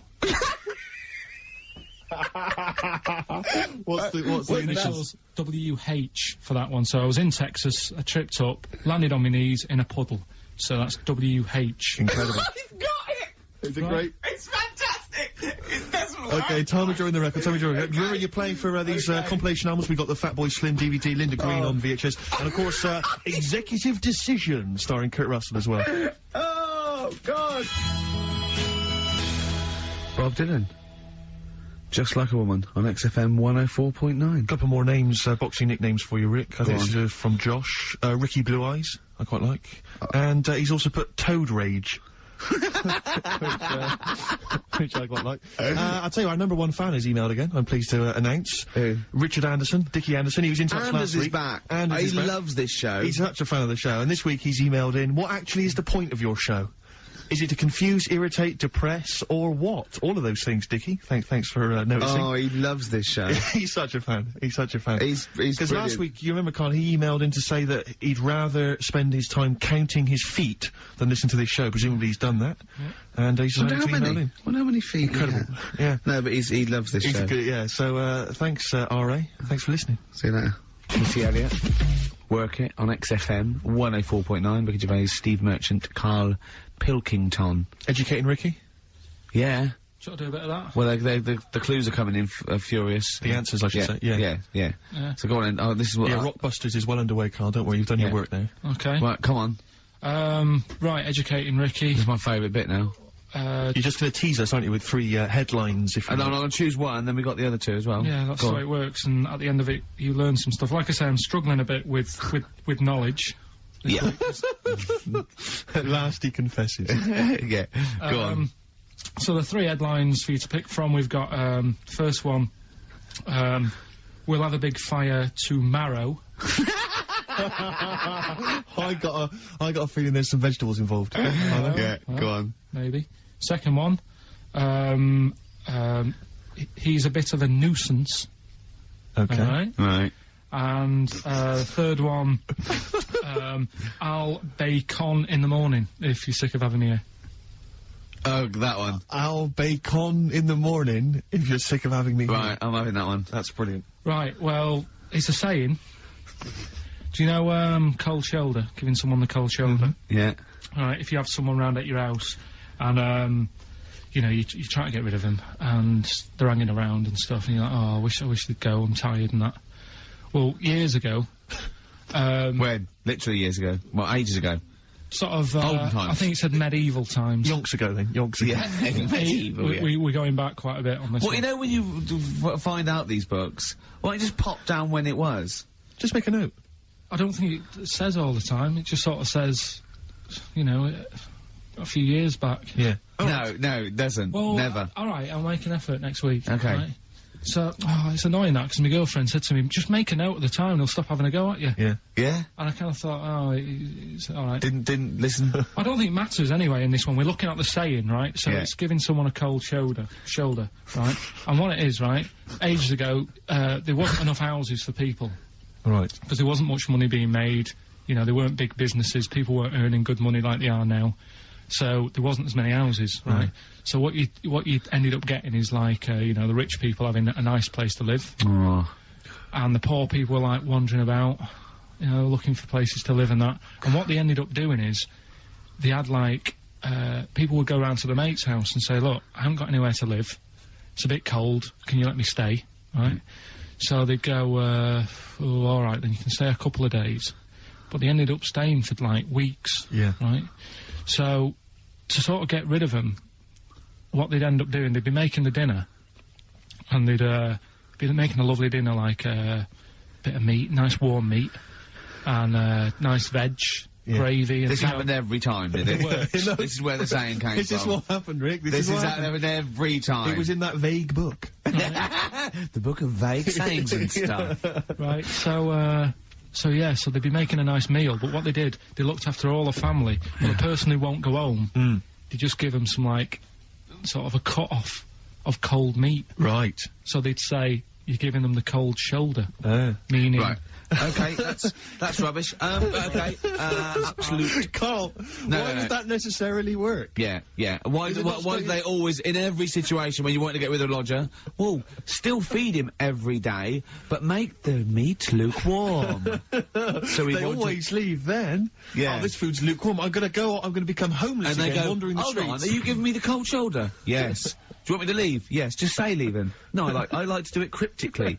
That way, in years to come, someone will have a little saying about it. Well, anyway, that was our bacon in the morning. Yeah. If you've had enough of meat, we'll leave that. Well, Bacon in the morning!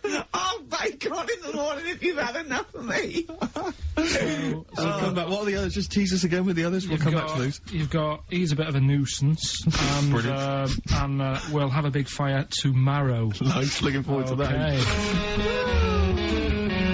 Nirvana, in their version of The Man Who Sold the World, the David Bowie tune. It's good. Good tune. Good tune. Taken from that new Nirvana compilation. I like that version, I like the David Bowie version. You can't decide, can you, Rick? You're torn. In fact, I like the Lulu version as well. Is there a Lulu version? Maybe we should play that one Wow. week. Yeah. Was this recorded, what, in the 70s? I think she recorded it about the same time as David Bowie. I don't know if he released it as a single. I think it was just on. Yeah. So off the album. Interesting. Karl is studying. Okay. What's the next one? What's the next? Educating Well, Ricky. I don't know, see, like I say, I was looking around and there's stuff that is interesting. Right? I was looking on the web. But there's no point. Well, it's just that I found one about, What's the point? about a lad who, 8 years old, but he's still breastfed.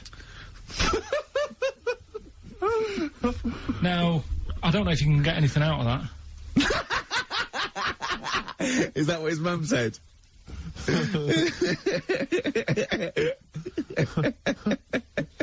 What do you mean I don't know if I can get anything out of that? You don't need to. No, it's just that, you know... Where did you read that? That was on the internet.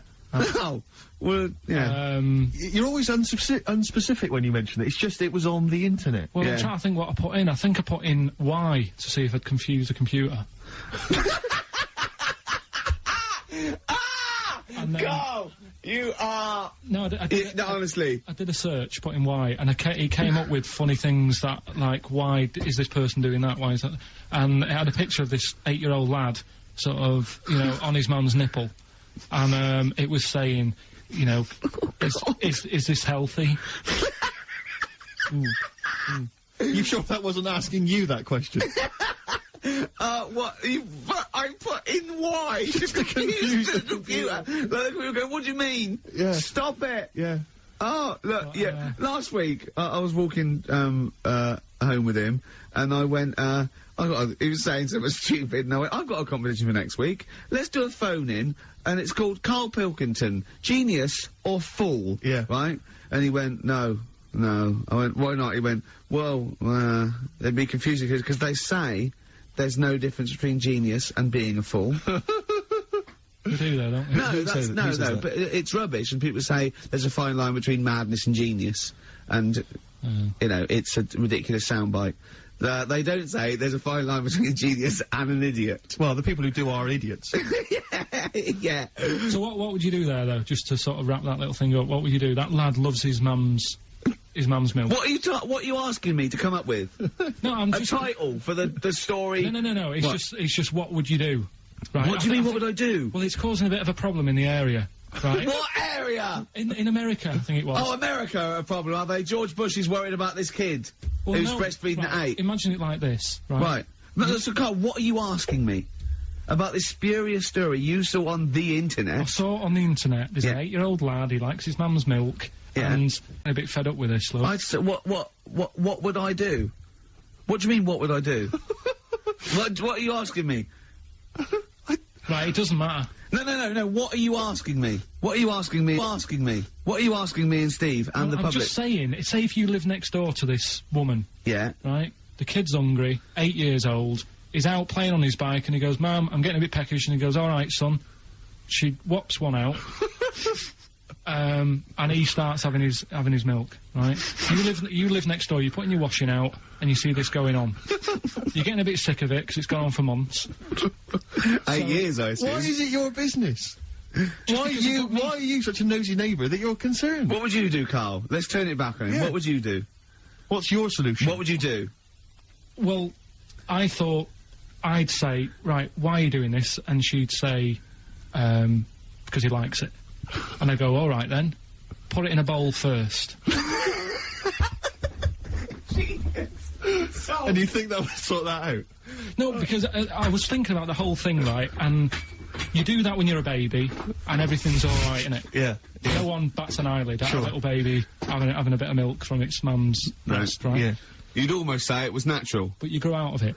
It's like you don't see. It got me thinking about things you don't see, and you don't see. Did you put this into a computer? Show me things you don't see. What else No. don't you see? Well, you don't see like an old man having a Twix. You never. Oh! So what?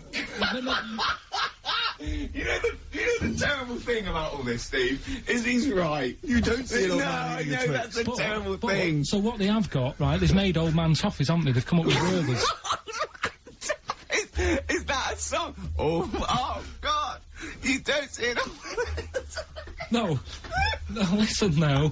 So they've got their Werther's, right? Yeah. So Look at him. You Forget think he's it. giving a lecture at Oxford? it's not going anywhere. No, you go know? on. Sorry. Go on. I'm What? just saying.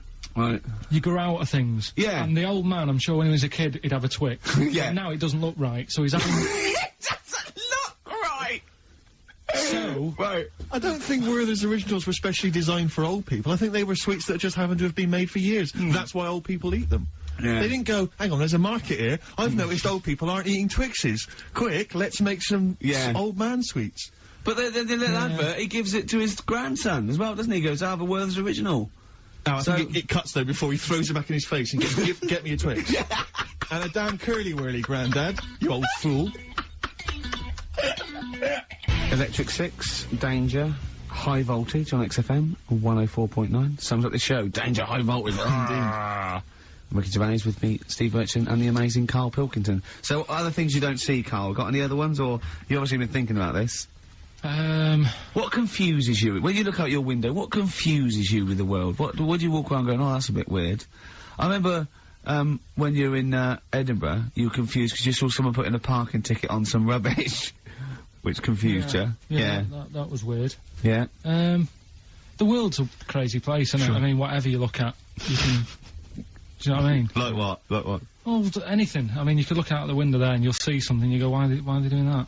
Yeah. What are they doing that for? Yeah. I'll say this. Maybe we should bring back White Van Karl. There's some interesting questions this week, Rick. Yeah.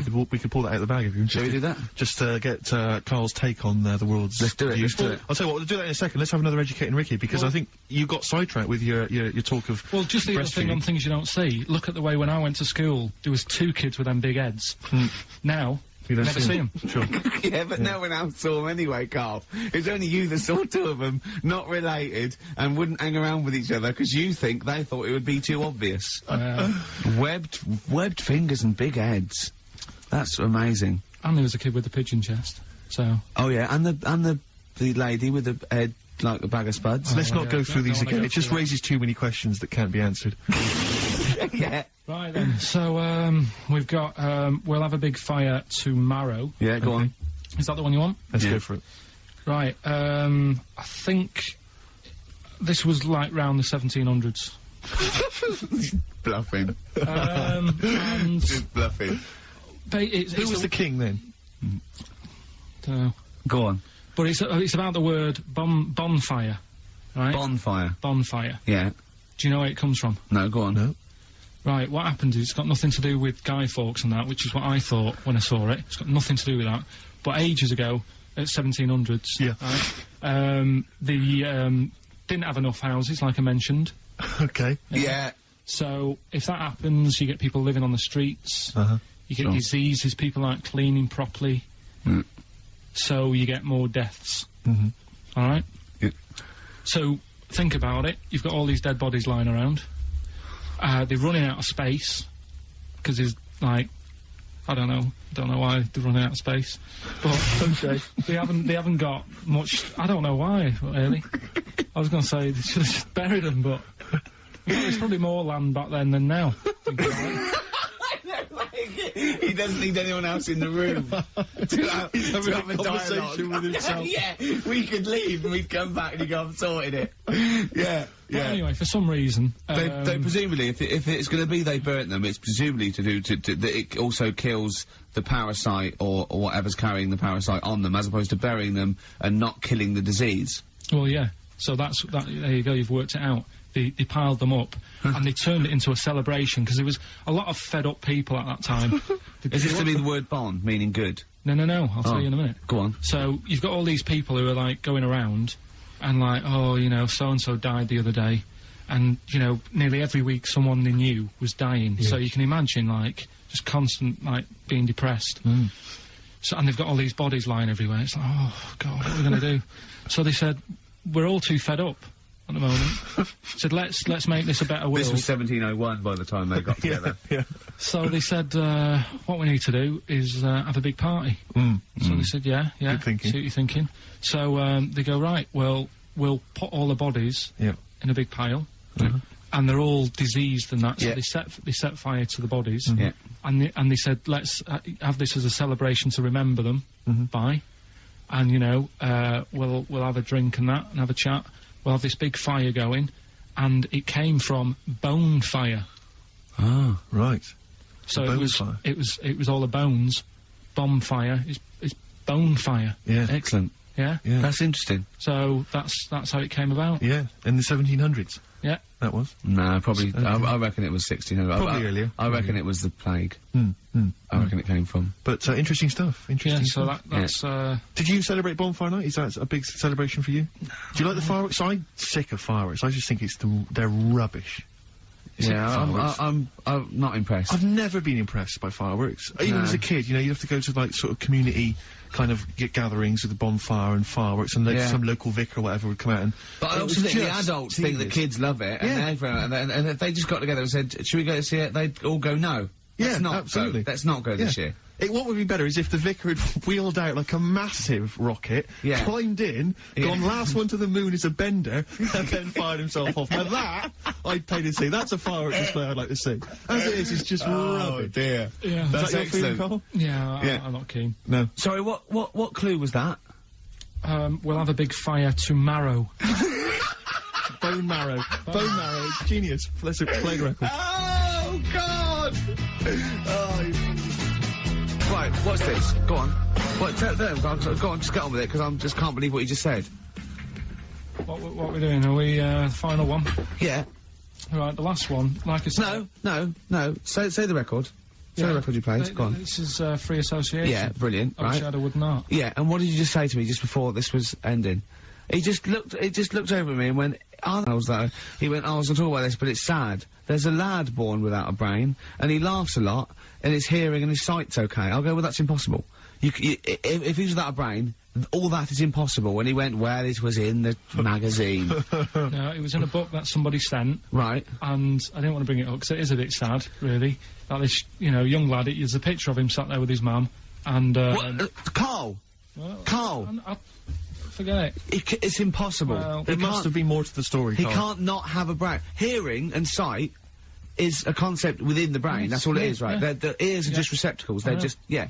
So, But that's why it was in this book. It was a book of mysteries. Karl, you know, Karl, if you're reading a book and you see a photo and you guess at what you think the story might be, that doesn't make it true. That doesn't make it fact. I looked at it because I thought he looks like an happy lad. Sure. And I read about it and I thought, that's weird. Like you've said, the fact that he hasn't got a brain but he can see and he can hear. no! Impossible! Well, Impossible. okay. Go on. Well, I don't know who to believe. Listen, we haven't done it for a while. White Van Man. I thought Yeah, there's it's some bad, interesting questions bad. raised today, and I Yeah. think it might be nice to just throw them Karl's I think we direction. set Karl up again in the last hour as a person that people want to know Yeah, they want to his know what he's opinions thinking. on the They wanna world, know yeah. what- Yeah, well, Yeah. if you're not familiar with it, on Saturdays, the Sun newspaper asks a typical white van driver questions his opinions on the week's news, and we thought we'd throw these in the direction of Karl. Yeah. Good. And then, what do you make of this teenage thug, Karl, Mickey Carroll, who spent 4 months in jail and he's won 9.7 million on the lottery?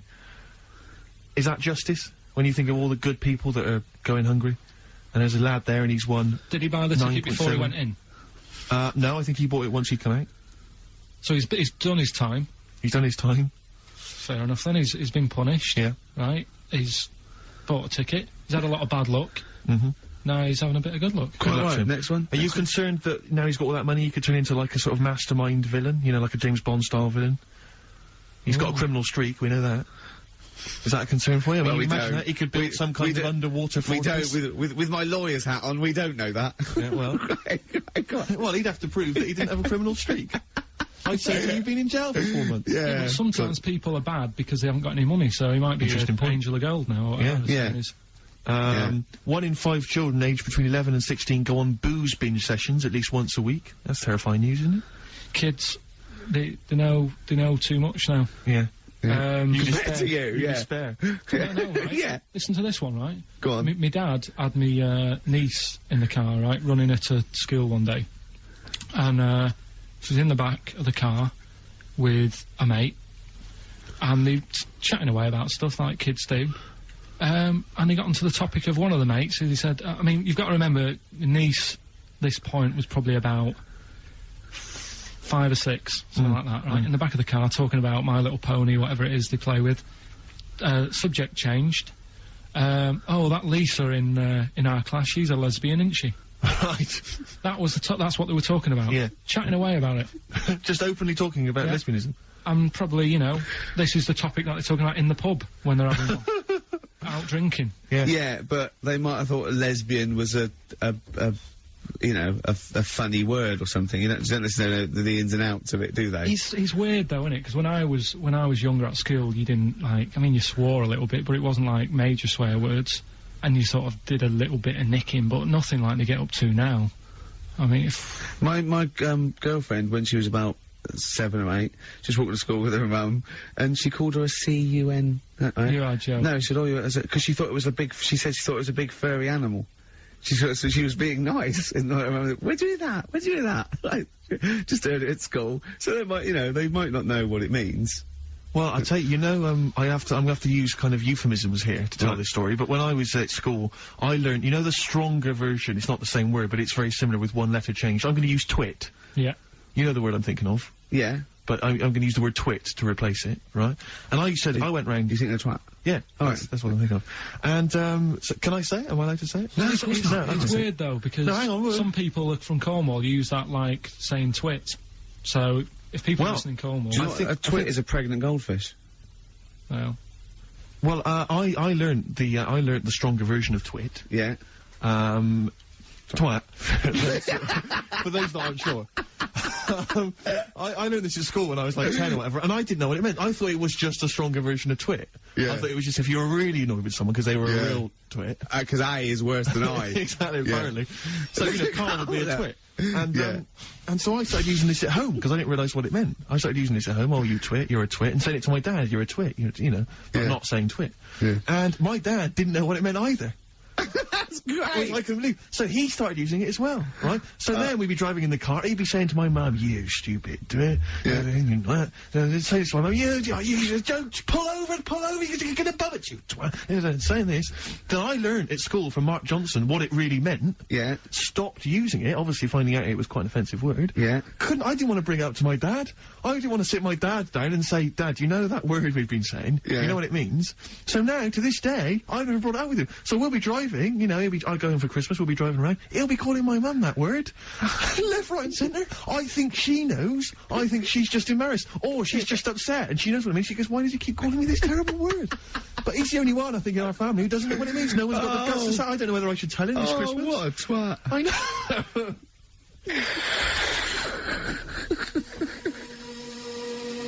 Good to hear that again. Always good to hear that. Suede. Animal nitrate. Carl's all flustered because there isn't a record set up, but he's getting all tizzy. He's been more worried about his competitions than sorting out putting records on ready. What? I'm after Steve's song for a lover. Well, I'll tell you what, why don't you carry on with your educating Ricky section? I'll have a look on the We'll keep it going, Steve. Yeah, Cover you keep it. Go on then, right, okay. We've had a few emails. Anyone got it right, Carl? Anyone got it right? Educating Ricky, that's the final one. We've got to get that out of the way. We've got to get Rockbusters as well, though. We can do that at the end, we can Go on then. But we've only got 5 minutes left. Come on, just do Educating Ricky. Right. God. The last one that we haven't done is, he's a bit of a nuisance. Go on then. Again, not really that interesting. Thanks. No, again, I spoke to you in a week, and he had much better things, like when I tell you about Brian Blessed climbing Everest, and for some reason it made him, it played havoc with his belly, and he followed through, and he had to clean up. Shut himself? Yeah, using ice and snow. Why are you telling me that Brian Blessed, in what way is telling me that Brian Blessed shit himself once in any way educational? Because I was saying how he was right. I give it to him. He's an actor and that, but he gave that a go. Yeah. Right. He played. What's the point of that? You'd say, wouldn't you? You'd say, God, he's so he's all right. Me doing a boxing match for no reason is rubbish, but him climbing Everest and shitting himself, yeah, he did that. Is commendable. Right. And he's only going to go and do it again. He's going to climb it again. Yeah, but he might not shit himself this time. Yeah, what's the point in going? Nothing's changed up there. Yeah, good point. Yeah, What's it been? Well, it has. They've probably cleared it up by now. Right, but it's slip on it. I can't really bother telling you this one because. Come on, just do it. Or do it now.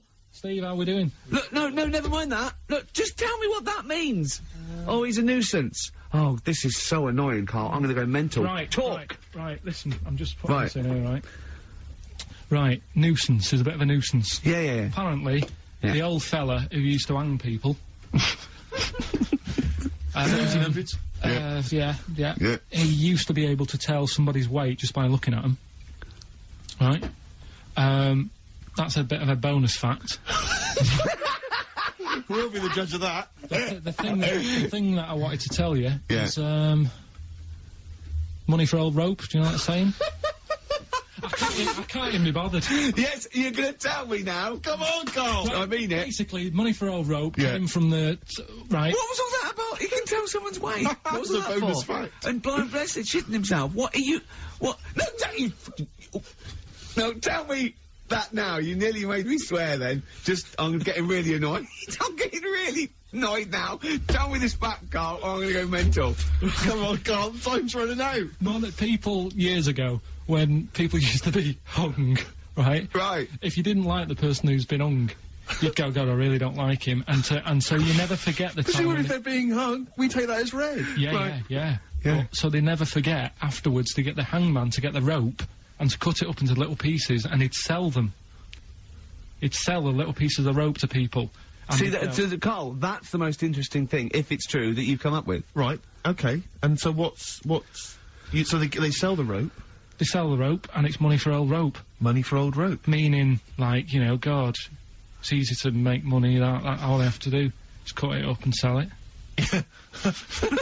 I'm cynical. I'm not so convinced. Right, listen, we're really tight. We haven't even got time for a last joke. We've got an ad break, and we've got to give out... Okay, give the answers then. This is Right. ridiculous. So, Steve, on. do you want to pick a winner? I've got the winner when you give us the answers. Okay, so the first clue was, that army...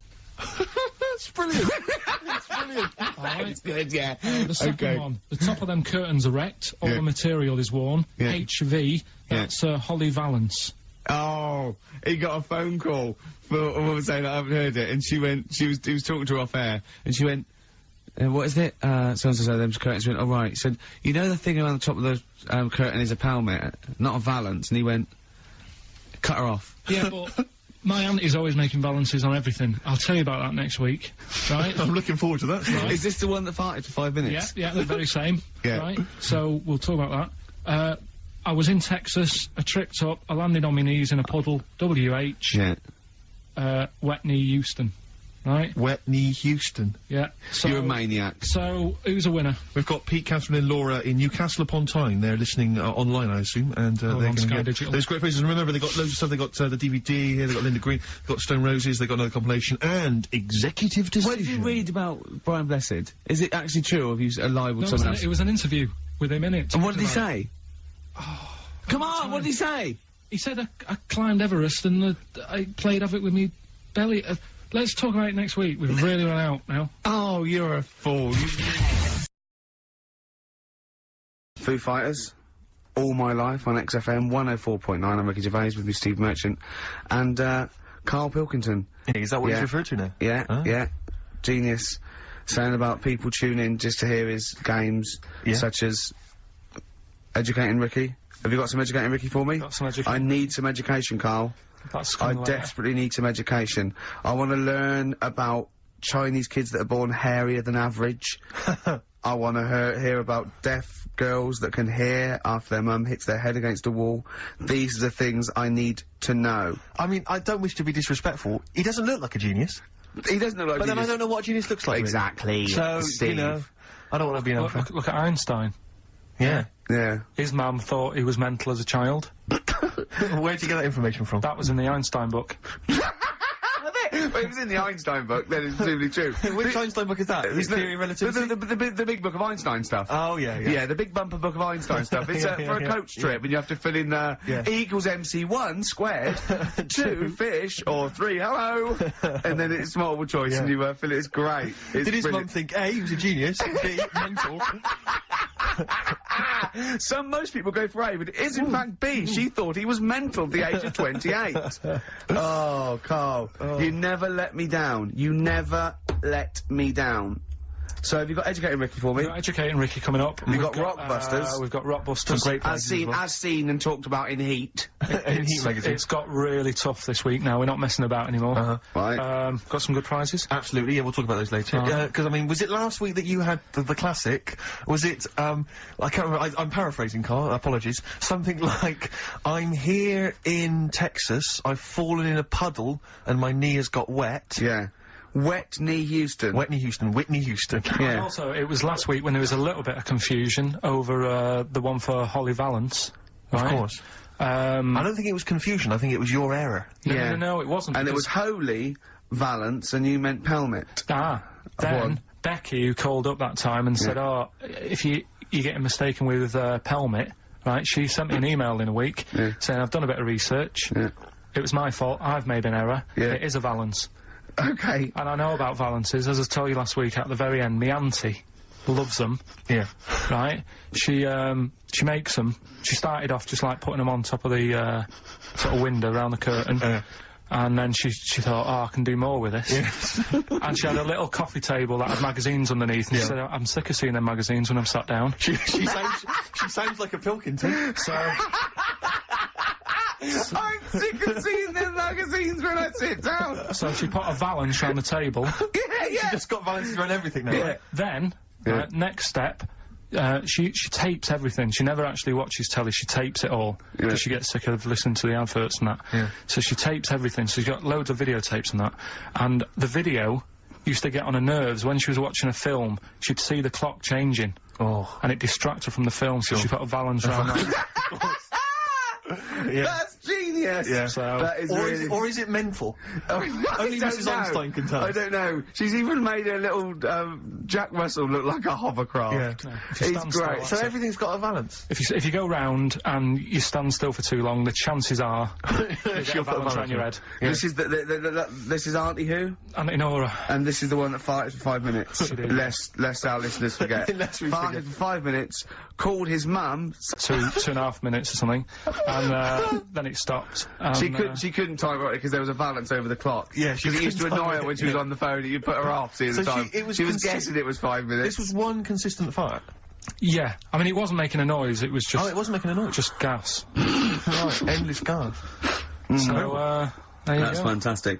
Well, we started off with a new one. A little bit of Foo Fighters. We like new and old on this show, don't Indeed, we like to mix it up. I'd like to play this to the Smiths from their debut album, I Don't Owe You Anything.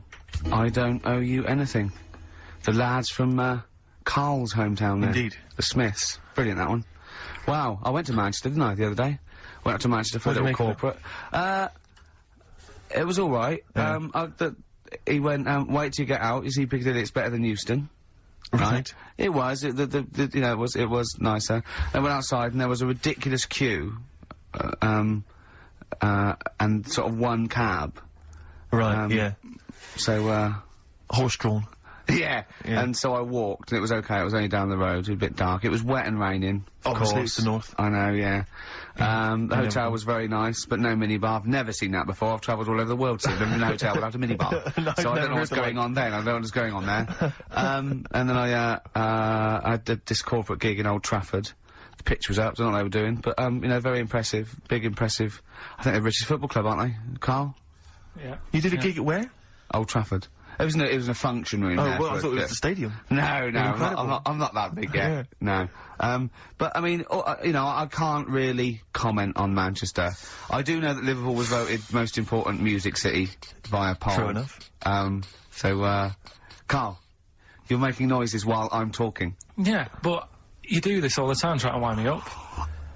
And I'm not saying Manchester's the best place in the world, but what I'm saying is, there's bits of it that I really miss. Yeah. Like last Sunday, right? When I'd met up with Ricky, we had spaghetti bolognese, which was alright.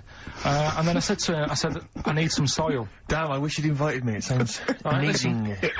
So I need some soil. What do you think? You need some what? Soil? Soil, yeah. I need to repot a plant, right? Yeah. So, you need to repot a plant? Yeah. Oh, fair enough. So, I'm like, where, you can't see these shops in London. Do you know what I mean? There's nothing around. I took him straight to one in my street. Yeah, but near your street, and that's probably the only one in London.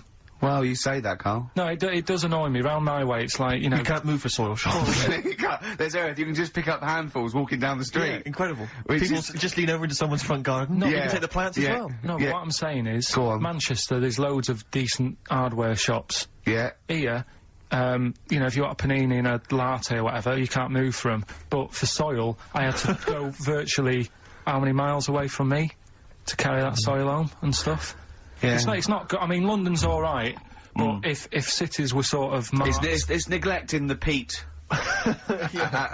market, really, Well, isn't there's barely any mulch available in central London. I'm sick and tired of not getting a good decent compost of a Sunday. Indeed. So, you know, I'm thinking of moving to the north. Where there is loads of soil and gravel. Indeed. And animal shite. Whatever. Yeah. So... Sorry, you were going to say if you were marking cities out of 10, what would you give London? Well, if you were marking them on, like, you know, on what they have. Right. As opposed to what? Well, as opposed to... How The you name. spell it. Say, like, I think the greatest city in the world is Rome. Right, Okay. It's pretty amazing. Yeah. Have you been? What, yeah, why do you think that, though? Just because, like, you turn a corner and there's something there that's really old. Right? Like, you're going down a normal street. Go and stay in a Derby and Joan club. Yeah. No, but it's like you're going down the road and then you turn a corner and like the Colosseum's in the middle of a busy road. It's like, what's that doing there? Yeah. Yeah. And just when you think there's no more, you turn another corner. It's almost as if that was there first. Yeah. Well, Yeah. But do you know what I mean? London, Yeah. what have we got? You know, Trafalgar Square's world known. And you go there, what's there? Yeah. Do you know what I mean? So there's a lot of space there. Get one big B&Q. In Trafalgar Square. To cater for the whole of people who live sort of central Londonish. Yeah, yeah. And then I'd be happy, but what I'm saying What, with is... Nelson just popping up through the middle? Because you can still see it, couldn't you? Yeah. Yeah. It's a great B&Q, so B&Q could be like the whole sort of flat thing and make it sort of grey so it looked like rock, and then Nelson popping Make it up... classy is what you're saying. Yeah. Stone clad it. Yeah. So it looks like you've made an effort. Exactly. And then you can pop in, and then you can go out and go, oh look, Nelson's column. Oh look at that, isn't Nelson, oh look at that, the victory, defeat, that's fantastic, one of the greatest living. Yeah. I need some nails. Yeah. Perfect. Killing two birds with one stone, you're saying? But why isn't there more than them shops? Because when I went into yours, every time I've been in there twice now. The first time was to get a shower head, right? Right. And I went in there, couldn't resist buying something else. I ended up getting some super glue as well. Blimey. Hey, big spender. And then, last Sunday we went in there, got 2 bags of soil, not one, I bought 2. Yeah. And I bought some scissors to cut plants with. Secateurs. Well, you don't. Scissors. You never know when you want. You know, you might need more soil, I suppose. Well, I've got You've 2. stocked out now. Where'd you keep it under your bed? Sorry, this isn't going out, is it, this conversation? It's not going out on air. I got a feeling it might be. You're joking. We've better play a record. Okay. Play a classic. Hives, I Hate to Say I Told You So on XFM 104.9. I'm Ricky Gervais, obviously. With me, Steve Merchant. And Karl, Genius Pilkington. Absolutely. I was watching a bit of TV. Karl the Brain Pilkington. The brains. Yeah. I was watching a bit of TV last night, Rick. Go on. And I had a little Children thought. Need? No, I didn't watch Children Need. Oh, you I missed a was watching treat. something. I think it was last night. It was a bit earlier. I had a little thought for lads that might be out tonight, you know, on the Raz. Yeah. Maybe they get a little bit of success with the ladies. Yeah. This was something that struck me as I was watching it. A lot of gentlemen, you know, when they're engaged in, you know, an king of Rick Waller. Oh. Helps. Oh, don't look what's happened. Exactly. That's the reverse effect. Yeah. Oh, no, me and No, Karl. if you're with a lady, apparently Yeah. that works. I know, he's out now, isn't he? He's out. Did he walk out? I think so. I think that's it, from what I can... No, I think next week they kick him out, because I read something about, they get rid of him next week because of his attitude. And first time I read it, I thought he'd actually ate someone's hat. But it was... You lost me. He got rid of him because of the attitude. Oh! Everything you think of now is puns. You can't get puns out of your head, can you? Oh, Karl, you're great. Look at his little face. He's so That pleased. How is long have you been good. working on that? How long You've have you got to been working on you've got to give him that. That was that a is- real no, joke. it is Look at genius. his face. He knew it was funny. It was meant to be funny. He said it to be funny, and it was. Well done.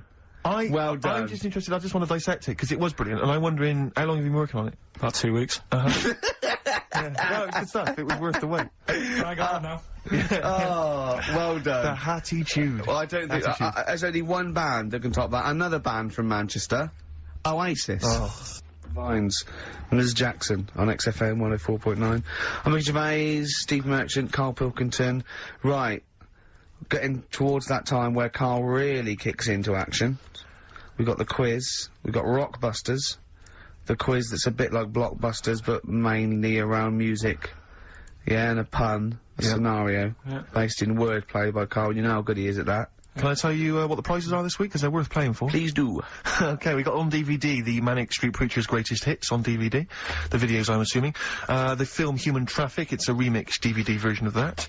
I think we were giving this away last week. You've obviously got a bulk stock of these. Groove Armada's Love Box, an album from them.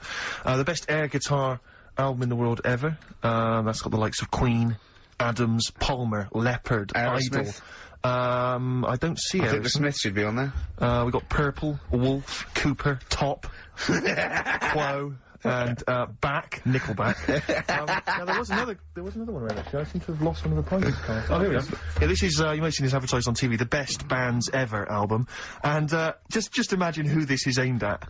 It's got Oasis on there, Nickelback, Coldplay, the Dandy Warhols, Bohemian Like You, in brackets, as featured in the Vodafone TV ads. Then it's got Smash Mouth, Walking on the Sun, as featured in the Ford Fiesta TV ads. It's for people who didn't know they liked indie. Exactly. They go, I don't like indie, but you do. Do you like this advert? Yeah. I Do you like this advert? Yeah. Well, you like indie then? I do. I love indie. Can't believe it. That's great. Yeah. The Mock Turtles, Can You Dig It? As featured in the Vodafone TV ads. I really like indie. Do you love the T-Mobile TV ad? Yeah. You'll love this. It's got Royce Cup on there, which is featured in there. So that's an album for people who don't like music. That's great. That's And I'll coming tell up you what, Rockbusters. gave away Executive Decision. Yeah. That was on TV last night. Yes. So you didn't receive my copy. But they probably watched it before it was on Indeed, TV. Yeah. A few days I was before. clearing out, Rick. Yeah. Last night I found another one which might be just to entice people. Go on. What is it? Really? No, it's not. You can rewind that yourself. Brilliant. That's a little touch of Steve Match in there. Exactly. Did you see that picture that you brought in? I have actually. Can I see it again, Carl? Yeah, it's just a picture.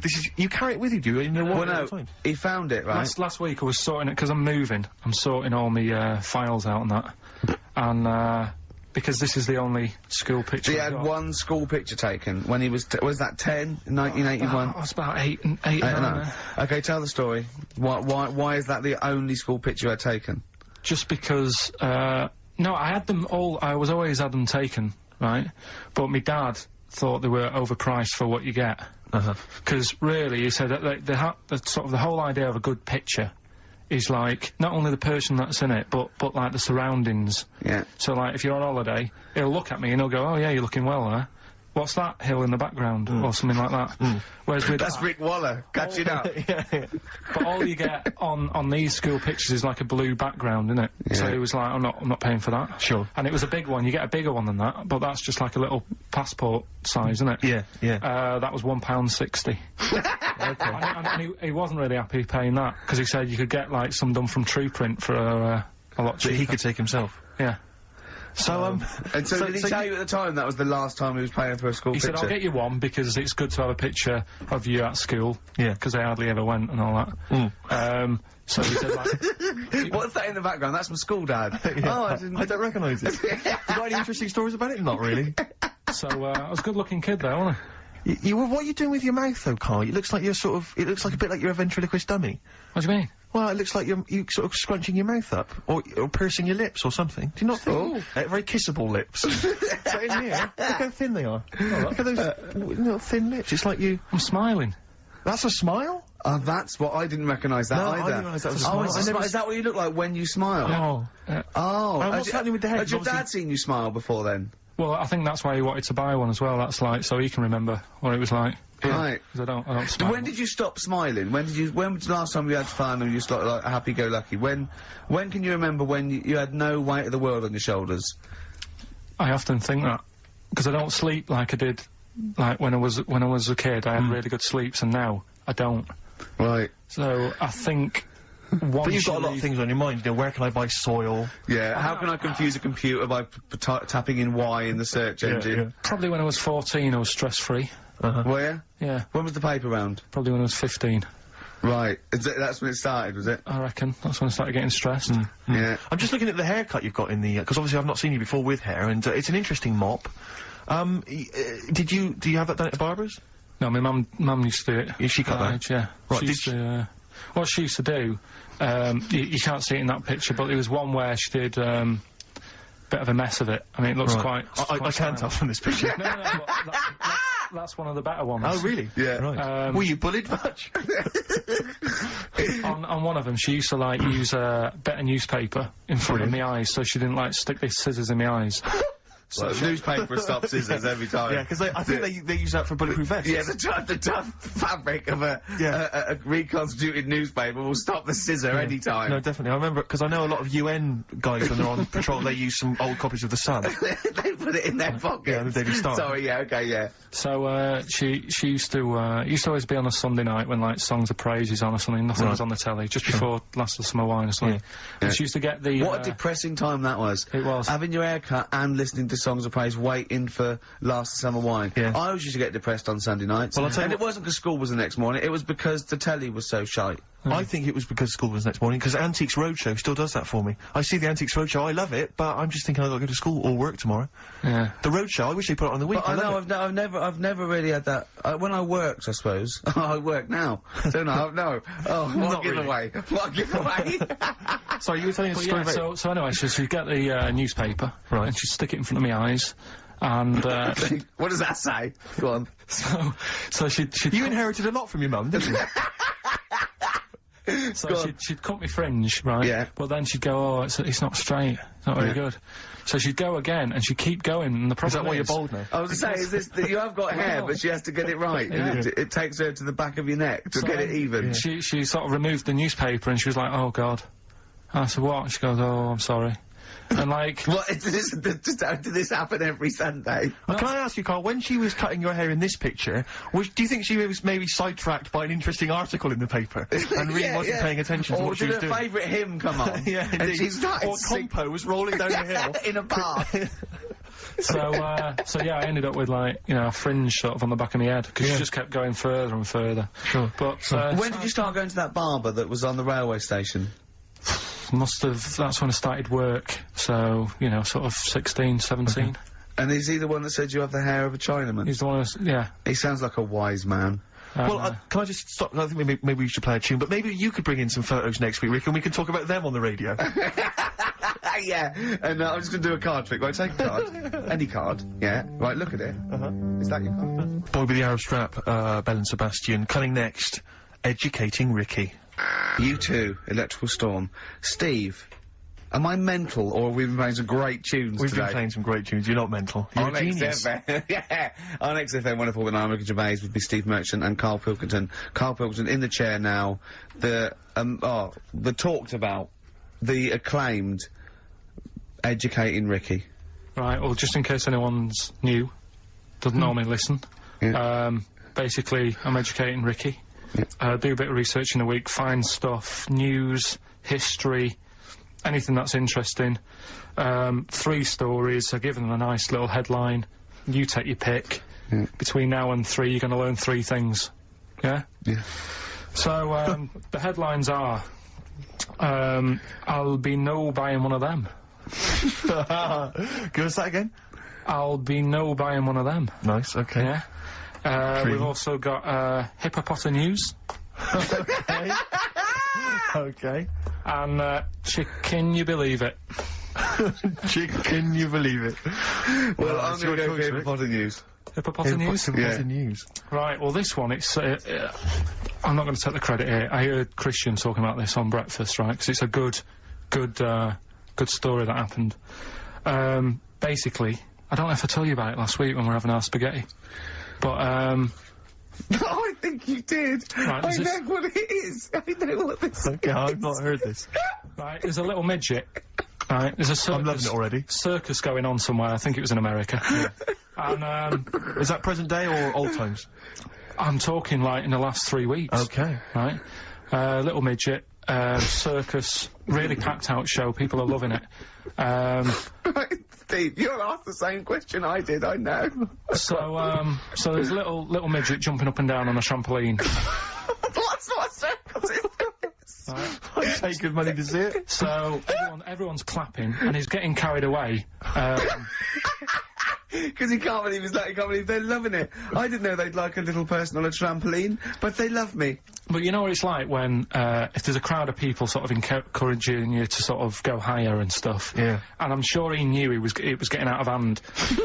But he was jumping and he was coming down, they're all going higher, and he's going really high in the air, right? So he's doing this, crowd are clapping. There's a hippo, right, just sat next to the trampoline, getting ready to come on and do his act. Oh, right, I thought he was in the audience. Says hippo. Getting ready to do his act, Steve.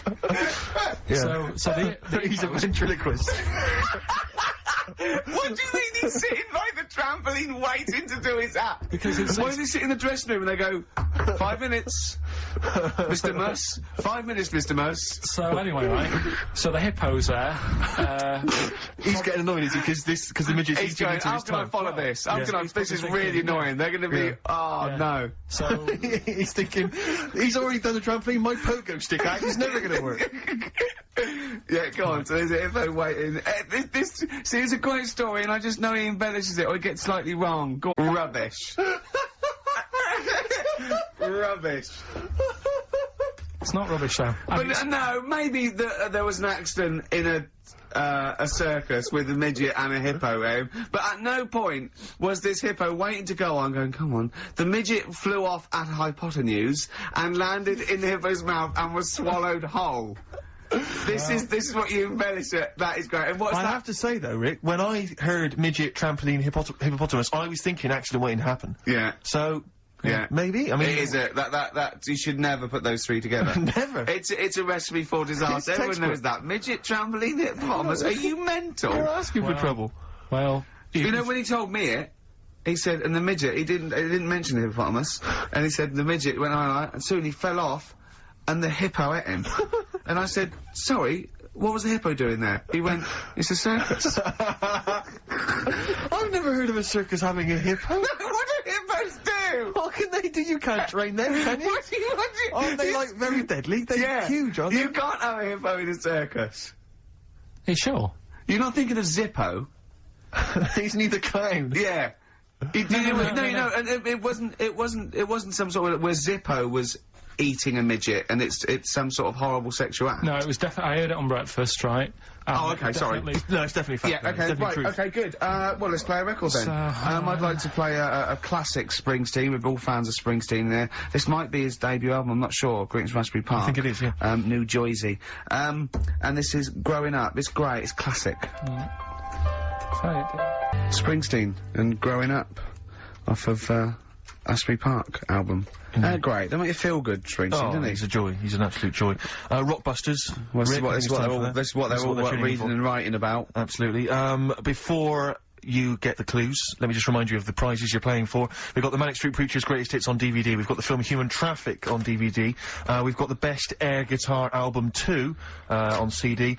Groove Armada's... Is this their current album? Yeah. I guess it's not selling very well. They're still trying to promote that. You can have that as well. If you are a fan of the Ford Fiesta TV ad, of the Vodafone TV adverts, you will love the... You didn't think you liked indie? Well, you do. Exactly, and that's got Feeder and Travis and Badly Drawn Boy and all sorts on there. Plus, my own copy, $6.99 it cost me, The Pelican Brief, starring Julia Roberts and Denzel Washington. If you've not seen that, panned and scanned on VHS. So what are the clues? Do you know that a pelican? I read the other day that has to turn its head. Give us the clues. So, Rockbusters. Well, let me just explain. A bird has a gullet, an esophagus and a gullet. It's all in one thing. It hasn't got peristalsis, which is the movement that we have that can make food. So a bird can only rely on gravity. Yeah. So it has to have its head up and has to shake. It can't eat. You were going to say that, weren't you, Karl? Yeah. Yeah. So, Rockbusters, you mentioned it earlier, one of last week's was, it's a cryptic clue and then some initials. I was in Texas, I fell in a puddle on my knees got wet, WH, wet knee, Houston. Yeah. That's the sort of thing we've... Use of the word knee twice there in the cryptic clue and in the final And the word answer. wet, I think you're Yeah, yeah, which is wit.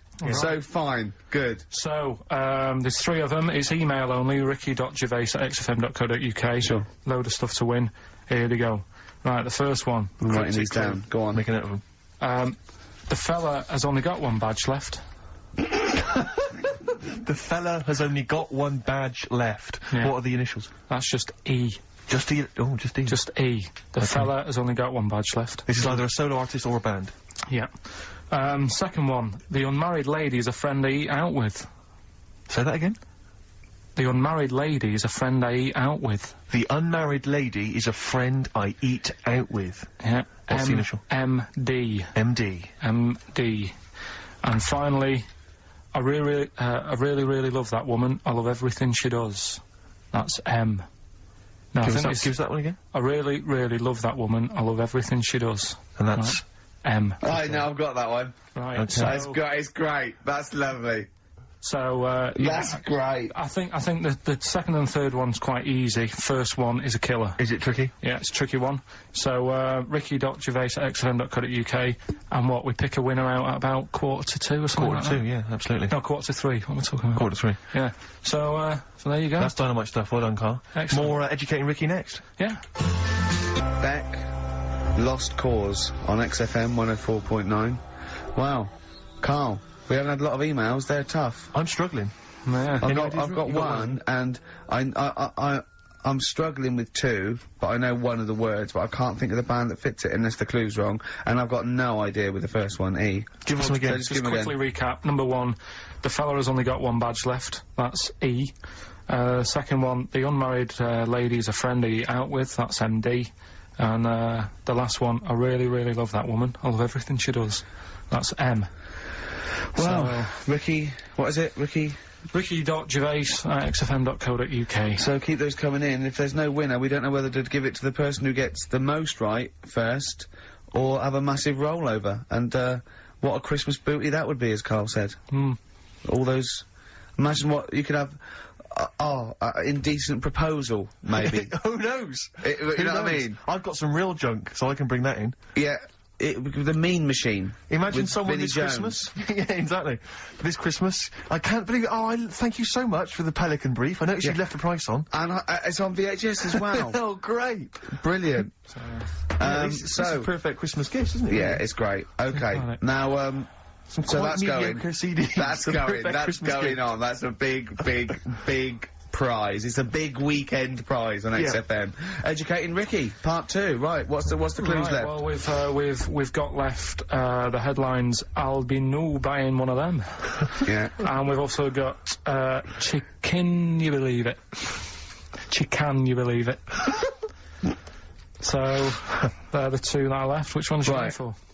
Chicken, you believe it, is not that picture, is it? That we saw. Which picture? The bloke with the... No. Right, okay. God, that was bad. Right, okay. Right, so I was about to explain We that. can't really but- discuss this on air, can we? Well, we can. Steve brought in, Karl, the best book ever, which is, what is it? I found it when I was moving house. It's an FHM publication, and it's kind of like lots of grotesque pictures and stories, and like a book of freaks and weirdos and. And grotesques. Karl opened it, and the first one was like... at the back. I At the started back. from the Well, back. you couldn't believe your luck, could you? What was it? What was number 50? A bloke with two heads. And he said, what's number 1? Yeah. And then number 6, there's a bloke who's a squid or something. Octopus. Yeah. Yeah. He's loving it. At number 1, he said, well, it's just a fella under a rock. And I went, oh no, read on, I think I know about this. And it's the fella that was found, he caused a landslide while having sex with a chicken. And they pulled him off, and there he is, the chicken owner. Right, So Karl so- could not believe his luck. So it's not that. Chicken. You believe it? I'll have that one You're then. going for that one? Yeah. Right, well, we've talked a lot on the show about, We talked a lot on the show. Yeah. about animals without heads. We haven't! We haven't! We talked about cockroaches could live without a head for 7 days. Yeah, we talked about that, and then of course there was the the well-known one about the fella who had his head cut off, and he blinked in he the said to series, his mate, "Count how many times I blink when my head comes off." Yeah, Was that when you told it to me, you said his head came off, and he said, as he said it was in the basket, he said, quick, count how many times I've blinked. And it was Nick Frost that had to go, no, Karl, no, he said it before. I went, and that was lovely. So, yeah, we've talked quite a lot about things, heads coming off. Go on then. Well, this one, Yeah. right? Back in 1945. You looked it up the date. Got a specific date. Uh, Wow. Mate Jonathan sent this one, you know him as well, the lad at the BBC, right? He emailed this one in, so thanks for that. Chicken, it's called Mike. There's a chicken called. Sorry, I missed a bit there. There's a chicken called Mike. chicken called Mike. Okay. Right? Yeah. What happened was, it was living on a farm, right?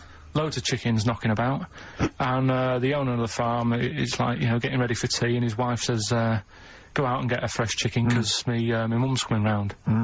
So he thinks, well, I want to get a good one in, because I want to impress her. Cause back then, even then, they wanted to impress the mother-in-law and that. So they said, all right, I'll just nip out and get one. So he sees Mike, chicken, running around. Is this during the war or after the war? 1945, I'd say that was after. No, ended, well... It ended in 1945. Yeah, Okay. September, go on. So, chicken's running about, he thinks that one, that looks alright, I'll have that one. Mikey. So he picks it up, and he cuts its head off, Oh. puts it on the block, cuts its head off, runs about a bit, like they do. He thinks it'll stop in a minute, keeps running about. Oh, what's going on here? Right? He's now, like, chasing the chicken without an head. Yeah. He's saying it should die in a minute. Anyway, doesn't die. Chicken's walking around with no head. Lives for 18 months. Yeah. Chicken with no head. Yeah. What do you think of that? Well, I'll tell you, I've heard this story before, Rick, and the explanation, as I understand it, was that certain vital cords, spinal cords, weren't severed when the head came off. So that was why it continued to live. Yep. I don't know if that sounds plausible. It's fine, absolutely fine. How did it take on, protein and energy? The fella who owned it, he said, well, hang on a minute. He said, I could kill it now. But I've got a wonder chicken here. But he's thinking, it must really want to live. Sure. Right? If it survived that, they've sort of got something here. Yeah. So he, what he does, he gets a little, eye droplet thing that he used to use on it. Obviously not anymore, right? And he filled it with grain and water, and it had a big hole in its neck where its head used to be. And he, Incredibly. and he dropped... You know what? There's, I mean, that is possible then, if it, without have heard this, infection, Rick, to be fair. without infection, if he was taking on things, it is possible, right? Why? Why what? Why did he do it? How cruel is that? I mean, that was not cruel, because the chicken obviously, He said if he thought it was a bit fed up, he would have killed it. He said, but he was running around quite happy. Well, it wasn't fed up at all, because it had no brain. Well, What do you mean, wow? I'm just saying what... It was nothing. It was just sinew and nerves and electrical impulses breaking down energies, right? That's all it was. It didn't have a brain, so it was. But I'm worried about the psychology of keeping a pet without a head. I'm worried more about what the farmer was thinking than the chicken. I tell you this. What the question I'm asking is, was the mother-in-law impressed? I mean, that's why he set out. That's why he set out to shot Mike's head off. This is lovely, but it's just the head where you don't kill a chicken like that all at once. I thought we were having chicken for dinner. Come and look at this, running around the yard. Yeah. Oh dear. So, there you go, you've learnt something there. Yeah, I have learned something. Yeah? Yeah. So, one more... That farmer, I've learnt that farmer was very strange indeed. Yeah. There you go. I have to say, to be fair to Karl, I have a feeling like when I read it, the reason he kept it alive was as a novelty. He got charged people to come and see the incredible headless chicken called Mike. Right. So, here we are. That's great. So, tune, Steve? A tune, yeah. I just thought I'd like to hear a little bit more from that NERD album. We played some of this from then when it first came out many moons ago. Since then, it's gone on, it's won awards, all sorts. And obviously, NERD now, Nerd, as they're sometimes known, kind of big producers. They're producing Justin Timberlake, Britney Spears, all kinds of people. But this is a track from their album. I've heard they're wicked. They are indeed. And this is called Things Are Getting Better. NERD. From their album In Search Of, and that's Things Are Getting Better. After the break, we got more Educating Ricky and the results to this week's Rockbusters. And Richard Ashcroft. Oh, dynamite. Richard Ashcroft. Check the Meaning on XFM 104.9. I'm Ricky Gervais with me, Steve Merchant. Karl just remembered a little story he was excited to tell you. Okay. Go on. Oh, are you going to tell him? Oh, okay. When we went into this cafe last week after... Karl had got his soil. We got 2 big bags of soil. I was going, get a bag for me. And he was an I can walk home. After about 10 yards, he was going, oh, my arms hurt. So he had to get a cab. So we stopped in this cafe. He had spaghetti bolognese. You were loving it, weren't you? It was good. It's a good little day out. And there was a woman that worked there. And she sort of, I could see her sort of looking at me. And she looked at her. And then she came over and said, are you off the telly? And I went, yeah. She went, yeah. Chris Moyles. Oh, beautiful. Beautiful. And I just laughed, and we both started laughing. She went, no, sorry, I said, no, I'm not, Chris, what's your name? And I went, and I had to say it, I went, Ricky Gervais. She went, oh, no. She went, oh, the thing in the office. I went, yeah. No, the funny thing was, she went and said, oh, no, I saw you on Jonathan Ross. Jonathan Ross, that's it, yeah. So she'd obviously watched the Jonathan Ross show thinking, Chris Miles has, lost his looks a bit or whatever. That's what I found funny, the fact that she must have watched it thinking that Yeah, she went, no, I saw you the other day. And I was like, yeah. She went, oh.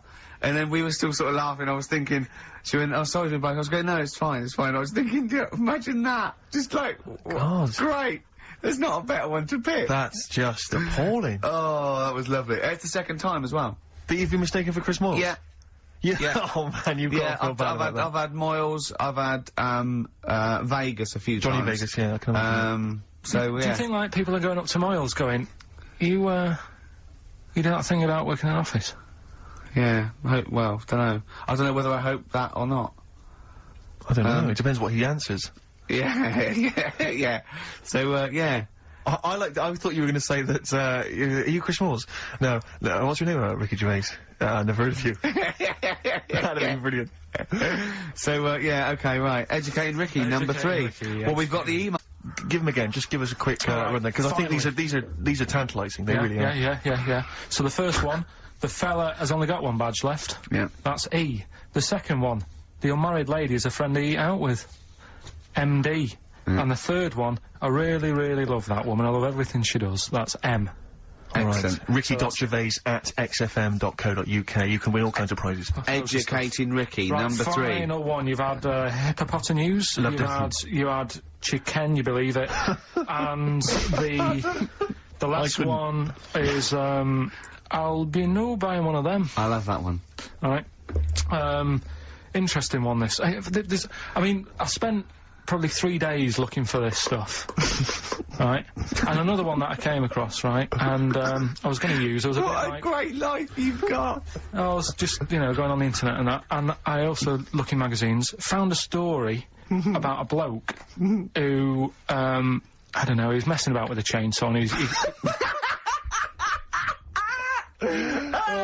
I don't know, he's messing about with a chainsaw. He was juggling a midget, and, whilst taking his alligator for a walk, and, go on. And his arm, come off, right? Come off? What do you mean his arm come off? The chainsaw took it off. Yeah, so okay. It was like, oh... Again, Anyway, He's going, oh no. Oh. So, there's a picture of him on an exercise bike, sort of just with a little stump sort of balancing, but he's getting on with his life, he's happy and everything's fine, he's not complaining, it's his own fault, he's got no one to blame, right? So anyway, he goes to the doctors, and the doctor said, I can do something there.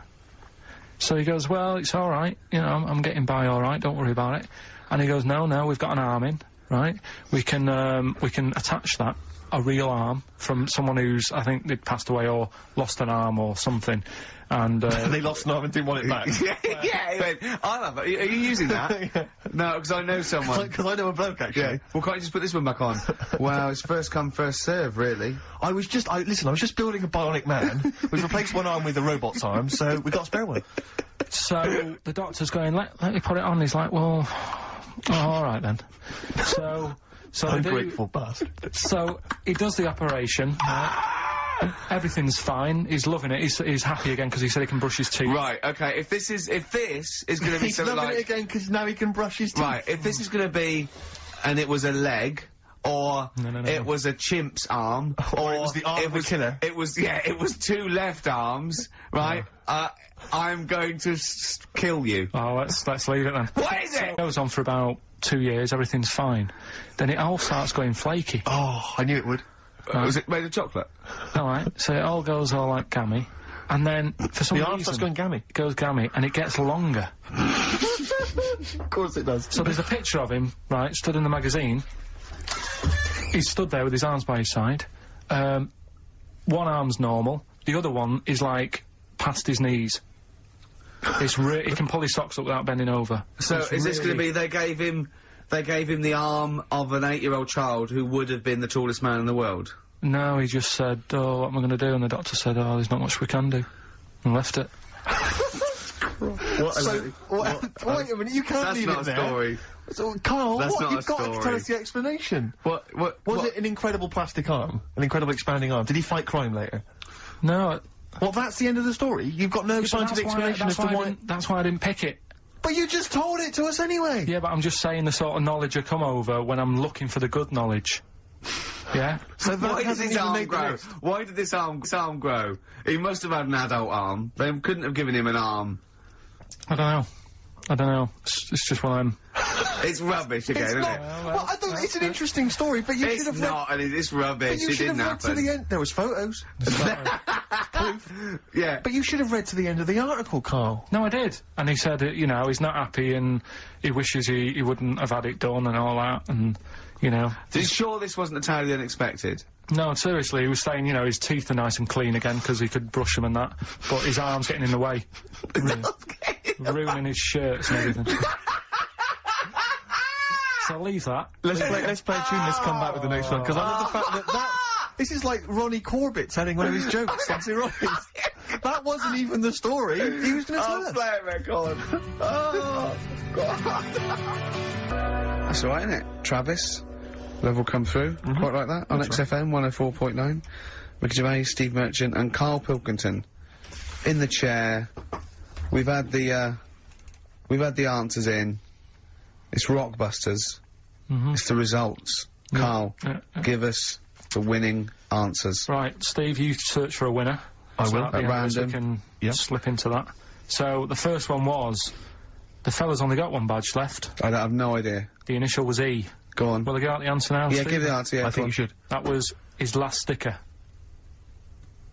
Yeah? Elastica, the band Elastica. I'm Right, not doesn't sure. work, No. doesn't work. The word sticker and a badge are not interchangeable. And it's not his last sticker, it's Elastica. Yeah, but, like, his last sticker. So, someone's got it. Oh! So say a different word and it works. Oh, so if the band is Lastica, then it works. God, if only Justin would have named it different. If she'd have just gone, let's call it Islastica, then we'd have, yeah. Second one. What was the clue? The unmarried lady is a friend they eat out with. Go on. That's Miss Dinamite. Miss Dynamite.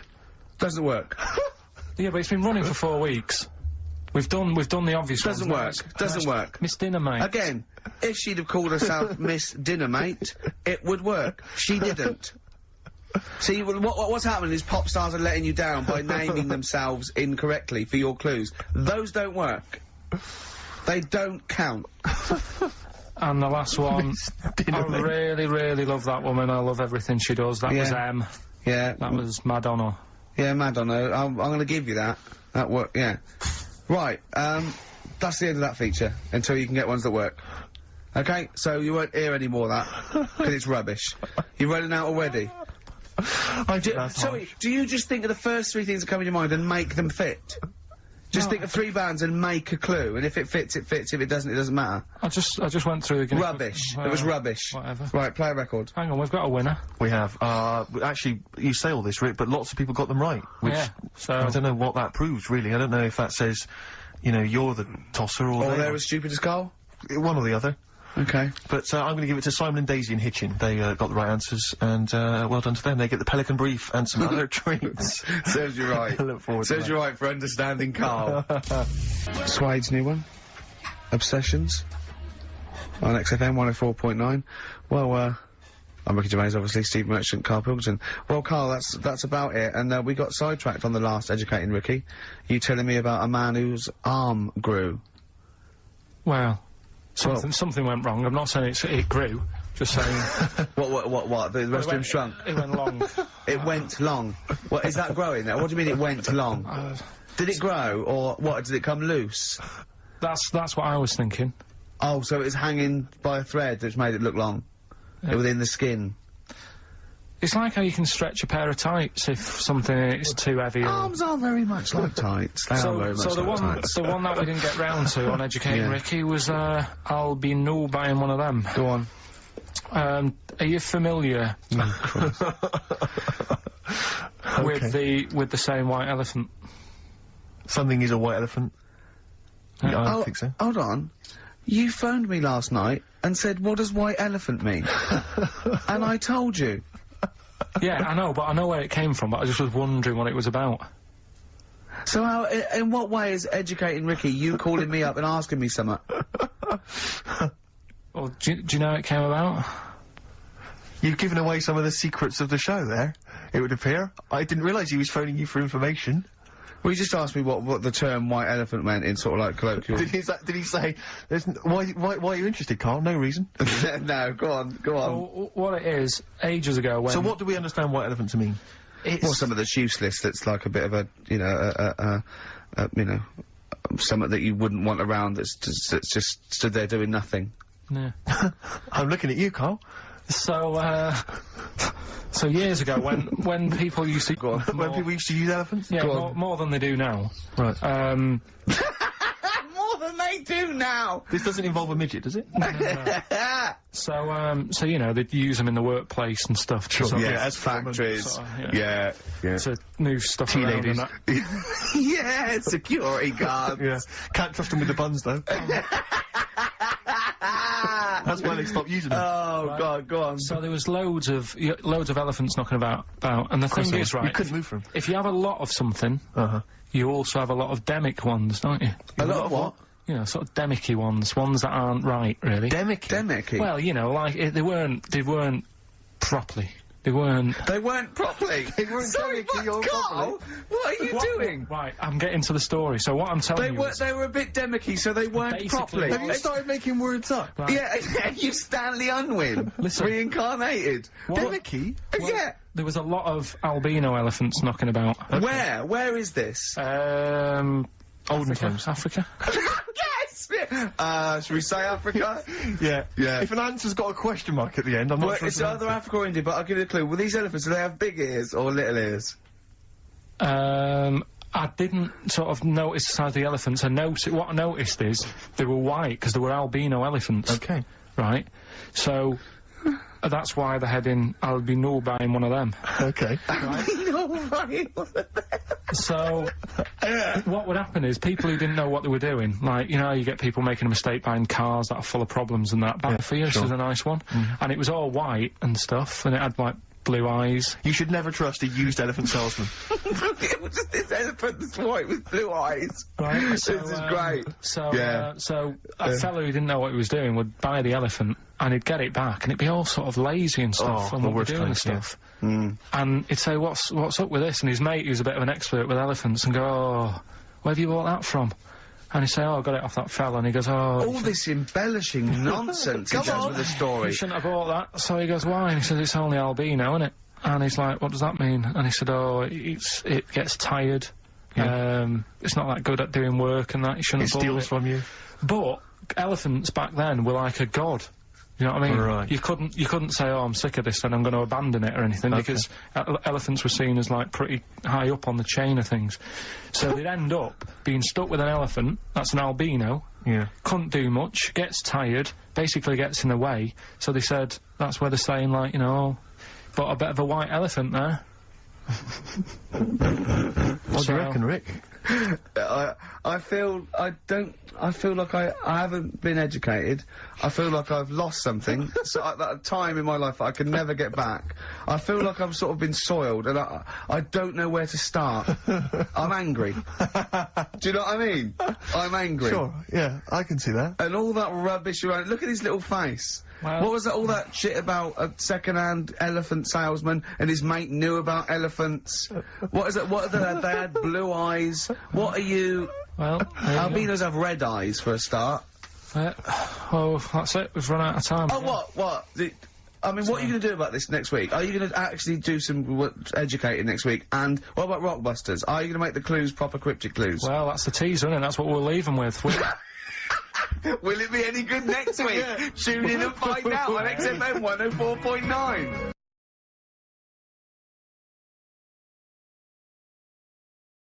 Red Hot Chili Peppers on XFM 104.9. I'm Ricky Gervais, with me Steve Merchant. Hello there. Karl Pilkington. Alright. Don't be nervous. We might see a difference in Karl. He's a little bit shy. There's someone here from the BBC filming this, part of that celebrity boxing thing.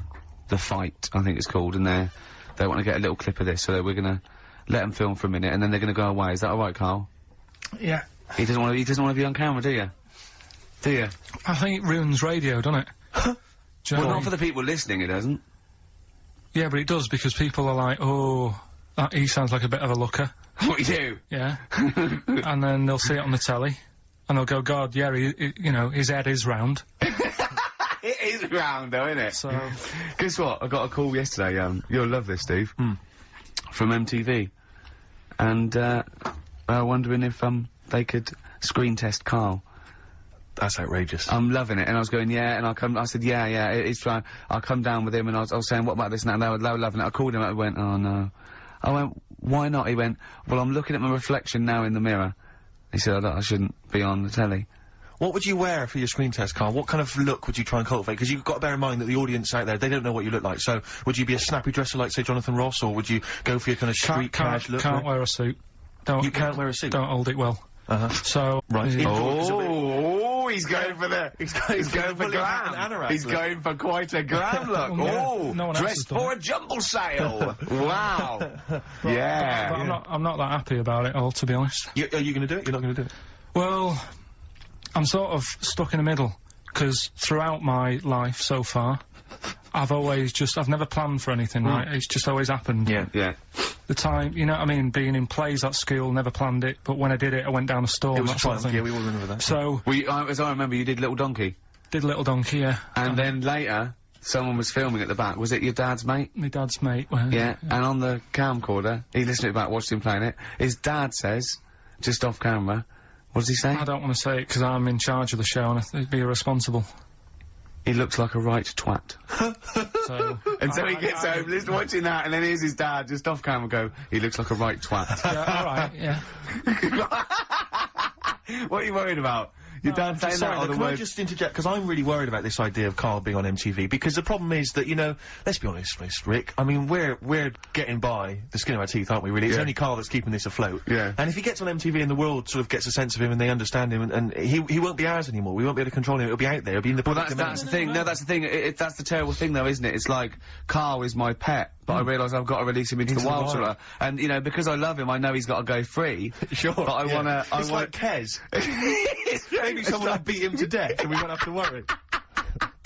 I'll have you on, though. I'll have you on as a guest. Which gets me on to something we've got coming up today. Oh, yeah, he's got a new idea. Yeah? Right. Do you know, like, I've talked about ghosts, and we had that good discussion the other week walking to the Piccadilly Circus Station, and I was telling you about ghosts, and you were saying, Karl, don't be an idiot, and all that. Spoke to a woman in the week, done a little interview with her. You've done a little interview? Done a little interview, 2 minutes or so, with a woman who's got ghosts in her house. So, I look forward to hearing that later. That sounds brilliant. Coming up later. Well, I'm gonna play a classic tune now. I've just gone straight for it. I've gone for the jugular. This is Ziggy Stardust by David Bowie. Ziggy Stardust by David Bowie on XFM 104.9. I'm Ricky Gervais, with me, Steve Merchant, and Karl Pilkington. Karl's also nervous. You had a bit of shock last week, didn't you? Just a little bit. His dad tuned in. To the show? Yeah. And Karl's never told him that he actually speaks on the show. He just said, I just press the buttons, right? He's kept him from it. You used to do radio before and you never told him, did you? It's because the little donkey incident. Yeah. When he went along, so... Was that the twat incident? Yeah. And so he's never told him since, but they've promised not to listen, haven't they? Well, my mum said to me, don't worry, don't be put off this week, because, you know, I've told him he can't listen, but I hear my dad in the background kind of going, bollocks. So, he might be listening. So that's extra pressure. Plus a camera crew in. I know. You don't like it, do you? This is good training for MTV, because then he can watch you on TV. I mean, what's he going to make of that? Oh. Yeah. Does he know you're bald? Yeah. You don't keep your hat on when you're with him and say, oh no, I'll just press the buttons. No, it's just, you know, it's like when I was in any plays, I didn't tell him. No. Any sort of parents' evening, I never gave him the note. Really? Yeah. So what did the teachers think? You were just an orphan? No, just on an off chance. My mate's dad spoke to me dad once, I think, and sort of said, oh, you going to school to see how, you know, your kid's doing? Is that what you're talking about? He said, there's a parents' evening, so he went said, what kid? He went to one, and that's when Mrs. Matthews said I'd never be a high flyer. How wrong was she? Yeah. I think we should call Mrs. Matthews and make her eat her words. Well... she'd turn on to MTV when, I don't know, like their slamming session. Yeah. And they go, that's young Pilkington. He's bald, but it's definitely him. I recognise that woolly hat. Yeah. Did you see Celebrity Fit Club yesterday? I missed it. I didn't watch any TV this week. The only TV I watched was, Are You Good in Bed? I already knew the answer. What was it? You had to have tick points? Yeah. Right. It was no. I was off the scale. Well, talking off the scales, Rick Waller. Really? Is he Yeah. off? What's well, happened? what he did is he lost weight and they couldn't believe it. And he had a big argument with Harvey and they said go, never come back to it, right? And then he got to weigh and he'd lost sort of like 10 pounds or something. And they were really. They said you've been starving yourself, haven't you? And he admitted it. And I thought he just wasn't wearing his underpants. yeah. but he was whinging all the time. He was watching it. He was doing a press. It was going, I've hurt my arm. He was going, I feel sick. And it was going, and he was just lying all the time about whether he was doing the routine and what he was eating and stuff. And I thought, that's me with Yeah, this it sounds celebrity like box. It is sounds like because it's sort of like. And they go, how's it going? Do you have a drink this week? And I go, no. Haven't had a beer this week. No. Did you do the exercise today? And I go, yep. Yeah, I've done all that. Yeah. And I try and get out of the sparring because it hurts because there's a man hitting me in the face for fun. Right. Because you know that's what boxing is. So, Are you yeah, aware that of is being hit, yeah. I'm worried that I like all the bits except the being hit. I don't even mind hitting someone. Right, so I'd be willing to hit someone. It's the getting hit that I don't like. Because I know you're a big fan of, like, wearing the clothes, the sort of sporty gear. I'm I know looking you, good, aren't I? you look good and you've obviously sort of spent their money. They gave me That's this free, for that's free training. of charge. This was free So I for know training. that's a perk you love. So, and I know yeah. you like, kind of the sort of various sort of nutritional drinks you've got to drink. I know you're a big fan of those. I love the protein shake because it tastes like chocolate. You know what? I've put on a couple of pounds since I've been doing this training. Right. I think it is the extra meal and. So you're yeah. adding the protein but not working Yeah. out enough to take it off again? Yeah, but I think I have actually changed a bit. I've got an inch on my chest, but an inch off my waist. So even though I've put on weight, there must be a little bit of muscle happening somewhere. So just to recap there slightly, you're enjoying all the trappings of boxing. Yeah. But not the boxing. Not the getting hit in the nose. Right. That's the one. And you that- are aware that that's what will be happening during the actual No, fight? because I've got a cunning plan. Okay. I'm gonna duck and dive. Okay. Bob and weave, dance. I'm gonna dance. Well, I read in the paper yesterday, I don't know how much truth there is, that Grant Bovey has recruited celebrity hypnotist Paul McKenna to help him win. Yeah, So could I be don't true. know if that's of any truth. Because I know haven't you got Spit the Dog? You've got a couple of ventriloquists and an impressionist on your side. I've got pork pie from Desmond. Yeah, exactly, Just yeah. getting me tuned in your corner, yeah. mentally. Yeah. Well, I don't know. It's all a bit of fun. What do you reckon, Karl? Do you think he's in with a chance? What's McKenna going to be doing? Is like Grant Bovey going to be turned into a chicken and... You know what I mean? He's going to do an Elvis impression and take off If his I trousers. say the right words. No, I think he's probably going to just help him focus and... I think there's lots of sports psychologists out there at the moment getting people. So I'm sure it's valid. If it's true, I'm sure it's fine. But I've been getting tuned mentally, learning how to hit. Yeah. That was my method. Eating and hitting, I think is. And do you work out to any music? I mean, do you put on the Rocky soundtrack? Because I know you've got a special CD with music from all 5 films, haven't you? No, we don't. I think they have the radio on down there, but you don't hear it. It's all you hear is people shouting, saying things like, "That's not like a fighter," and me going, "I'm not a fighter. I'm a comedian." And is it quite intimidating down there? I mean, do they? Yeah. I mean, I'm sure they're nice people, but I'm getting used to it now. But it is a different world, and I was quite scared, and I didn't. When you say I mean, is it like they're gangsters? I mean, is it kind of? No, I don't mean. I just mean, is it got that feel? You know, when you see it in films, they walk into those places, and you know, they're hard nuts, and there's that feel like. Well, they're all they're all ex-boxers and stuff. So yeah, but no, they're not. No, that's not. I mean, I suppose it's like they're real men. Well, yeah, and they don't understand really that I don't like getting hit on the nose. And they say, well, no one gets hit on the nose. And it took me a long time to get over that. Just taking a couple of punches. Yeah. I wanted to rule it out. Yeah. And but you know, it's okay now. And of course I know they're mollycoddling me. They're not. They're using about 25% power, and I'm still. And you wear the head. Yeah, I wanted to wear a crash helmet, right? But they said no. And carry a baseball bat, and they said that's technically illegal. But I'm looking forward to a changed man, Karl. What we got coming up? Got a bit of a Death in Vegas with vocals from Liam Gallagher. Final question for you, Rick. Do you think you'll carry on boxing after this is finished? Competitively? No, just the training and stuff. Yeah, and I do the you think training. so? Yeah, no, I love that. I love the training. I love learning the skills, and I do enjoy the training. I don't relish getting punched around. And I'm not worried about the fight at all. I'm really looking forward to the fight, because, Grant's a novice like me. It's just when you get in with an ex-pro who, you know, could destroy you Yeah. so you're scared to hit him. And, you know, they never lose their rag, and they're really cool, and they're really nice, and they've never even hit me by mistake. But even just tapping you like that in the face hurts. I was walking down Finchley Radio Station, and a couple of sixth formers said, "Oh, you lanky goggle-eyed freak," and I just wondered if maybe you could pop round and have a word with them. Yeah, I will. Some of your friends. An enemy of yours is an enemy of mine. Good. Scorpio Rising, Death in Vegas on XFM 104.9, Steve. I'm Ricky Gervais. Karl's a little bit less stressed now. There's a camera crew have gone, his dad's not listening, we think. Well, yeah, who knows? Who knows? But, you're chilled. I tell you what though, my mum was loving it. Do you know Rockbusters? Do I know Rockbusters? I love Rockbusters. I think I dream of it. She was taking part. I mean, she doesn't know a lot of the new band. She's not quite got the hang of it. That's Unlike her genius son. Have you got them there? Can we hear what they are? You keep talking a second then. I'm quite excited. I mean, if they're even approaching, say, the genius of Wet Knee Houston. Yeah. There was another one which was something to do with a trench, Karl. What was that? That was Dandy Warhols. That was a good one. Dandy Warhols. I think that was his finest moment. Yeah. Incidentally, I've got an email here from someone called Sauda, if that's a he or a she, but let's assume it's a she, just for glam's sake. Yeah. She says she saw an old man eating a Twix last week, Karl, so that blows your theory out the I'm water. not having it. Okay. So if you are a bloke, he's calling you a liar. So maybe you want a little rumble later? In fact, if you are a bloke, he's calling you a girl. Yeah, exactly. Right. Yeah, then. These are ones that my mum's made up. Brilliant. Right, just in case you're a new listener, I'll give some initials out and a cryptic clue. And it makes up a band, doesn't it? Yeah. Or a solo artist. Yeah, not so much cryptic as what you're thinking. Go on. My mum sent this one. This group would be good at doing your hair. This group would be good at doing your hair. TP. Is there a group called the Hairdressers from the 60s? This group would be good at doing What? your hair. TP. TP. Is it the something? The Platters. The Platters. Yeah, that's all right. That's alright. Nice. Let's have a look. This group sound like dinosaurs. Group sound like dinosaurs. T-Rex. T-Rex. Yeah. I see what you mean. They're not so much cryptic, are they? This group... Leave her alone, they're good. This group likes being by the sand and the sea. This group likes being... Are they the Beach Boys, boy? Beach Boys. This band are called the Beatles. The Beatles. Hang on. We just have a...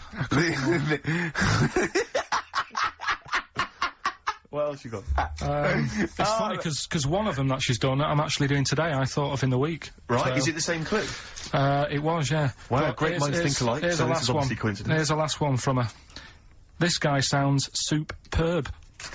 This guy sounds superb. The Bachelors. Glenn Campbell. Not bad, That's good. I like that. I'll tell you this, I think you should get onto one of the big game organisations, Parker Brothers or whatever, because this has got to be, I mean, this could sweep the nation at Christmas. Don't you think this is the perfect Christmas game? Yeah. Well, I think this is what's going to make or break the MTV thing. to be Right. honest. Some kind of TV version. Yeah. Uh-huh. I'm just thinking into ad breaks, you know, coming up next is this band. Be careful though, Karl, because, you know, make sure you retain the rights, because I can see this selling abroad. You know, Yeah, you could and I sort can see America. someone coming along and taking the sort of like the Rockbusters and changing one word and like another game out of it and just What using the was same format. What I do you don't know. I don't know. I can't think of something there, but they could change. So Sort of like... they change the word rock to something else and have it. What could it be? Brick, block? Yeah, and so you have to, you know what I mean? So be Blockbusters. careful. Yeah. Blockbusters will never work. Look at his little face. So we're doing that later. Got some good prizes. Okay. We'll talk about the prizes Talk about after. that in a bit. Yeah, yeah. Educating Ricky. Yeah, Got that. We've got the woman who's got a ghost in her house. Yeah. It's a shame she's not here live, because I feel like I want to ask a few questions, Rick. I don't know about you. Don't worry, I've covered it all. You've covered it all, God. Yeah. So Yeah, play a record. Rick, I know probably you, like me, are just too busy really to keep abreast of new music, aren't you? Yeah. I mean, we're busy people, we've got, you know, important showbiz parties to go to and stuff. That's why I have friends of mine who send me compilations and stuff. That's one of my quarterly compilations from my friend Harry, and that's All Downhill From Here by Jim O'Rourke. I've got a new track coming up later, actually, that I think you might like. So, you know, we're inflaming each other's desire for new songs as well as going back to the back catalogue of some classics. Sure. All right? I love adverts better, though. I do. I love adverts. It's weird. Missy Elliott on XFM 104.9, Ricky Gervais with me, Steve and Karl. Karl, why have you got a headache? You got a headache? Just a bit stressful because the moves on this week. Oh, you're leaving house? Oh, by the way, the XFM listeners came round to my house and bought the futon and table. Did they? Were they happy with it? Quite normal. They were well happy. Yeah. Couldn't believe the luck with it. What do you mean quite normal? What do you mean quite normal? Well, it's always a bit scared, isn't it, getting people round. I imagine they were scared. Well, And were they excited to see you? Could they, I mean, they were, you know, could you tell that they were pretty pleased to see you? no, I don't think so. I mean, you know, You're but- Karl Pilkington. yeah, but the fellas sort of, I mean, they brought the whole family round, which was a bit odd. Well, it's not often they get the chance to visit a living freak. He doesn't want to leave his bike round there. Right, and he said, and Suzanne, oh, I can't say this in case he's listening, can I? He won't know. will he? He said Suzanne's hired the oldest removal man in London. You should hear him. And the thing is, right, we booked him because everyone else happened to be booked out, but this fella's free, right? So he called up this morning, I've never spoke to him, but he was on the phone. He sounded about 90. Yeah. Can't think that he's going to have to do all the work. And the thing is, right, Cheap. it seems He to be already cheap. wanted some Werther originals. Yeah, Right, yeah. listen, it seemed to be cheap because it's £50 an hour. But how long is it going to take him? Yeah. Oh, that's So- genius. When's the move on then? When's the Oh, well, he's coming round. He came round today to bring some empty boxes, and he was struggling with them.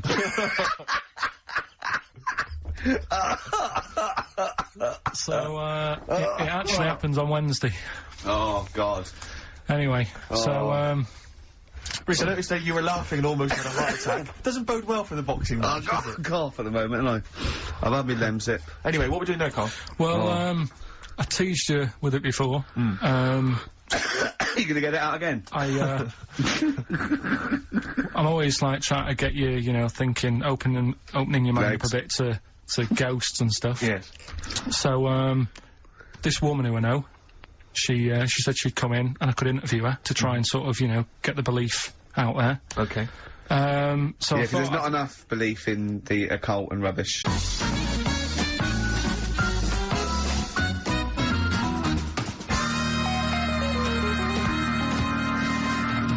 welcome to Pilkington. Thank you. My guest today is Taryn. She's a plugger. You're still a plugger, right? No, do co-management. Right, now. she does co-management, but she was a plugger. She looked after therapy, Raging Speed On, Slash, all the big names, yeah? But we're not here to talk about music today. We do a lot of that on XFM. Today we're talking ghosts. Now, Ricky and Steve, who I do the show with, they're not having any of it. So I said, well, I know someone who, you know, gets on with ghosts. There's a lot of them. So I thought I'd get you in today, have a little chat for a couple of minutes, just to sum up the story so they get an idea of what happened. You had a horse, yeah? You had it in some stables. Yeah. He hasn't let her speak yet. You went to, like, look after it and that, play around with it, take it for a ride Went and out that. riding, Yeah. Two of your mates were in the stable where your horse is. Not my stable, in the opposite stable. In the opposite stable. And I heard them giggling and They're getting messing up to about and something. that, yeah. You heard them having a laugh. So you thought, right, what are they up to? So you go in, and they're messing about with a Ouija board. Yeah. Right. So, this is where you come in. Did you get involved with the Ouija board? Unfortunately, I did. Right. And what happened then? I was like, oh, you don't believe in this. Oh, let me have a go. Right. And ask a few questions, put our hands on, and it actually started moving. So a lot of the stuff you asked it, did the things happen that you Yes, asked? they did. Right? So that's scary for a start, right? We haven't even got to the ghost bit yet. So you mess about Trap with that. soul, Yeah. I'd like to call Right, him. trap soul. So you're messing about on the Ouija board. You say, right, I've had enough of this now. Yeah. I've got all the answers I need. Yeah. You go home. I didn't like them. You go in the house, and it's a bit nippy. The flat is absolutely fine. It's when I went into the bedroom. You've got to remember, it's a very, very warm, hot evening. Right. And walk into the bedroom and note it is cold, colder than usual. But I'm actually quite glad because it's so hot. Right, okay. Completely ignored the fact that the windows were all shut, but the curtains were blowing. Didn't sleep well at all. Right. Next evening, same again. Freezing. Yeah, very, very noticeably colder. Curtains blowing. Yeah, I'm fast asleep, get woken up, the wardrobe's opening. So at this point, this is where we clear up. You're not on crack. You're not. Oh, never touched drugs in my entire life. You're not a drinker. No. I will have the odd glass of red wine. Yeah, right. That's all right. They recommend that anyway. They say it's good for your heart. What started happening was, as the week progressed, I also felt the bed covers at one point at night fold over, double bed, the bed covers fold over, and it was like someone was getting in the bed next to me. But you've got to remember, when you're in a deep sleep, you're not quite thinking, and you're thinking, I'm losing it. I was getting more and more tired, more and more a little stressed. I'm really thinking I was having a breakdown. The final straw was when the clothes on the end of my bed that I just throw hit me. How come you were going back home at night? Because I was sceptical. In fact, 6 months ago, I said, I don't want to go there. People will think I'm mad. But you know what? I don't care. Yeah. I know there's more out there. Well, brilliant. Well, cheers for that. And, thanks for being a guest on Pilkington.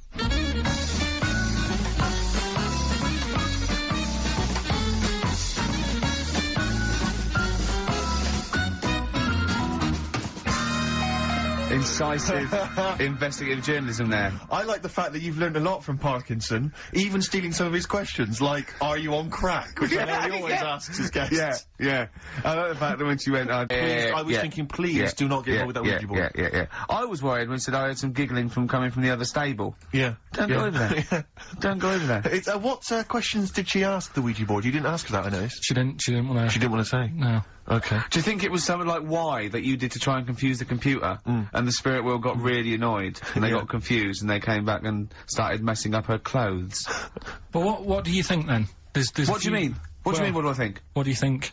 What about what? There's nothing I can answer there. There's nothing I can answer. Alright, she said... Well, I'll just keep saying I don't believe in the existence of ghosts, because of the impossibility. Right. Now, when she said... I mean, the interview I did for 50 minutes. You did for how long? 50 minutes. 55 minutes? Yeah, we might use that at Christmas or something, right? But the thing is... Well, that's the best you got out of 50 minutes. They're the highlights. No, MTV are not going to call again. I'll tell you what, right? It did get a bit dark, and I didn't want that sort of stuff going out, Saturday right? afternoon, yeah. But I can understand the heating thing. I said, well, you know, in the full interview, I was saying, you know, that could be anything, couldn't it? Heating broke or something. Now, she said what else was she talking about? Someone got into the bed next to her. Yeah, I mean, I sort of said, well, you know, how did that happen? Yeah. And she couldn't explain it herself, but I said, but it did wake you up. Maybe you're a little bit sort of, still... Although the only explanation I can think of, if she didn't actually see anyone, is, well, it was a ghost. Yeah, well, that She's was probably got a ghost getting in But bed. what about cupboards opening and shutting? See, again, the only explanation for that is a ghost. Yeah. Well, I can't think of anything else. Play a record. It's got to be a ghost. It is ghost. I think you've proven it to us. Yeah. A spirit. Street spirit? Yeah. Nice. What else? Hey. Street spirit. Radiohead. So, turns out ghosts do exist after all, Steve. A woman what Karl knows proved it. I've got egg on my face. Yep.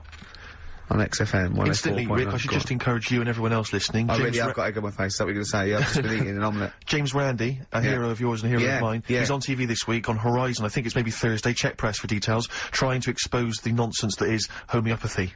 Oh, yeah, I saw that, yeah. So I look forward to that. Do you know what that is, Karl? Oh, go on. They've got a theory that, if you, say you got something, an essential oil or something, in a solution, 1 in 10 solution, and it does something to you, actually does something to you, they've got this thing where they dilute it to there's nothing in it, but because they're using the same water, still has the same effect. It's sort of like a placebo that you know works, you know, that's the sort of theory of it. What time's that on? Check the papers, but I think it's, sort of 9 o'clock Thursday, something like that. It'll be interesting though, Karl. It will be interesting, mate. Trust me. I'll tell you what's also interesting, Rick. The prizes we're giving away this week on Rockbusters. We got for you David Attenborough's The Life of Mammals. I don't know, is this a new show? Is this on TV at the moment? Is this like a new thing? So that looks good. It's like a double VHS thing there. We've also got a U2, the best of their 90s videos, even better than the real things on there. Mysterious Ways, Beautiful Day, Electrical Storm, the new one. Stuff on there, that's on video. We've also got a couple of CDs, The Smashing Pumpkins. I think this is sort of alternative versions of a lot of their hits and stuff, live versions live stuff and stuff like this. Johnny Cash's current album, possibly his last. We don't know, because apparently he's not very well at the moment. That's an album of covers. Yeah, well, not all covers, some of his new stuff as well, but he's done covers of things like Personal Jesus by Depeche Mode, and Desperado, and Bridge Over Troubled Water. And the great thing about Cash is I read an amazing review where it says it's like he always makes them his own, do you know what I mean? It's like you can't even remember the old version. Desperado by the Eagles? By the Eagles, yeah. I'd like to play that, just to hear that, because I haven't heard that. We'll play that and then give it away. These are actually good prizes, Karl. Good prizes. We've also got, including a small, miniature three-wheel car, an Only Fools and Horses video. I think this is the, special that was on Christmas TV last year. So if you're one of the people who didn't see it, I mean, wasn't there like 22 million people watching? Ridiculous, yeah. If you're one of the people who, you know, desperately wants to see it again, I know I do. And wants a small yellow car. And also wants a small yellow car. Then there it is. And, also, another of... How much do you love the Volvo TV advert? Love it, love it. 'Cause that's, hate the music again, though. Why? That's a shame, because that is it? that track is the also music. on Oh, it. okay. Sure. But there's also stuff on here, there's some interesting stuff. There's Pink Floyd, there's Coldplay, there's Roy Scott, so, you know, it's probably worth it. I love Pink Floyd. Except the music again. So it's a bit of a bind for me. That's a whole heap of treats. And that's the winner of Rockbusters. That's the winner of Rockbusters. Coming up after the adverts. Okay. Doves, Caught by the River on XFM 104.9. We're into the second hour now. This is when this award-winning show really kicks into gear. When you say award-winning? We haven't won them yet. I mean, we will win some. Hang on, let me remind you, wasn't there a bronze in the Sony Awards? Oh yeah, we got a bronze. I don't go for bronze, it doesn't count. No, it doesn't count. It doesn't count. I'm Ricky Gervais, obviously, with me, Steve Merchant, and Karl Pilkington, which is, what Heat write about, really. Karl's the main man. Think of Karl, a year ago, he was just sitting in that room going, alright, I've done this. XFM. It's good, isn't it? Yeah, it's like a music bed. Brilliant. Comes on the show, we start taking the piss out of him. People start going, oh, who's the idiot you've got in? And we go, it's Karl. And they go, we like him, he's a fool. I go, yes, he's a fool, he's a pet buffoon. And they go, well, let him speak more, right? And they're going, don't let him talk, XFM, the fat cats. Oh. And I said, I'm a rebel and I'll do it my way. Wait, can I ask, did you stick it to the man? Yeah. And then MTV call up. Yeah, Heat are writing about him every week. Yeah. He's just been doing film for the BBC. There's some rumours he might be the new James Bond. yeah. He's eating lovely McVitie's original digestives. Are we allowed to? Can I? If McVitie's are listening, I love these biscuits. Yeah. And he's got the best. If the Spearmint Rhino strip clubs are listening, I'm a huge fan. Right. And he's got Rockbusters to come. Yes, let's do it. I should just ask, the few people have asked me this, and there's also an email here from Rich. People are saying they've seen some of the posters and the adverts of, advertising the show, plugging the show. Why aren't you on the posters, Karl? And it is your choice, isn't it? We did ask, Karl to be involved, but well, he is actually. It's like, where's Waldo? He's actually, he's in my trousers. Karl, you don't like having your photo taken, no? You're not seeking the publicity. No. I reckon you are secretly. I don't believe you. No, he's right. He's totally right. He's doing it just right. But I think there's a fine line to be drawn that, you know, if you like being in, you know, around radio, you've got and you want your own show, or you enjoy talking and they just happen to be filming you for MTV, that's different. I think what you just avoid is going to silly celebrity bashes, having your picture taken for the sake of it. I mean, I think you're right, but I think you should do the screen test. On a serious note, I think you should do the screen test. Just because it might be fun, and if it's no good, they won't do it. And you can stop any time you want. No one has to keep going on telly. I just think we're going to lose him. No, we won't lose him. Listen, right? I'll always be part of this. I'm just worried that you're going to exhaust yourself. You're going to be drained. You're going to have told all your anecdotes on MTV. He certainly would have, if you have to help the old fella upstairs with the bed. Yeah, £50 an hour. Oh. That's terrible. Go on. But what I wanted to do, right, because I don't want to embarrass myself, right? I don't want to embarrass the woman at MTV when I turn up and she thinks, oh, look at him. Yeah. What a waste of film this is going to be. Because it's not cheap. I know that. It's not film either, but go on. Well... It won't. It is cheap. It is cheap. They're filming on a DV camera that they can go over. If it's no good, they won't show it to anyone. It'll be great. It's just what they want you. Honestly, I can just see you doing little things, just like popping up, you know, between the records and going, all right, MTV, music, television, hear about the airy Chinese kid born, which is weird, isn't it? Because they're not usually airy. And it just goes, MTV. It'd be brilliant. It'd be brilliant, Karl. If I'll come down with you. I'll come down with you. Well, we'll see. Go on. We'll think about it, right? Go on. Right, Rockbusters. So, Rockbusters, you know, it's a little clue, some initials, 3 different clues, you email in ricky.gervais@xfm.co.uk. You can win the load of stuff that we've got. So, first one, here's the clue. Stop throwing that fruit about. Oh. Yeah. What's the initial? That's CB. CB. CB. Stop throwing that fruit about. Yeah. Alright. Is Anders listening? Has he emailed us in yet? Anders, not had any response from Anders. I'll keep I hope he abreast hasn't of stopped that. listening. Because he doesn't like the show. He's gone off. I hope he hasn't gone off the show. So, the second one, that Scottish fella has made an error. That Scottish fella has made an error. Yeah, Interesting. that's M. M. Right, that Scottish fella has made an error. Right? Okay. And, the last one, God, you can make a right load of toast with them. You can make a right load of toast with them. Yeah. All right. What's the And initial there? that's G. Gee, I was thinking it might be bread for a minute, but no. Gee. So just very quickly, stop throwing that fruit about, CB. I've got the last one. Right? Scottish It fella. doesn't work. It doesn't count. Doesn't count. Well, the toast with them, that's G. Email in ricky.gervais@xfm.co.uk and you can... We got the CDs, we got horses, we got mammals on VHS, we got U2, we got a couple of CDs, including Johnny Cash. Here's a new tune from a new fella called Papa Garcia. See what you think of this. You see, if he was on MTV, I couldn't say his name. Why? What is it again? Papa Garcia. Right, here's a new one from Papa Garcia. Brilliant. Papa Garcia, Natalie and Nusi from the forthcoming album Bring Me the Head of Papa Garcia. Catchy that. Quite retro. It's a bit of Elton John and All sorts thrown in, yeah, lovely. Right, here we go. Quick clues again, and then we better do Educating Ricky. Well, this is the favourite bit of the show for me now, Educating Ricky. I love it. I can't, well, yeah, I'm anxious all week. Well, just quickly on those clues, just in case people need to know again. Stop throwing that fruit about, CB. That Scottish fella's made a bit of an error, M. And, God, you can make loads of toast with them. That's, G. Alright, brilliant. Ricky.gervais@xfm.co.uk, it's email only. Oh, I need some learning. I need some knowledge, Karl. Educate me. I might be able to help you. Go on. We've got 3 things, as always. I give them a little heading to tease you as to which one you want to learn first. Yeah. First one is the tip included? Is the tip included? Like it. Second one, I want to come here in hindsight. Right. I wouldn't have come here in hindsight? Yeah. Okay. And the third one, am I gonna have to thump you? We're gonna have to thump you. Okay, and we're you've gonna trawled, have to- what, the internet? So, so if I can get into the mindset of this plan, is the tip included? Well, obviously, that's probably not going to be about a weight. It's going to be if that's someone losing the end of his knob, I assume.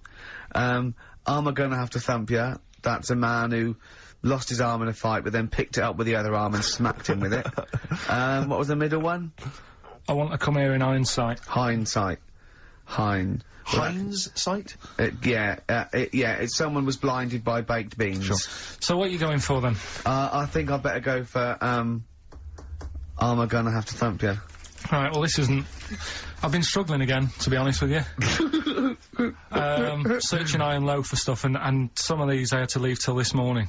Right, because there's just not enough knowledge out in the world, is Not there, much that is you going don't on. know about? I found out about something in the week about a guy who, was playing tug-of-war. This is bonus material, He was isn't it? playing tug-of-war. Oh, his arm came off. Only his arm come off. Yeah, he got caught up in the rope, yeah. No, he didn't. He didn't get caught up in the rope, he just was trying that hard and didn't want to lose.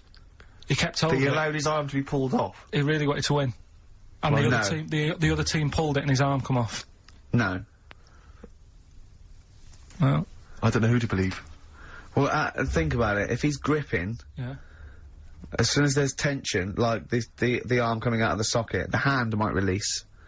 I think his arm got caught up in the rope. And so it was involuntary, as opposed to him going, well, my arm's coming off, but I'm not going to lose this. You might be Anyway, right. that's the fact you're That's not a gonna tell bonus. us. That's a bonus fact. Yeah, well, That's educated me. Well, A man lost his arm. Oh, interesting. Go on. am I gonna have to thump you? Yeah. Do you know the saying, shut your face? Yeah, I've heard the well-known Shakespeare, innit? Do you know how it came about? No, Joe Dolce? No, Go on. It's, ages ago. Oh, yeah, literally, literally. Like, knights who wore armour. Okay. And that's, armour gonna have to thump you, that's how it came about. Okay, armour. They wore all the stuff, and they had the helmet, and say if they're guarding something at night, stood outside a castle or something, and there's probably going to be 2 of them, right?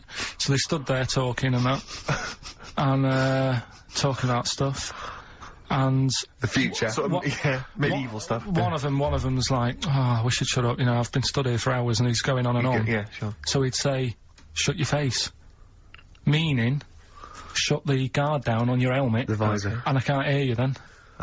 So shut your face. Shut your face.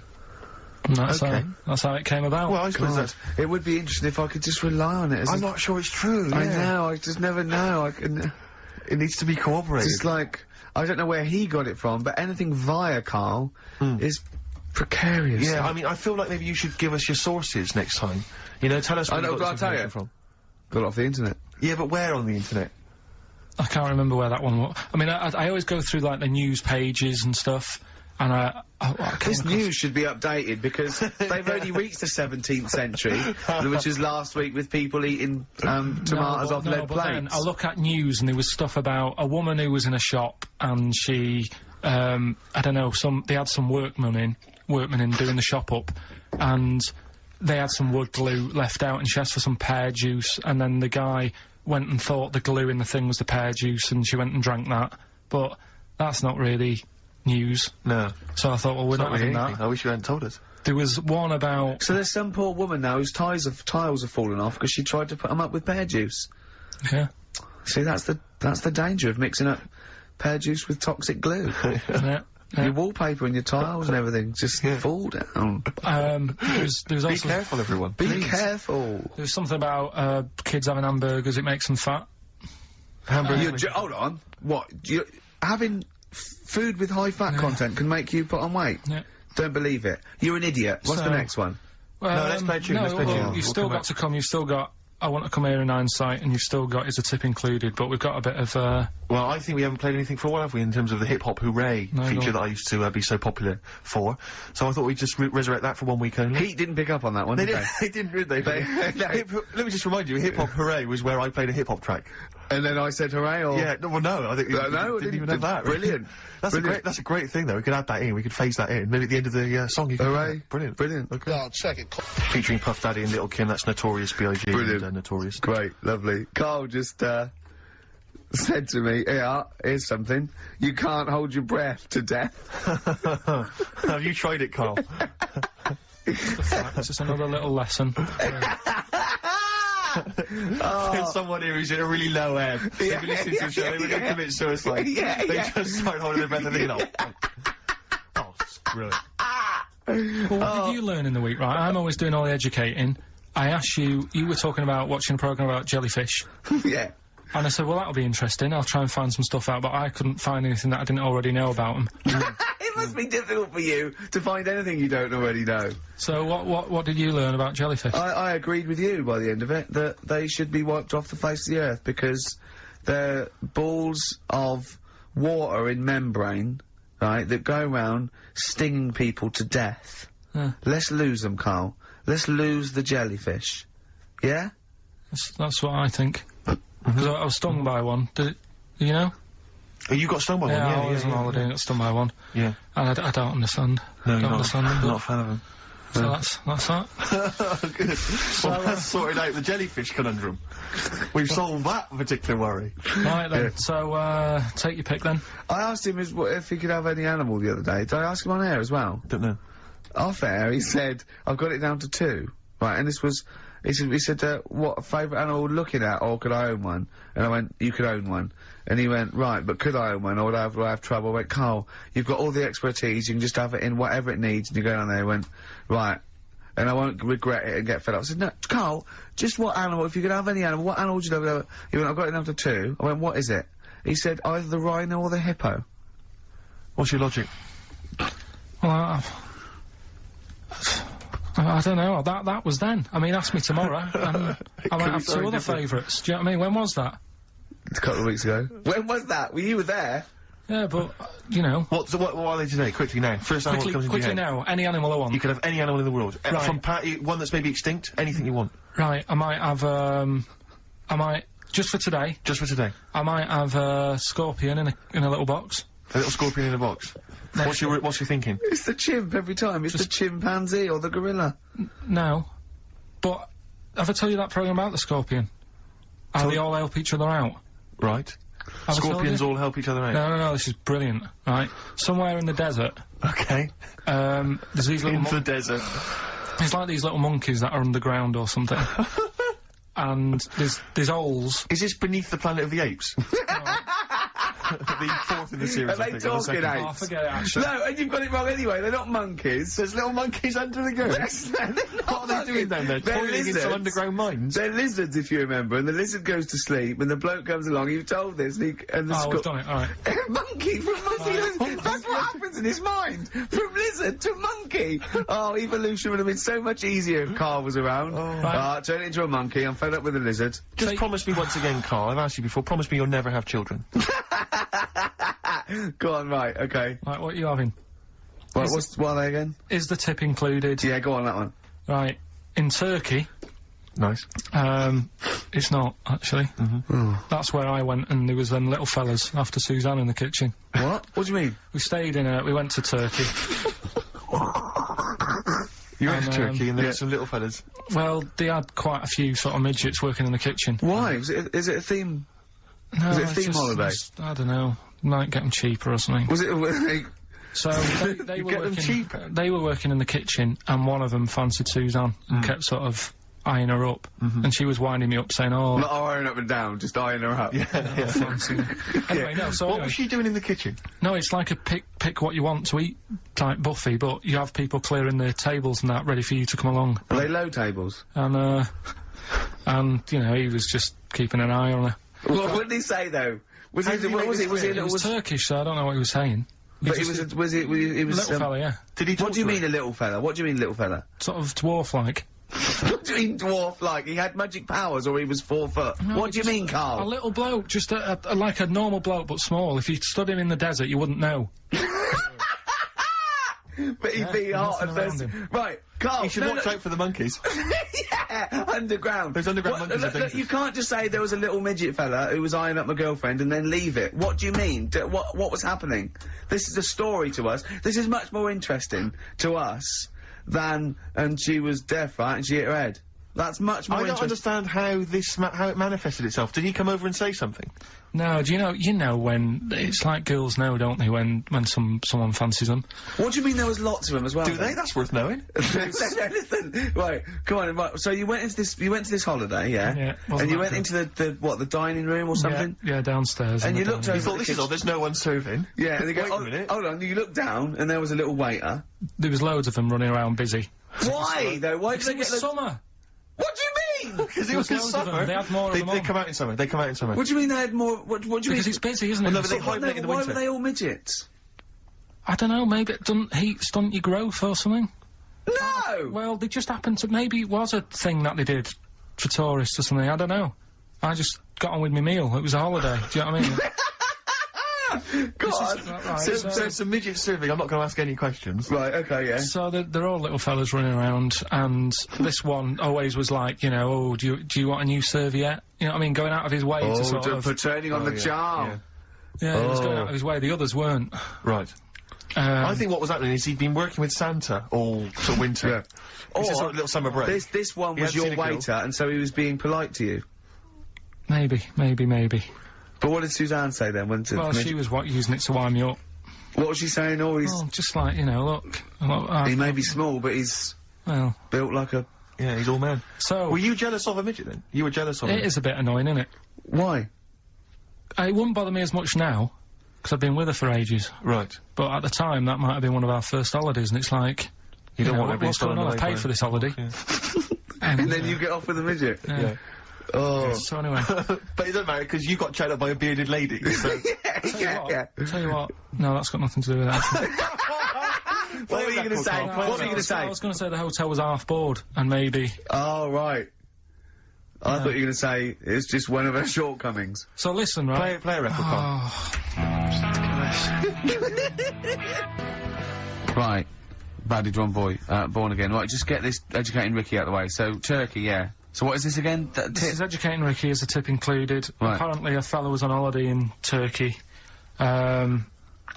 just having a normal holiday. Weather's good. You know, he's having a good time. And Waiters are all normal height. Yeah. He's having his meal. He hears a load of screaming going on in the kitchen. Hold on. Has his girlfriend wandered in there? And they do, With a stepladder. Yeah. the circumcised people in the kitchen, and apparently... What are you talking about? Whoa, slow down. We were sidetracked there for a minute. What are you talking about? Well, I'm excited about two things at once here. One, they circumcised people in the kitchen. Two, I guessed it was someone losing the end of their knob. He did, yeah. I've started thinking like Karl Pilkington. Extraordinary. That is amazing. Apparently it was going on. It wasn't just a one-off either. Well, when I say a one-off, I mean they did it more than once. Yes. Right? And there was... He was there for a week, and apparently the first night it was quiet, and then the rest of the week, every day, it'd be like having his breakfast, or even his lunch, or even his tea. Yeah. He'd be doing it all day. Oh. You'd be hearing Lunch screams. and breakfast, fair enough, really. Yeah, Circumcision at tea time. Don't do that. And apparently it's a tradition over there. You can't even make a complaint about it. It's like, well, you should have found out before you come over See, here. I can't believe this is Sorry, true. I'm a little I bit can't lost. believe this is He true. was in a restaurant, in a hotel, and there were people having circumcisions in the kitchen. Yeah. Is that right? I'm even worried that we're bordering on the racist here, suggesting that is tradition, that Turkish people cut the end of their cocks off in the kitchen Yeah. at meal times. I think you're wrong, Karl. This just sounds ludicrous, Karl. No, I don't think it happens everywhere. Right. I think this Just in Oh, this this in this hotel. certain places, certain hotels. certain hotels. What, it's- is it like 2-star? Yeah. No, I don't. Why did he go to the Foreskin Inn? It was his own fault, wasn't it? So that's Sorry, that's it, is it? Have they closed? Sorry, no, wait. That's the story. You educated me, right? Once a fella saw some Turkish people cutting the tip of their knob off in the kitchen. Thanks very much. Thanks very much, Karl. Got any more? Well, there's things you can learn from it. Either don't go to Turkey, No! don't have calamari when you're over there. Yeah. Karl, you've done it again. Well, You too. I love that one. On XFM 104.9. I'm Ricky Gervais, Steve Merchant, Karl. Okay, Karl, one more. can't we just... Don't get the ump, just because so far you've come up with nothing. What's the last one? Give us the teaser clue It again. was, I want to come here in hindsight. I wouldn't have come here in hindsight. Yeah. Right, give me some education. This will be the thing that teaches me something. I can feel it in my bones. Come on. There's a kid in Kenya. He was messing about with some beans. Magic. We guessed that as well. You did, yeah. He's fed up because we've guessed his puns, I think. He put one of them in his ear. Yeah. The mum or the dad said, oh, what have you done that for, or whatever. Yeah. So I'll have to take you to the doctors now. So they took the kid to the doctors, and the doctor said, oh, he said, I can get that out, I can sort that out for you. So, he took it out, and the doctor said, right, that's £3.50. And the dad said, I've only got £2.70 on me. And the doctor said, right, well, and he put the bean back in his kid's ear.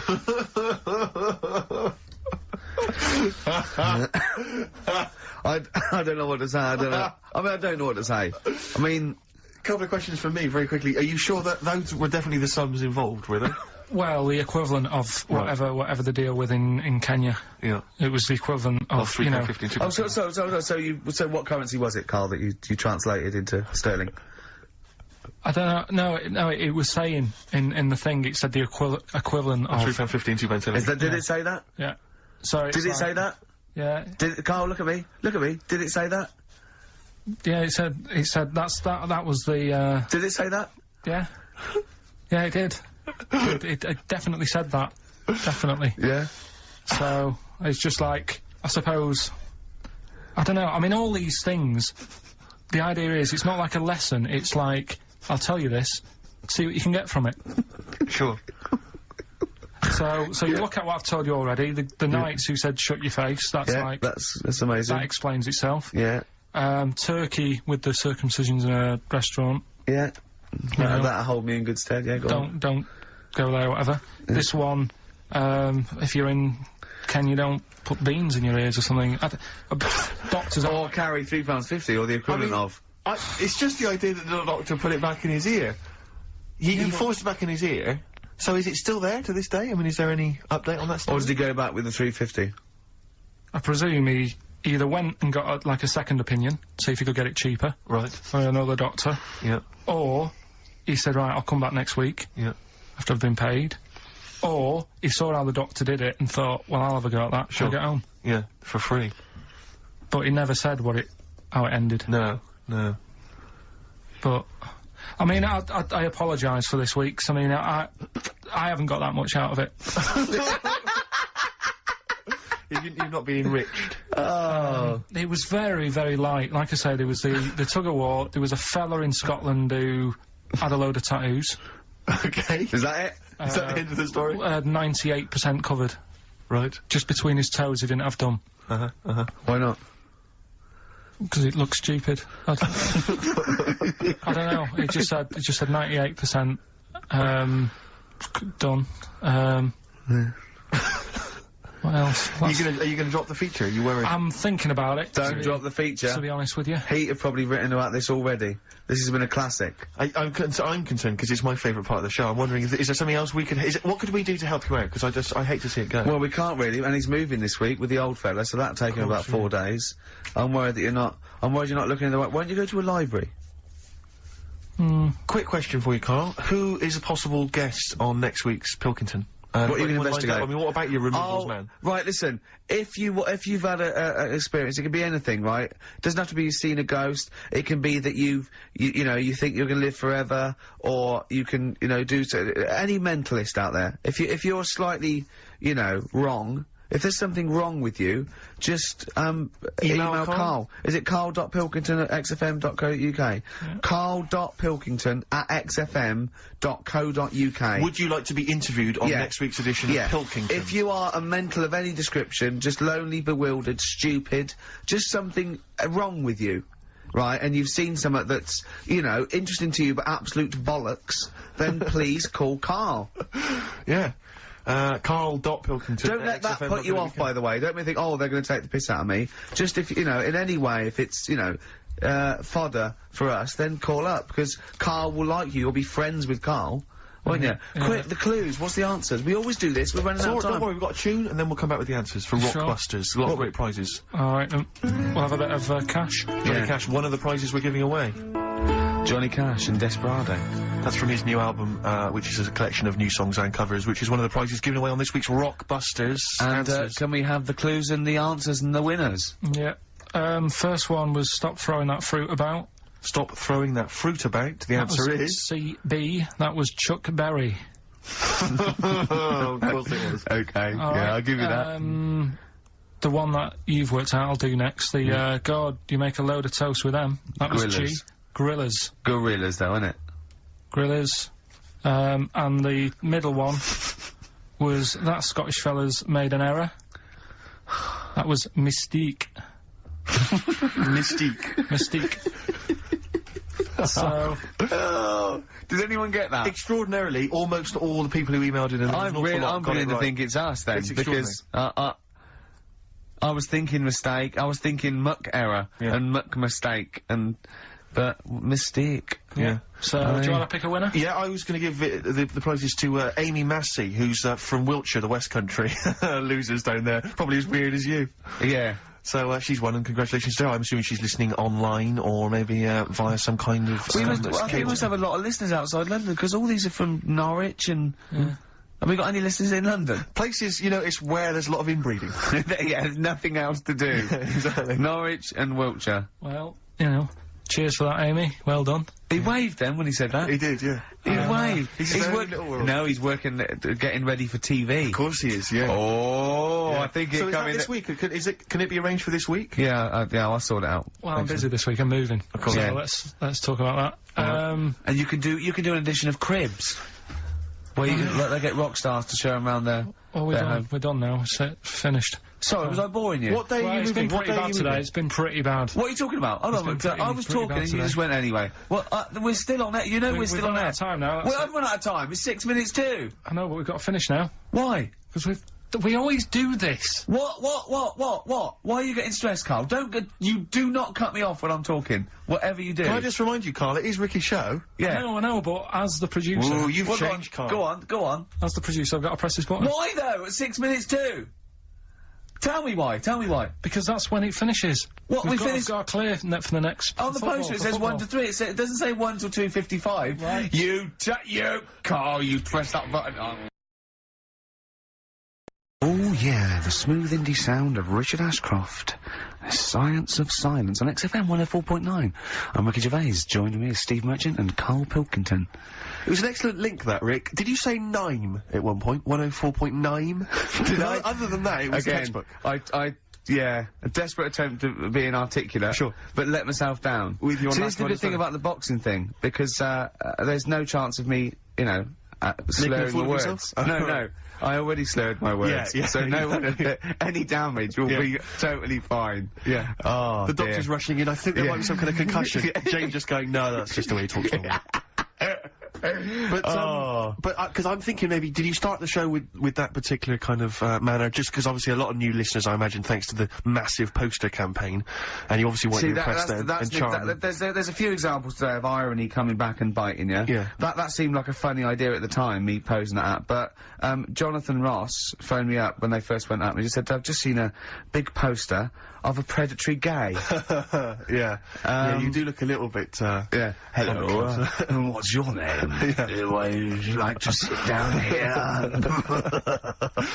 And then you're in the background. And also, I think the funny thing about having you as a partner, I mean, the only good thing, is that, you look weird and tall, like too freakishly tall and lanky. Oh, yeah, but in that one, no, because your background and you're smiling, you don't look as weird as you do in real life, or as freakishly tall. So it sort of ruins it a little bit for me. Look Is at that a Pilkington. Look. Pilkington, what are you He's doing? not listening. He's just opening a packet. What are they? McVitie's. See, we should mention them. We get some free ones if anyone at McVitie's are listening, because we're not getting the perks of this. Nothing. sort of- I'd say I'm not getting anything. I really got in this game for, the ladies, for the money, for the voiceover work, certainly. Yeah. I'm seeing hide and hair of that. But you're not getting the voiceover because Jethro's getting all the parts that you might get. Yeah, sure. Yeah. Okay, Rick. Yeah. You were the voice of what? The drink driving campaign? You sound like a man who was run over in a drink drive incident. Oh, I mean, it's like you don't Yeah, drive. but I didn't get any money for that, You did I? drink Oh, did I? heavily. I can't remember. It's Yeah. like, I mean, talk I don't about drive, yeah. the- Well, the that's good, I kettle don't and drive. pot blast No, and it said everything. don't drink and drive, so I've chosen just But to at least drink. I can formulate sentences using the English language, and I'm not getting the voiceover work. What's Yeah, yours? the English language of the 14th century. Well, it's better English language and English language. Rather than whatever kind of Middle England language you speak, the language of the hobbits. Alright, Carl. Alright. See, you're eating a Joe, the biscuit. biscuit. I can't believe it. Are you bored with this already? Do you know what? MTV called me last week. They called me again yesterday and said, when can they come down to do they're coming down next Saturday, by the way, to do a little screen test for you. They're gonna sort of just film you with a little camcorder. You said this. They're gonna film you. Are you alright? Do you want to, are you hungry? Do you want to go out and have a meal? I can't believe you're eating while I'm on air. No one can hear that. Do you know who I am? No one can hear that. Explain who I am. Well, that's Ricky Gervais, right? He's made his name on TV. Yeah. Okay, he's done any number of corporate gigs, and they pay silly money. So, Yeah. I mean, this guy's earning, and really, earning beyond his talent. Alright? So, I think I deserve a little bit more than a little mank eating a biscuit while I'm talking. Rick Gervais? Yeah. Have you won a BAFTA? Yeah, too. Alright, so, Yeah. just a little bit of respect. Yeah. Yeah. Carl, Well, what have you the- won? What have you won? I got a bronze certificate for doing a full week at school. Right. It was only a bronze. What's that then? 3 out of 5 days? and I got me a little Crusaders badge, if you What's remember. the little what? Crusaders badge? The Crusaders badge for the religious club. So, I was at the fellow that you went to play You had to go ping and pong convert ball, so Muslim, they wanted did to you? talk to you about God. yeah. Yeah. You got a Crusaders badge, did you? Yeah, that's Oh, why you I went. actually That's got a why I badge joined. That's why I joined. For the I badge? like the little badge. Did 4 weeks and then packed it in. But we're talking about MTV, right? And I was feeling a bit nervous, wasn't I? About like, the way I look. Right. And what have you. And then I watched a bit of Celebrity Big Brother and all the fuss that Mark Owen's getting. And he's not that good looking, is he? He's very. I want to be Mark Owen's mate. If anyone who knows Mark Owen or Mark Owen's listening, I want to be his mate. Yeah, I think he's brilliant. I think he's a nice lad, but what I'm saying is, right, all the girls go mad over him. Yeah. And he's not that good looking, is he? Well, he's got to, is in a certain way, isn't he? That sort of non-threatening. Yeah, but he's not stunning, is he? Do you know what I mean? No, but no. Well, what's your definition of a stunning? Yeah. Well, who do you like? someone who you look at and you go, God, they're good Which looking. bloke do you fancy? What bloke do you think's attractive then? So if I was into men, Yeah. in fact, you can still say a bloke's a good looker without fancying him. And that. Who do you think is know what I mean? attractive? Probably. I mean, it depends what you're looking for. No, just look. Just look. You think there's different looks as of well, course, isn't yeah. there? Who did you say was attractive? Who did you say was like stunning in your definition? A good-looking lad. Yeah. Good-looking lad. Oh, look at him over there. He's. Ooh. Do you find, Robbie Williams, do you find him attractive? Boy next door, look. No. Who do you... Karl, hurry up, because it's, we've only got 2 hours. Probably. Do you know, I can't think of one offhand. Mark Owen is pretty good looking then, really. Well, there's not... Just name one bloke that you think's an attractive guy. There must be one bloke that you've either met or that you've, seen in a pub Who do you or think on a is poster. attractive? Tell you what. Go on. Tell you what. Works here. Young Alex Zane. Alex! Well, we know Alex, maybe we can fix you up. Oh, I love you, Alex! You got Brilliant. I love that. That's like, a ride song or something. That's my favourite one. Ride-ish. Ride-ish. Feeder. Just the way I'm feeling. On XFM 104.9. Rick, quick question for you. Go I'm on. thinking, a lot of people maybe are tuning in for the first time because of the advertising campaign. Sure. Should we reintroduce Karl again? I know we've done this a few times in the past, but just worried that people are going to not really kind of get the measure of him. I'm Ricky Gervais. I'm the one off The Office. Yeah.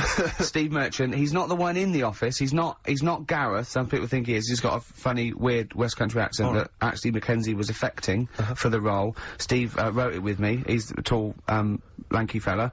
Karl is our, sort of, I say producer, but he's the one that pressed the buttons because I was Dog's Body. Yeah, but I mean, it's just because I was too big to run the desk. Yeah. I used to have to do. Literally too big. You couldn't get it. Yeah, and then we discovered that, he looked a bit like a boring sort of, alright, yeah, but then when we sort of, poked him with a stick, he came up with, he doesn't realise, but some of the I think, some of the funniest extraordinary things I've ever heard. Say hello, Karl. Alright. Yeah. Well, classics, I think, so far, that have gone straight to the list include, have you ever used a Y-front correctly? Yeah. Brilliant. You never see an old person Eating a Twix. eating a Twix. These are sort of things. He's back on his campaign to get rid of jellyfish. Why is that, Karl? Oh, did you see the paper yesterday? Go on. There's a jellyfish, right? It's about 15 foot long, about 5 foot wide, and there's a fella swimming next to it. And the paper's going, oh, look at this we've found. There's loads of them in Japan. Yeah. And it's because the water's getting hot, so it's making jellyfish really big. Oh dear. How's the campaign going to get jellyfish get rid of them? What's your point about jellyfish? They don't do anything. There's no point. They get in the way. Jellyfish, yeah. It ruined me holiday. Because I got stung by one. Yeah. But you think the same thing about Liverpudlians, and we can't just go around, wiping out things that ruin well, your let's holiday. do the jellyfish first. And then we'll move on to the Scousers. Yeah. But yeah, I don't know what they do, and I'm still, I'm trying to look on the internet. I've been busy this week. You're jellyfish now, not Scousers. Yeah. You don't I don't know what they do either. To sort of try and work out what would happen with the sea if it didn't work, because they say, like, if there's no... Whoa. See, this is what we're talking about. People who've listened for the first time, they've got to listen to every word you say. You want to find out what would happen with the sea if it didn't work? If jellyfish weren't in there, do you know what I mean? Because stuff like coral, apparently the sea would be in a right state if you didn't have any coral in it. If fish, do you know what I mean? I always worry about how many fish we're sort of eating. Because you go past... Sorry? No, do you know, like, you go in Marks and Spencer's or Selfridges... There's loads of fish in there. And there's really fancy stuff that you think... They've killed that, and it looks good on the counter, pretty impressive. Yeah. But is anyone going to buy it? Yeah. Do you know what I mean? It's a big, like, a shark sat in ice. Yeah. And you go, yeah, they've got like a lot of fish for Sure you sale. won't go around the Tate Gallery? No, do you know what I mean? In I've Selfridges never and- seen a big shark sat in ice in Selfridges. They do it, and it's like you go in the morning and you can go back at night, and the same shark sat there, and it's. So you know it's the same shark, do It's you? the same one. What, same face? Are you sure he just hasn't lost his mum? And he's just like, he went shopping with her, Christmas shopping, and he's just like, he's stranded, he don't know where, he's just waiting. You know I'm right. I've never seen a shark in Selfridges. Well, all right, then say maybe that's one day a week, but on other days they'll have like. Shark Monday. I think, Selfridges. Today at Selfridges is Shark Monday. Yeah. No, it's just that. So your point is that there's all these fish not being eaten, Yeah. So and they're being killed. They're taking them out of the sea. No one's eating them. and you're worried, what, that the sea's gonna rise because the more things you take out? Well, we're just going to run out. Because the fish drink it, don't they? And that keeps the water level down. Yeah. No, yeah. well, you know what I mean. There's stuff Was it you that who worries said me. you're worried that, was it you who said that you were worried that, because, you know, there's sponge in the sea, Yeah. but if they took it all away, No. Like, was it, is that him? That's a Stephen Wright Is joke. that Stephen Wright? What was the joke? Sponges grow in the sea. That kills me. How deep would it be if they didn't? I love the fact that he confused you with Stephen Wright, who for a living purposely says ridiculous things. Yeah. Does that worry you, Karl? Well, think about that and play a record. What do you want? What do you want? I'd love to a classic, a beautiful song by Simon and Garfunkel. April Come She Will. April Come She Will. Simon and Garfunkel. That was in the days when they kept songs short. Short and sweet. What do you think of that, Karl? As a track. Yeah, it was good. Yeah, you like that, do you? It's a good one, yeah. Yeah, excellent. That's Steve Merchant and Karl Pilkington for you. Introduced. Coming up on the show, we've got Educating Ricky. I'm not happy with this. Oh, really? Because the last few weeks have been genius. What is a drop in quality, is there, of the education of me? Well, it's Jeez. just, like I said, I've wasted a lot of time this week searching on the web, right? You wasted a lot of time searching on the web because you come up with things that aren't true. Why don't you look in books and verified sort of like The journals? web is the new book, though, isn't it? No. The It is, it's a web new is the library. new book. That's the been new going library. wrong. Yeah. Well, so I've been searching, there's hardly anything. I spoke to you in the week, Yeah. about Monday or Tuesday. What did you say? There's nothing happened this week in the world. There's apart nothing from going on. There was a new car wash that you can put dogs in. There was a car wash you can put dogs in. That's the only thing that's happened in the world. And that and the jellyfish, and we've covered that. So, so we've got, I've managed to find some bits, but it's not that good. Rockbusters. Yeah. Some Oh, we've surprises. really G'd up, so that's coming up, the thing that's not that good. Yeah. Look Yeah. forward to that. Yeah. Can you just quickly tell us about the car wash with the dog in it? I don't know what's the That story. didn't make the top three. I didn't waste that much time on it, to be honest. What did it just say? said, it just said, you know, how busy are you? Have you got a dog? How about saving some time? There's some car wash out. It's not car wash, it's dog wash. You take it down there, put your coin in, put your dog in, and it comes out clean. See, there's nothing in it. Is this called a bath, isn't it? No, but it's like a machine. Right. There's a machine. But we'll, you know, that's why I didn't pick it. So we've got some bits coming up. Rockbusters. Yeah. Rick, can I just explain some of the prizes we got here for Rockbusters? Because I just want you to try and picture, if you would, the kind of XFM listener who'd particularly want this collection of gifts. You've got the best chill out album ever. This is the one, as I said before, that's largely made up of songs you may have heard in adverts. Sure. So you've got the Volvo advert on there. Yeah. You've got the Any T-Mobile phones? TV Any advert. phones? T-Mobile. Brilliant. That's on there. So that's Roy Cobb. So look forward to that. Yeah, again, just imagine which XFM listener is particularly looking forward to Top of the Morning with Terry Wogan. His 2-disc set there. You've got, it starts with, we've got the Bangles on there, we've got Billy Joel, River of Dreams, Shine On by Mr. Christopher. So that's good. just look forward to that. Oh dear. We got the Only Fools and Horses last year's Christmas special. We gave one of those away last week, but still more to shift. Do I spy a little free Yes, there's car? a little free three-wheel trotter independent trading three-wheel car, so that's there as well. So as I say, if you like fairly mediocre comedy, little Jonathan Ross's face there. yeah, on the back, Goldfuss. and maybe you also want Jerry Halliwell's Body Yoga DVD, Rick. So Sure. got that as Yeah, well well, for that's you. good quality. And then just a few token XFM kind of things. We've got the Manic Street Preachers DVD and the U2 best of. And tell me, Steve, how do the lucky listeners win these? Rick, I'm glad you've asked. What they do is they email in with the answers to Rockbusters, which is a quiz. Hold on, though. How do they email if we don't know the email address? Rick, again, thanks for asking. Thanks for flagging that up. Ricky.Gervais at xfm.co.uk. That'll be coming up shortly. Try and get into the mindset of Karl Pilkington. A lot of people have been trying to email in answers, trying to think through kind of logically. Sure. Or maybe based on the rules that they've picked up over the years. Or when he says it in a cryptic clue, they believed him. Exactly. Yeah. So, you've just got to think more like a mentalist Right. to try and win. First of all, right, the prizes that I source every week. Explain yourself. What I said to you we're doing between now and Christmas, because it's just a few weeks till Christmas. Right. I thought I'd make up sort of family packs Okay. that the winner can have something. Say, like, there's a nice U2 album in there, right? Yeah. So the winner might want to keep that. But they can get rid of the Jerry yoga thing. They can say, give Only Fools Nurses to Uncle. to the dad. To the right? dad, yeah. I think the mum would love the Terry Wogan. Yeah. The thing. yoga for your sister. Right. Yeah. And all that. So that's what you thought through, was it? Or was it that there was a load of junk in the office? Or did and you thought- scoop them up with 2 arms and it's as much you could carry down the corridor? Yeah. A little bit of that. Yeah. But, Yeah. but Okay. that's me workings on why you've got all that. Okay. Brilliant, that's Good, that makes excellent. a lot of sense, yeah. That's coming up. And me mum sent some more. What we also need in there is... He's got a letter from his mum. My mum did some more Rockbusters for us. I reckon they're secretly listening, Karl. They've said they're not listening, but I reckon they are. Does that Well. worry you? Well, let's play a record and let's hear your mum's Rockbusters. Bit of Warren G. Oh, well done, mate. Well done. Regulators. I hope Nate's involved. Nick Dog? Yeah. I hope so. Too. But you can't be in. Nirvana, you know you're right, on XFM 104.9. I had to meet the doctor for this fight thing in the week, and it's the one who's off Big Brother. Sandra. psychiatrist? Yeah, and but she's a medical doctor, and she's sort of big in the boxing sort of world as well. And one of the tests, I had to do a punch test. The other test I had to do was to get in the bod pod. You know, Really? The same as Fat Swallow? Yeah, yeah. And he wiped it down since he was Yeah, yeah.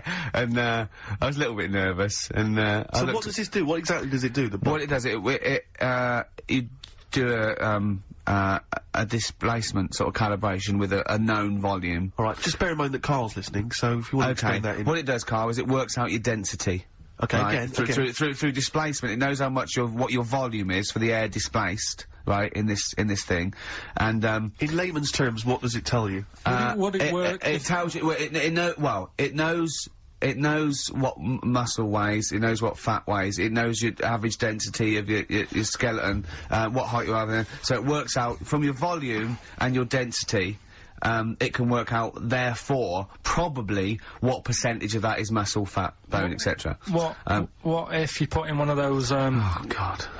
No, go on then. No, go on. What were you going to ask? What would it do if you put in one of those pug dogs? One of those what? What do you mean? What would it do? What, like on Ricky's lap? No. What do you Do you know those dogs that are all wrinkling, have got too much skin for the skeleton? Yeah. And it's all Yeah. like caving in and folding over. Yeah. Would the machine go, well, we know what you are, so it's alright? Or would it say, oh, what's going on here? Compute, yeah. Do you know what I mean? Like last week when you were laughing Why at do you me want about... why do you want to confuse machines? Do you remember when he put in Y to a computer search engine to try and confuse it? I love the fact I want the computer to come back. Why not? And your head explode. I mean, I love the idea that you're trying to. What? I mean, It's better than what I thought you were going to say, which is, what if you put a fly in there? Well, I you heard come back about half that. man, I said half don't fly. let her fly in. Yeah. But anyway. So anyway, what percentage of you is muscle and what percentage of you is fat? I'm 25% fat. 25% fat. Yeah. Now what's Rick Waller? And He was like most of me 90%, is muscle. Bone density and that. Rick Waller was 60% fat, which I've looked into it, and apparently is exactly the same as a pork scratching. Wow, that's extraordinary. So he is Yeah. the equivalent of a 30-stone a pork giant pork scratching. Yeah. So is 20% fat, is that good or bad? No, 20%'s alright, 25's over. Right. Men, healthy, fit, lean men, about 18, 20. I'm Right, 25. so you're a healthy, fit, lean man? No, 18, 20, I'm 25. Oh, you're 25? Yeah, right, yeah, right, so right. I'm 5%, Yeah. over. And a boxer that is in peak, you know, with that, basically, you've seen the ones, they just look you know, like Bruce Lee, they're 8%. 8%, wow. fat. So, Is that I mean, good for you? well, I don't think it's that bad for you. I mean, you know, you need a bit of fat. Bruce Lee supposedly, I mean, there's so many rumours, I'm sure you're fascinated by them, Karl, conspiracy theories surrounding Bruce Lee's death. Yeah. One of which is that his body was, it's at the peak of physical perfection. He had an aspirin because of a headache, and it reacted with his, because just the impurities in the aspirin killed him. Yeah. Yeah, you're I love nodding. it, because it's sort of like quite interesting and a bit weird. Yeah, He'll have yes, that's fact. He'll have, Well, I'll are you have aware of the fact that supposedly he actually cheated death, he actually faked his own death so he could work undercover for the Hong Kong police? Are you aware of that? Yeah. Do you believe that as well? Not so convinced. Dunno. Do you believe he could kill a man by putting all his energy into a trembling hand and touching him and every blood vessel burst? Well, it's just another form of trickery, innit? I mean, you met up with Darren, didn't you? Old Met up with Darren Brown, yeah. Darren Brown. Yeah, he's incredible. Yeah, he's probably the Britain's best illusionist, if you don't mind me saying. Yeah. I'll talk You can put that about on a later. poster if you want. Tell you what, though, right? Changing the subject a bit. We were talking about a fly getting in that pod. Yeah. Read in the week when I was searching for stuff to educate, you know, the Educate Ricky section. Yeah. Which we will be Do you want to ditching. answer that phone, because it's annoying me? Who's phoning? I don't know, it's obviously someone who doesn't know that you're talking at the moment, so leave it. Let him finish the point, let him finish It the could point. be, Leave it. it could be the head of... Leave it. Yeah, go on. Could be the head of XFM. Yeah. Oh, I'm so scared. No, Awards by Ree's going, we must No, I answer won't the be phone. embarrassing him. I'm going, don't call me when I'm working. Nice. Right. Fighting Yeah. against the machine. High Yeah. five. Yeah. Raging against the machine. So anyway, yeah, right, we were talking about flies getting in a pod. And you know, like how, a Barbie doll, if it was real, it wouldn't be able to work. Do you know what I mean? Right, A Barbie doll, if a woman had the... Proportions. Yeah, she wouldn't be able to tie her shoelaces up and stuff, because her legs are too long for her back and all that. Flies, scientists can't work out how they fly. It's a bee. It's a bee. It's a bee, not a fly. No, a fly as well. No. A fly is, apparently its body is like too big for its wings, and they still can't work it out. Yeah. How it flies. Which in your mind says what? Something spooky going on there? They have worked out that they... It's the fact that what they do... The wing actually beats a ridiculous about 150 times a second. So it displaces air. Yeah. Yeah. So they have I know worked what you it out. mean. I know what you mean. It's incredible that it can fly because it's got such small wings. Yeah. Alright. And it's a bee, not a fly. So, yeah, but other than that, good point. Right. Bit of Bowie. Another classic. Be My Wife off the Low album. David Bowie. David Bowie.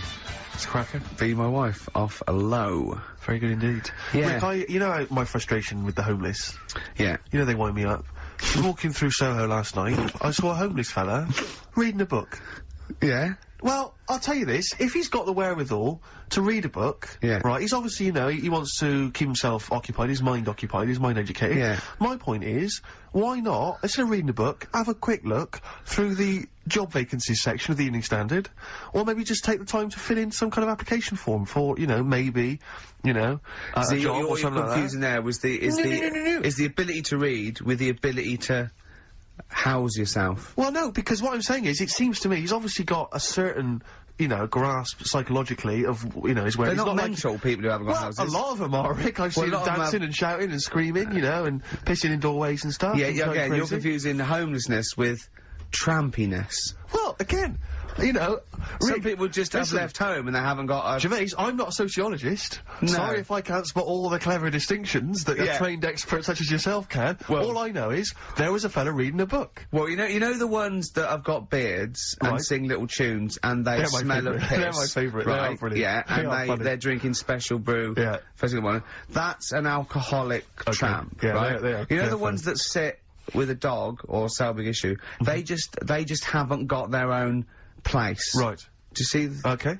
Well, again, I mean, because it is tricky finding a place, I know, because I had to move house recently, and it's a nightmare. I had to get, like, estate agents on it, and I had to go and see a load of places, and I was doing a job as well, you know, I still managed to fit it in. This guy's just lounging around on the street, so I'm surprised He should be able can't to find find the time. loads of places to live. I'm surprised he can't find the time to visit a couple of different residences. Yeah. Because there's some pretty cheap ones, you know, if you go kind of a bit farther out of London. Maybe it's because he wants to live in the Soho area, and frankly, it's expensive. What I'm confused about is the number of homeless people that recognise me and say they enjoy The Office.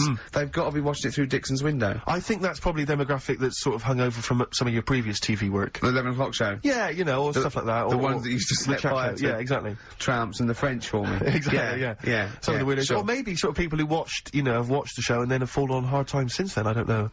And this is not necessarily linked, I mean, No, I wouldn't have thought so. Carl's lost. Carl's lost in this conversation. Carl, we boring you then? No, it's just, I don't know, it's a bit tight, innit? What? Because it's like, I sometimes think it could have been me. When I see homeless people and that, I just think, you know, I nearly killed a man once. It could have totally changed my life. You want to slow down there. You just want to back up for a second. Just back up for a second. No, like that time when I was in Wales, right, and I picked up a big piece of slate and chucked it off the cliff. Oh, yeah. Right? Yeah. And it nearly hit a fella. Yeah. Right, in that split second, if he would have decided to sort of go and pick up a shell that was closer to the sea, it could have hit him, and it would have killed him, and I wouldn't be sat here today. Yeah. Do you know what I mean? Yeah. So, it's just all about luck, innit? Right. Yeah. Do you know what I mean? So, don't know, that's about it, really. That's the point. That's the political. What was the point again? That you're there for the grace of God to Yeah, no, he's saying, you know, we should count our blessings because, you know, anything can happen. Yeah, you never know what's around the corner. Sure. Yeah, It's like if Karl hadn't met us, he'd still be in that little room making jingles. Now, he is a respected household name. Do you think he packed the book before he left home?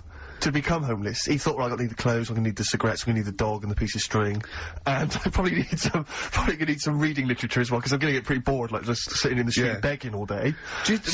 Maybe it's maybe I should take, I want to catch up on, some of the stuff I haven't read, you know. Or maybe it's one of those themed holidays, you know those trendy middle-class people? Right. They go on, like, the adventure holidays and danger holidays. Maybe the latest one, amongst sort of, like, yuppie types, is, homeless holidays. Exactly, yeah. They pay, like, £10,000. Exactly. And they really get a little the area of experience. sort of the streets of Soho. And people come up to them and abuse them. Yeah. They're all paid, they're all actors. Yeah. They get beaten up at night when they're sleeping under a bridge. They you know, they get to try a really safe sort of form of heroin. Sure, yeah. That sounds brilliant. Now that's worth marketing, Themed Rick. holidays. Themed holidays like that. You could have homeless. Yeah. You could have, like, rent boy holidays.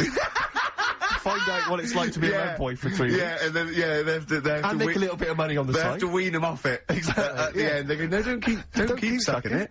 You can stop You're finished now, you're a bank manager again. I've just got the taste for it, to be honest. Can that happen? No, it's worth knowing if that is a possibility. Carl's worried. What? We haven't said anything. We're just We talking haven't about said possible anything holidays for wrong, people to Karl. have. There's be no complaints. We haven't said anything. The word suck, as far as I can work out. No, it's not a banned word on the radio. Is it Rockbusters time? Okay. Yeah, Rockbusters. Well, let's play a tune, then we'll come out with Rockbusters. Are we going to hear your mum's before we have Best yours? holiday I've ever had. I'll get a taste for it. That's a new American band called My Morning Jacket from the Sweat Bees EP. That's called Lowdown. Like that? Yeah, nice. It's good, yeah. I brought in some adverts, my favourite adverts to play. Really? Yeah, they're all new ones as well. We got those now? Can we hear them? Do you want to do them now or keep them listening, play them later? No, do them now. Yeah? Oh, they are good. XFM indeed, Steve. Absolutely. Sorry, I'm just fiddling around here. What are you looking at? Well, I'm just looking at some of the emails, and if I can find it, I got an absolute treat from you. Go on. Dickie Anderson. Is he, Anders, he's emailed in Richard Anderson, our biggest fan. Biggest fan. He said, Dear Ricky, sorry for not tuning in recently, only I've been busy watching a puddle evaporate. Glad to hear you haven't tinkered with the show's winning formula by trying to introduce any quality into it. That's from Richard Anderson. So, good to have Dickie Anderson listening again. Because he just keeps us on our toes, you know. Yeah. And, good work, Rich. Thanks for that. I wonder what he looks like. Dickie Anderson? Yeah. I bet he's a good-looking guy. For some reason, I've always imagined him as being slightly older, with maybe a beard. Oh, no, Do you know I what think, I mean? Like I think of him sort of cords and now and sweater. Definitely cords. I think he looks like, maybe the Proclaimers. Yeah, but again, with a beard or at least a moustache. Yeah. I don't know why I'm seeing some kind of facial hair. And he's sort of like, he's sort of, he snarls at everything. He thinks everything's puerile. Yeah. I bet he prefers Radio 5. Do you think Radio 5? Yeah. 5, yeah. Yeah. And yeah. 4. I bet he's a real music snob as well. I bet there's certain bands, it's like rubbish. The Blazing Squad, rubbish. All pop music, rubbish. Britney Spears, rubbish. Is this defamation of character? He slagged you off enough times, Rick, and the show. I don't know if And I'm that's only saying it's my opinion, I imagine, so, yeah, I mean, we don't know. I mean, you know, he could be a lovely guy. to be honest, I'm getting to like him. What I like about Richard is he's willing to say what he thinks. Well, it's not. It's more than that. He's a bit like Eminem. No, it's more than that. He actually hits on the truth too often for my liking. Yeah, well, I mean, this is a shoddy show with very, very little to offer. You got to remember though, it is a bronze-winning show. We did win a bronze award at the Sonys last year.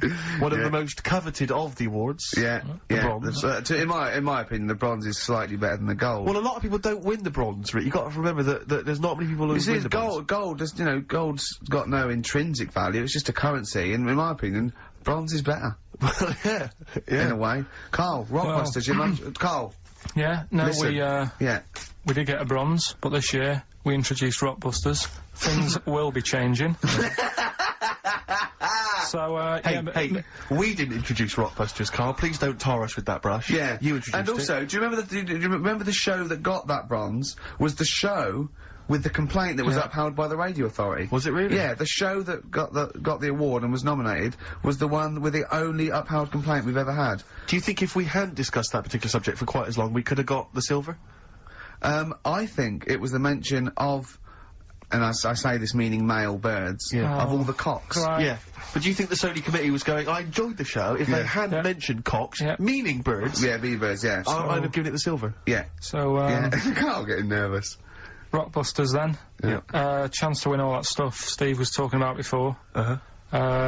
We give initials and a cryptic clue, and it's a band, and there's 3 of them, and you email in ricky.gervais@xfm.co.uk. Yeah. Right? Do you want some of me mums? Well, I think before you give us your own, we should hear your mum's, just to sort of set the tone and for people to get their heads around the whole idea. She sent some more, they're still not that up to scratch. First one, this group are nice on toast. Marmalade? Jam. Yeah. Which one? Jam. Okay. Marmalade would have worked. Marmo's just as good, yeah. This man liked his wine.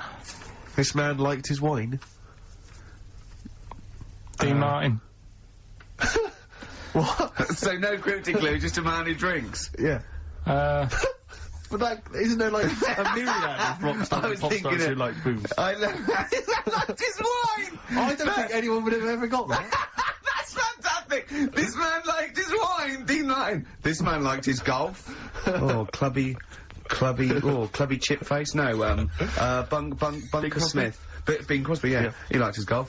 Yeah, that's genius. This man liked his wine. Just a couple more. Hope you're not speeding when you meet these. The police. Oh, it's great! And, is there any other good ones? Sounds like these lads work for the hospital. The porters. Say that again? Sounds like these lads, work for the hospital. Jerry and the Pacemakers. Right. So we'll... Carl, I have to say, if there was ever, in the future, any doubt that you were your mother's son, that would pay that. Believe me, you are a chip off the old block. Well, let's so we have a little record and then educating Ricky and Rockbusters. So the show really starts. Of the prizes. Jerry Halliwell's yoga video, DVD, I think it's the latest one in that particular series. So if you've already worked yourself up to, you know, you're looking pretty good, but there's still a little bit of, flab maybe around the arse or breast area, then Jerry can help you right there. Yeah. We got Only Fools and Horses, this is the Christmas special from last year. Jonathan Ross was giving that well on his morning show this morning. I don't know if they're just trying to get rid of him. Top of the morning to you from Terry Wogan, that's his, 2-beat CD. I'm sure they were giving that away as You've well. got the likes of Love Theme from Top Gun, obviously Take My Breath Away by Berlin, that's on there. What else we got? We got The Pretenders, you mentioned them earlier. Alison Moyet's on there.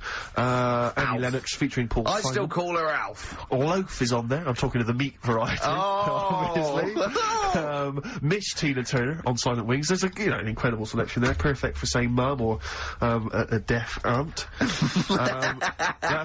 That's the Manic Street Preachers Greatest Hits DVD. Anyway, how's your aunt, the one who farted for 5 minutes, Carl? Also got the U2, not been that well. What's up with her? The best chill out album ever. Is she alright? Yeah, she'll be alright.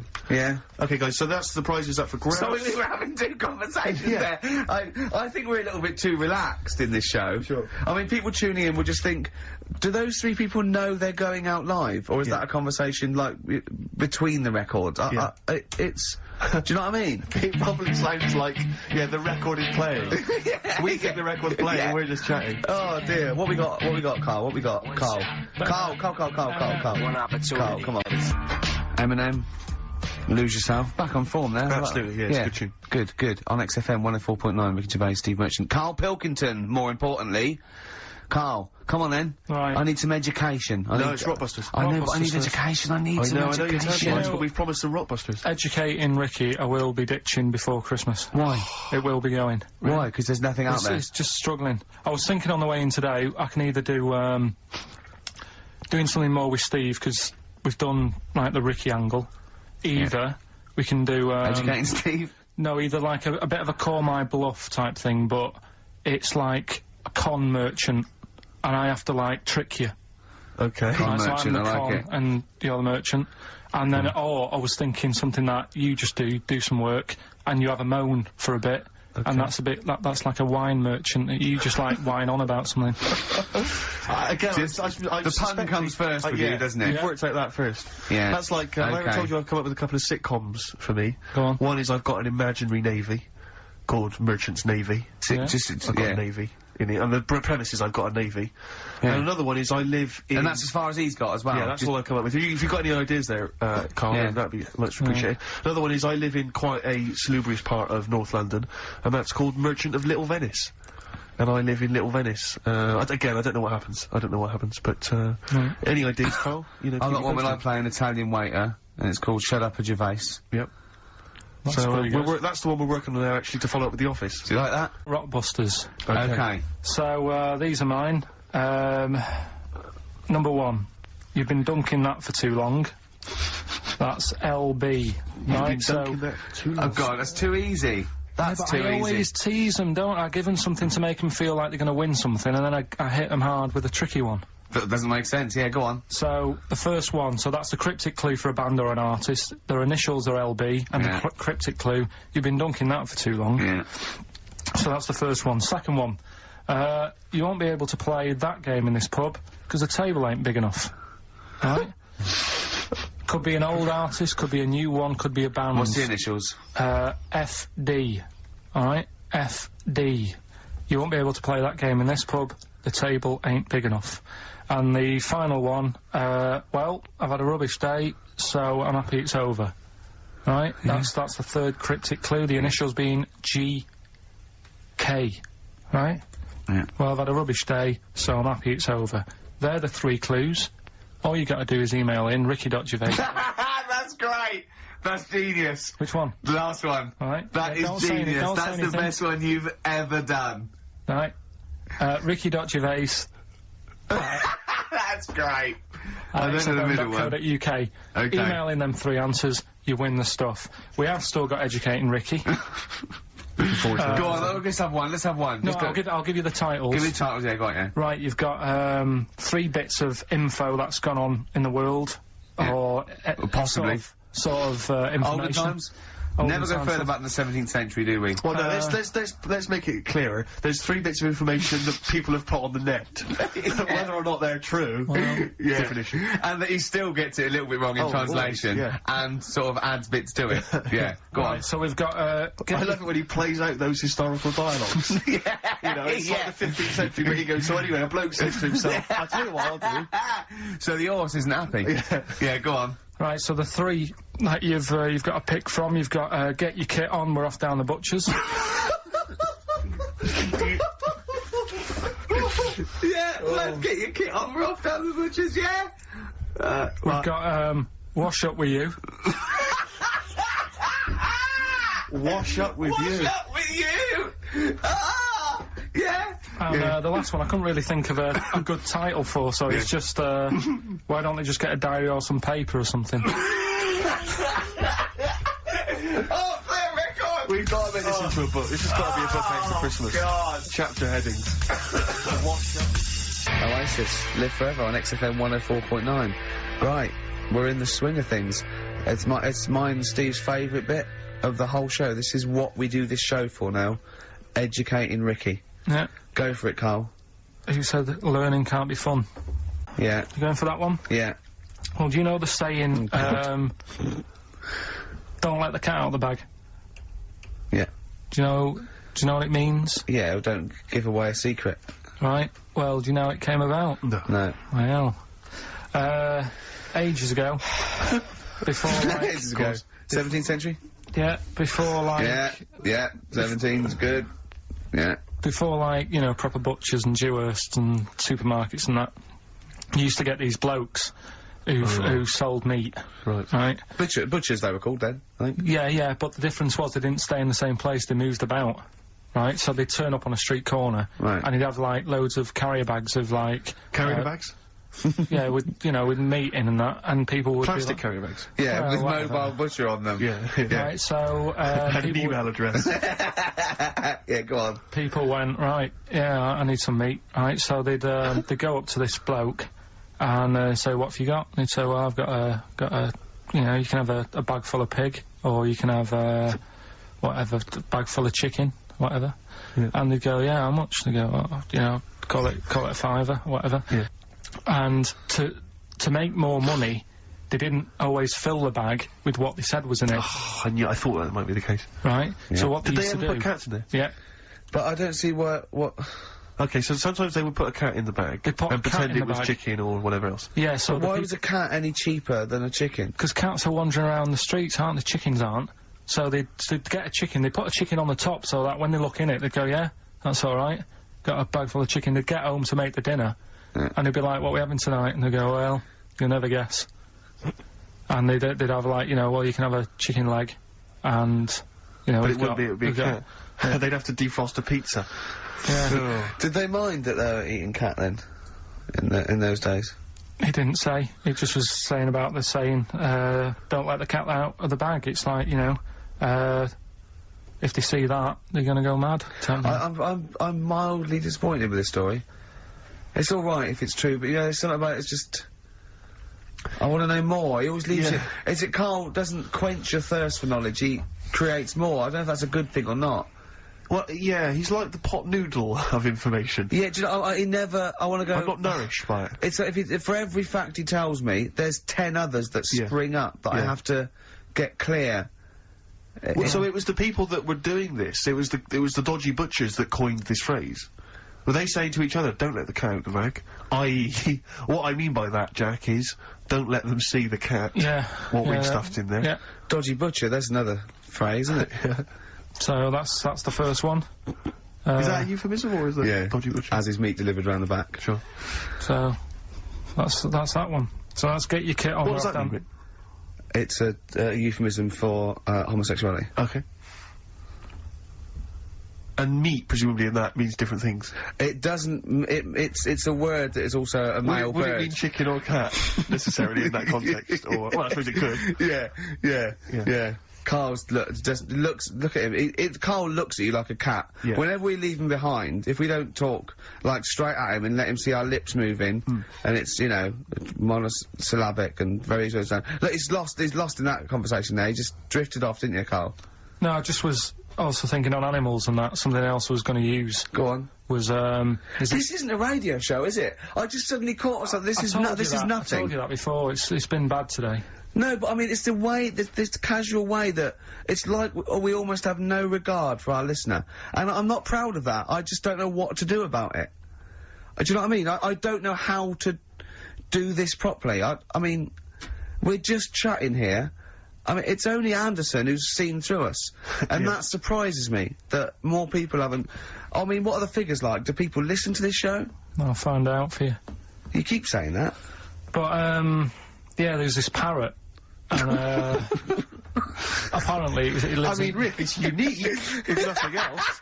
I mean, when you wake up with Woken tomorrow, you're not even going to hear him start a line with there was this parrot. Go on, there was this parrot, yeah, go on. And it can talk and that. Someone's obviously, you know, taught it how to speak and that. And, it flew away. And it's living in this church. Right? And, people are at the church doing hymns and that. And then Trouble's brewing. in between the hymns... That parrot was owned by an old miner who used to swear a lot. Yeah. Well... Then the vicar is going to be really annoyed. That vicar. Yeah. That vicar's going to... Go on. I just hope he stays quiet, Rick, during the vicar's sermons. Yeah, go on. Have you read it? No, go on. Have you read it? No, go on, no, because that's what happens, Go right? on, tell us, Karl. During the hymns, it's sort of effing and jeffing and stuff. Yeah. And everyone's like going, oh, you know, it's quite funny, really, you know, it doesn't know what it's doing. Everyone's having a laugh. Yeah. But it's causing a havoc at funerals. When did this happen? Not years ago. John was a much-loved man. He was a wanker! Yeah. So anyway, so that was another story. What can you say about Uncle John? Bollocks. Oh, Carl, I love the fact that when you look at things, you go, that's interesting. A parrot swears at funerals. That would be a nightmare. And it stays with you. You see, for a simple man, you retain an awful lot of knowledge. It's just all rubbish. It's all Do you know useless. what I mean? If you just replaced all this rubbish with good stuff, you'd be an intellectual. Yeah. Really. Because, I mean, your retention is fantastic. Yeah. So Did I lose you again there, did I? So Was it the word retention? we've still got Wash Up With You. yeah. Should we play a record and do Wash Up With You? Yeah, we'll play a bit of Aqualung then. Aqualung! Alright, that's Aqualung. Good time's gonna come, innit? Right, Carl, come on in, educating Ricky. So, don't let the cat out of the bag, that's where that comes from. Comes from a crafty butcher. Right, go on in. So the next little headline is Wash Up With You. Wash Up With You, go on. You want to know about Yes. that? It's a survey that they did. This week. They? Yeah, some university did some survey. Brilliant. Did a world test on washing up. Yeah. And each country were given 140 pots to clean.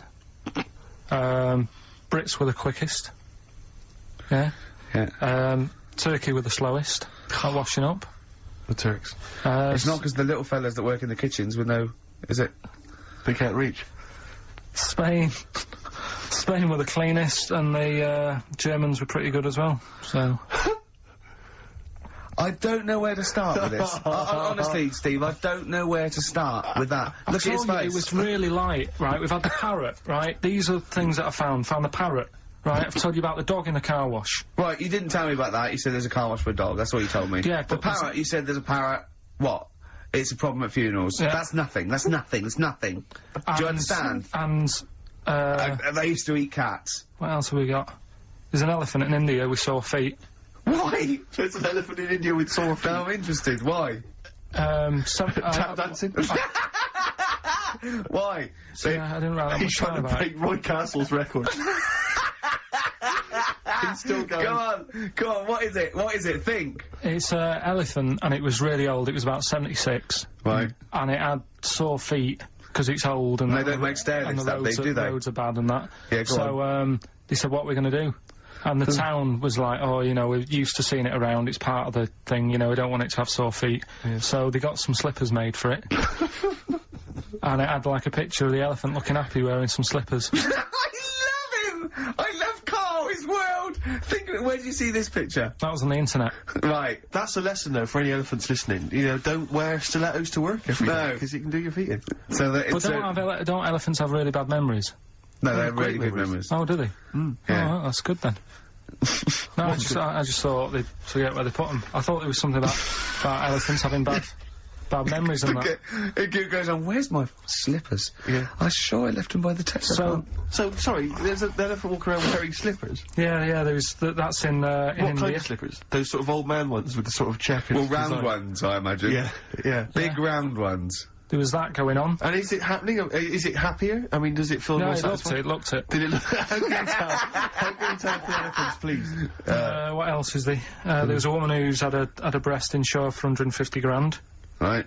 Okay. Any Okay, more what? information there? What? Third party fire and theft? Don't know, it had a picture of her with them, like, you know, out. I just thought, yeah, he should get them covered. He's done another real joke! Brilliant, that's a proper joke. He's done, look at his little face, he smiles! I'd like to see you on one of the sort of TV panel games. If they could bring back sort of celebrity squares, Yeah. it'd be amazing as the centre square. Oh, that would be Wouldn't that be incredible. extraordinary? Or on that countdown in Dictionary Corner. I imagine him in Dictionary Well, Corner. I'd come up with cat, if that helps at all. Yeah. Memblent. Yeah, what does that mean, Carl? Just anything you want it to mean. Oh, what I've got, there's a dog that's got a cough in Singapore, because it smokes 20 a day. Right, okay, another one. No, it's the last one in it, so Yeah. we'll save it. The last one we've got is why don't they just Sorry, get- what was that? Wash Up With You, that was it? But was that it? They what? Survey of washing pots and I pans. didn't understand. You said Italy were the cleanest. No, Spain. No, Brits were the quickest. Yeah. We were the quickest, but Italy was the Spain was the cleanest. Turkey were the slowest. Yeah. Spain were the cleanest. But why weren't we clean then? Because we were washing up. Why were we not paying attention to the? We did bits it of dirty rubbish. We gristle? did it quick. We did it quickly, but I don't understand why it was being rated on. Who was doing it? Was it Lynette Newman or Ainsley Harriott? She's quick. Both of them are quick. Yeah. Well, they've got like kind of loads of slaves that do it for them. Did we use fairy liquid? Don't know. It didn't have. Did we all use that. a whole bunch of Boy Scouts? Didn't say that. Just like said- Lynette. It just said, you know, that. Who had the Who softest volunteered hands? for that? Who had the softest hands? So it didn't say. I didn't. Why is it we don't get notified that this is taking place? I don't know. When I was a kid, no one ever said, you know, we need recruits because we're doing a survey on who can wash up the quickest. Are you disappointed in yourself with that one, Karl? It is pretty dull, to be fair, and that is why we've got to bring in either con merchant or a wine merchant. Or shut up at your face. Yeah. Would you be able to, if I put you on the spot in the next, sort of after the next record, would you be able to give an example of how con merchant would work? I mean, is there something you could do just to sort of experiment? Should we play a record? Should we play a record? Play a I've tune. got a What do you cough. reckon, I can do better than that. What? Ads. Go on. Travis on XFM 104.9 on Ricky Gervais with me, Steve Merchant, Karl Pilkington. We're doing Educating Ricky. Right, final one. Come on, Karl. Right, what was it? It was, why don't they just get a diary or some paper or something to write on? Yeah. Yeah. 'Cause Snappy. I couldn't think of a heading for it. It's basically, Go on. people who have tattoos have never understood it, right? That they have something put on their arm. Right, sorry. Have we started the educate? Is this part of it? Are you educating me? This is something that will be useful in my life that I didn't know about. Yeah. Go on then. No, it's just like they've got a machine out, right, that, does tattoos. Tattoos. You come up with a design you want, and you sort of, this machine scans it, and, you put your arm in this thing, and you press print or whatever, and then it does the tattoo on your hand, or on your What, like arm. loads of little needles that follow a pattern?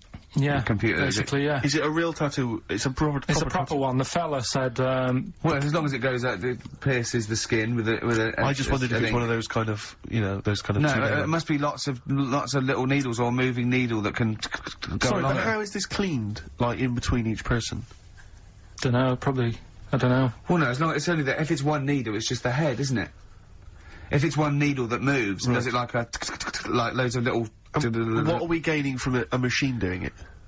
Just because, you know, they're gonna sort of mess it up. But hold on, how do you keep your arm still? Because your skin moves slightly. It's the machine It's sort won't- of strapped to your arm. Right, And so the it's fella, spread- I mean, so the it- fella said that the tricky thing was in all this, it was the fact that, you know, nobody would let him test it out on anyone else, so he had to do it himself. But did it work? Because the thing is with a tattoo works, artist, they yeah. can see when your skin's moved and they can see what they've done and they keep wiping it and looking, whereas a machine's just got to trust itself. So, I think one needle could go wrong. If it was a lot of needles, that it just came down, like, you know, 1,000 needles that was an imprint. Yeah. But, No, it- obviously I'm asking someone who's hasn't delved any further than there's a machine that can give you a tattoo. That's all you've got at the moment, isn't it? Well, yeah, basically. That's all you've got. I mean, that's what I've got, because I'm not a fan of tattoos, I don't. But where did you read this again? This was... Internet? This was on the internet, yeah, it was, yeah. Okay. And I just don't understand why people do it. That's what got me attention. Because me, Sorry, what have I learned from this? that if you wanted to get one, you know, you can get one done by a machine now. You know, people say machines are sort of taking over and that, and there's another one. But it's just the fact, I mean, I don't know. So give us the snappy title of this education again. Why don't they just get a diary or some paper or something to write it on? That's what I always think when I see people with loads of tattoos. Like, there's that fella who we were talking about the other week in Scotland who was covered 99% in tattoos. It's just like, what have you done that for? Yeah. Do you know what I mean? You can't get rid of it now. You've done it now. Yeah. One of my uncles, right, Tattoo Stan, he's just caked in them. Right. I don't think he's my proper uncle, but it's just like, my dad's got... No, my dad's got... That's a province in Russia, isn't it? My dad's got loads of mates who, When like, you say he's have not your names. proper uncle, Do you know how, like, when Just a bloke someone who used to comes hang around around with, the school? alright, Uncle Stan? Yeah. Do you know what I mean? And there was, my dad had loads of mates like that. There was John the Screw. right? So he either works in a prison or he liked to have sex? Cabby. Cab driver. Okay. There was Jimmy the Hat. I don't know what he Jimmy did. the Hat? Yeah. And, Did he wear a hat? No. No. There was Fred the Veg. You sure he wasn't a relative? Sorry. Fred the Veg used to get us, like, big bags of potatoes and that. Fred Veg, okay. And there was Tattoo Stan. Right. And he was just caked in them, and I used to always look at him thinking, why have you done that? I must have only been, like, you know, 6 I or suppose 7. if you're born with a name like Tattoo Stan, Exactly. you're destined, aren't you, were really? they like a 1950s gang? I'm worried about, I'm worried about doing a bank job. What was his name? The Hat? What was his name? Jimmy the Hat. I'm worried about Jimmy the Hat. Yeah. Not having a hat. I don't understand it. Are you sure he didn't have a hat? Not when I met him. Did he ever wear a hat? I didn't see him that much. Do you think it was a joke, like, you know, when your mate's sort of like, you know, 8 foot and huge, you call him Little John or Tiny? Do you think? Well, the fact that he never wore a Yeah, hat. they went, hold on, I've noticed something about Jim. Go on. No hat. And I go, oh, true, let's call him Jim the Hat. Jimmy the Hat, yeah. But me Uncle Stan, he had, like, loads of them. He did them himself. Oh, dear. And it was always that thing. God. What was it things like? It was, he had, like, the cross. cut here one. Cut here, on made the in neck. Britain. And if you're going to do them yourself, I'd say at least make sure you're sort of a good drawer. Yeah. And don't do it in the mirror so it comes out backwards. Well, that was the other thing. But, like, I remember he did, I mean, names are alright. He had, like, all his kids' names down his arm. And, what are they called? Yeah. oh, God, it's... Tattoo Stan Jr. Yeah. And, Paul shits the bed. I'm trying to... Oh, Wobeye Kate. Yeah, yeah. But he had... Frankie never amounts to anything. Oh, go on. So he had, like, Johnny, I don't think he's mine. So he did all this. I don't even know why I'm telling you about tattoos. No, nor do I, Carl. Hey, to be honest, I don't know that if maybe you just have to picture this, but my sister had to take a photo once. She was working in like a factory, not to denigrate people who work in factories, but there happened to be a particularly oddball, kind of lank-haired, weird guy living, working in this factory, and he did his own tattoos, and she took a photo of it because she was so extraordinary. He'd drawn it himself. Now, bear in mind, it was the kind of thing you saw when you were doing art when you were like 15. This is the sort of person who designed their own like heavy rock album cover. Yeah. He's that sort of person. So, I mean, like, was it a dragon with breasts? You're not far off, Rick. No. You're not far off. I'll tell you what it was. He had this tattooed on his back. It took up his entire back. She took a photo of it for me. He drew it himself. He had it tattooed himself, and it was just too much detail. Too much detail for a tattoo. It needs to be fairly simple, I think, to make a tattoo. It was... It was a naked female vampire having a shower. Why was she having a shower? Having a shower. That's why she was naked. Yeah. And so she was beautiful. She was presumably She'd been out that night. A lot of blood.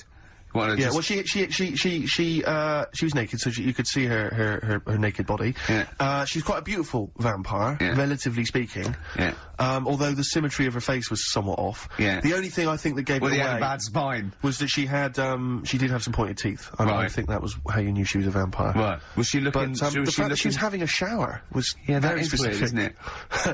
But he'd sort of drawn in all he said to the eye, I said, listen, I want a naked bird, right? But I don't want it to be gratuitous. He goes, well, you could put her in a shower, because then they went, pop her in the shower. That at least gives some kind of Yeah, that's the justification plot, for that's the nudity, plot. I mean, you know, it's justified within the story. She's in a shower. Sure, okay, yeah, we'll have that. Karl. So... Yeah, okay. Any other nicknames your friends of your family had? What was your nickname, Karl? just, Pilky, really.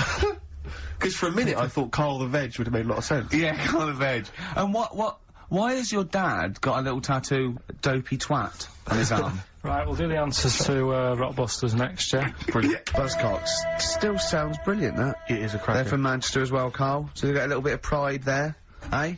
I think one of them's, one of my mates' dads. Really? Yeah, I think so. What's his nickname? Well, his name was... I don't really want to say his name. Oh, okay. Laurie. Yeah. Still is, probably. Yeah. He was a good lad. Well, you know those little fellas at school that didn't know each other, weren't related and weren't friends because it would be too obvious, that they had webbed hands and big heads? Yeah. What were they? Did they have any nicknames? Again, too obvious, isn't it? Yeah. Go on. Well, oh, big head, or, you know... Sure. Oh, I bet you're good at juggling, or... Frog twins.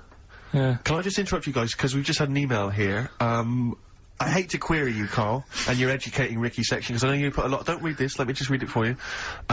Just an email here from Olivia, and this has also been corroborated by someone else, I forget who it was.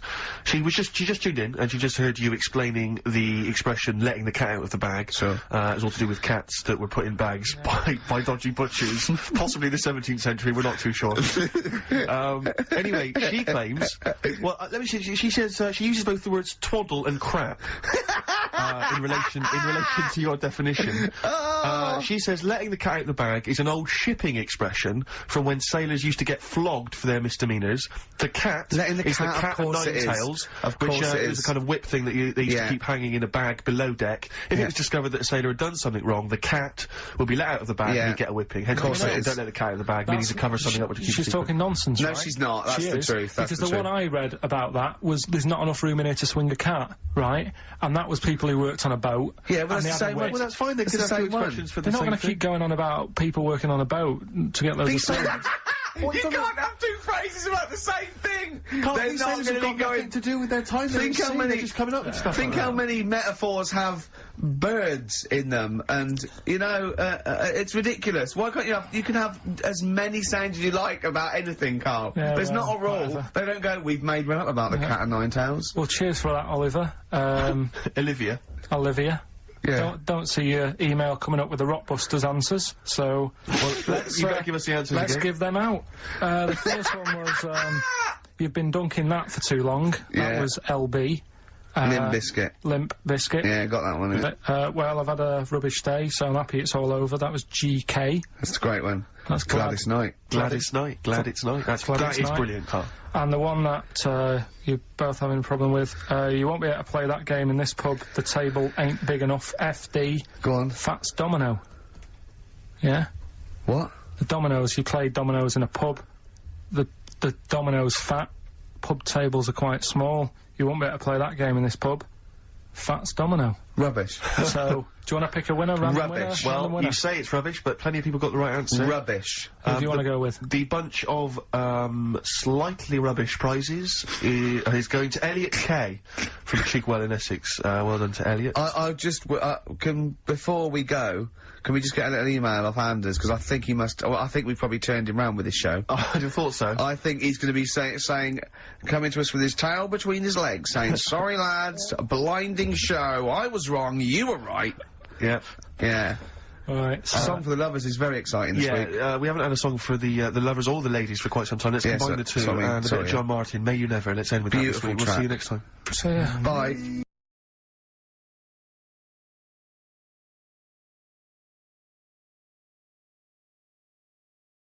Richard Ashcroft, Science of Silence on XFM 104.9. I love that. Yes, correct. He's one of my favourite artists now. I just think, I don't know why he's not ballistic. He's got everything. He's like one of our best rock stars. I'm Ricky Gervais. Hello there. You're Steve Merchant. I am indeed. Karl Pilkington over there. Big day today. Really? Yeah, for Karl. He hasn't been looking forward to it. He's been whinging in the week. A couple of things. He thinks he's overworked. He thinks he's overworked here, and he's stressed. And he's got to do DIY. MTV are coming in right to give him the chance of his life. Like, yeah, Yeah, and, yeah, slightly different. Slightly different. why is it? Well, you're making it in the industry, and you've got something to give. He happened to be around when they were filming an airport. Do you see the difference? Alright, the other one then, who's on a boat. Same thing, although at least she had a incredibly skill. She had a skill, you know, she can sing, you know. Well, it's just, I think it can all go wrong, do you know what I mean? Well, of course it can.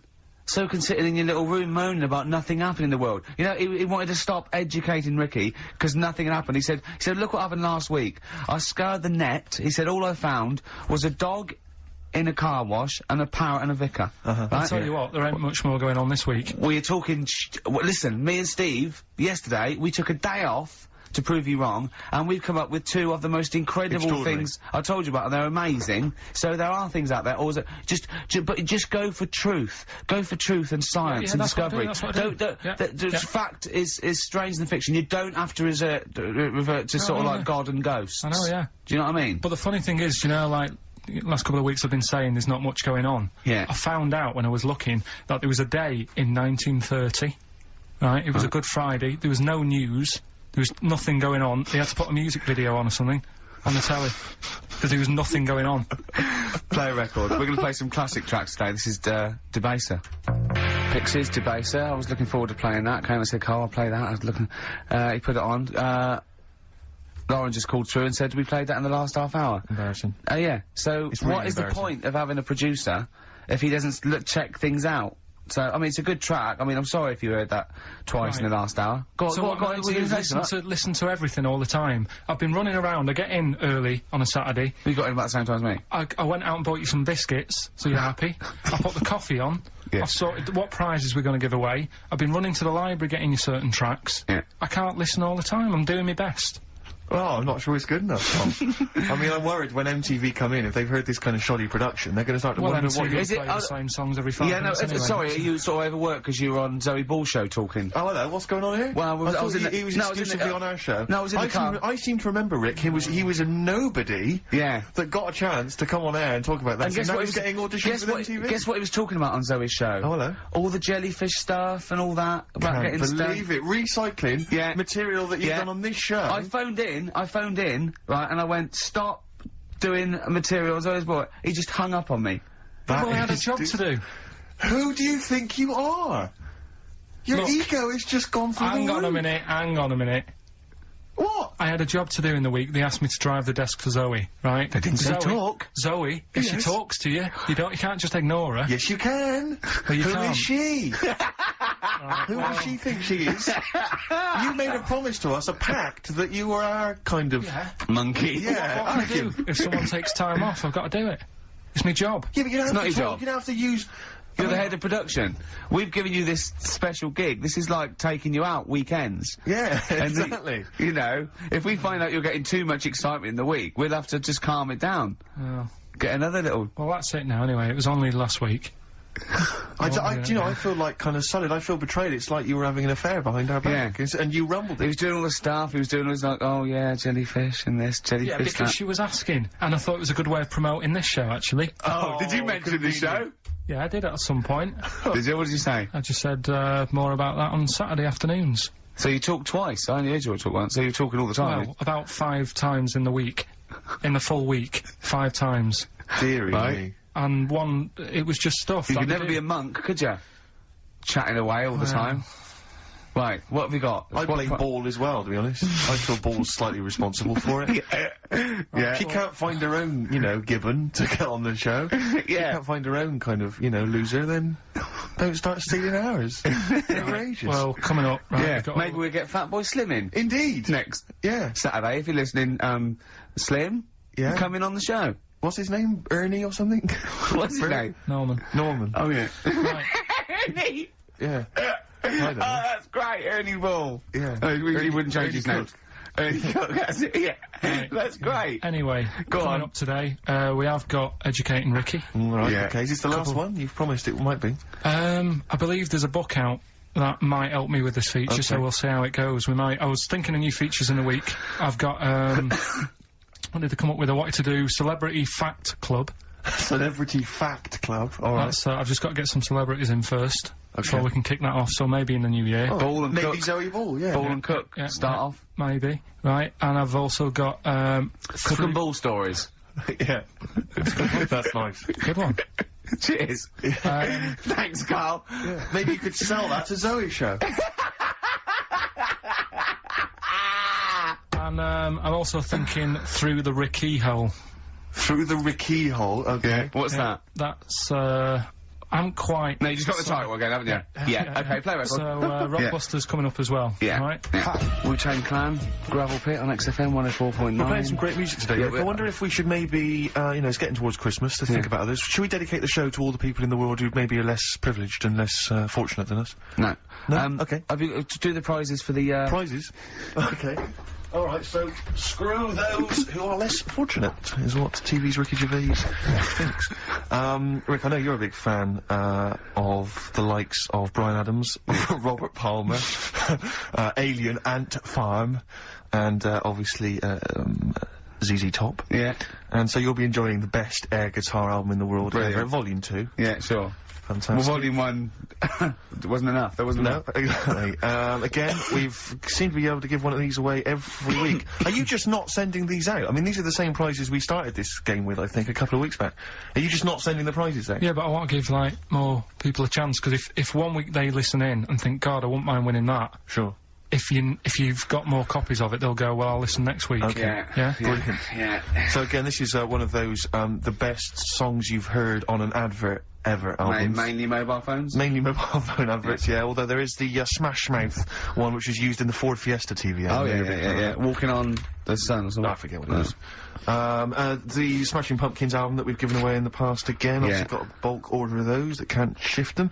Wild Weather, I don't know who's interested in this. This What, is is that a double box set VHS of different weather? That's amazing. Yeah, there's That is two amazing. cassette tapes there. It's presented How long by is that? Donald McIntyre. It's a thrilling trip with the most exciting forces of our wild and turbulent world. So I'm Clouds, right in weather, saying storms. it's a double VHS Stuff like video tornadoes set and that. of different weather. Yes. Brilliant. Yeah, no, it's got, I mean, it includes the fastest winds, the Oh, hottest you're desert, joking. and the biggest rain machine on the planet. That's on there, I think you have to... God. I wonder if I hope they're bringing out another box set, Soil. Yeah, absolutely. Just goes through different mud. And this you may be of interest. I've read good reviews of the DVD of this. It's a 2-disc set. The Wicker Man, the classic 70s great film, but yeah. it's got a bunch of extras That in is there. actually quite a that's good actually film worth with- having. I would probably throw the rest away. But or the palm Wicker it Man, off get the bit on Sonic at DVD, Christmas. and it's quite very interesting. Yeah, but you'll enjoy that. So, the what this Sunrise, Rockbusters, is it? Yeah, that's for Rockbusters. Brilliant. Well, I say get the ball rolling now. What, of Rockbusters? Yeah, get the ball I rolling. don't know, I mean, tease them, Rick. Don't sort of spunk all the good stuff early on. I mean, that's dynamite. You can say spunk, I can't. Go on. Well, we've got, actually, it's quite good moving it about, because we might have some new listeners here. Yeah. I would have thought so. Yeah. Not after last week. No. Right, okay, so if you haven't heard it before, I'll give you some initials. It's like initials of an artist or of a It's band. Blockbusters. And a cryptic clue to who the band is. There's 2 easy ones, 1 difficult one. First one is, That'll Never Get Off the Ground. Right. Yeah? That'll Never Get Off the Ground? That'll Never Get Off the Ground is the clue. Not and LZ. The initials are LZ. You are joking. 2 easy ones. Right. First, yeah? Okay. Right, and then you've got, that woman's got her husband's gloves and a pair of her own. Right? Say it again. That woman has got a pair of her husband's gloves and she's got a pair of her own. That's HH. Right? It's a bit of a difficult one. And then the last one, you'll get a right load of bacon off them. Right? You'll get what? A right load of bacon off them. That's L. L. Yeah, so, once You'll again, get a very right quickly, load of bacon off of them. you'll get a right load of bacon off them. So, first one, That'll Never Get Off the Ground, LZ. That woman has got her husband's gloves and she's got a pair of her own. That's HH. Brilliant. And, you'll get a right load of bacon off them. That's L. And it's So, an email-only competition. Email only, ricky.gervais@xfm.co.uk, and we pick a winner before the end. So, And you can win all that stuff. Win that Wicker Man. The weather. Best of the weather. The best of the weather. No, that would be amazing. The best of the weather. As a compilation, Channel 4. Exactly. That would- Winds light to variable. I love 1976 Remember this weather. one from August 1979? Warm, isn't it? Oh, this is warm, isn't it? Oh, Best of the Karl. weather. I'll tell you what. You remember how we always play, like, great music, usually? I'm up You've in not it. got another one, have you? Yeah, I'm gonna do it. Yeah. This is David Bowie driving Saturday. Oh, Infinity game. What? I'm in the same problem. I know, beating a biscuit. Yeah. David Bowie driving Saturday. That's a great track, isn't it? A crash course for the ravers, eh? That's what this show is, isn't it, Karl? Crash course for the ravers. They tune and they go, wow, that's so cool. I wish I was like Karl Pilkington. You reckon? Yeah, definitely. You forgot to read your mum's clues out, didn't you? Yeah, These she's are just for fun only. This is Karl's mum. She listened one week and now she sends him a little example of Rockbusters every week. She's got, what did she send? This group would go well with your Christmas dinner. Cranberries? Yeah. They make a few good cupboards. They make a few good cupboards. Yeah. The carpenters. Just carpenters. I was thinking of EMF. What else? I was thinking B&Q, the B&Qs. This group thinks of lots of things. This group thinks of lots of things. Yeah. Go on. Imagination.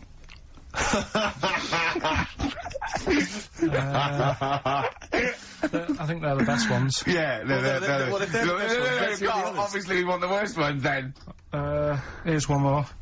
She'd really like Blackpool. She'd really like Blackpool.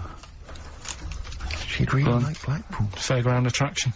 Just send them, like, on a scrawled on the back of, you know, I don't know, a till receipt. She did with the first one, now it's just the Rockbusters. Right. Really? She doesn't bother asking how you are, or... Well, I speak to her in a week on the phone, so it doesn't- What kind of conversations would you have, then, with your What do you sort of say? stuff? Do you moan about how overworked you are and stuff to her? I mean, they're always surprised when I'm getting in late and that. It's like, you know, what have you done today? Well, I've just got in from work and it's like 8:30 at night. A lot of people get home at 8:30, Carl. Next. You know, just saying how's the flat going. I was asking my dad some DIY tips the other day. You know, usual sort of stuff you talk with your mum and dad, really. Yeah. Talking about the bisons with them. I was watching, did you watch The Mammals in the week? Oh, I missed David it. Attenborough. No. I was thinking, actually, right, all this MTV stuff, if there's one reason why I'd like to do it, is I was watching Attenborough, the Mammals programme. I reckon I could do something like that. Right. And just have like me, instead of Attenborough, like a young, sort of fresh person, watching, like, certain animals and saying, do we need these? Do you know what I mean? Yeah. Oh, God! What's going to be Death on Earth? Well, That's amazing! Do we need these? And, No, 'cause there's loads of and the stuff. audience at home would vote. Would there be some kind of telephone like a vote? vote-out system. Oh, The that- thing is like, it's something interesting that Attenborough was saying the other night on, Do we need these? on Jonathan Ross's show, on his telly show, right? He was saying, he said, you could take all the humans off the Earth and it would carry on. But take, like, some animals off it, mammals and that, you got problems on your hands. I thought that was quite interesting. Yeah. So it's like, the question is, do we need these? Is that part of the big thing? Right. Like jellyfish. Yeah. We've talked about jellyfish. Yeah. Yeah. So which mammals in particular were You you talked about that on watching Zoe that Ball you show, haven't you? Hey? Which mammals were you thinking we don't need when you watched the show the other night? Any in particular that you thought they don't need them? They're not of interest. Well, I like whales, but I don't know what they do. And they're taking up quite a lot of room. Sure. But stuff like, Yeah. but like, jellyfish, I looked into because, Yeah, you know, well, I was I know you talking about don't, them, and they were saying they've got no eyes, no heart, there's something like 97% water, Yeah.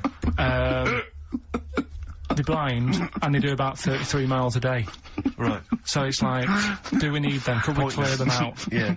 Yeah. What? A big net. That would be the programme. What, right, we'll get rid of them.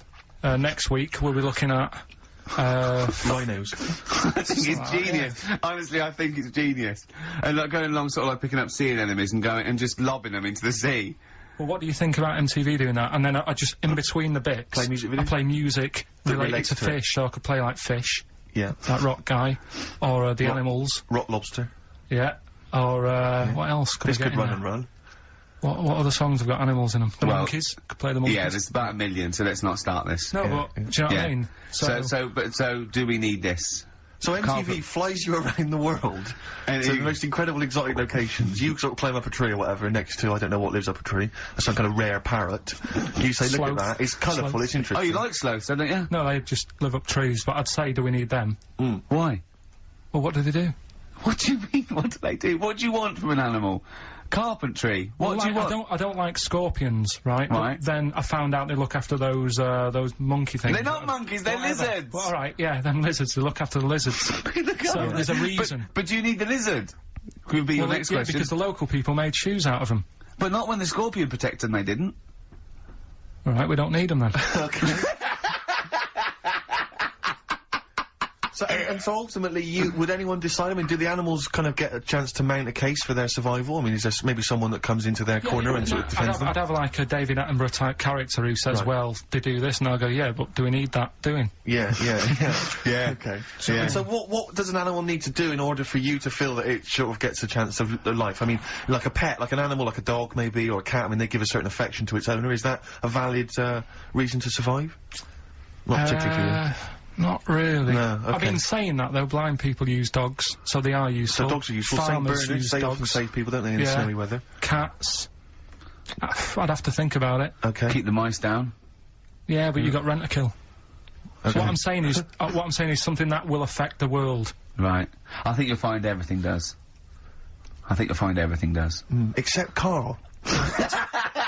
I'm not sure what effect he's having on the world. I tell you what, though, Steve. Right? Did you watch the mammals? I did see the mammals. They had bison on it. Right. The weirdest looking things you've ever seen. Yeah. They've really Again, you're on dangerous ground here, no, Karl. but they've really got it's like, decide what you want to look like. It's just a mismatch of stuff. It's got a really big airy head. Yeah. Unlike you. Sort of bald at the back. Right. Sort of It sounds like thinner. someone you went to school with. Was there two of them? Oh, brilliant.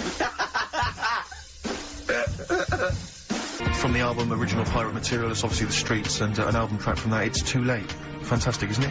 Yeah. I know everyone's raving about it being, you know, one of the albums of the year, but it is, I think. It's great. That's brilliant. I love the backing as well. It's just so good. The lyrics, the things you go, they're my favourite band of the year.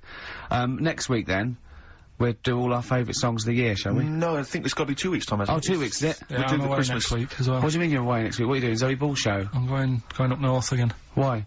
So Claire's going to be here with you. Okay.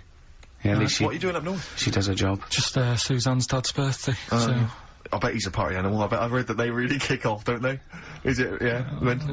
so You gonna be raving? can't concentrate now. Oh, well, he's all stressed because the lady from MTV's here. She's going to film his little face. So the what- the things he said in the week, he was so worried. He's got worried about the spot on his head. That won't come out. Just you got your best side. He's on that side. That's all right. Oh, yeah, the camera's out. Look, he's getting nervous now. Okay, Karl, ignore the camera. Okay, just ignore the camera. Okay.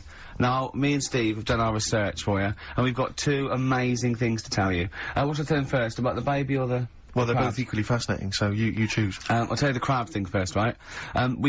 Steve actually saw this thing in The Guardian the week, about our research thing, and then we looked it up, we looked into it on Friday, and it is incredible. Right, listen to this.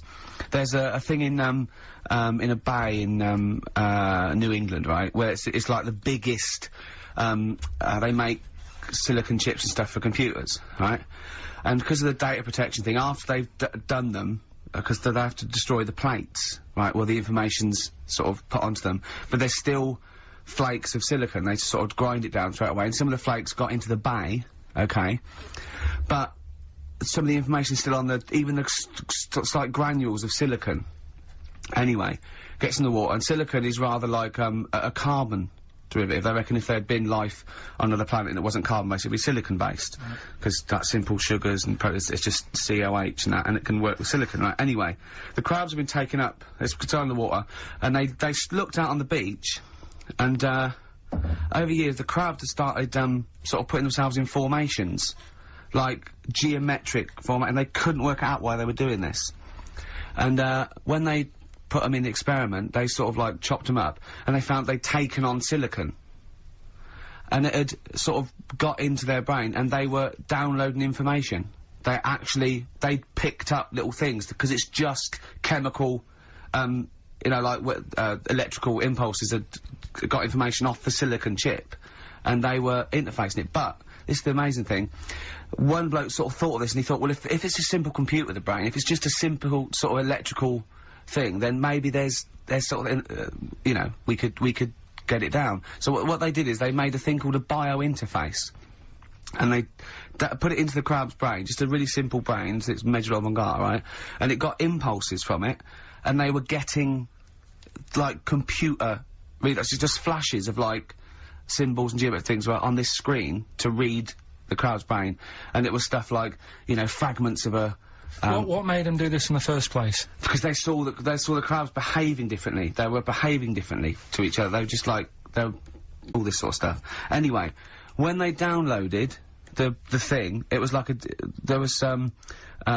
found one of the secretary's names where it had been on the silicon chip, where it was just like a flash of a computer screen. But the most amazing thing is, they downloaded a memory, right? It was like a snapshot where it had been burnt onto the retina of the crab, just a snapshot or something, and it was like a picture of the beach, like a couple of years ago, right? And they also did, incredible, it was like just a digital black and white sort of thing, so they could see what the crab had seen.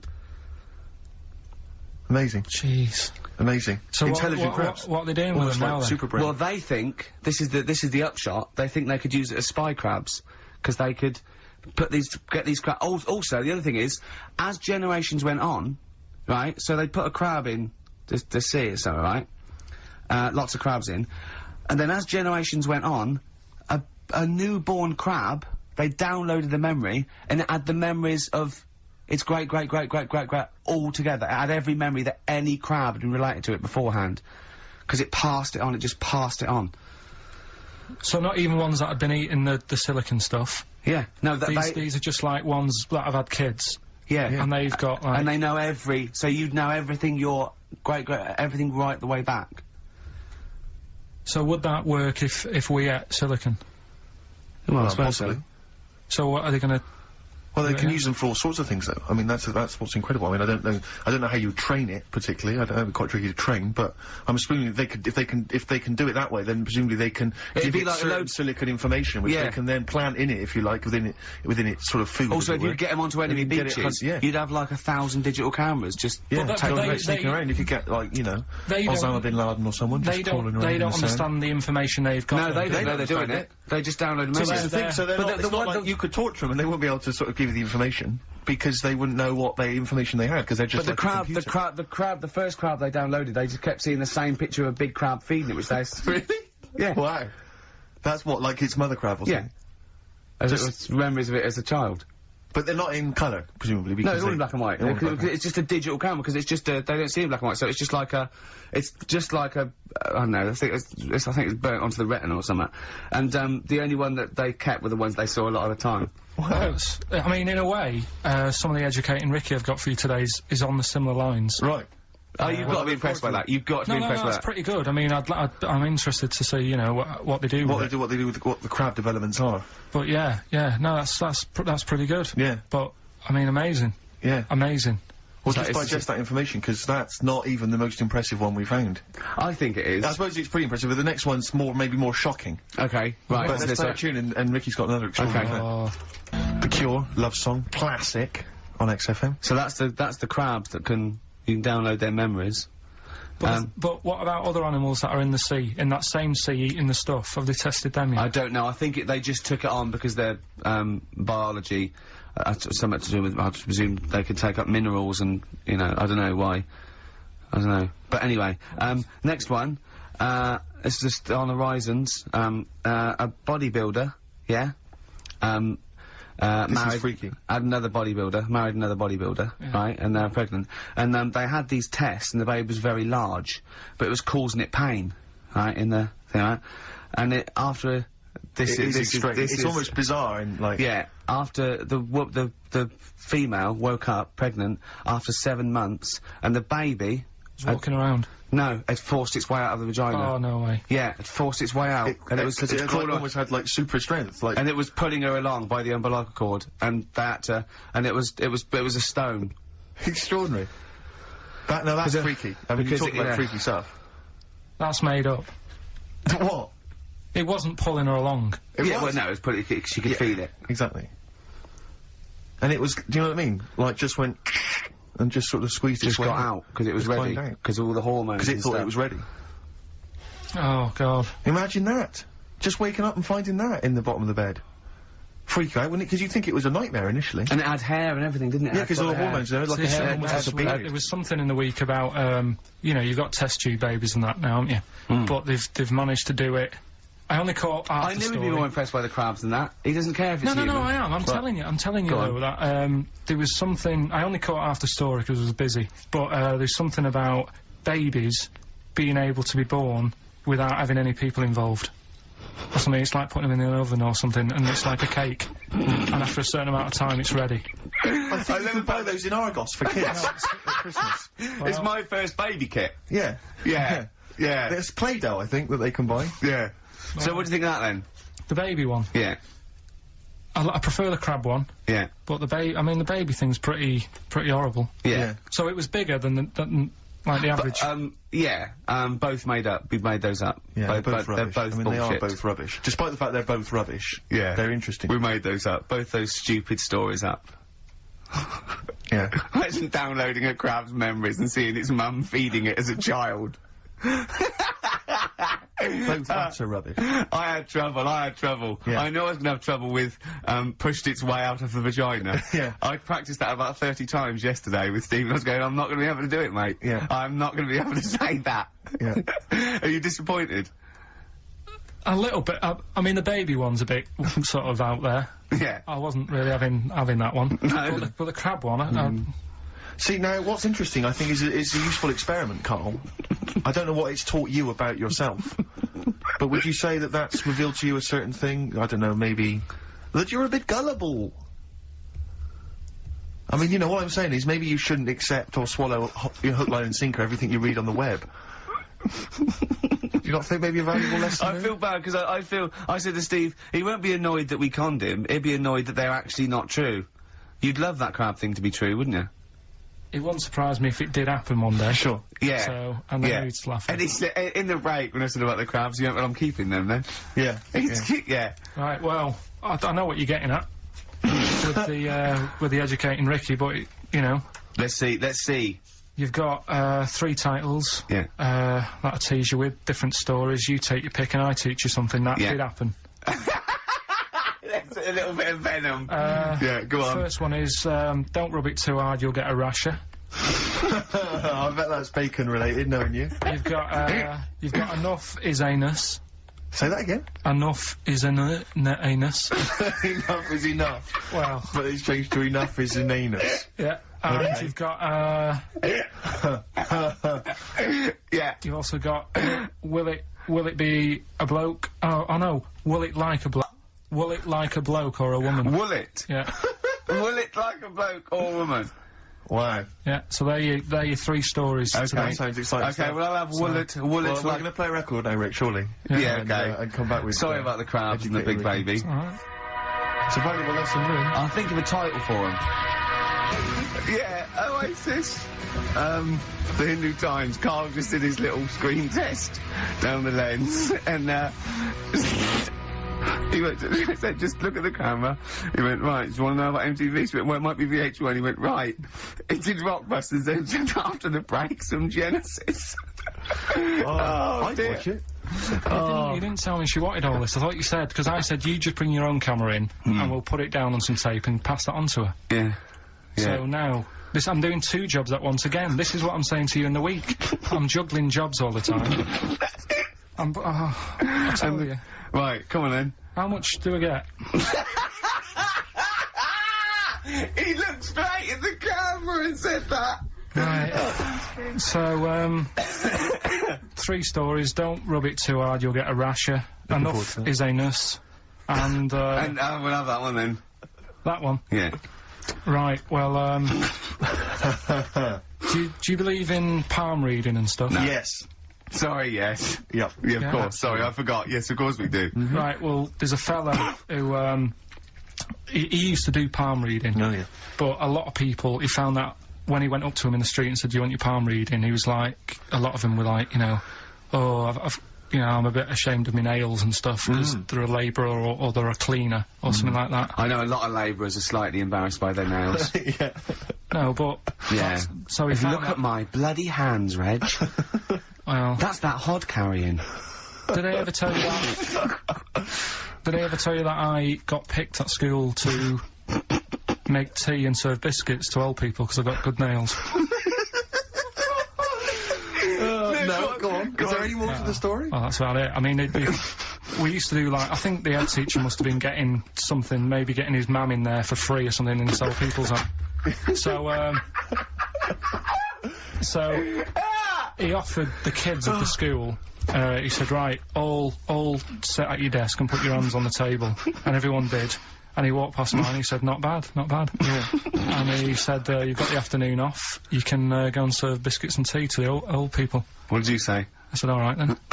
Was good. that? Yeah. Good afternoon. But anyway, so these... What did he do? He just sort of walked around and went, you all right, do you want bourbons or digest? I bet you get on with old people, wouldn't you? I'd love to see you, maybe... Especially the senile ones. Yeah, no, but I'd love to see you on VH1, just in a link, and just go, you know, they've just played, Robert Palmer, right? And it comes to you in a little park, and you just sit next to an old lady and go, alright? And you go, yeah, not too bad. You go, what do you think of London? Crap, innit? And she goes, yeah, it's awful, innit? And you just have a talk, and you go, alright, well, she doesn't like it, in excess. Yeah. That's what I'd like to see. I still think my idea is better, but... So what are you going for, then? Oh, they're losing money. What he's done, he's reading people's, bottoms now. Sorry, whoa, you just, I didn't quite follow that. He was a palm reader, that wasn't making money, so now he's going up to people in the street and saying, can I see your arse? Basically, yeah. So from being a palmist to an arsonist?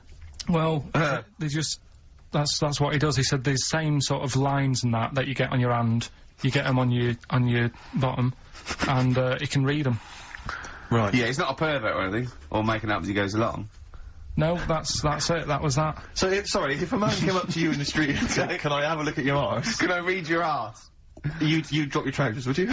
No, if he went up to him and they said, oh, I'd rather you didn't, because I'm a labourer, I've got bad fingernails. No, that's why I've seen, that's what a lot of labourers, they're showing their cleavage, you think, but actually they're having their arse read. Absolutely. That's that's what it is. And then, right... So is that the end of the story? Yeah.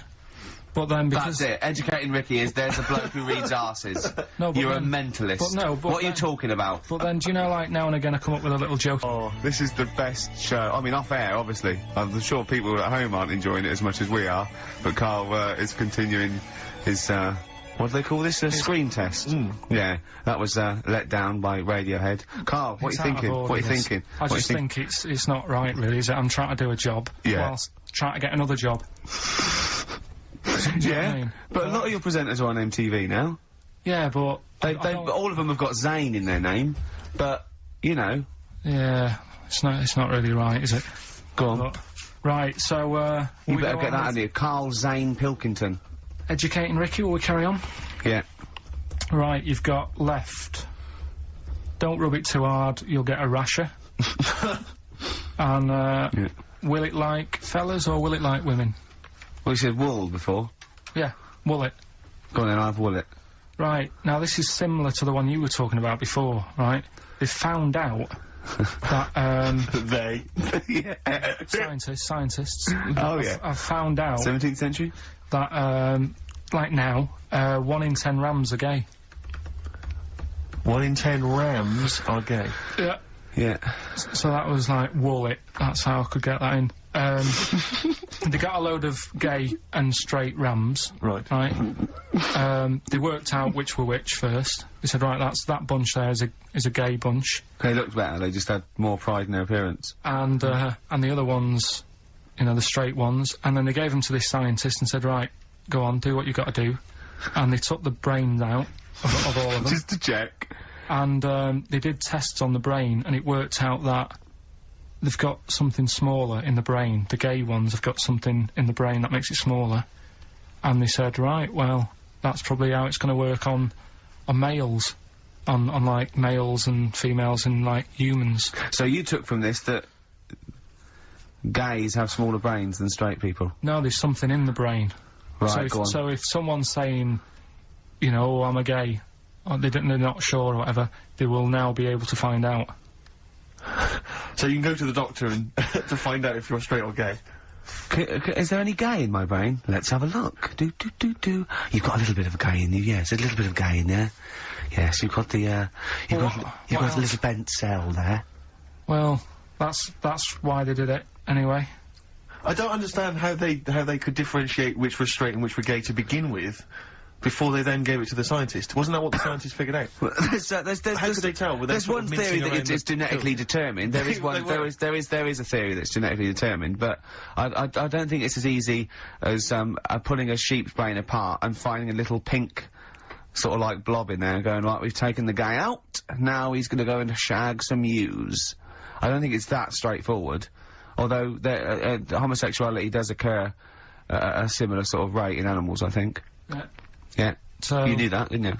So that's that one. I mean, I just like the idea of the farmer figuring out which is straight and gay. Well, Yeah. that one's wearing quite a camp-looking neckerchief. Yeah, so I'm thinking maybe he's gay. Is that, yeah.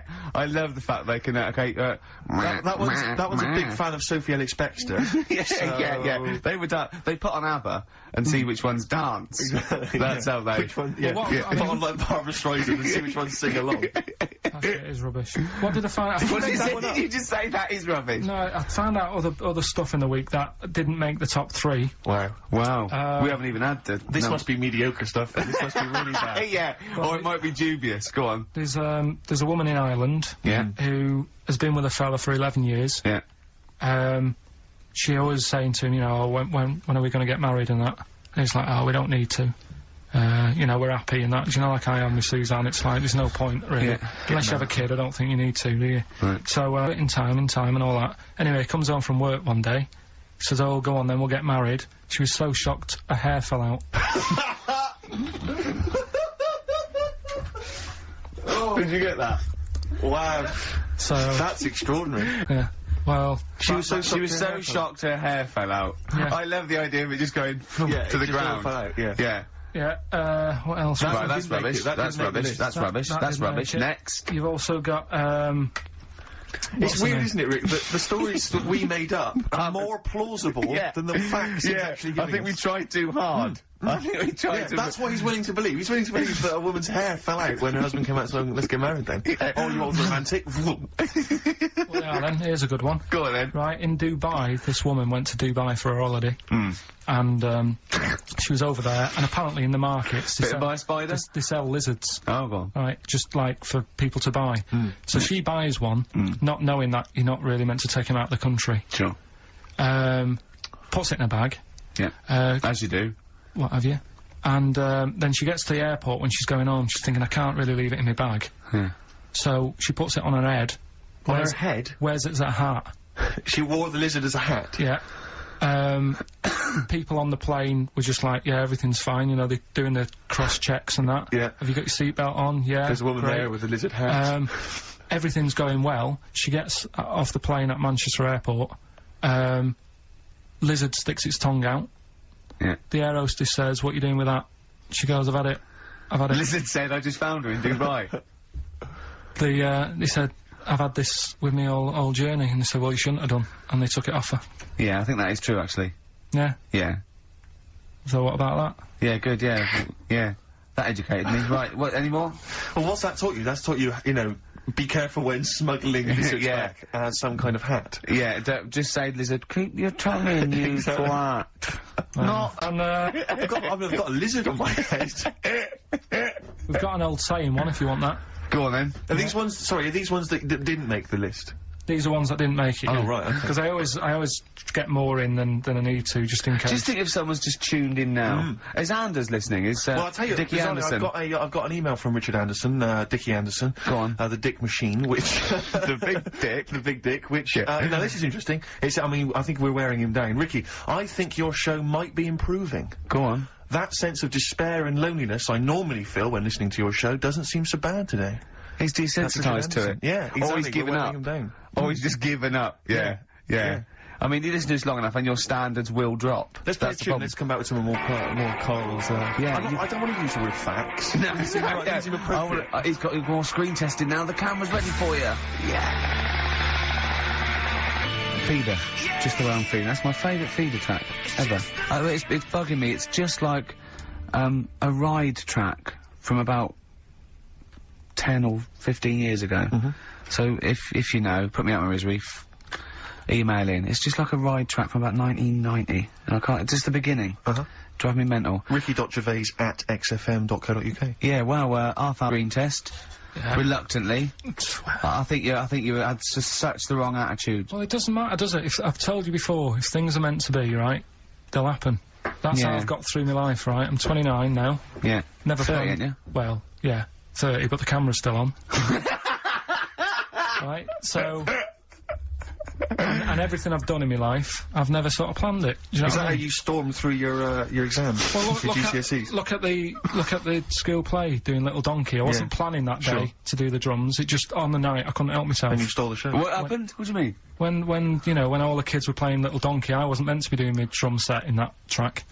I was only meant to. I think I was doing the We Three Kings or something. But when they started doing it, the tune, I couldn't help myself with the drumstick, just like tapping away Right. at the drum. Yeah. And then when it came on, I was like, oh, and I started doing it, and like the teacher looked over at me, and I was like, oh, I shouldn't be doing this, but she sort of gave me the nod as if to say, it's all right, carry on, it's sounding good. Then after it, she went, you know, they love that, you can do that again tomorrow night. Yeah. So I got like an extra part in the play and that. Yeah. That wasn't So planned. you were so you were doing the drum part to We Three Kings over Little Donkey. Yeah. That's weird. That is like Fatboy Slim or something, isn't it? When they mix up. Yeah. Or Moby. Still mashing it up at the age of, what, 8? Yeah. And that's what I'm saying. And is that when someone was filming it and you could hear your dad on the camcorder going, he looks like a twat? That's the one, yeah. Oh. And that's why I don't want to be on the telly, because I'll always have my dad's sort of echoing voice just saying, he shouldn't be on there, he looks like a... That's it. So that's why I'm a bit sort of nervous about this today. Really? You think it's sort of quite Freudian in a way, sort of? Yeah. Your attitude is que sera, sera. Well, plus I haven't got the look. I'm not pretending, right, that I should be on the telly. What's wrong with your look for VH1? It's not right. It's not right. Jono was on VH1. Was he? Yes. So I'm going up against Jono. No. So... He's gone now, he's moved on. Yeah, there you go, you see. Another one who they gave a chance to. Yeah. And then he was like, you know, yeah, I can do that. He's built up, right? They built him up, you can do that as a job. And then they knocked him down. And he probably started eating. Well, I don't think you can ever knock Jono down. He started eating! And look at him now. Right, so that's what I'm saying. So if it's meant to be, right, whoever's going to watch this tape, you know, thanks for the offer and that. But, you know, time will tell. Very wise. So, there you go. And I tell you what, actually, Go on. right, it's a bit funny, because we're looking on the web in the week at different sayings, and, do you know the saying... A round head does not an MTV presenter No. make. Yeah, no, what's that saying? Spark in the pan or something? Eh? Flash in the pan? Flash in the pan? Do you Yeah. know that saying? Yeah. That's a bit like what can happen to me, innit? Do you know what I mean? There I am trying to do my normal job, right? And then you bring me in here on a Saturday, next thing everyone's after me. Yeah. And then it doesn't work out, and I'm dropped. Yeah. And that saying flash in a pan, do you know how it came about? No. Do you know like how years ago they used to dig for gold? Gold. Yeah. Yeah. And they had like a little pan, Yeah. and they'd put the soil in, and they'd rub the soil. Yeah, and it's shone in the sun. Now and again, it shone in the sun, and they get all excited and were like, oh, brilliant, some gold. And then they realised it was just the sun flashing in the pan. Yeah. And that's, do you know what I mean? Yeah. So again, that's a bit weird how I saw that saying in the week. Almost like a little thing saying, don't be getting carried away. Omen? So, well, makes you wonder. But anyway. Not really. So, tell you, things that make you wonder, you saw Darren Brown, what did he do? Darren Brown, he's extraordinary. Yeah, I told him, but I said, You should peep... a lot of people don't realise who Darren Brown is, and he's, well, I we think, the best illusionist in the country. we went to, Jonathan Ross's house, for his birthday. I didn't. No, me and Jane, and we went there, right, and there was lots of people there, and, Darren Brown was there, Jonathan got Darren Brown to do, and it was incredible, he did all these tricks, right, I mean, incredible, it was just amazing, and he did one, with a bloke who was there, a friend of Jonathan's, I think his name was, Ray, and, he got him to give the pack, he said, count the cards, and he counted out 52 cards, yeah? He went, think of any card in that pack. He didn't touch it yet, he's counted 52, they were in his hand, he said, think of any card. He said, what was it? He said, 3 of spades or something. He went, find it in the pack, couldn't find it, he said, count the cards, there was 51. Right, and he couldn't find the card, and he had no idea. And we forgot about it, he went, oh, it's gone wrong, and he forgot about it, and he kept, through him, he was going, I wonder where that card is, and he kept looking at it, like, I found out that about a week ago, Ray went into hospital with an appendicitis, yeah, and the surgeon, so there was something crumpled up, there was a thing, and it was a card, it was the card that was in his thing causing appendicitis, and when he came out of surgery, there was a card from Darren Brown saying, was that your card? That's amazing, don't you think? I mean, it's... It's another wind-up. Yeah. Yeah, well, see, I'm not going to believe anything anymore. But that's so if I ever... You've learned a lesson! Yeah, but say if all this goes wrong now, right? Cry wolf and all that. Yeah. Imagine I get dropped by MTV. You haven't been asked yet. Yeah, well, whatever. Right, they're short on firemen because they're always going on strike. I answer the phone, it's you saying my house is on fire. I don't know what you're talking about now, Sorry, Carl. if you- I don't know what he's talking No, about hang on, now. I think somewhere along the line there, Karl has been recruited by the fire brigade. Did you As a leave that bit out standing in the story? fireman. Start again. Yeah, right, that's what I'm right. saying. Because I just wound you up about crabs, babies pushing their way out of vaginas, Yeah. and Darren What Brown I'm causing saying offence. is Right, yeah. Little, what's the saying about, Little acorns don't gather any grounds. Crying wolf. You Yeah. can take a fish to water and you can't make it Correct. swim. Do you know that saying? You can lead a horse to water, but you can't make it drink. Do you know why? Because its neck's too long. No. What? It's got an awkward neck. I don't know. That's correct. That is correct. Right, Well anyway, done. we've still got to come. Right, It's Carl. been bad today. I'm going to apologise to people listening today because Your mind's not I been haven't been focused, has it? focused. Do you know? Have you heard the thing that Rolling Stone gathers no moss? You aware of that? Yeah. Do you know where that's from? Where it's from? In Woodstock, right, the bands used to go out and get this sort of like moss that used to grow there, and it was sort of like slightly hallucinogenic, right? And they used to come back, and they used to all go out, everyone was out there, mamas and papas were doing it, the Doors, they all came back. But Mick Jagger and Keith Richards would never do it, but they'd smoke other people's. Yeah. A Rolling Stone never gathers his own moss. That was what it... seriously, Carl! Right, That's so the we've truth. still got to come. Rockbusters. Have you heard the saying, a fish in time saves 9? The clues were... Have you heard that? That'll never get off the ground. LZ. You've got... Have you heard that saying, out of the frying pan into the saucepan? You've also got... Carl.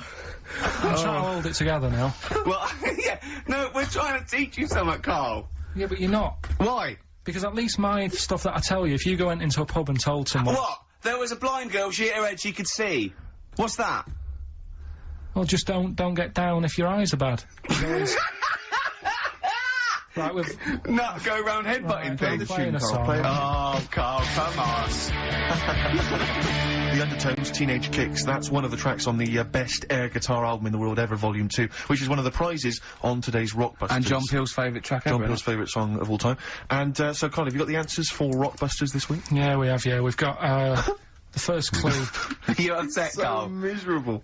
I'm a bit fed up today. The weather's... I knew when I was walking in today, though, that I'd be... But that video, there's lots of weather on that video, so they can, whoever wins this can go home and see sort of the weather you were talking about. The first one was, that'll never get off the ground. LZ. Yeah. The answer there was Led Zeppelin. So easy. Yeah, but I said that's here. There's always two easy ones and a difficult one. Go on. The third one was, you'll get a load of bacon off them. Go on. That was L. Long pigs. Right. Yeah. A pair of her own. Yeah. HH. Yeah. Yeah. That was Erman's Hermits. So that's the three answers. I'm sure Well, I'd we've like got a to winner. give the prize this week. Herman's Hermits. There's a lot of... Herman's Hermits. That is genius, Carl. That is genius. Oh, Herman's Hermits. So, There's so many people who are worthy of the prizes, obviously. Hermits. I'd quite like to give the prize this week to, Tom McGibbon, because I like his name. I don't know if I've pronounced that right, but Tom McGibbon. Yeah. I'd like to give that to No, him. you shouldn't laugh at Because he someone's lives name. in, he also lives in Bloxhall Road. I don't know why I find that. Tom McGibbon of Bloxhall Road. I don't know why. Well, you've made a mockery of, made a monkey out of the man. For old Gibbo. Yeah. yeah. And he's asking that he's got a question there. What? Can Karl get rid of slugs? I don't know what that means. I'm almost certain he can. Just so well done to, if he's been Gibbo. listening, if he was listening a few months ago, he would have known how to. Go on. Because I told you what slugs like. What? Getting in letterboxes. How does that get rid of them? Put some stamps in your garden. They like, they like stamp glue. So, Yeah, that's and sort of right. how does that get rid of them? They'd keep coming back, won't they? Then he goes, I can't believe it, we'd have to climb those boxes now. There's a fella leaving Well, stamps just out give it a for go. us. You've won some prizes and I've sorted your problem No, out. how does that get rid of slugs? Leaving stamps out for them, their favourite food. Because It's like planting a load of lettuces, they love that. well, it depends where he's got them. I thought he meant he's got them in his house. So, Oh, to put stamps on the outside. There go. There's loads of stamps out here, lads. Let's leave this house. right, so Let's get out of this house. we've got one more. Go on, quick then. And I need educating. Right, don't rub it too hard, you'll get a rasher. How was he going to outwit Darren Brown? You said something in the break. Oh, I have to say, yeah, Darren Brown, who we bumped into as well, and he did this incredible trick where he puts £40 down on the table. He says, I can tell you which hand you've got a £1 coin in, let's say 5 times out of 5, you know, so I have a £1 coin in one hand, I put it behind my back, I bring my hands out, and he can tell me every single time which hand it's in by asking questions, by doing various Well, he things. doesn't ask, but he just goes, no, you might have it in that one, you might do the same again, but then you're an intelligent person, you're probably that way, he goes, so it's in that one, and he does it every time, and he gets it every time. incredible. It's absolutely majestic. And I mentioned this to Karl. Yeah. And, well, Karl, you tell me how you think you could outwit Darren Brown. How you think you could outwit Darren Brown. Because your dad used to do this trick, you told me. My dad used to play this. Yeah. How old were you? Dunno, probably about 10. So you probably weren't as sharp as you were now, then. So he used to play it, and the way of telling what hand he's got it in, his hand looks bigger. So that's what you've got to do. That's how he did it there. Yeah. That's So how to catch Darren out, to catch It was a Darren bit out. different because he did it with golf balls, but To catch Darren out, Karl told me, Rick, He did it with a spud. to catch Darren out, the hand which hasn't got the coin in, just make it slightly bigger.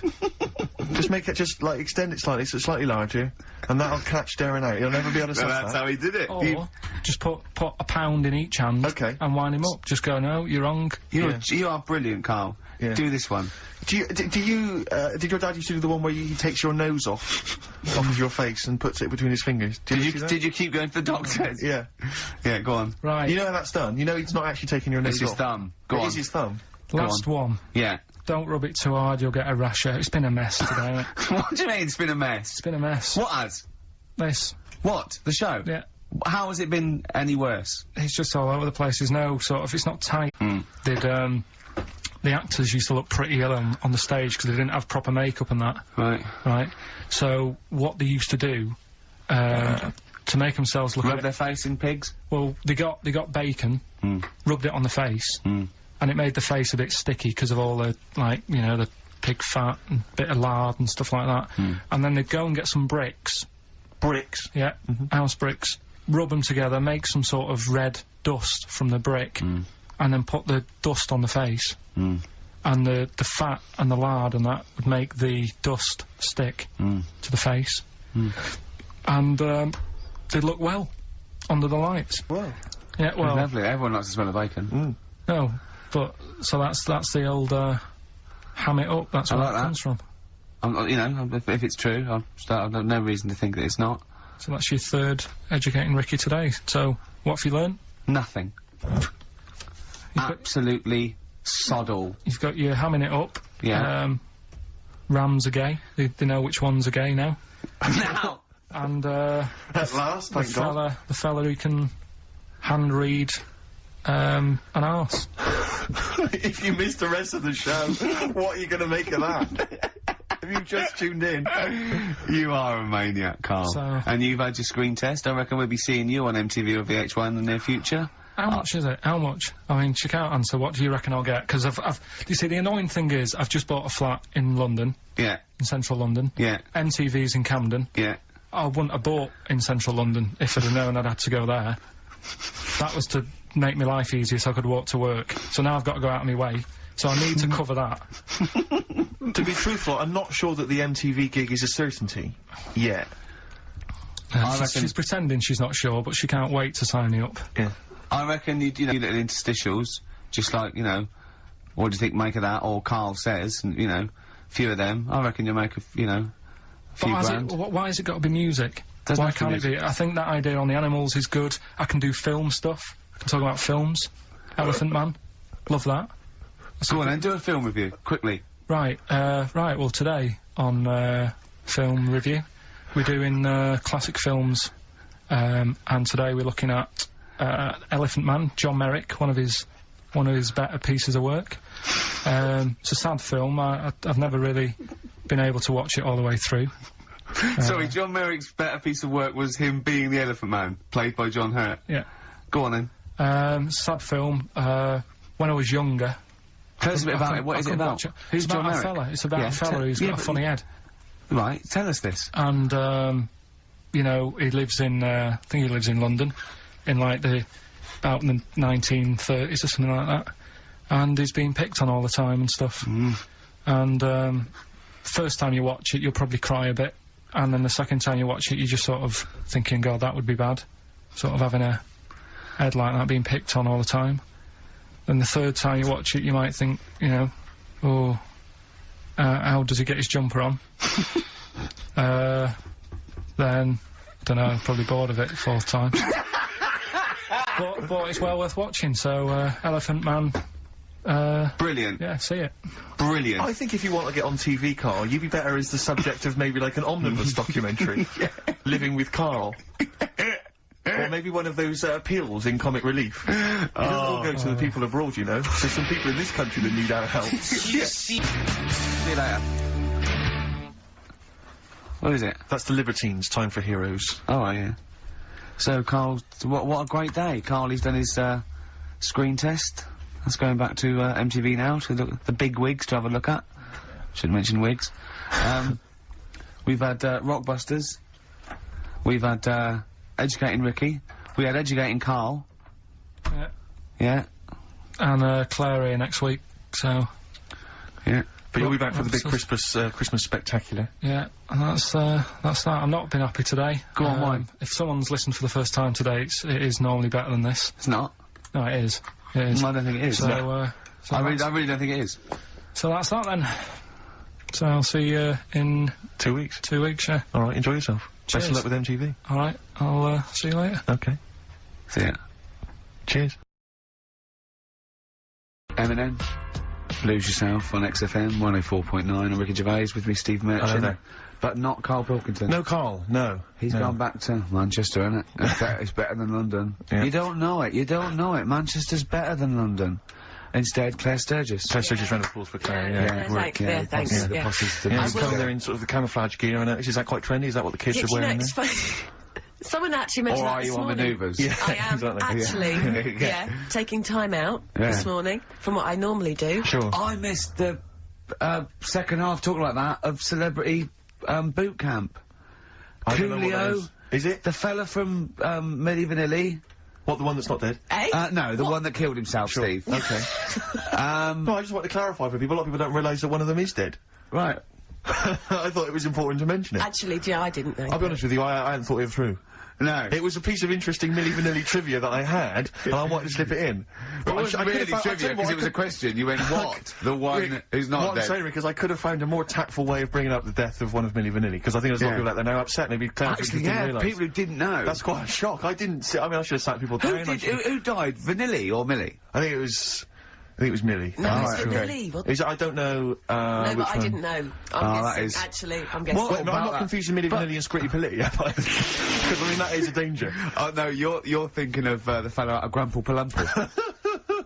He was amazing. He was amazing. It's a great shame that he topped Grumple himself. Palumple, they're not around this. Anyway, cool, we've got some great tunes lined up. We're gonna play today, our favourite singles It's of the his year. favourite tunes, some of which Tune, didn't yeah. quite make it as singles maybe, but tunes of the year, because obviously Christmas very soon and we'll be away for a short time. I and, think next week we'll be doing our favourite Christmas songs of all time. yeah, I'm worried we're not going to fill 2 hours with that.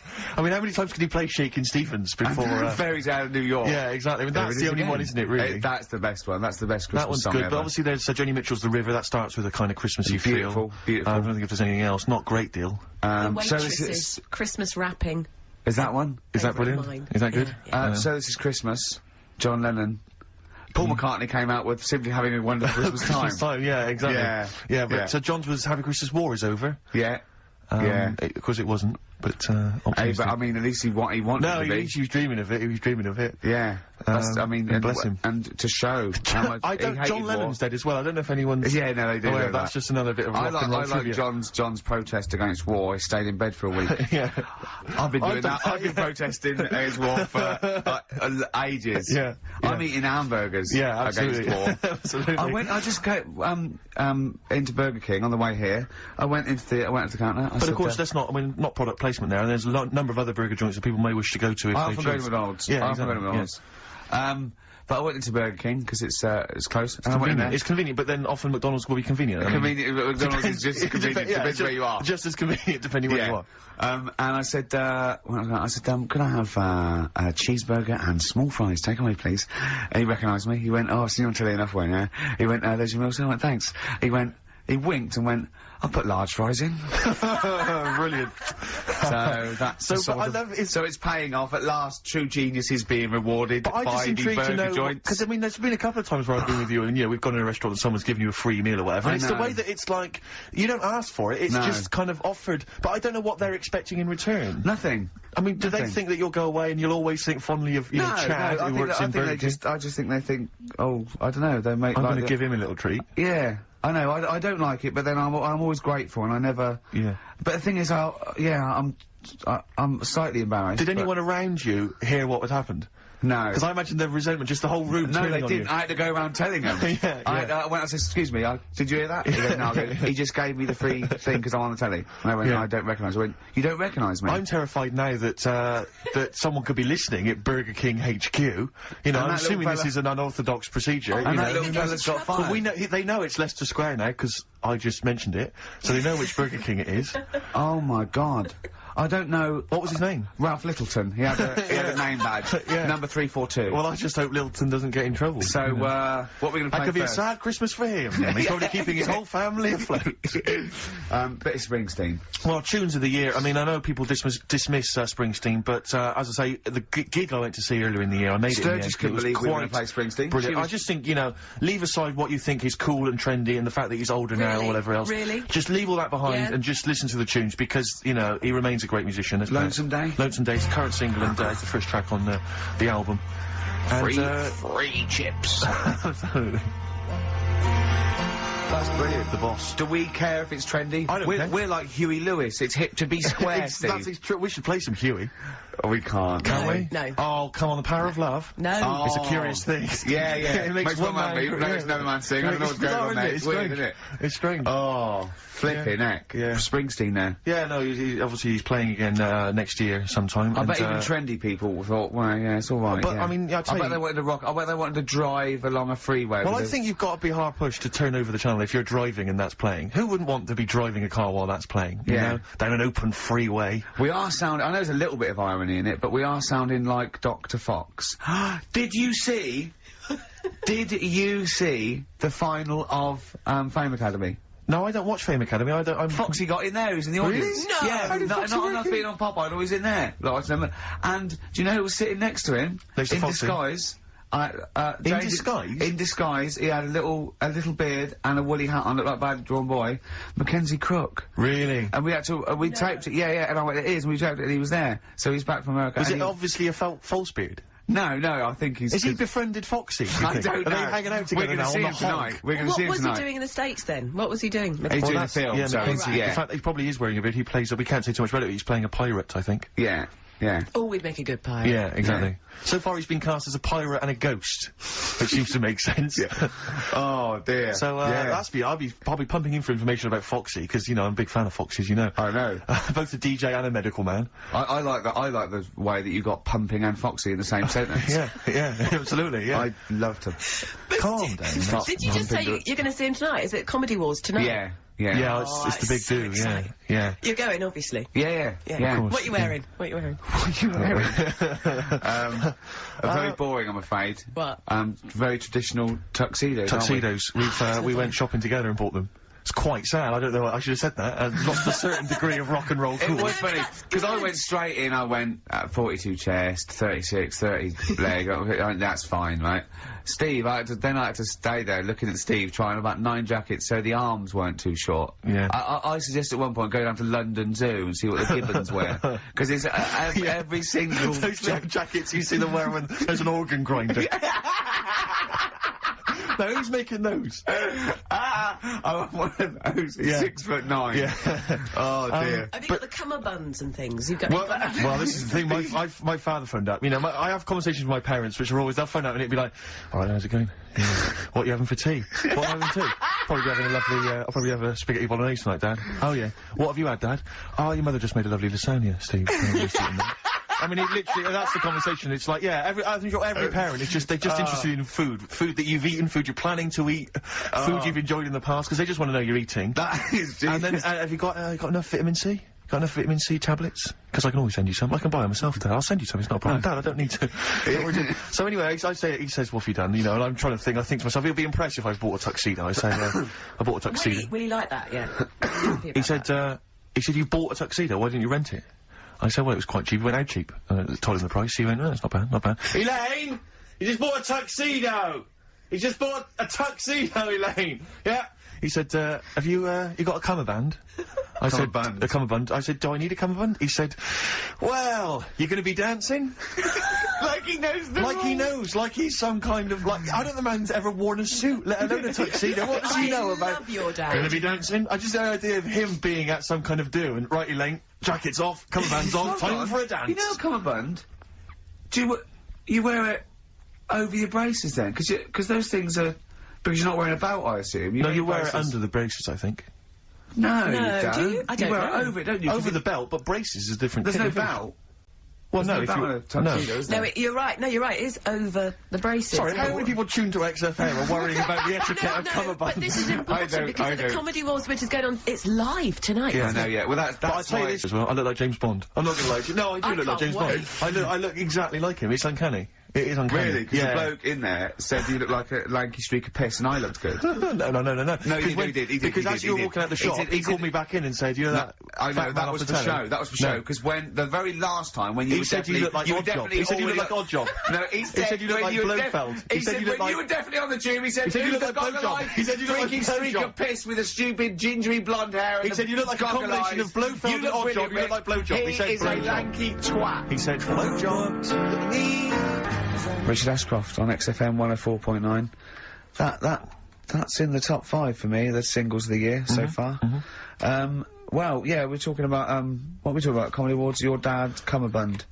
My father's cummerbund. I'm sure it is over the braces, I think. Yeah, well, if anyone knows that, if anyone knows the kind of, rules. So, are you actually wearing one? Rules. Are you actually wearing a cummerbund? Well, I asked him, he said no, he said don't bother. No, but then bother. I'm thinking, what if I dance? But what I tend to do is, because I'm conscious that everyone can see me and that I'm sort of, you know, I'm quite visible on the dance floor, what I'll tend to do is maybe dance on any kind of podium that they might have in some of the bigger dance clubs, or, you know, any kind of stage. I'll just get up there, bust some moves. Yeah. Because then it's like, you know, I may as well put myself on public display. Yeah. Rather than just people think. Because then you're going, look, I know what I look like. Yeah, I know how great I look. You know. Yeah. No, because it's, you know, that's your opinion if you don't think it, but that's, again, a lot of jealousy. I mean, a lot of what you say is jealousy. He went for the normal shirt, I went for the wing collar. I just thought, I might as well. I do like a wing collar, actually, yeah. What about a proper bow tie? I bought. I went a bit berserk. I even bought Union Jack cufflinks because it's the British Comedy Awards. Nice. You know what I mean? Who's So hosting Well, this more year? money than sense. It's brings to mind. yeah. I mean, you're earning so much cash now that you don't know what to do with it, aren't you? Really? I mean, no, I mean, I don't know what it is you're spending on, but yeah. I said how much. I said not expensive enough. Exactly. I said I'm going to give you an extra tenner. Is it true? Talking about when his dad said that, and then you told me something that I find amazing. Oh, well, the thing is, yeah, it's Christmas, obviously, I've got to go back to me. Well, yeah, I do. But it means I see my grandparents, who are, you know, brilliant people, I mean, lovely people, but mental. I mean, utterly mental. And, they've taken now to, there must be sort of 80 apiece. And it is quite an old age, but they're fairly good health, relatively speaking. And, I mean, that's all they do, is that's their profession, they've retired to go to bed. And they spend all the time in bed. I tell you what they're like that old guy, they're like all that old family in Charlie and the Chocolate Factory. Yeah. Remember, none of them had got up for like 25 years. Yeah. And they, but you said that they go to bed and they go to sleep, but then when they wake up, what they do is put an extra pillow, so they're slightly more upright, and that's them in the day. That's their daytime thing. But they get up and cook and stuff. What they do is they've got about 6 teeth between them. I mean, my grandmother needs false teeth, but refuses to go and have the old ones extracted and the false teeth fitted. So she's working with about 3 or 4 teeth. Oh. My grandfather had false teeth given to him during the war. Wooden ones? Well, it was plastic teeth on a wooden pallet right, that sits at the top of the mouth. He's still got the wooden palate, but most of the teeth have come off. So there's about 4 teeth left, 4 false teeth. He's got a set of false teeth that make him look like he needs false teeth. I mean, that's pretty bizarre. So the problem is that they have to get up. They get up about 7 in the morning to put on, say, you know, some beef or lamb, whichever they're going to cook. They put it on at 6 in the morning, 7 in the morning, so that by the time they eat it at 6 at night, they can use the phrase, this is what a good meal is for my grandparents, if they can use the phrase, oh, that's lovely, you could suck it away. You could suck it away. Who wants that from a roast dinner? You may as well blend it up and serve it as a broth. I don't want that phrase coming from old people without teeth. No, indeed. Because it must remind you of your rent boy days. Exactly. It brings it all flooding back. Oh, you know. God. Flooding's the word. Exactly. Should we play a record before we get really disgusting about your grandparents and blowjob? That is the worst thing we've said the word blowjob far too many times today. And in the same sentence as I can't believe. Anyway. And it's Christmas. Yeah.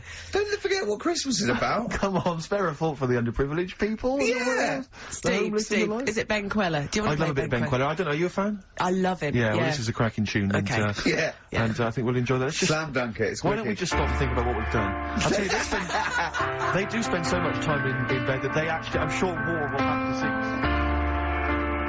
Ben Queller, in other words. That's fantastic. That ending is, oh, God. It's like Ben folds 5 bit of old out, and that's great. You had him in session, didn't you, Claire? Yeah, Did you meet him, or did you... Because he's quite young, isn't he? He's very young.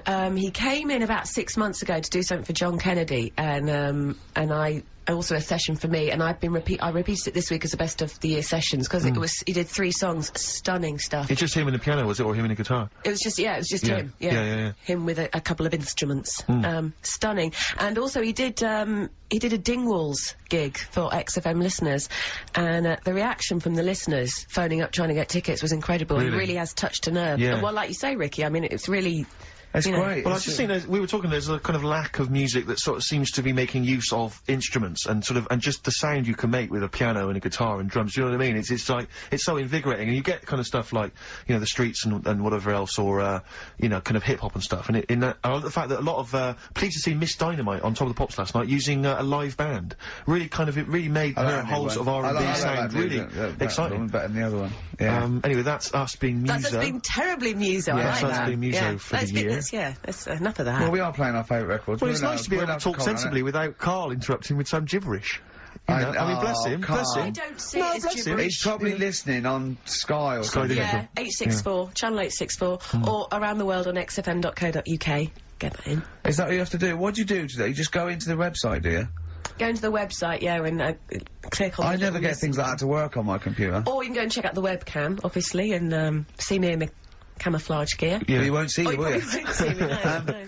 Now, so what do you do? Just go into the website, and what does it say? Play live online? Yeah, listen live. It's just like listening down the phone line? Yeah. I sound like I've come from the 1950s, yeah, exactly. don't I? You've come from the 19th century. What's this? I'm not very, I was going to say something then, but I can't. Can we just very quickly, before we move on, because I'm getting very excited about the Comedy Awards. Now, I know what you're wearing, and you've got a table with all your mates there. Is Jonathan Ross doing it again? Yeah, that's why it's my favourite. And, I hate awards. I do honestly hate them, but this is actually an event because it's Jonathan Ross. It's just... Well, I was talking to someone about it, and I might mention it, before, but we did an award ceremony. We went to an award ceremony last year, where everything was sponsored by corporate groups, you know, by businesses or by different. It was a kind of everything was sponsored, and I swear to God, the pudding was sponsored by Electrolux. Yeah. And I'd never eaten a pudding before sponsored by anyone, and it was, it was a very odd affair. That I thought that was very strange because it seemed as though corporate people had paid for a table so that so when we came out, someone came on stage and said, "Well, we've got a lovely number, a wonderful collection of celebrities here this evening." Oh, God, do you remember that? And it was, please be upstanding for your chairman, Tom O'Connor. Yeah. We were made to give Tom O'Connor a standing ovation. We had to stand up so we could give Tom O'Connor, former presenter of Crosswit, a standing ovation. We're talking about the cream of British TV talent, giving him a stand-up. Not that he doesn't deserve it, I'm sure he's a great entertainer. But I think Sir Cliff was there, wasn't he? See the back of the stage this week? I don't want to talk about it, it's too embarrassing. Why? Tom O'Connor's on there, thanking Mel Young, the BBC, for giving him a part in Doctors. Yeah. I love that. He had to take out a whole page. So sweet. He obviously spent a whole page thanking the BBC for having him back on telly. but we're laughing, but it's going to happen to you in about a year's time. Exactly. Oh, God. Anyway, I just want to know, bad behaviour. Who do you think's going to behave badly this year? Because I don't think anyone. We've had, you know... Well, we had the Barrymore and Clary and... Clary, the fisting, and Barrymore throwing his monitor. That was it? funny. The Hearn, what was she done? She said there's not any there's not really any sort of there's not really any kind of wayward people at the moment, is there, in showbiz in terms of entertainment comedy? There's no one who sort of seems to have a drink or drugs problem. I'm worried sadly. about Ricky. Sadly. I'm worried that, you know, something might take hold. The devil may No, I think he's very careful. He's a bit careful. Yeah. He's so. I mean, too tired. Yeah. Too tired. Shout and scream. You have been kind of coughing and wheezing throughout today's show. I had a fight, didn't I? Oh, we should talk about the fight. Yeah, we can't give out the result. We can't give the result out on the fight, but... No, I've got a cough. I just got a cough again. Got a bit of a cough? I'm scared I'm allergic to something. What if I'm allergic to... I was worried today that... What if you're allergic to wheat? Oh, no. Well, that'd be terrible. But I was worried, what if I'm allergic to my cat? Get rid of it. Oh, no. Well, it seems that easy, but... Well, it is that easy. Throw it out the window. That's how I sort out that. I know how I sort that one out.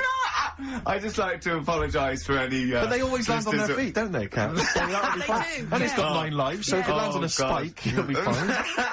Oh, don't. Yeah. What happened to me?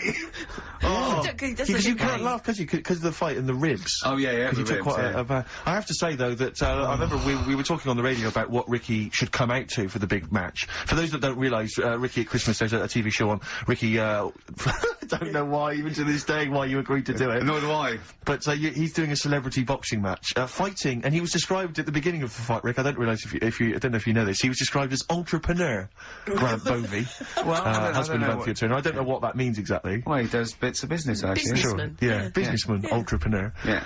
But, like Arthur Daly what was was I described as? Yeah, you were described as I think fat, funny man. Oh, right, he might be something like that, or a comedian and actor. But Ricky came out to Mama Said Knock You Out by LL Cool J. Nice. I don't know whose suggestion it was, I think it might be mine, but it was blinding.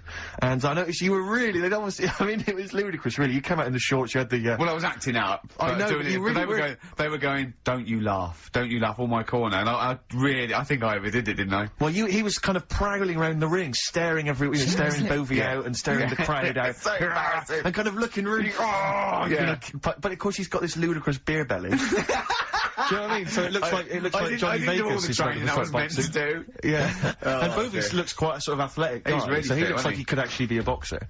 But did you have like obviously they're filming it for telly. Did you have the production crew saying, right, stop, cut, can you just throw that punch again? No, it was a real fight. They just let them go. I think people are going to be surprised. I think they're going to see it's a real fight. And I tell you, it's unpleasant. I mean, it's actually an unpleasant thing. Okay, well, I'll tell you what Karl said, because Karl was there, and he said to me, I can't do his accent. He went, oh no, it wasn't nice. It wasn't nice. No, it was. Although I have to say, I was really kind of riled up by it. I mean, I've never been to a fight before, and I just was like, come on! I was like, smash his face! I was really shouting. I was just going crazy. Shouting for me, though, were you? No, I was shouting for then I just decided to try and freak everyone. So I was shouting, kiss him, snog him, lick him, ask him out. I was shouting that in a vain attempt to throw someone, and it was extraordinary. But I tell you, I think you'd be better off, like, if they sort of brought back wrestling. Wrestling from the 70s, like Big Daddy and Haystack. Like Mick McManus. Yeah, exactly. Because I think you've got more the physique for wrestling. I think I'm too young for wrestling on British television. They were always about 65. I think I'm 58, one of them, Les Keller. Yeah, but the outfits are fun. Oh, they get, a bit too tight, weren't they? Yeah, and it was always that kind of shiny, whatever preceded lycra. I know, with just a little winkle showing. Little winkle. Little man with a little winkle in their tight shorts. Why were you looking? Oh, I've done you. Oh, play a record. I've done you. I'm not. Answers, please. I'm not one of them. You're not looking at mine now, are you? Yes. Those are the Red Hot Chili Peppers, and they're still going strong. Oh, indeed, yes. That's one of my favourite tunes of the year. You enjoyed that? Yes, absolutely. Yeah, these are all mutual. We love them all. We're not absolutely, really. We're not annoying each other by putting in songs the other one doesn't like. We're like a team today, innit? I think that's the Christmas spirit. I don't know what it is. We've come together. We're sort of unified. Yeah. Yeah. In the absence of Karl. Yeah. Who often divides us. He often comes between us. Does he? Like, yeah. Well, I'll tell you what it's like. It's like a child. Like, it's like we're a married couple and he's sort of our autistic child or something, you know, and sometimes it just puts a strain on the marriage. You know, we all three of us love each other. you But, know. Because he does love you guys. Yeah, exactly, but sometimes it's hard, I hear you him know. talking about you in the office sometimes, you know. He looks up to you, aspires to you too. But it's times like this because Yeah. because of to be honest, the baby Jesus. But we realise that there's beauty in everyone, and it's all right. Yeah. And, yeah. Exactly, he's never had that before. No. Well, I have to say that I'm really getting into the Christmas spirit. When I was younger, I didn't really enjoy it. I was quite cynical. I was quite, You're rock and joking. roll.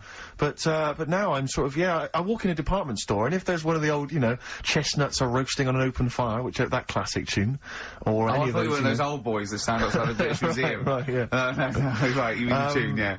That one, or, how does it go? Chestnuts roasting on an open fire? Chestnuts roasting on Yeah. Jack Frost, anything that you know. But I can't get enough of them. I love it. I'm in the department store, it's frosty outside, it's warm in there. Have you ever roasted your chestnuts on an open fire? I have never done that. No, I have Imagine not done that. I have Just, not done that. just backing up to it, like that, with your little chestnuts hanging out like a bulldog. What would you be wearing? You'd probably I imagine you'd have your dressing gown on, you'd just hoiked it up Just slightly, pull so it your up, arse was showing. pop 'em down, tuck it in like a lovely lady. Yeah. So you look like a lovely lady from the front, but behind, Yeah. it looks like a bulldog dragging a tree. Yeah, And, exactly. and you just pop them in the grate. Yeah, and you would, because you want to be careful of too much roasting, so I imagine you'd want to just kind of ease toast yourself them. in slowly. Like And you toast them. And if it feels too hot, get out of there. Get the hell out of there. Yeah. If any kids are listening, try that. No! What? No. Like there's a kid thinking, I'm going to roast my chestnuts on an open fire. I don't think there's even a child that's I doing don't want that. someone to do it, and then the parents go, and Steve Merchant's told our children to do Yeah. it. We're probably Okay. we're probably in trouble So now a because kid, of that. where's the kid going to don't. find an open fire like those? I mean, it has to be the sort that they use, those kind of barrels. It can't just be open fire at home. That doesn't count. That's just stupid. If you're going to do it properly. Oh no! We're having such a nice time there. We've lowered the tone. I'll tell you what'll perk us all up though. Richard Anderson has emailed us. Dickie Anderson. He's loving the show, is he? Well, I don't know if you've heard this, Carl. Carl, I've called you Carl. That's okay. That's okay. I'm Claire, pleased to meet you. Is it the shaved head or the stupidity? Yeah. It was the k sound. Because didn't I call you Arthur or Jack or something last time? You called me, I can't remember. I don't know, but it was quite embarrassing. Claire, I'll be honest with you, Claire's quite an unmemorable name. if I'm Yeah, truthful. I know. But yeah, Dickie Anderson, he's a guy, I'll be honest with you, he's not a big fan of the show. But Is he's, he not? well, we're getting to winning round. He says, dear Ricky, the more disappointing your show becomes, the more I seem to look forward to it. Ah. Now I see your face plastered across London. Is your show some sort of curse put on me by an old gypsy woman I've annoyed? A good point, Dickie, but, Dickers. but Randers, as I call it. Yeah. I He think we're can't winning- listen now. I know what he's doing. Yeah, He's yeah. tucked him in. He's backing into the fire as we speak, and he wants to roast them until they spit. Oh dear. Oh. Thanks for listening, Anders. Thanks for and Merry Christmas to you and Happy New Year. And as you know, you got a lot to look forward to because our first hour is always the best. That's exactly So right. you're going to be loving it till 3, cockers. Oh dear. What should we play? Well, this is every so often I get sent a CD by a friend of mine, Harry, who just sorts me out with tunes That's that I may have such a missed. good idea, by It the is a way. great I think idea, and fantastic. this is one that I think it came out this year. It's a Teenage Fan Club, and they teamed up with Jad Fair, and I think it's a mixed bag, the album apparently. But this is one of the good tunes on it. Near to You. I'm afraid your CD. No. Oh, it's not me, Steve. Honestly, it keeps Claire, it stopping. looks like it's you. No, honestly. You're pressing buttons. You're fiddling with buttons. No, right. look, comes back again. Look, Right, you can't play that.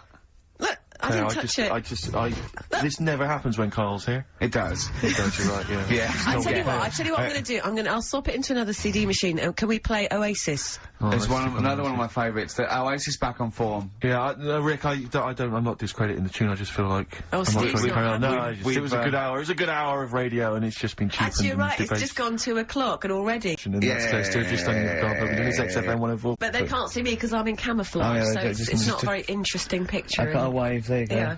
Yeah. Does anyone log online? I don't know how does the webcam look? I've not ever seen on a webcam. Is it just kind of, because normally aren't they kind of really sort of, I'll show you. I'll jarring get and, up, we got- Does it take pictures like a digital camera? It's every Or is 15 seconds it updates. Oh, right, every 15 okay. You get a still picture. It so still, is it right? I see. Okay. Right. Oh, it's that's still what we're pictures, getting is it? I didn't there. realise that. Yeah, every 15 Oh, right. seconds, yeah. So they can't actually see, you know, like if I was to bust some amazing dance moves. No, they would just just see get- Well, snapshots if you did it every 15 seconds like you move, they could then print them off and do like a flicker book. That would work. So they could see, That'd be amazing. they could see you doing windmills and, you know, really, King Tuts. yeah, all that, all Yeah, that. scissor kick. I'm running out of steam now, Steve, a bit tired. Are you? So I've got 15 minutes to do, so we better think of something to say or Well, play I record. genuinely was going to ask you, because obviously Christmas is approaching and I've not even started to think about Christmas gifts. Oh, I don't know how I you're never getting on, do, Claire. I never do. But, because Claire, you're aware of what Ricky bought his family last year, aren't you? Oh, yeah. Do you know, I am, because he told me and I've completely forgotten. It's extraordinary. It is extraordinary. I mean, how much thought how much thought and planning went into it? Right, I was pressed Because for time. how many kids were there? How many people were there? This is it. I've got a big family, okay? Well, not big, but I mean, they've got lots of kids. So I'm sort of youngest in my siblings, and so they're, you know, they've got kids ranging from like 30 to babies. And, there's about 15 of them, all And you buy them all? yeah, I'll try and get them, all. Nice. So what Is I it? did, Wait. So, I got a lift down, so, just before we got there, I just ran across the road to the 7-Eleven, got 200 quid worth of scratch cards. Scratch cards. Scratch cards. Bear in mind, I think you were describing the family then. I noticed, some of them you described as babies. Well, I mean, yeah. So, children? Yeah! You're giving the children the gambling cards. But that's lovely, I give them 10 each, so they could have won thousands of pounds. A lot of them were disappointed when they won nothing, but I said, kids, that's the gamble. So, I already sent it up in value. Oh, dear. I know, that's pretty bad. So, have you seriously considered it this year? No, I'm gonna go shopping. I'm gonna go shopping properly. Yeah. If you want any help, I am the Didn't queen you take of a small shopping. roulette wheel down there, one year? Genuinely, didn't you buy like a roulette wheel? No, I had it. That's down there from when I got it when I was about 10. Oh, right. And so right. I'm the banker. I always win. Yeah, of course. So they've got to learn a lesson. The banker always wins. I bet it's a valuable lesson when they lose money to me. You should just go down this year and just say, basically, I went to a casino. I put £10 chip on for everyone. Exactly, yeah. Here's the winnings. You lost. You lost. You won. Yours came in. Yours was a donkey, love. Yeah. But Steve, what about you then? Because I mean, you don't like shopping, Well, do it's you? not that I don't like shopping, it's that I've got no ideas. You know, I'm running on empty with my parents. They don't appear, as far as I can make out, they don't appear to have any hobbies. No. And I said to you before, my You grandparents... don't like wasting money. I'm not being funny, but you don't like wasting money either, do you? Well, I don't like wasting money, no. But I like to buy something practical for people. I like something which is going to last, something that's value for money. I don't like novelty gifts. Yeah. No, I mean, I think novelty gifts are wrong. I've mentioned to you that my grandparents spend all their time in bed.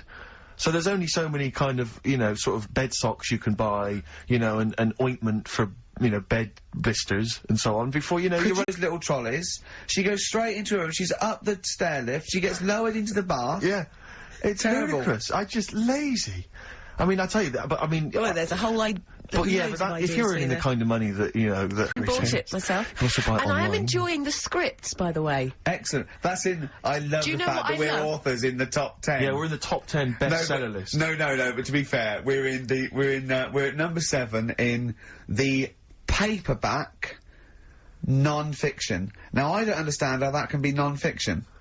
Yeah. Because it's the transcript from a made-up Yeah, television it's not a real show. documentary. Exactly, yeah. But we're beating these poor people. But we're officially best-selling authors. I think that's fantastic. Which is excellent. Which is very good. My favourite bits are the emails at the start. I like Well, I mean, them. a lot of people don't know what you're talking about, Claire, but of course if they pop down to Waterstones or Boxy Checker, they can sort themselves out there with a copy of that. Oh dear. Nice. I like your style. Can we have some more music now? Let's have, what plays? The Streets, maybe? I mean, the Streets. Streets is Oh, obviously one of the brilliant. albums of the year, and this Best is one of the album of the cracking- year. This is Week Becoming Heroes, I think the last single, and Dynamite it is too. Eric Sermon, and what's the tune called there? It's called React. Yeah, it's got React, from his yeah. Debut. No, not his fourth solo album. Not bad, actually. not bad, Yeah, not it's good. bad. I'm enjoying the tunes. Steve. No, absolutely. I'm enjoying We've the been chat. doing- I'm enjoying the tunes. Always been keeping it real. I'm enjoying the penultimate show before Christmas. Last message from Anders, I suspect, Anders. for the day. He says, I've just roasted my chestnuts over an open fire. It's a lot more enjoyable than listening to your show. He's pretty snappy, is Anders. Yeah, You know, he keeps them coming, you know. It's a shame that, you know, that we sort of couldn't sort of maybe meet up with him and try and persuade him that, you know, he should come over to our side rather than, you know, Come over to the side. Exactly. To be on Yeah, our come side. over to this side. I think we've got him though, because Do you think so? Yeah, apparently they did this survey in America. People who loved Howard Stern listened to an average of like an hour and a half a week, and people who hated him listened 2.5 hours a week. Yeah, exactly. So I think he's probably more faithful a listener Yes. than some of the people that quite like us. Exactly. Yeah. You know what I mean? He's got to listen. I'm the same with some people. I've got to listen to things that I just think are awful. I can't. You know, it's compulsive viewing. So, you know, I don't care if people listen to us because they hate us or like us. No, indeed, as long as they're listening. I was on the As long tube as they're spending money on the the other advertisers. day. Yeah, I was on the tube the other day, and obviously there's lots of pictures of you guys, and there's a young couple. And the guy was trying to explain to the girl what you did, and he said, "No, you should check them out. That they do quite well, actually." Really? Nice. That's very sweet. Why do was quite he well. explaining to her? She didn't know I what don't was know, happening, or I don't know. I sort of, as I walked by them. are you leaving out the fact that she went, "Oh, I hate that bloke"? No, not at all. No, because I would say that because that would be quite. A He had some comedy value. Germans laughing at him on the tube because he recognised him. You don't think of that? Well, What do you think of that? obviously Ricky doesn't travel on the tube anymore. He's too rich for that. I never did. I always thought it was beneath me. Sure, but They I used have to to. walk everywhere, didn't Yeah. But I'm still forced to take the tube, and I sat on the tube, and it pulled up, and outside the window, just happened to be on the station, was one of the posters with us. So I was kind of there, not realising it was behind me, and these big kind of fat German or maybe Bavarian guys. Were they in lederhosen eating sausages? Yes, they were. They're Bavarian. Yeah, they were. And I noticed one of them kind of looked at me, and then looked at the poster, then looked at me, just happened to see it, and wittered something to his friend in German. You know, I don't want to try and do an impression. That's freaking goggle-eye. Oh, wow. I think that. No. But I know what you're thinking it means. It doesn't mean that. Right, okay. It means. What's a rough translation? Elegant boy. Right, okay, yeah. And so anyway, That's he freaking pointed, goggle-eye. he pointed out the poster, and his That's mate, lanky piss and streak. and his mate burst into laughter. And then we pulled Well, they've up. got a great sense of humour, the Germans. Well, That's the indeed. thing. But we rumbled onto the next. We rumbled onto the next station, and the poster was in exactly the same place. And this time they tapped the shoulder of someone else on the train and pointed me out, and that person also An laughed. Italian? I An don't know Italian what it bloke, was. yeah. There was a French. Was there a bloke with a beret and a little moustache on the other side? Yeah. Was yeah. the United? Did you get on the United Nations Express? Just to. Oh, imagine that. Yeah, Or it was fake See news, the though. freak. Look at his freaky goggle eye. Right, whereas, I love the fact that before, you were at least pretending to be speaking German. Now this is an Italian with an accent. It's just a guy speaking perfectly good English. You've not even disguised the insult there. Oh dear. Oh, that'd be lovely. Try and insult me in other cod You languages. could bring Europe together if they just, like, instead of Esperanto, that there was just one common language. The language I'll of tell you what freaky would bring us. goggle I'll tell you what would bring Europe together is you maybe representing England on the Eurovision Song Contest That would be great. with a wouldn't it? self-penned tune. Shall I do that? That would be magnificent. It's got to be worth thinking What about about. just about everyone being the same? Yeah, and, just like, about the people euro being and that? equal. Everyone, not everyone. and also mentioning the euro. Yeah. Yeah, just doing that. I like all different. I like all different cheeses. Oh, je t'aime la musique pop. Yeah. La baby belle. Et le cheddar. I mean, I'm not fluent in French. Le grand fromage. Yeah. Oh, it'd be lovely, wouldn't it? And they'll all be there, all in their different. Well, different every line could uniforms. be maybe in a different language. Yeah, and what would I wear? I'd wear sort of like a kilt. You'd wear a kilt, but you'd also have on your head one of those kind of big, what are they called? Those big furry hats that beefeaters or whatever wear. Or Yeah, one of them. Is it Yeah. kind of a busby or something? A busby. yeah. Wear one of those, or maybe a policeman's helmet, That'd a be Bobby's good. helmet with the kilt. Yeah. You'd have the clogs. I'd wear the policeman's helmet under the kilt, so they just thought I was really enjoying the show. Yeah. Good idea. Hey? Excellent. We talked. Well, I think we talked for about 3 minutes without having to mention some kind of genitalia. We should celebrate by playing one of my tunes of the year. Really? What one is it? U2 Electrical Oh, Storm. I know you're a big fan. I know you're a good big fan. choice. Well done. Cheers. Electrical Storm. U2. I think that's my favourite of the year. If I had to pick one, that's great. And I do still feel slightly guilty about dissing them throughout the 90s. But, you know. Don't feel guilty if you didn't No, like them, I did you? like the than 80s we've stuff, done. I didn't like the 90s stuff. I'm loving what they're doing in the I think you're a noughties. bigger man than them, frankly, for being able to admit your past mistakes. I think you're better than Bono, despite all his charity work. Yeah. You're more of a noble Yeah, figure. stop bothering the Pope, he's busy. Exactly. Well, yeah.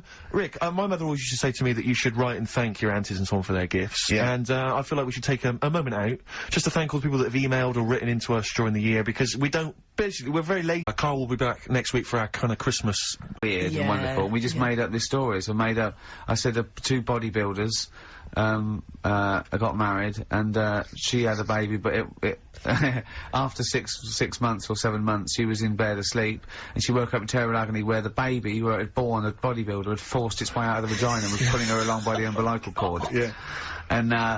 And intelligent crabs and stuff like this, and he was genuinely disappointed. Yeah, that they weren't true.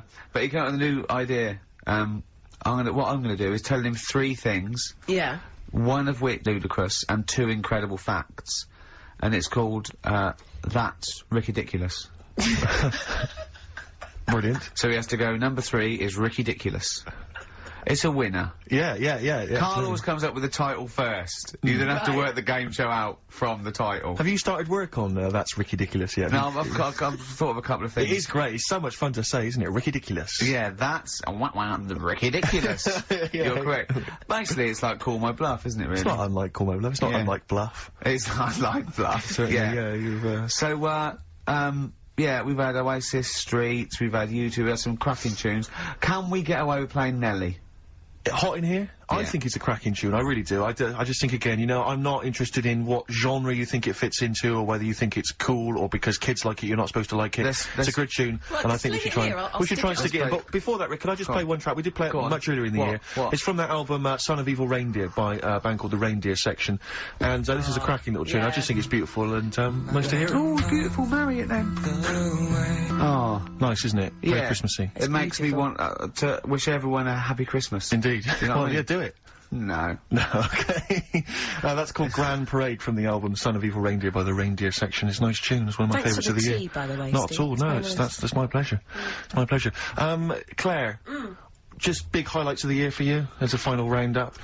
Sort of things have you enjoyed this year? I mean, musically maybe, or maybe stuff you've, you know. I've enjoyed that band, The Music. Okay. And The Rapture. Sure. And the Electric Six. Remember last time I sat in for Karl, we played Danger High Voltage. Yeah. Like one of the first times. That was the first time I'd heard it. You played and now that. we're playing it every hour. Yeah, because you're sort of a pioneer, aren't you, musically on XFM? You're one of the people who keeps it pretty raw. the early days of Idlewild. Ricky, do you remember the early days of Idlewild? I'll take that back as well. Teasing you about them playing the Pinder and Wakefield stuff. That latest single I love, and the video's great as well. Yeah. Uh, I'm a big fan of Idlewild now. No, great, brilliant. Yeah. So yeah, it's been a good year. I haven't been out to many gigs, obviously, because I do the evening show. But you know, all the sessions which I'm doing the best of next week. Quick plug for the show next week. Best of the sessions. So it's been good year. Low points. What are those? Low points. Do you know what mine are? What? Poverty and war and everything. Oh, I always hate it. I always hate it. No, you didn't say that. Yeah. No, you were going to say. I was going to say. No, you were going to say the streets or something, and and you didn't care about the people dying. So don't try and do it now. I'm thinking specifically. You're nasty. You like that. You like poverty. Oh, you like poverty and salvation. Play a record. That's interesting. Yourself. That's interesting. What? Near Christmas time. What a horrible. You hope kids go lame? You're evil. That's terrible. That's a terrible thing. Nelly, hot Cheeky in here. little bit of Nelly there on XFM 104.9. We don't care. Springsteen and Nelly. You don't get that on XFM, do you? No. Usually. No, indeed. We don't live by the rules, Steve. Absolutely. As I was listening to you then talk. You got bored? No. It reminded me of an email that someone sent in saying that they listen online, but because of however slow their computer is or whatever, it kind of stutters all the way through. You've got to point out that is the way I talk. No, but they said it only happens when you talk. And I think they've correctly identified that it's not the computer at fault. Well, that's why I wasn't worried about doing this someone. boxing match, because I've definitely lost my looks, and I already slur. Yes. So there was really no danger of any damage. No, exactly. Yeah, you do saying punch drunk constantly. Exactly, That's just part of your charm. Well, listen, that's been a lovely 2 hours for me. I've enjoyed it. I hope the listeners have enjoyed it. I hope you've enjoyed it. I hope Sturgis has enjoyed it. I've enjoyed it, yeah. Well, I didn't really care if you enjoyed it. Don't butt in when I'm talking to Steve. You know, You're here to press the button, Sturgis.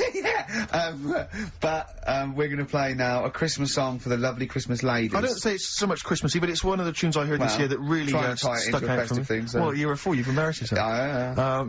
You just showed up that there's no planning. This is, was given away on a free CD on the cover of a magazine. I just think it's brilliant. It's a Lamb-Chop, who are an excellent band always, doing a cover of an obscure Rolling Stones tune called Backstreet a bloody good meal as well.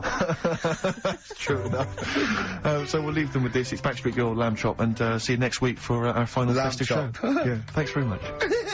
Embarrassing. It's something embarrassing, thank you.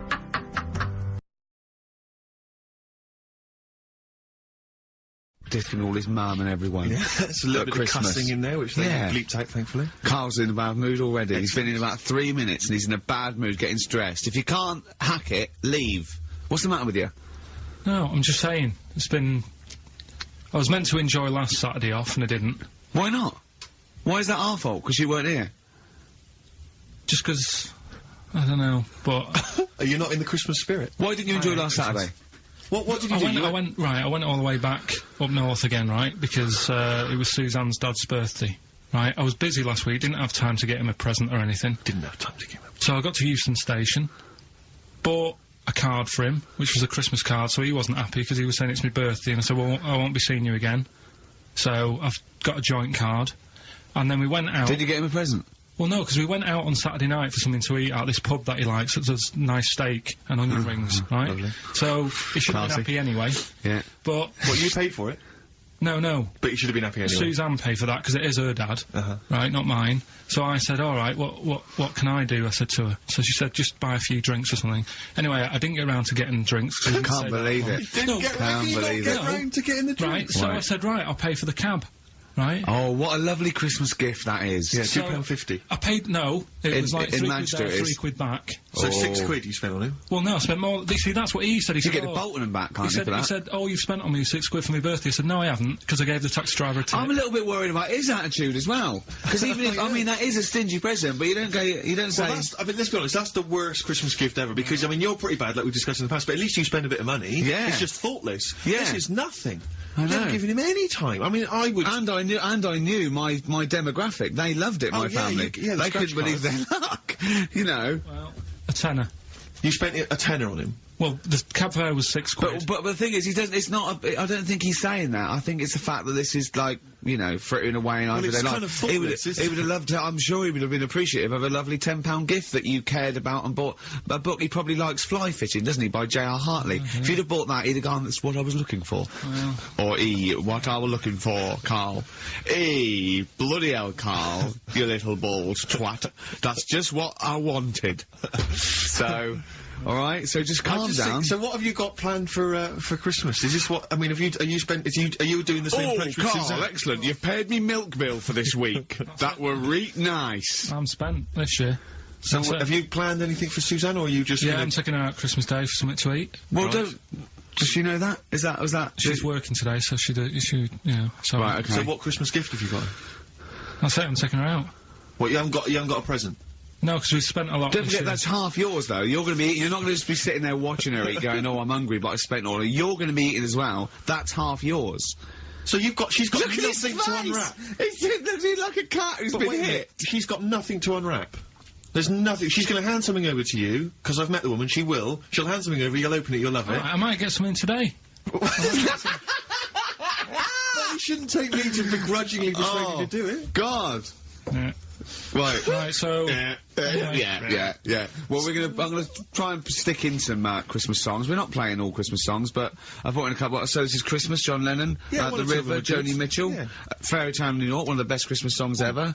Oh, what about a bit of Pretenders? That's a good one. 2,000 Miles. Let's hear it. Pretenders, 2,000 Miles on XFM 104.9. This sort of Christmas edition. We're not here next week, are we? No. Karl is, aren't you? Well, you are in a way. I was doing the best of, innit? Yeah. Is it a best of? Yeah. Brilliant. Have you been putting it together? Not yet. Okay. You want to get I'll a do move it. I'll do it today. Tell me Right. what bits you want in it, and I'll sort it out. It's not for me All to the say, best is it? stuff. Yeah, it is the best stuff. Well, maybe people could email in with their highlights of the year for them. I'm trying to think what they were. I mean, mostly talking to Karl. It'd be mostly Karl, wouldn't it? Mostly Karl. Gibberish from Karl. Oh, I think it'd be an awful lot of educating Ricky from Karl. Well, ricky.gervais@xfm.co.uk if you've got any thoughts on stuff you'd like to hear.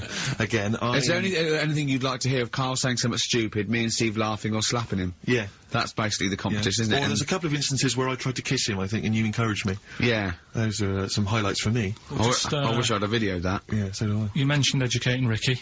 We've only got... Do you know we normally have, like, 3 instalments? Yeah. We've only got 2 today. Why? What Why? happened? Just, Well, you clearly weren't busy Christmas shopping, so what's the excuse? Yeah. Yeah. well, like I say every week, it's a bit of a struggle for that, I can teach you. But at the same time, what we have got, we've started the feature, I teased MTV with it, right? So I thought I'd best start doing it before they get someone like Zane Lowe presenting it or something. Yeah. So, do we need them? Do we need them? You should explain, do we? We've had an email from Dickie Anderson. Oh, Dickers. Yeah, RA is, well, he's, I suppose he's a long-time listener. Yeah. And he emails us most weeks. Ricky. If, as I suspect, I'm your only listener, I wouldn't bother with your show today, as I've got to attend some family Christmas nonsense at Auntie Marion's house. That's from Dickie Anderson, and he's good because considering he hates the show and everything we stand for, he does take the time to email every week. That counts. That counts to advertisers. Yeah. I think we've got a lot like him. We've also had a lovely Christmas card here from Alexandra, right? Who's wishes she loves the show, she loves you, Karl, and she's enclosed some biscuits for you to save you a bit of money because she knows you goes out and get your own biscuits. And we've got a lovely little packet of Fox's Well, why don't you wrap Creations. them up and you can give them to your girlfriend?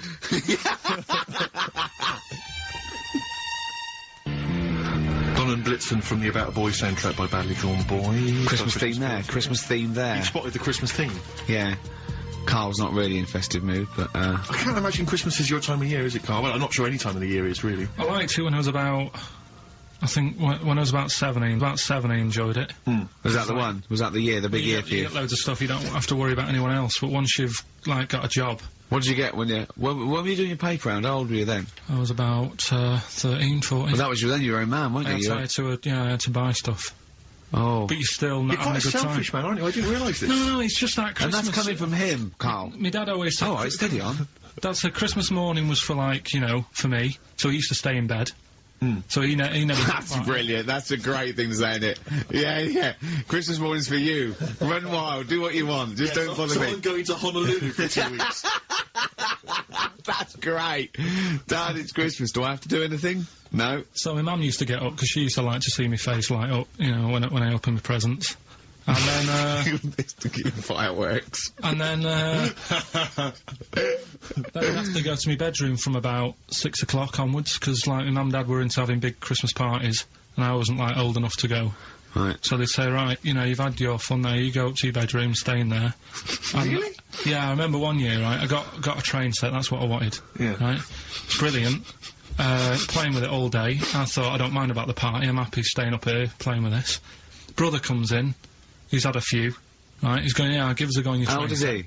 He's a bit older than me, so he might have been like, let's see. Well, let him be 18. Yeah, probably about 18, 19, And how old something were like you? that. I had a train set, so, I don't know, about 14. something like that. Yeah. Right, so I'm playing on that, loving it and stuff. And then he comes in and goes, oh, give us a go. He turns the transformer up to, like, 14. He went really fast for about 5 seconds, broke it, and then he went back downstairs. Wow. So Christmas, I hadn't even got to Sounds like Christmas Day. the Conservative government with British Rail. Satire, that is. Rick, I just thought that there's satire. If there's any satirical shows listening or it magazines. doesn't work in any way because there's the analogy falls down apart from there being a train. Think it through though. British Rail was trains. Yeah. And the government broke the trains in many. Well, they didn't break them, like not officially breaking them, but they kind of. It does work. It's perfect. Oh, I'm pretty pleased with that. And I can't. And no one's asked him to be on Have I Got News For You? It's weird, isn't it? Because it's strange that when you've got a satirical mind that's as quick as that. Yeah. All and right. he's broke your little train set. So what did you do? I just, like, watched telly and had some sausages. I bet you were happy with that, though, weren't you? It's a bit annoying, though, isn't it, when your main present of the year has been broke. And did then, it ever get it fixed? No, that was it. That was it. Put away. I'm intrigued why your parents wouldn't let you come and join in the festive fun. Was it like really debauched down there? Was it like eggnog everywhere? And Well, no, but I mean, that's fair enough. 6 seems a little bit early, but I just think, you know, if you're your kid, you know, he had his fun, put him to bed at 8, maybe. And you he think won't. so on Christmas Day? I thought that was a day for family. Well, not if there's a party going on. Well, don't have the party on Christmas Day. Well, that's another option. Yeah. Your parents are weird. Aren't they a strange breed? Well, I think that was the year, right? You're talking about buying presents and stuff. I think I did treat my mum to... I didn't buy my dad anything. I think that was, like, when I got a bit older, I used to get my dad something, because he wasn't that bothered anyway. No. So, got me mum, there was a cheap shop, right? Of course. Thank God for that. Called Snips, right? So I went in there and I thought, let's see what I can get her. And remember Victoria Plum? I don't think so. Well, it's like a fairy character. Right. Right? And my mum's into gnomes and stuff, right? So I thought, right... She must be pleased with you, then. Plum. I was thinking, is that one of the neighbours? Is it like a brandy Do you liqueur? remember Victoria Plum? Victoria Plum. Victoria Plum, yeah, it's like a little fictional sort of character, right? Okay. So I saw it, I thought, yeah, she'll love that, right? So I did my paper round, saved up for 2 weeks, right? Got that sorted, went to Snips, bought the Victoria Plum. Next day, I'm in town with her, right? So I think, I know what I'll do. I said, come in here a minute, right? So we go in, and we're looking around, and I tested her, right? I went, look at that there, that's alright, innit? And she goes, oh, it's bloody awful. Oh, Karl. Oh, Karl. Oh, God. So then, Christmas Day comes, I said, don't bother opening it. She said, no, why? I said, Oh, "Don't no! bother." Why did you still give it to her? So, well, it was too late, I'd already bought it. Oh, Karl. So she opened it, and I was like... But modern. I'm worried that you're using it as an excuse now, and that's why you're not buying anyone any gifts, because you've had your fingers burned once. I mean, you were 6, 7 years old. To be fair. No, you weren't. You were about 13, weren't you, if you're doing your paper round? Yeah, it must have been, yeah, 11 or 12 then. Oh, right. Yeah, so I'd saved up. Oh, no, I'm not using it as a thing, it's just What that... do you get your mum this year? I've sent them some money so they can, get a passport. So they can get a passport? What do you mean, where are illegal they? immigrants? Are they trapped No, 'cause somewhere? Well, they're in a holding bay somewhere in Dover. Yeah, I got a friend who's a truck driver who's going to sneak him across. For New Year. What do you mean? So they can buy a passport. What do they do? Sell it when they were No, a bit 'cause- down in their luck? No, they haven't got that much money, right? They've never been abroad, and the mate said they might, take them next year, and they said, oh, we haven't got a passport, so You've I got thought... to buy a passport, have you? Isn't that your God-given right as an Englishman? No, you've got to pay for them. They're 30 quid each, so you better add do, otherwise they're conning me. Right. They So said you it's send them 30 quid. 60 You don't quid? get born with a passport, of You course you send them don't. 60 quid in an envelope, have you? Well, check. Right. I love that. He'll be watching telly and France will come on and they go, oh, what do you think of that? She goes, it looks bloody awful. Yeah, Oh, don't open it. no. Don't open it. Don't open it. So you've not paid for a holiday for them. You've No, I've you've just given sorted them- out the... Well, it's the better prize, isn't it? Because they can't go anywhere without it. Well, the passport keeps on giving. Yeah, so, 10 years. That is, yeah. so, but no, I never used to... I mean, I can't think of other things. I used to get me dad once I started getting him stuff, it sort of used to be a dressing gown, and then... But as an extra surprise, he used to put like a cigar in the pocket, so he'd think that was it. Yeah. Then he'd put it on and put his hand in the pocket. Right, Go, and then he what's just this? hit you because he thought you'd nicked it. Oh, dear. So you bought him a jacket with a cigar? That's quite thoughtful. Didn't you sneak a cigar once on Christmas? Yeah. Well, it was that's when they used to have like the big do's, like I say. You know, they were known for it. Like the whole estate used to know that. You know, we were having a party. Yeah. So, So they'd all come round. so they'd all come round and You know. just have food and drink and that. And, pocket the I can't ornaments. imagine. I cannot imagine how unpleasant that must have been. Awful. Awful. And you locked in your bedroom with a broken train set. Yeah, crying. And looking at Victoria Plum, whatever that was. In the bin. Oh, in the bin, yeah. And hear a mum saying, and he got me this. Got me Isn't this this piece shit? of rubbish. You could hear him just throwing it against the wall and all laughing. the neighbours laughing. Yeah. And you'd come down and just be in pieces with loads of spit on it. Just They'd have loads of scratched gob out on the it. eyes. And all the Polaroids of them just like laughing at it and pointing. stamping on it. all right. That's brought it all flooding back. But no, I used to get up in the morning and then like they'd still sort of all be there asleep on the floor and on the sofa. Oh, that's awful. That's terrible. Christmas is surely the one day a year which is a family thing. It's for the kids. They're the ones No, that but are... that was Boxing Day. Well, I know. Oh, that's all right. It's not as if it's not there. It's over. Yeah, Back on the Christmas bike. is over. All right. Who's going to pay for this? What, me? Yes, Karl. You're doing 2 rounds today. Yeah, was your paper round supporting the entire family? Yeah. No, so I used to get up and like go downstairs and they'd be asleep, so I'd be mooching about trying to find like another present that's still working. I love the idea that these people from the estate had like squashed his presents.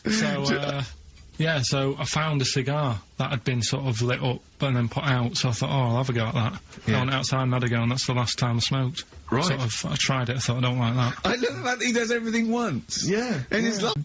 Oh, dear. You know, I've said in the past to you, Rick, that my grandparents, so I love them dearly, but it's like, for the last 30 years, they've been waiting to die. I know, It's yeah. like they just sort of, it's like, you know, the novelty wore off of life. Life in the 50s. Yeah, they got kind of bored of it. Like, yeah, in the 40s, it was brilliant. All sat around the old Joannas, the Bonds Yeah. singing. They loved that. The 50s, you know, that was great as well, because that was the post-war years. It was, you know, it was a bit tight in the pocket, but it was alright, everyone pulled together. And then the 60s came along, all the crazy music, the funny hair. Let's stay in bed. Exactly, they basically stayed in bed.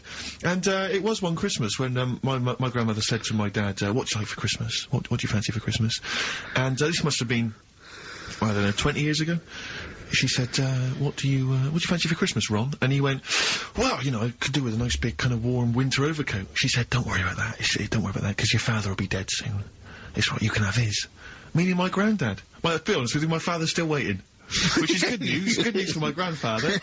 Less good news for my dad. He's freezing. He's freezing. He finds out, how is he today? He's fine. Oh, okay. Oh, I'm freezing. It's such a weird mindset, that. I think that, to me, is what sums up people from that older generation, the 40s and 50s. And it seems to me that you've got that kind of mindset. It's like you were born in the 30s. And whenever you talk of your childhood, it's like you had, like, a baked potato to take to school. And a hoop and a stick as a Christmas gift. The other thing is, I think that that sort of generation, it seems that the man is dependent on the woman. There's a total dependence. Oh, absolutely, If she dies, he's done. Yes. He's done for. Just pine away. If he dies, she's got 30 years of pottering. Absolutely, yeah. Do you know what I mean? Yeah, and going to, like, you know, the youth club and the Yeah, I know church. what you mean, yeah. It's sort of like that. It's sad. Of course, it's sad for them, but it's not the end of their life. No, sure. And it sort of is the other way around. I don't know why that is. Yeah. It's terrible. That's a little melancholy thought for. I know. Christmas I've really brought it. You brought it down. You've brought it down. I've brought it. This isn't a nice show at all. This is terrible. Well, We're didn't gonna have really people wanna make just it- killing themselves. What? Well, I didn't really want to make it a Christmassy type show because I don't really like it. Oh, he's done it again. Well, you did Christmas once, didn't like it. No, it's just Play a record. I'm not religious or anything. What are you? You're not anything. Teenage Fan Club from the XFM Christmas album, and that's Christmas Eve. Their guitar sounds are just brilliant. They're just always so nice. All right, Karl, do you like that? Do you like Teenage Fan Club? Yeah, they're good. Carl, I feel like you've never kind of enjoyed the wonder of Christmas. I don't think I can't ever get the sense, maybe except when you were very, very young. You know, that kind of bright-eyed, you know, thinking of Santa, you know, kind of landing on the roof and coming down the chimney and drinking the sherry or whatever. I like the idea of it, right? Sure. The sort of, you know, I used to get a couple of annuals every year, you know. Yeah, so did I, yeah. And I was allowed to open one on Christmas Eve. Oh, that's brilliant. Just, yeah, so... So they could throw it on the fire. I think It is sort of like... a quick skim through, do the work search right. Yeah. I think that's to light the cigar off the cooker. Oh. Well, anyway, listen, a good friend of ours, Ross Noble, a comedian, brilliant, he gave me this picture, Carl, which he's got from a magazine. He loves you. And I have to say, I think this... I was just looking at it then. Obviously, it's not going to mean much to the listener. Oh, this is but it is self-indulgent, currently but available. I think it's in the current edition of Bizarre magazine, so you might want to buy that. It's and not you can have horrible, though, is it? There's a certain grotesqueness about it. Oh, but I just think it's a deformed person, isn't it? Well, to a degree, but I think what it's going to do for Carl is give him, I think for you and I, Rick, we're going to see his face light up, lighten up, like opening a wonderful Christmas gift. Oh, you know what? I think I've seen this. Is this the one with the kid with the big head? I'll be honest with you, Carl, it is. Have you seen it already? Yeah. Let me just show it to you again so you can kind of mark it It's again. like I haven't seen it. It's like... yeah. We shouldn't be laughing at that. No, but that is like the kid who I went to school with. That is the same. That can't be the So same. do you recognise him? Seriously, that is the same thing he had. I mean, I have to say, it does I'm look not like sure. it's been computer generated. It's so odd. Yeah. But look at the child's face. I Look know, at his well, reaction. Don't take another photo of me. I'm not sure this is right. It's not right. It's not right. But I was hoping that would give you, Carl, just a little glimpse of. We've had a the request wonder. as well on the best bits. So someone wants to hear you talking about your mates with the big heads. I'll leave it because every time we go there, we get some sort of complaint about something. About Let's what? Just leave it. Well, that for some reason that always goes from the story with my dad going to Blackpool for taking those kids there. And what kids? And, leave it. No, what? No, I don't know. There's people that know what you're talking I'll about. tell you when we put a song on. No, well, I know what it is, Well, but you if can't you just say wanna that. know, well, Is it email when? in, Is it okay? Is it when your dad put a kid in the wheelie bin because he was getting out of hand? Yeah. So we're going to be We can't doing, go through it we're again. Gonna, Rick. It's too controversial. We're gonna. What's the name? No, well, the thing is, right, you were just saying about what are you about Christmas?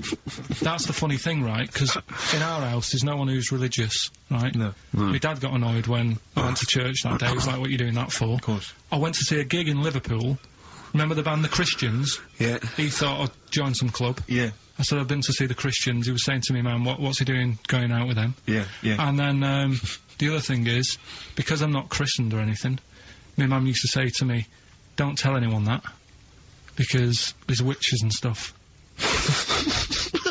I want to go back and see his upbringing. yeah. I just want to go back and see him at 7. One day in the life of Karl, age 7. Just to have 3 ghosts visit him tonight.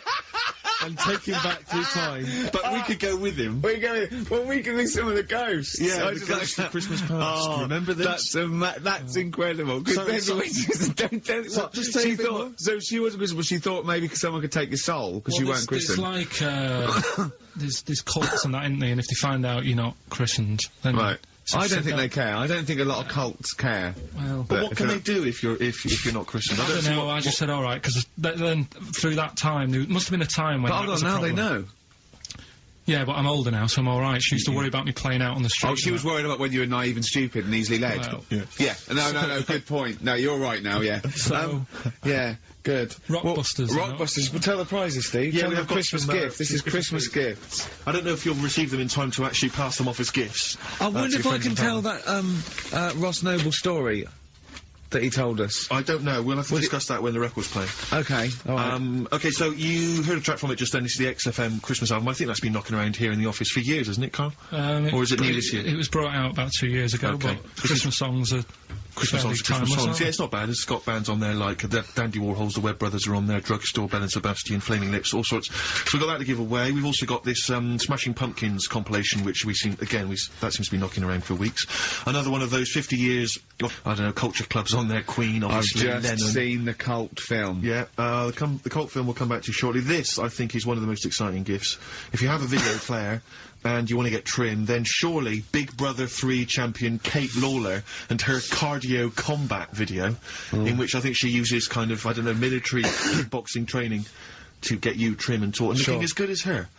Then you can get that as well. We've also got a exclusive 7-inch single from the White Stripes, a kind of Christmas single. Is that from them? Yeah. That must be quite rare. That's probably the only thing That is rare. That is worth something. And the current Badly Drawn Boy album, Have You Fed the Fish, which I think is slightly mediocre. They've gone up, actually. I think that the level of prices there has gone up. Not a bad selection, but here is the big movie, and actually I have to say this is not a bad one. No, it's not. Again, it's not terrible at all. It could be worse. It's James Caan in the original Rollerball, not the disastrous remake that came out recently, but the DVD version of Rollerball. So that's there as well. So something fairly interesting. That's worth winning. Right, come on then. Let's do Rockbuster. Well, will we play a song to give people time to get a pen and paper and that?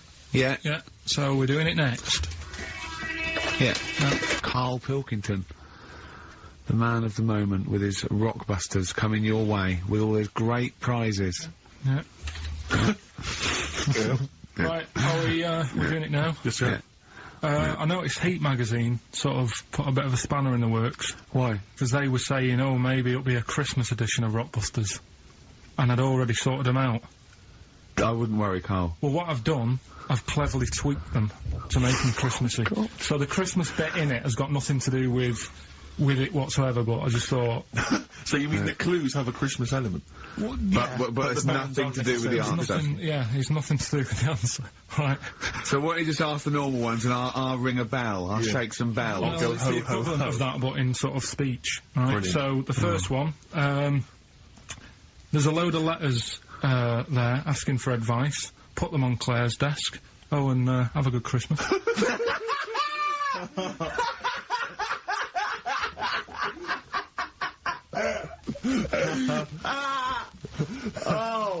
Give it to us again. Oh, God! Right, so there's a load of letters asking for advice. Put them on Claire's desk. Oh, and have a good Christmas. Right, but bear in mind, people, that the Christmas element may not be relevant to No, these that's got clips. nothing to do with it. I don't want to, Okay. you know. And the initial there is F, right? That's F. All right. Right, the Next one. second one. Ask your mum if you should. After you've wrapped the presents. Right, so Ask your mum if you should. ask your mum if you should after you've wrapped the presents. That's S. Yes. S. All right. Alright. Okay. And the last one, A couple of people were arguing in the supermarket at the fruit and veg counter, but it's busy in there because it's Christmas. That's probably what brought it on. So that's B. Right? B.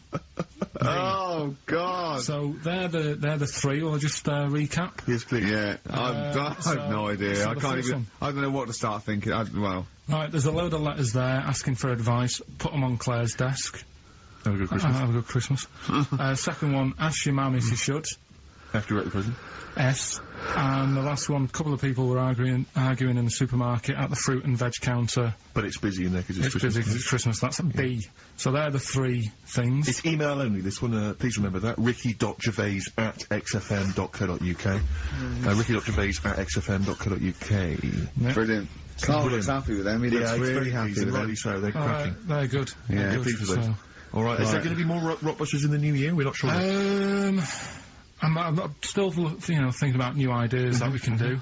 Okay. Are we starting Ricky Ridiculous today? Have you done Couldn't be anything? bothered. Couldn't be bothered. Right, couldn't be hard. Look Right. forward to Ricky Ridiculous. in the new He's year. worried about. He nearly said asked, and he just stopped because he's worried because he's the producer. Yeah, well, I've got to set a standard. Oh. Oh dear. Carl, you have, mate. You have. So that's that. We've still got to come. I'll tell you what. Why don't we have a lovely tune, Yeah. right? You make the tea. We're opening these biscuits from Alexandra. Yeah. We'll be enjoying that, right? Maybe segue so we can have a nice little, rest. I don't want to talk through it. It'd be rude. And then we're coming back, and as part of like Pilkington, Parkinson, and Do We Need Them? Do we need them? Yeah. Karl has interviewed an expert on jellyfish. Brilliant. So we've got that. Plus, of course, we've got a two-part Educating Ricky. You've got Educating Ricky still to come. With a Christmas theme or not? And we've still got No. things like the Pogues, John Lennon, Joni Mitchell, just David Bowie. Are you suggesting there's going to be some great music and some Great fun music and chat? some fun chat. Lovely. Good. We've had our little biscuits, haven't we? We're loving it, aren't we? Yeah. Cheers for that. I think I can just sum up the station, can't I, Steve, with that just last I comment? think you're probably right. I just came in, I just went to the toilet there, and it's a disabled toilet that's close to it. So, you go there. I had a wee. I thought, oh, the thing doesn't work. Didn't flush. I came back and said, oh, the toilet doesn't work. Doesn't flush. And Karl went, no, you just stick your hand down and pull that wire up at the. Think of that. Put your hand in the water. I mean, just when in the cistern water. when David Bowie interviewed Zoe, come on, there's toilet's not flush. He goes, all right, babe, just stick your hand down, pop the shit down the U-bend, and just wipe your hands on your pants. Thanks very much. I mean, sums up this station, doesn't Absolutely. Tin pot. Have you ever done this? This is one of my most embarrassing moments. Is because sometimes you'll see. What? Hey? Well, you'll realise what I was going to say. what happened, Rick, was I almost leapt to the end of the story. Right. But I realised I had to go back a few steps. I just Right? heard, have you ever and you stopped? It was going to be cunning. But you'll understand in a minute when I finish the story that Okay. it's not coming in the traditional sense. All right. Because it's followed by coming out of. Oh, sure. All right. Yeah. So. And not your trousers. Okay. All right. Okay. So now awkward moment, and I should just if you're Christmas shopping, maybe you're in a big department store, and you see the disabled toilet, and you think to yourself, I can nip in there, I can use that, because it's close to hand, because I've got to wander miles for the regular toilets. I went in there once, in the toilet, disabled toilet, just snuck in, came out, disabled person.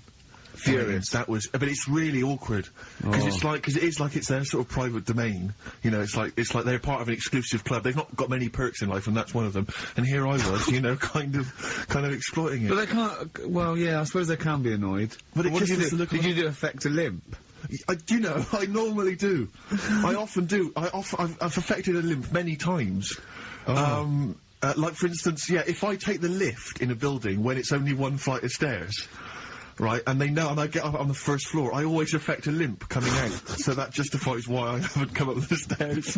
Like, who is it that I'm scared is going to sort of say something? Yeah. But, oh dear, that's it's the great. same thing as if someone asks me for directions, I always pretend I'm foreign. I always go, I don't. Why do you do that? I can't, because I'm just terrified of giving them the wrong directions. And Well, just now I don't know. I don't live from I don't like, because I'm sort of, I feel bad. Because what I used to sort of give directions because I like giving directions. I like helping people out. But then I realised I didn't really know. You used to hang around going, you alright? Yeah, we're fine, yeah. Do you want to know where to go? I tend to have a go even if I don't know. Exactly. But I'm always terrified they'll come back and find you and go, you led us astray. Yeah. So now I just affect a foreign accent. There was a fella the other day, about 2 weeks ago, when I was walking in. Little old woman, little old fella come up to me and said, where's Wimpole Street? So I said, oh, I do know it. So I think it's over there. And then I'm not very good with street names, but I'm good that if you say, oh, there's a Boots on it. Right. Do you know what I mean? If there's something near it, it's like the same with directions when I used to drive a lot. Yeah, or historical facts. I don't know, like, old motorway names, you know, like M this and M that. I can never remember that, but my dad used to always say, right, there's a horse in the field, turn right, and stuff like that. Good stuff, yeah. And it's the same with this fella. He sort of said, you know, where's Wimpole Street? And I said, well, what are you after? And he said, I'm after some blood. And it was yeah, there's doctors around there, isn't there? So I was like, oh. So that didn't help me. What do you mean he was after some blood? He said, oh, I need some blood. He must have had an illness. Bleeding? No, he just must have needed some new blood or something. He had some illness. And I was like, you know, I could, if why didn't you go to the pet shop and get some parrots? No, but like he didn't have fangs and a cape, did he? No, but do you know what I mean? Oh, that didn't help me out. But what if he said, well, some pile cream, actually? Can you... You go, oh, we want Boots then? Yeah, he would have been alright. But I didn't know where to start with that. I need some blood. Yeah, I just thought it's over there. Yeah, sort of pointed him away. But so he was losing consciousness. You sent him the wrong way. He's dragging himself along the pavement. Is there blood this way? The gap. She's growing ever deeper. Well, we've got to do Pilkington, haven't we? Do you want to? Yeah. Okay, we should explain this, I think. Well, it's Carl's new idea for a TV show. He wants to do a TV show called Do We Need Him, where he goes round and he talks to experts like David Attenborough, David Bellamy, maybe Lenny Henry doing David Bellamy. Right, yeah. If he can't get the real one. And he just picks on an animal that he doesn't really like, doesn't think you need him, and an expert will tell him, if we do, if this is the first instalment. Let me put a song on, right? Now we've got him, and then I can set it up and stuff, and tell, you know, because... Explain it fully. Explain it and that. Let's do a classic. Let's do a big stomp in one of the best Christmas songs of all time, shall we? What are you thinking? Fairy Tale in New York. Excellent. Oh, it's always my Home, featuring Christian McCall on XFM 104.9, the Christmas edition. Indeed. Next week, we've had loads of suggestions, Carl, for your best bits. It's basically all your best bits. Me and Steve are largely irrelevant in the voting. Yeah. So, yeah, you can compile your best bits next week, and they'll be loving it. We had a request for the little Chinese fella in his pants, a horse in the house, cutting your hair on the railway station. If you haven't heard those stories, what does that mean? The little Chinaman in your pants, you've got to be tuning in next week to find out what that is. The only thing is, the old horse in the house was in the last best of. Was it? Yeah. Well, that doesn't stop. What's his name? If you're one of those people that want to see these clips again, tune in. Oh, is it over Christmas? It'll be alright on the night, 84. Yeah. Someone kill me. I think I'm going to live forever. Well, it's like we said before, who goes to the recording of one of those? There's always people in the audience. Yeah. Aren't there? That'd be great. Tickets for It'll Be Alright on the night. And they laugh at his jokes, but I mean, I don't know I what think the how jokes many are. takes it, you know, I mean, how long it takes to record that. The show's about 3 hours, so the recording must be about 9. Have you ever seen Kirsty's home videos on Sky One? I think so. It's Kirsty Gallagher. Dogs falling down slides. It's like you've been framed, but falling over in a wedding. It's got audience laughter. But I'm assuming it can't be a real audience. I'm assuming it must be like no, they've just lifted it from the Flintstones. Yeah. They laughed from the Flintstones. A lot of people forget that the Flintstones had an audience. If you watch the Flintstones, there's laughter when Fred does something funny. Yeah. The idea of people being shipped in. But we were talking to watch about, a cartoon. I like the idea that some jokes weren't as funny as others. Like the director going, "We'll put a laugh on that," and the producer going, "It's not as funny." I think Dino should get a round of applause every time he comes in. Everyone knows him. The kids love him. We're making it up. Yeah, and Barney getting disgruntled because his jokes never get decent. Yeah, he's like wise. Exactly. Yeah, he's like really wise. Okay, anyway, Carl, here we go. It's an exciting feature that I think will be picked up by Channel 5. It's going to be Karl Pilkington, Do We Need Him, where Karl goes around checking out animals with top experts, asking whether we need them in the world. Yeah. So, this is the first one. We won't do it next week, but I'm already sorting out the contact. We will be looking at octopus, because they're a bit weird. Okay. So that's what you got to look forward to in 2004. Again, if you have an animal that you feel is unnecessary in the world, then email us, and I'm sure Karl will investigate for you. Well, the other thing as well, whilst we're on to that, I want to sort of have a bit of research with me, so when I speak to the bloke or the woman about the octopus, right, I want, like, You want to be armed with the response, facts. well, sort of response from listeners, so I can say, well, 70% of XFM listeners said we should get rid of them. Sure. Do you know what I mean? Like Jon Snow does on Channel 4 when he does all, like, Political politics stuff, stuff. So, if you agree with me, just send an email saying yes. And What, if you don't- so yes, we should get rid of them. yes, yeah. Or, Yes, get rid of them. Because the house believes always we should get rid of these animals. You're picking animals you want to get rid of. So yes is get rid of them. No is don't get rid of them. well, and not no, it's Noah, because they go on the Ark. The ones we keep go on the Ark. That element I'd completely forgotten about, and I think that's a wise move, because I don't think that's working. I don't think you've thought through the whole Noah. So that's just complicating the show, I think. So yes, we get rid of them. No, they're saved on the ark. Yeah. Right, okay, Right, so here we lovely. go then. Jellyfish. So Do we need them? today we're looking at jellyfish in Pilkington.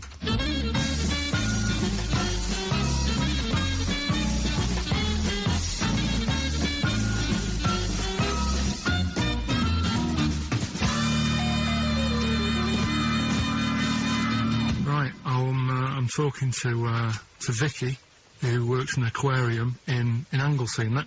Yes, it is, yes. Right, brilliant. Today we want to find out if we really need jellyfish. I've got a bit of a problem with them anyway, because I've been stung by one, and I've done a little bit of research into them, so I'll tell you what I know about them. Okay. You know, you might learn some stuff from me, Oh, well, you never know. and if I'm talking nonsense, just tell me. Absolutely. Yeah. Right. So first of all, they don't have eyes, do they? No, they don't. Right. No lungs. No. No lungs. They haven't got a heart. No hearts, heartless. And they're made up of like 97% water, Yes, they are. so they're pretty useless, really. Well, they have got a nervous system. They're actually about 650 million years old. So they've evolved and they've outlived the dinosaurs, and they're even older than the sharks. And they can even outfox us, because NASA scientists have worked with them to try and work out how they operate in weightlessness, and they still don't know how they do that. Took them into space actually to figure out how they did that. Seems like a bit of a waste of money, but... Do you know Port Maddock?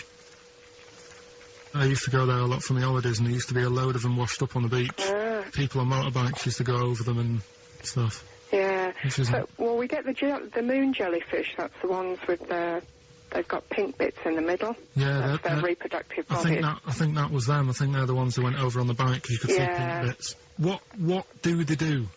If the jellyfish went, would we have a problem on our hands, do you think? Okay. You might have a bit of a knock-on effect, because things like turtles eat jellyfish. Yeah, but do we need turtles? Well, don't forget that when you take out something from the marine system, something normally feeds on. I mean, they're not just there for the fun of it. Something either feeds on it or feeds on what they excrete. What you're saying is they exist to sort of feed others and also to eat some stuff that's Well, in the yeah, sea. they control the population of other fish and species that might otherwise be a problem. Okay, well, let's kind of wrap this up, right? The question that I'm asking today is, do we need them? Say if Noah Yeah. had his ark, right? You've swum and got on the boat. You're all right. You're safe. He's going to keep you to sort of populate the world as well, right? So it's you and him. He's not a bad-looking fella, so you're happy. Yeah. He says to you, Vicky, do we need him? Absolutely.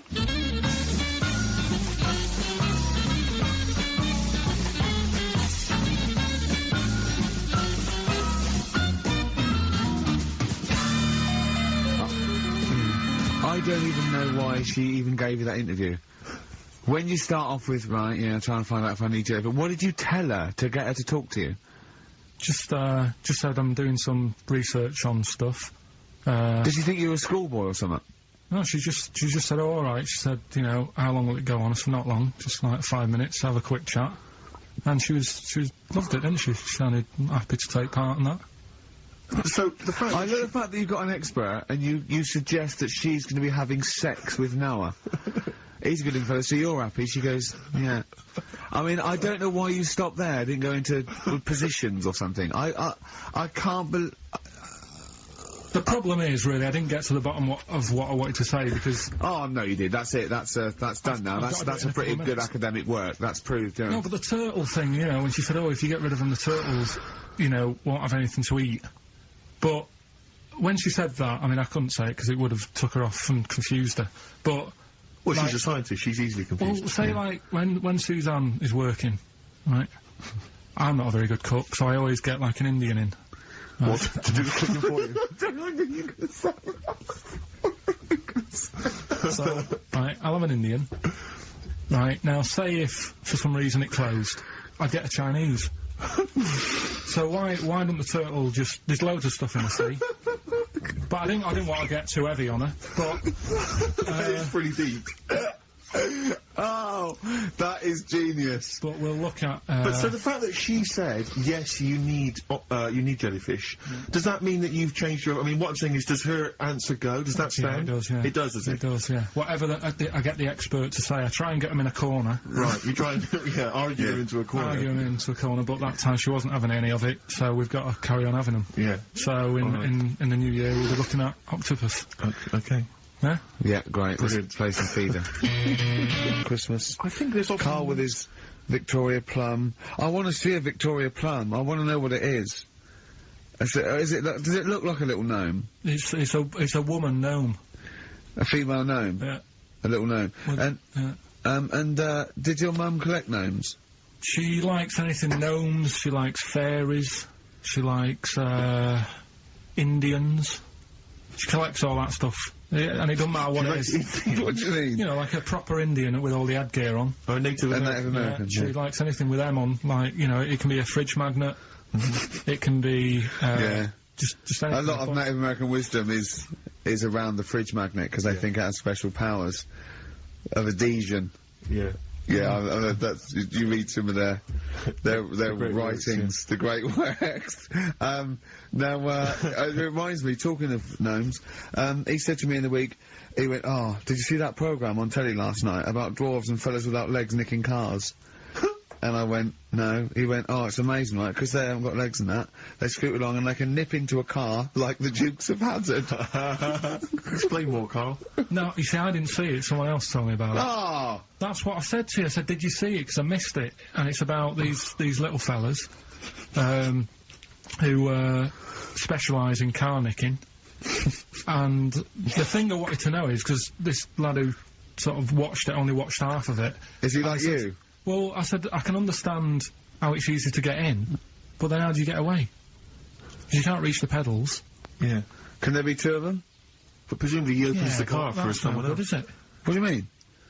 What, so he's steering and he's like, right, press the brake a bit. And then there's one that's just legs, but without the top half. I don't understand how this helps them, though. Why does this make it easier for them to steal Because they can just get through the window really quickly, like in the Dukes of Hazzard. What? Because their legs don't get in the way. Right. Do they just run? And just...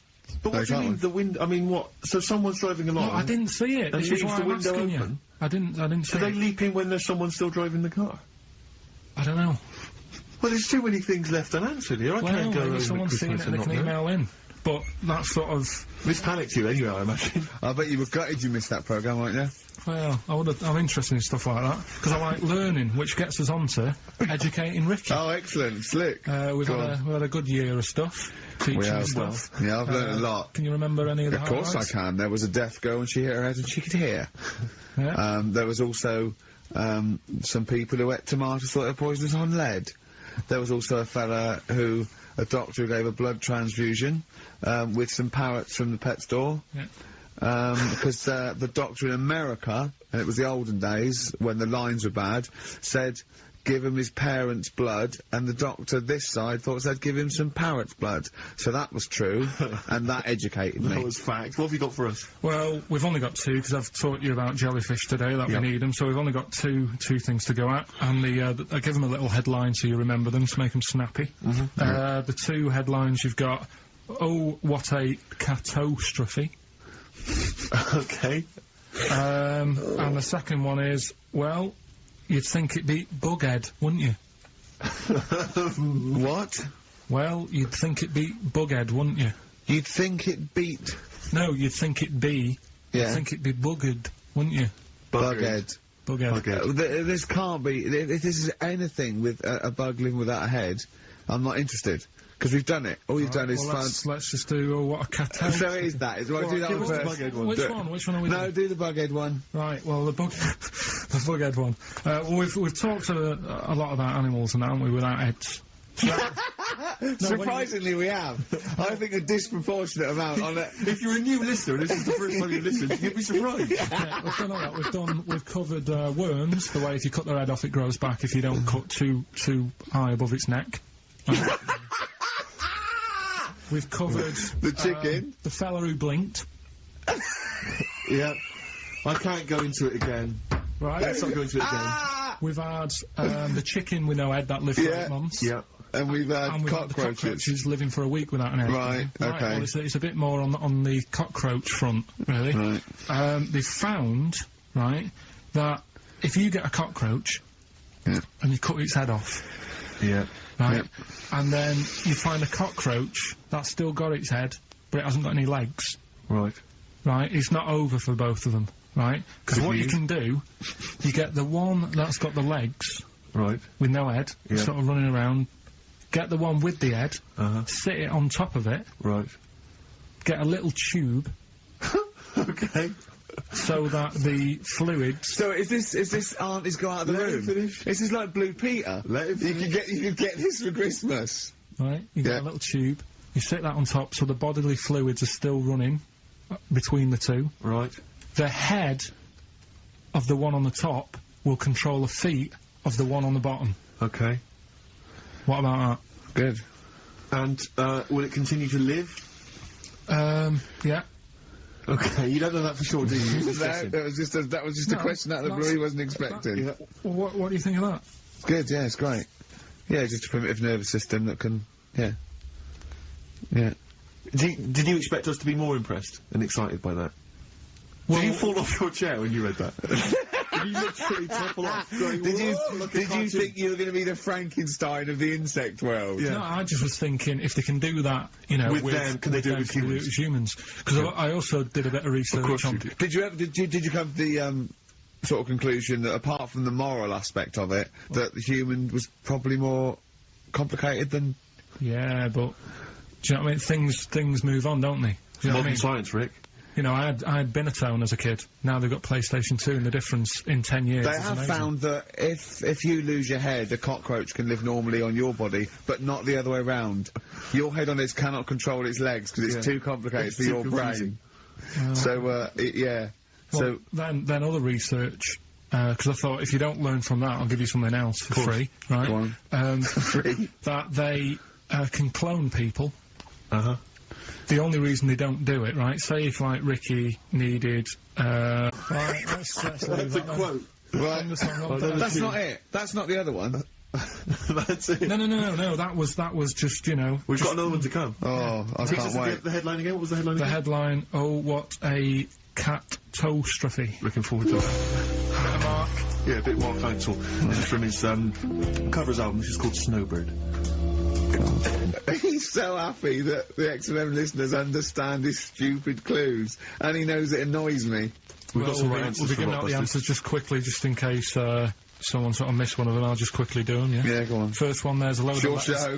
There's a load of letters there asking for advice. Put them on Claire's desk. Oh, and Merry Christmas. Ask your mum if you should. Oh, and Merry Christmas. And a couple of people were arguing in the supermarket. It was Christmas. That's why. Counter. And that's B. Okay, we'll give those answers out shortly. Yeah. I just have to show you something, Rick, before we move on. I know we've got another Educating Ricky, but someone just sent this in. Yeah. They've been looking on eBay for Victoria Plum. You're joking? Come here and see the photograph. Oh, God, that's fantastic. Have a look. That's it. Oh, God, he got that for his mum! It's the worst piece of tat I've ever seen. Carl! Carl. Imagine how... Oh, gutted. Carl. Imagine how... Look, think of him now, right? There it is. That's the worst thing I've ever seen. I'll tell you, it looks like a Diddy man gone wrong. It looks like a Diddy man prostitute. is that the one, Karl? Is that... Well, it was a different colour. It had a yellow at mine. No, but look, how do they get? Tell them they Okay, so, go into eBay. So you need to log on to ebay.co.uk. I'm sure you've used it before. It's the online marketplace, ebay.co.uk.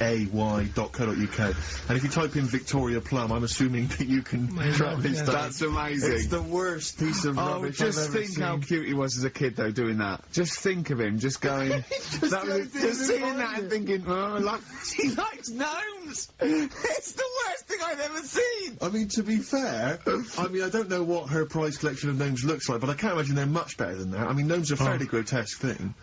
But certainly your mum's taste and discretion is... Did you have those houses on your estate? You'd go in there and it was just loads of those dolls still in their packaging all around the room. And sort of like one of those homes that keeps the sort of packaging on the three-piece suite. Why don't you buy another one for her for Christmas? Yeah. It's $3.99 it looks, but that's £2.49 because that was $3.99. Well. Oh, buy it, Karl. No, 'cause I've sorted out her passport this year anyway. I'll get her that next year. Right, so listen, right? Okay. So, last educating Ricky of the year. Oh, Christ. What a cat toast. Yeah, let's do that then. Right. Victoria Plum. There's this woman, right?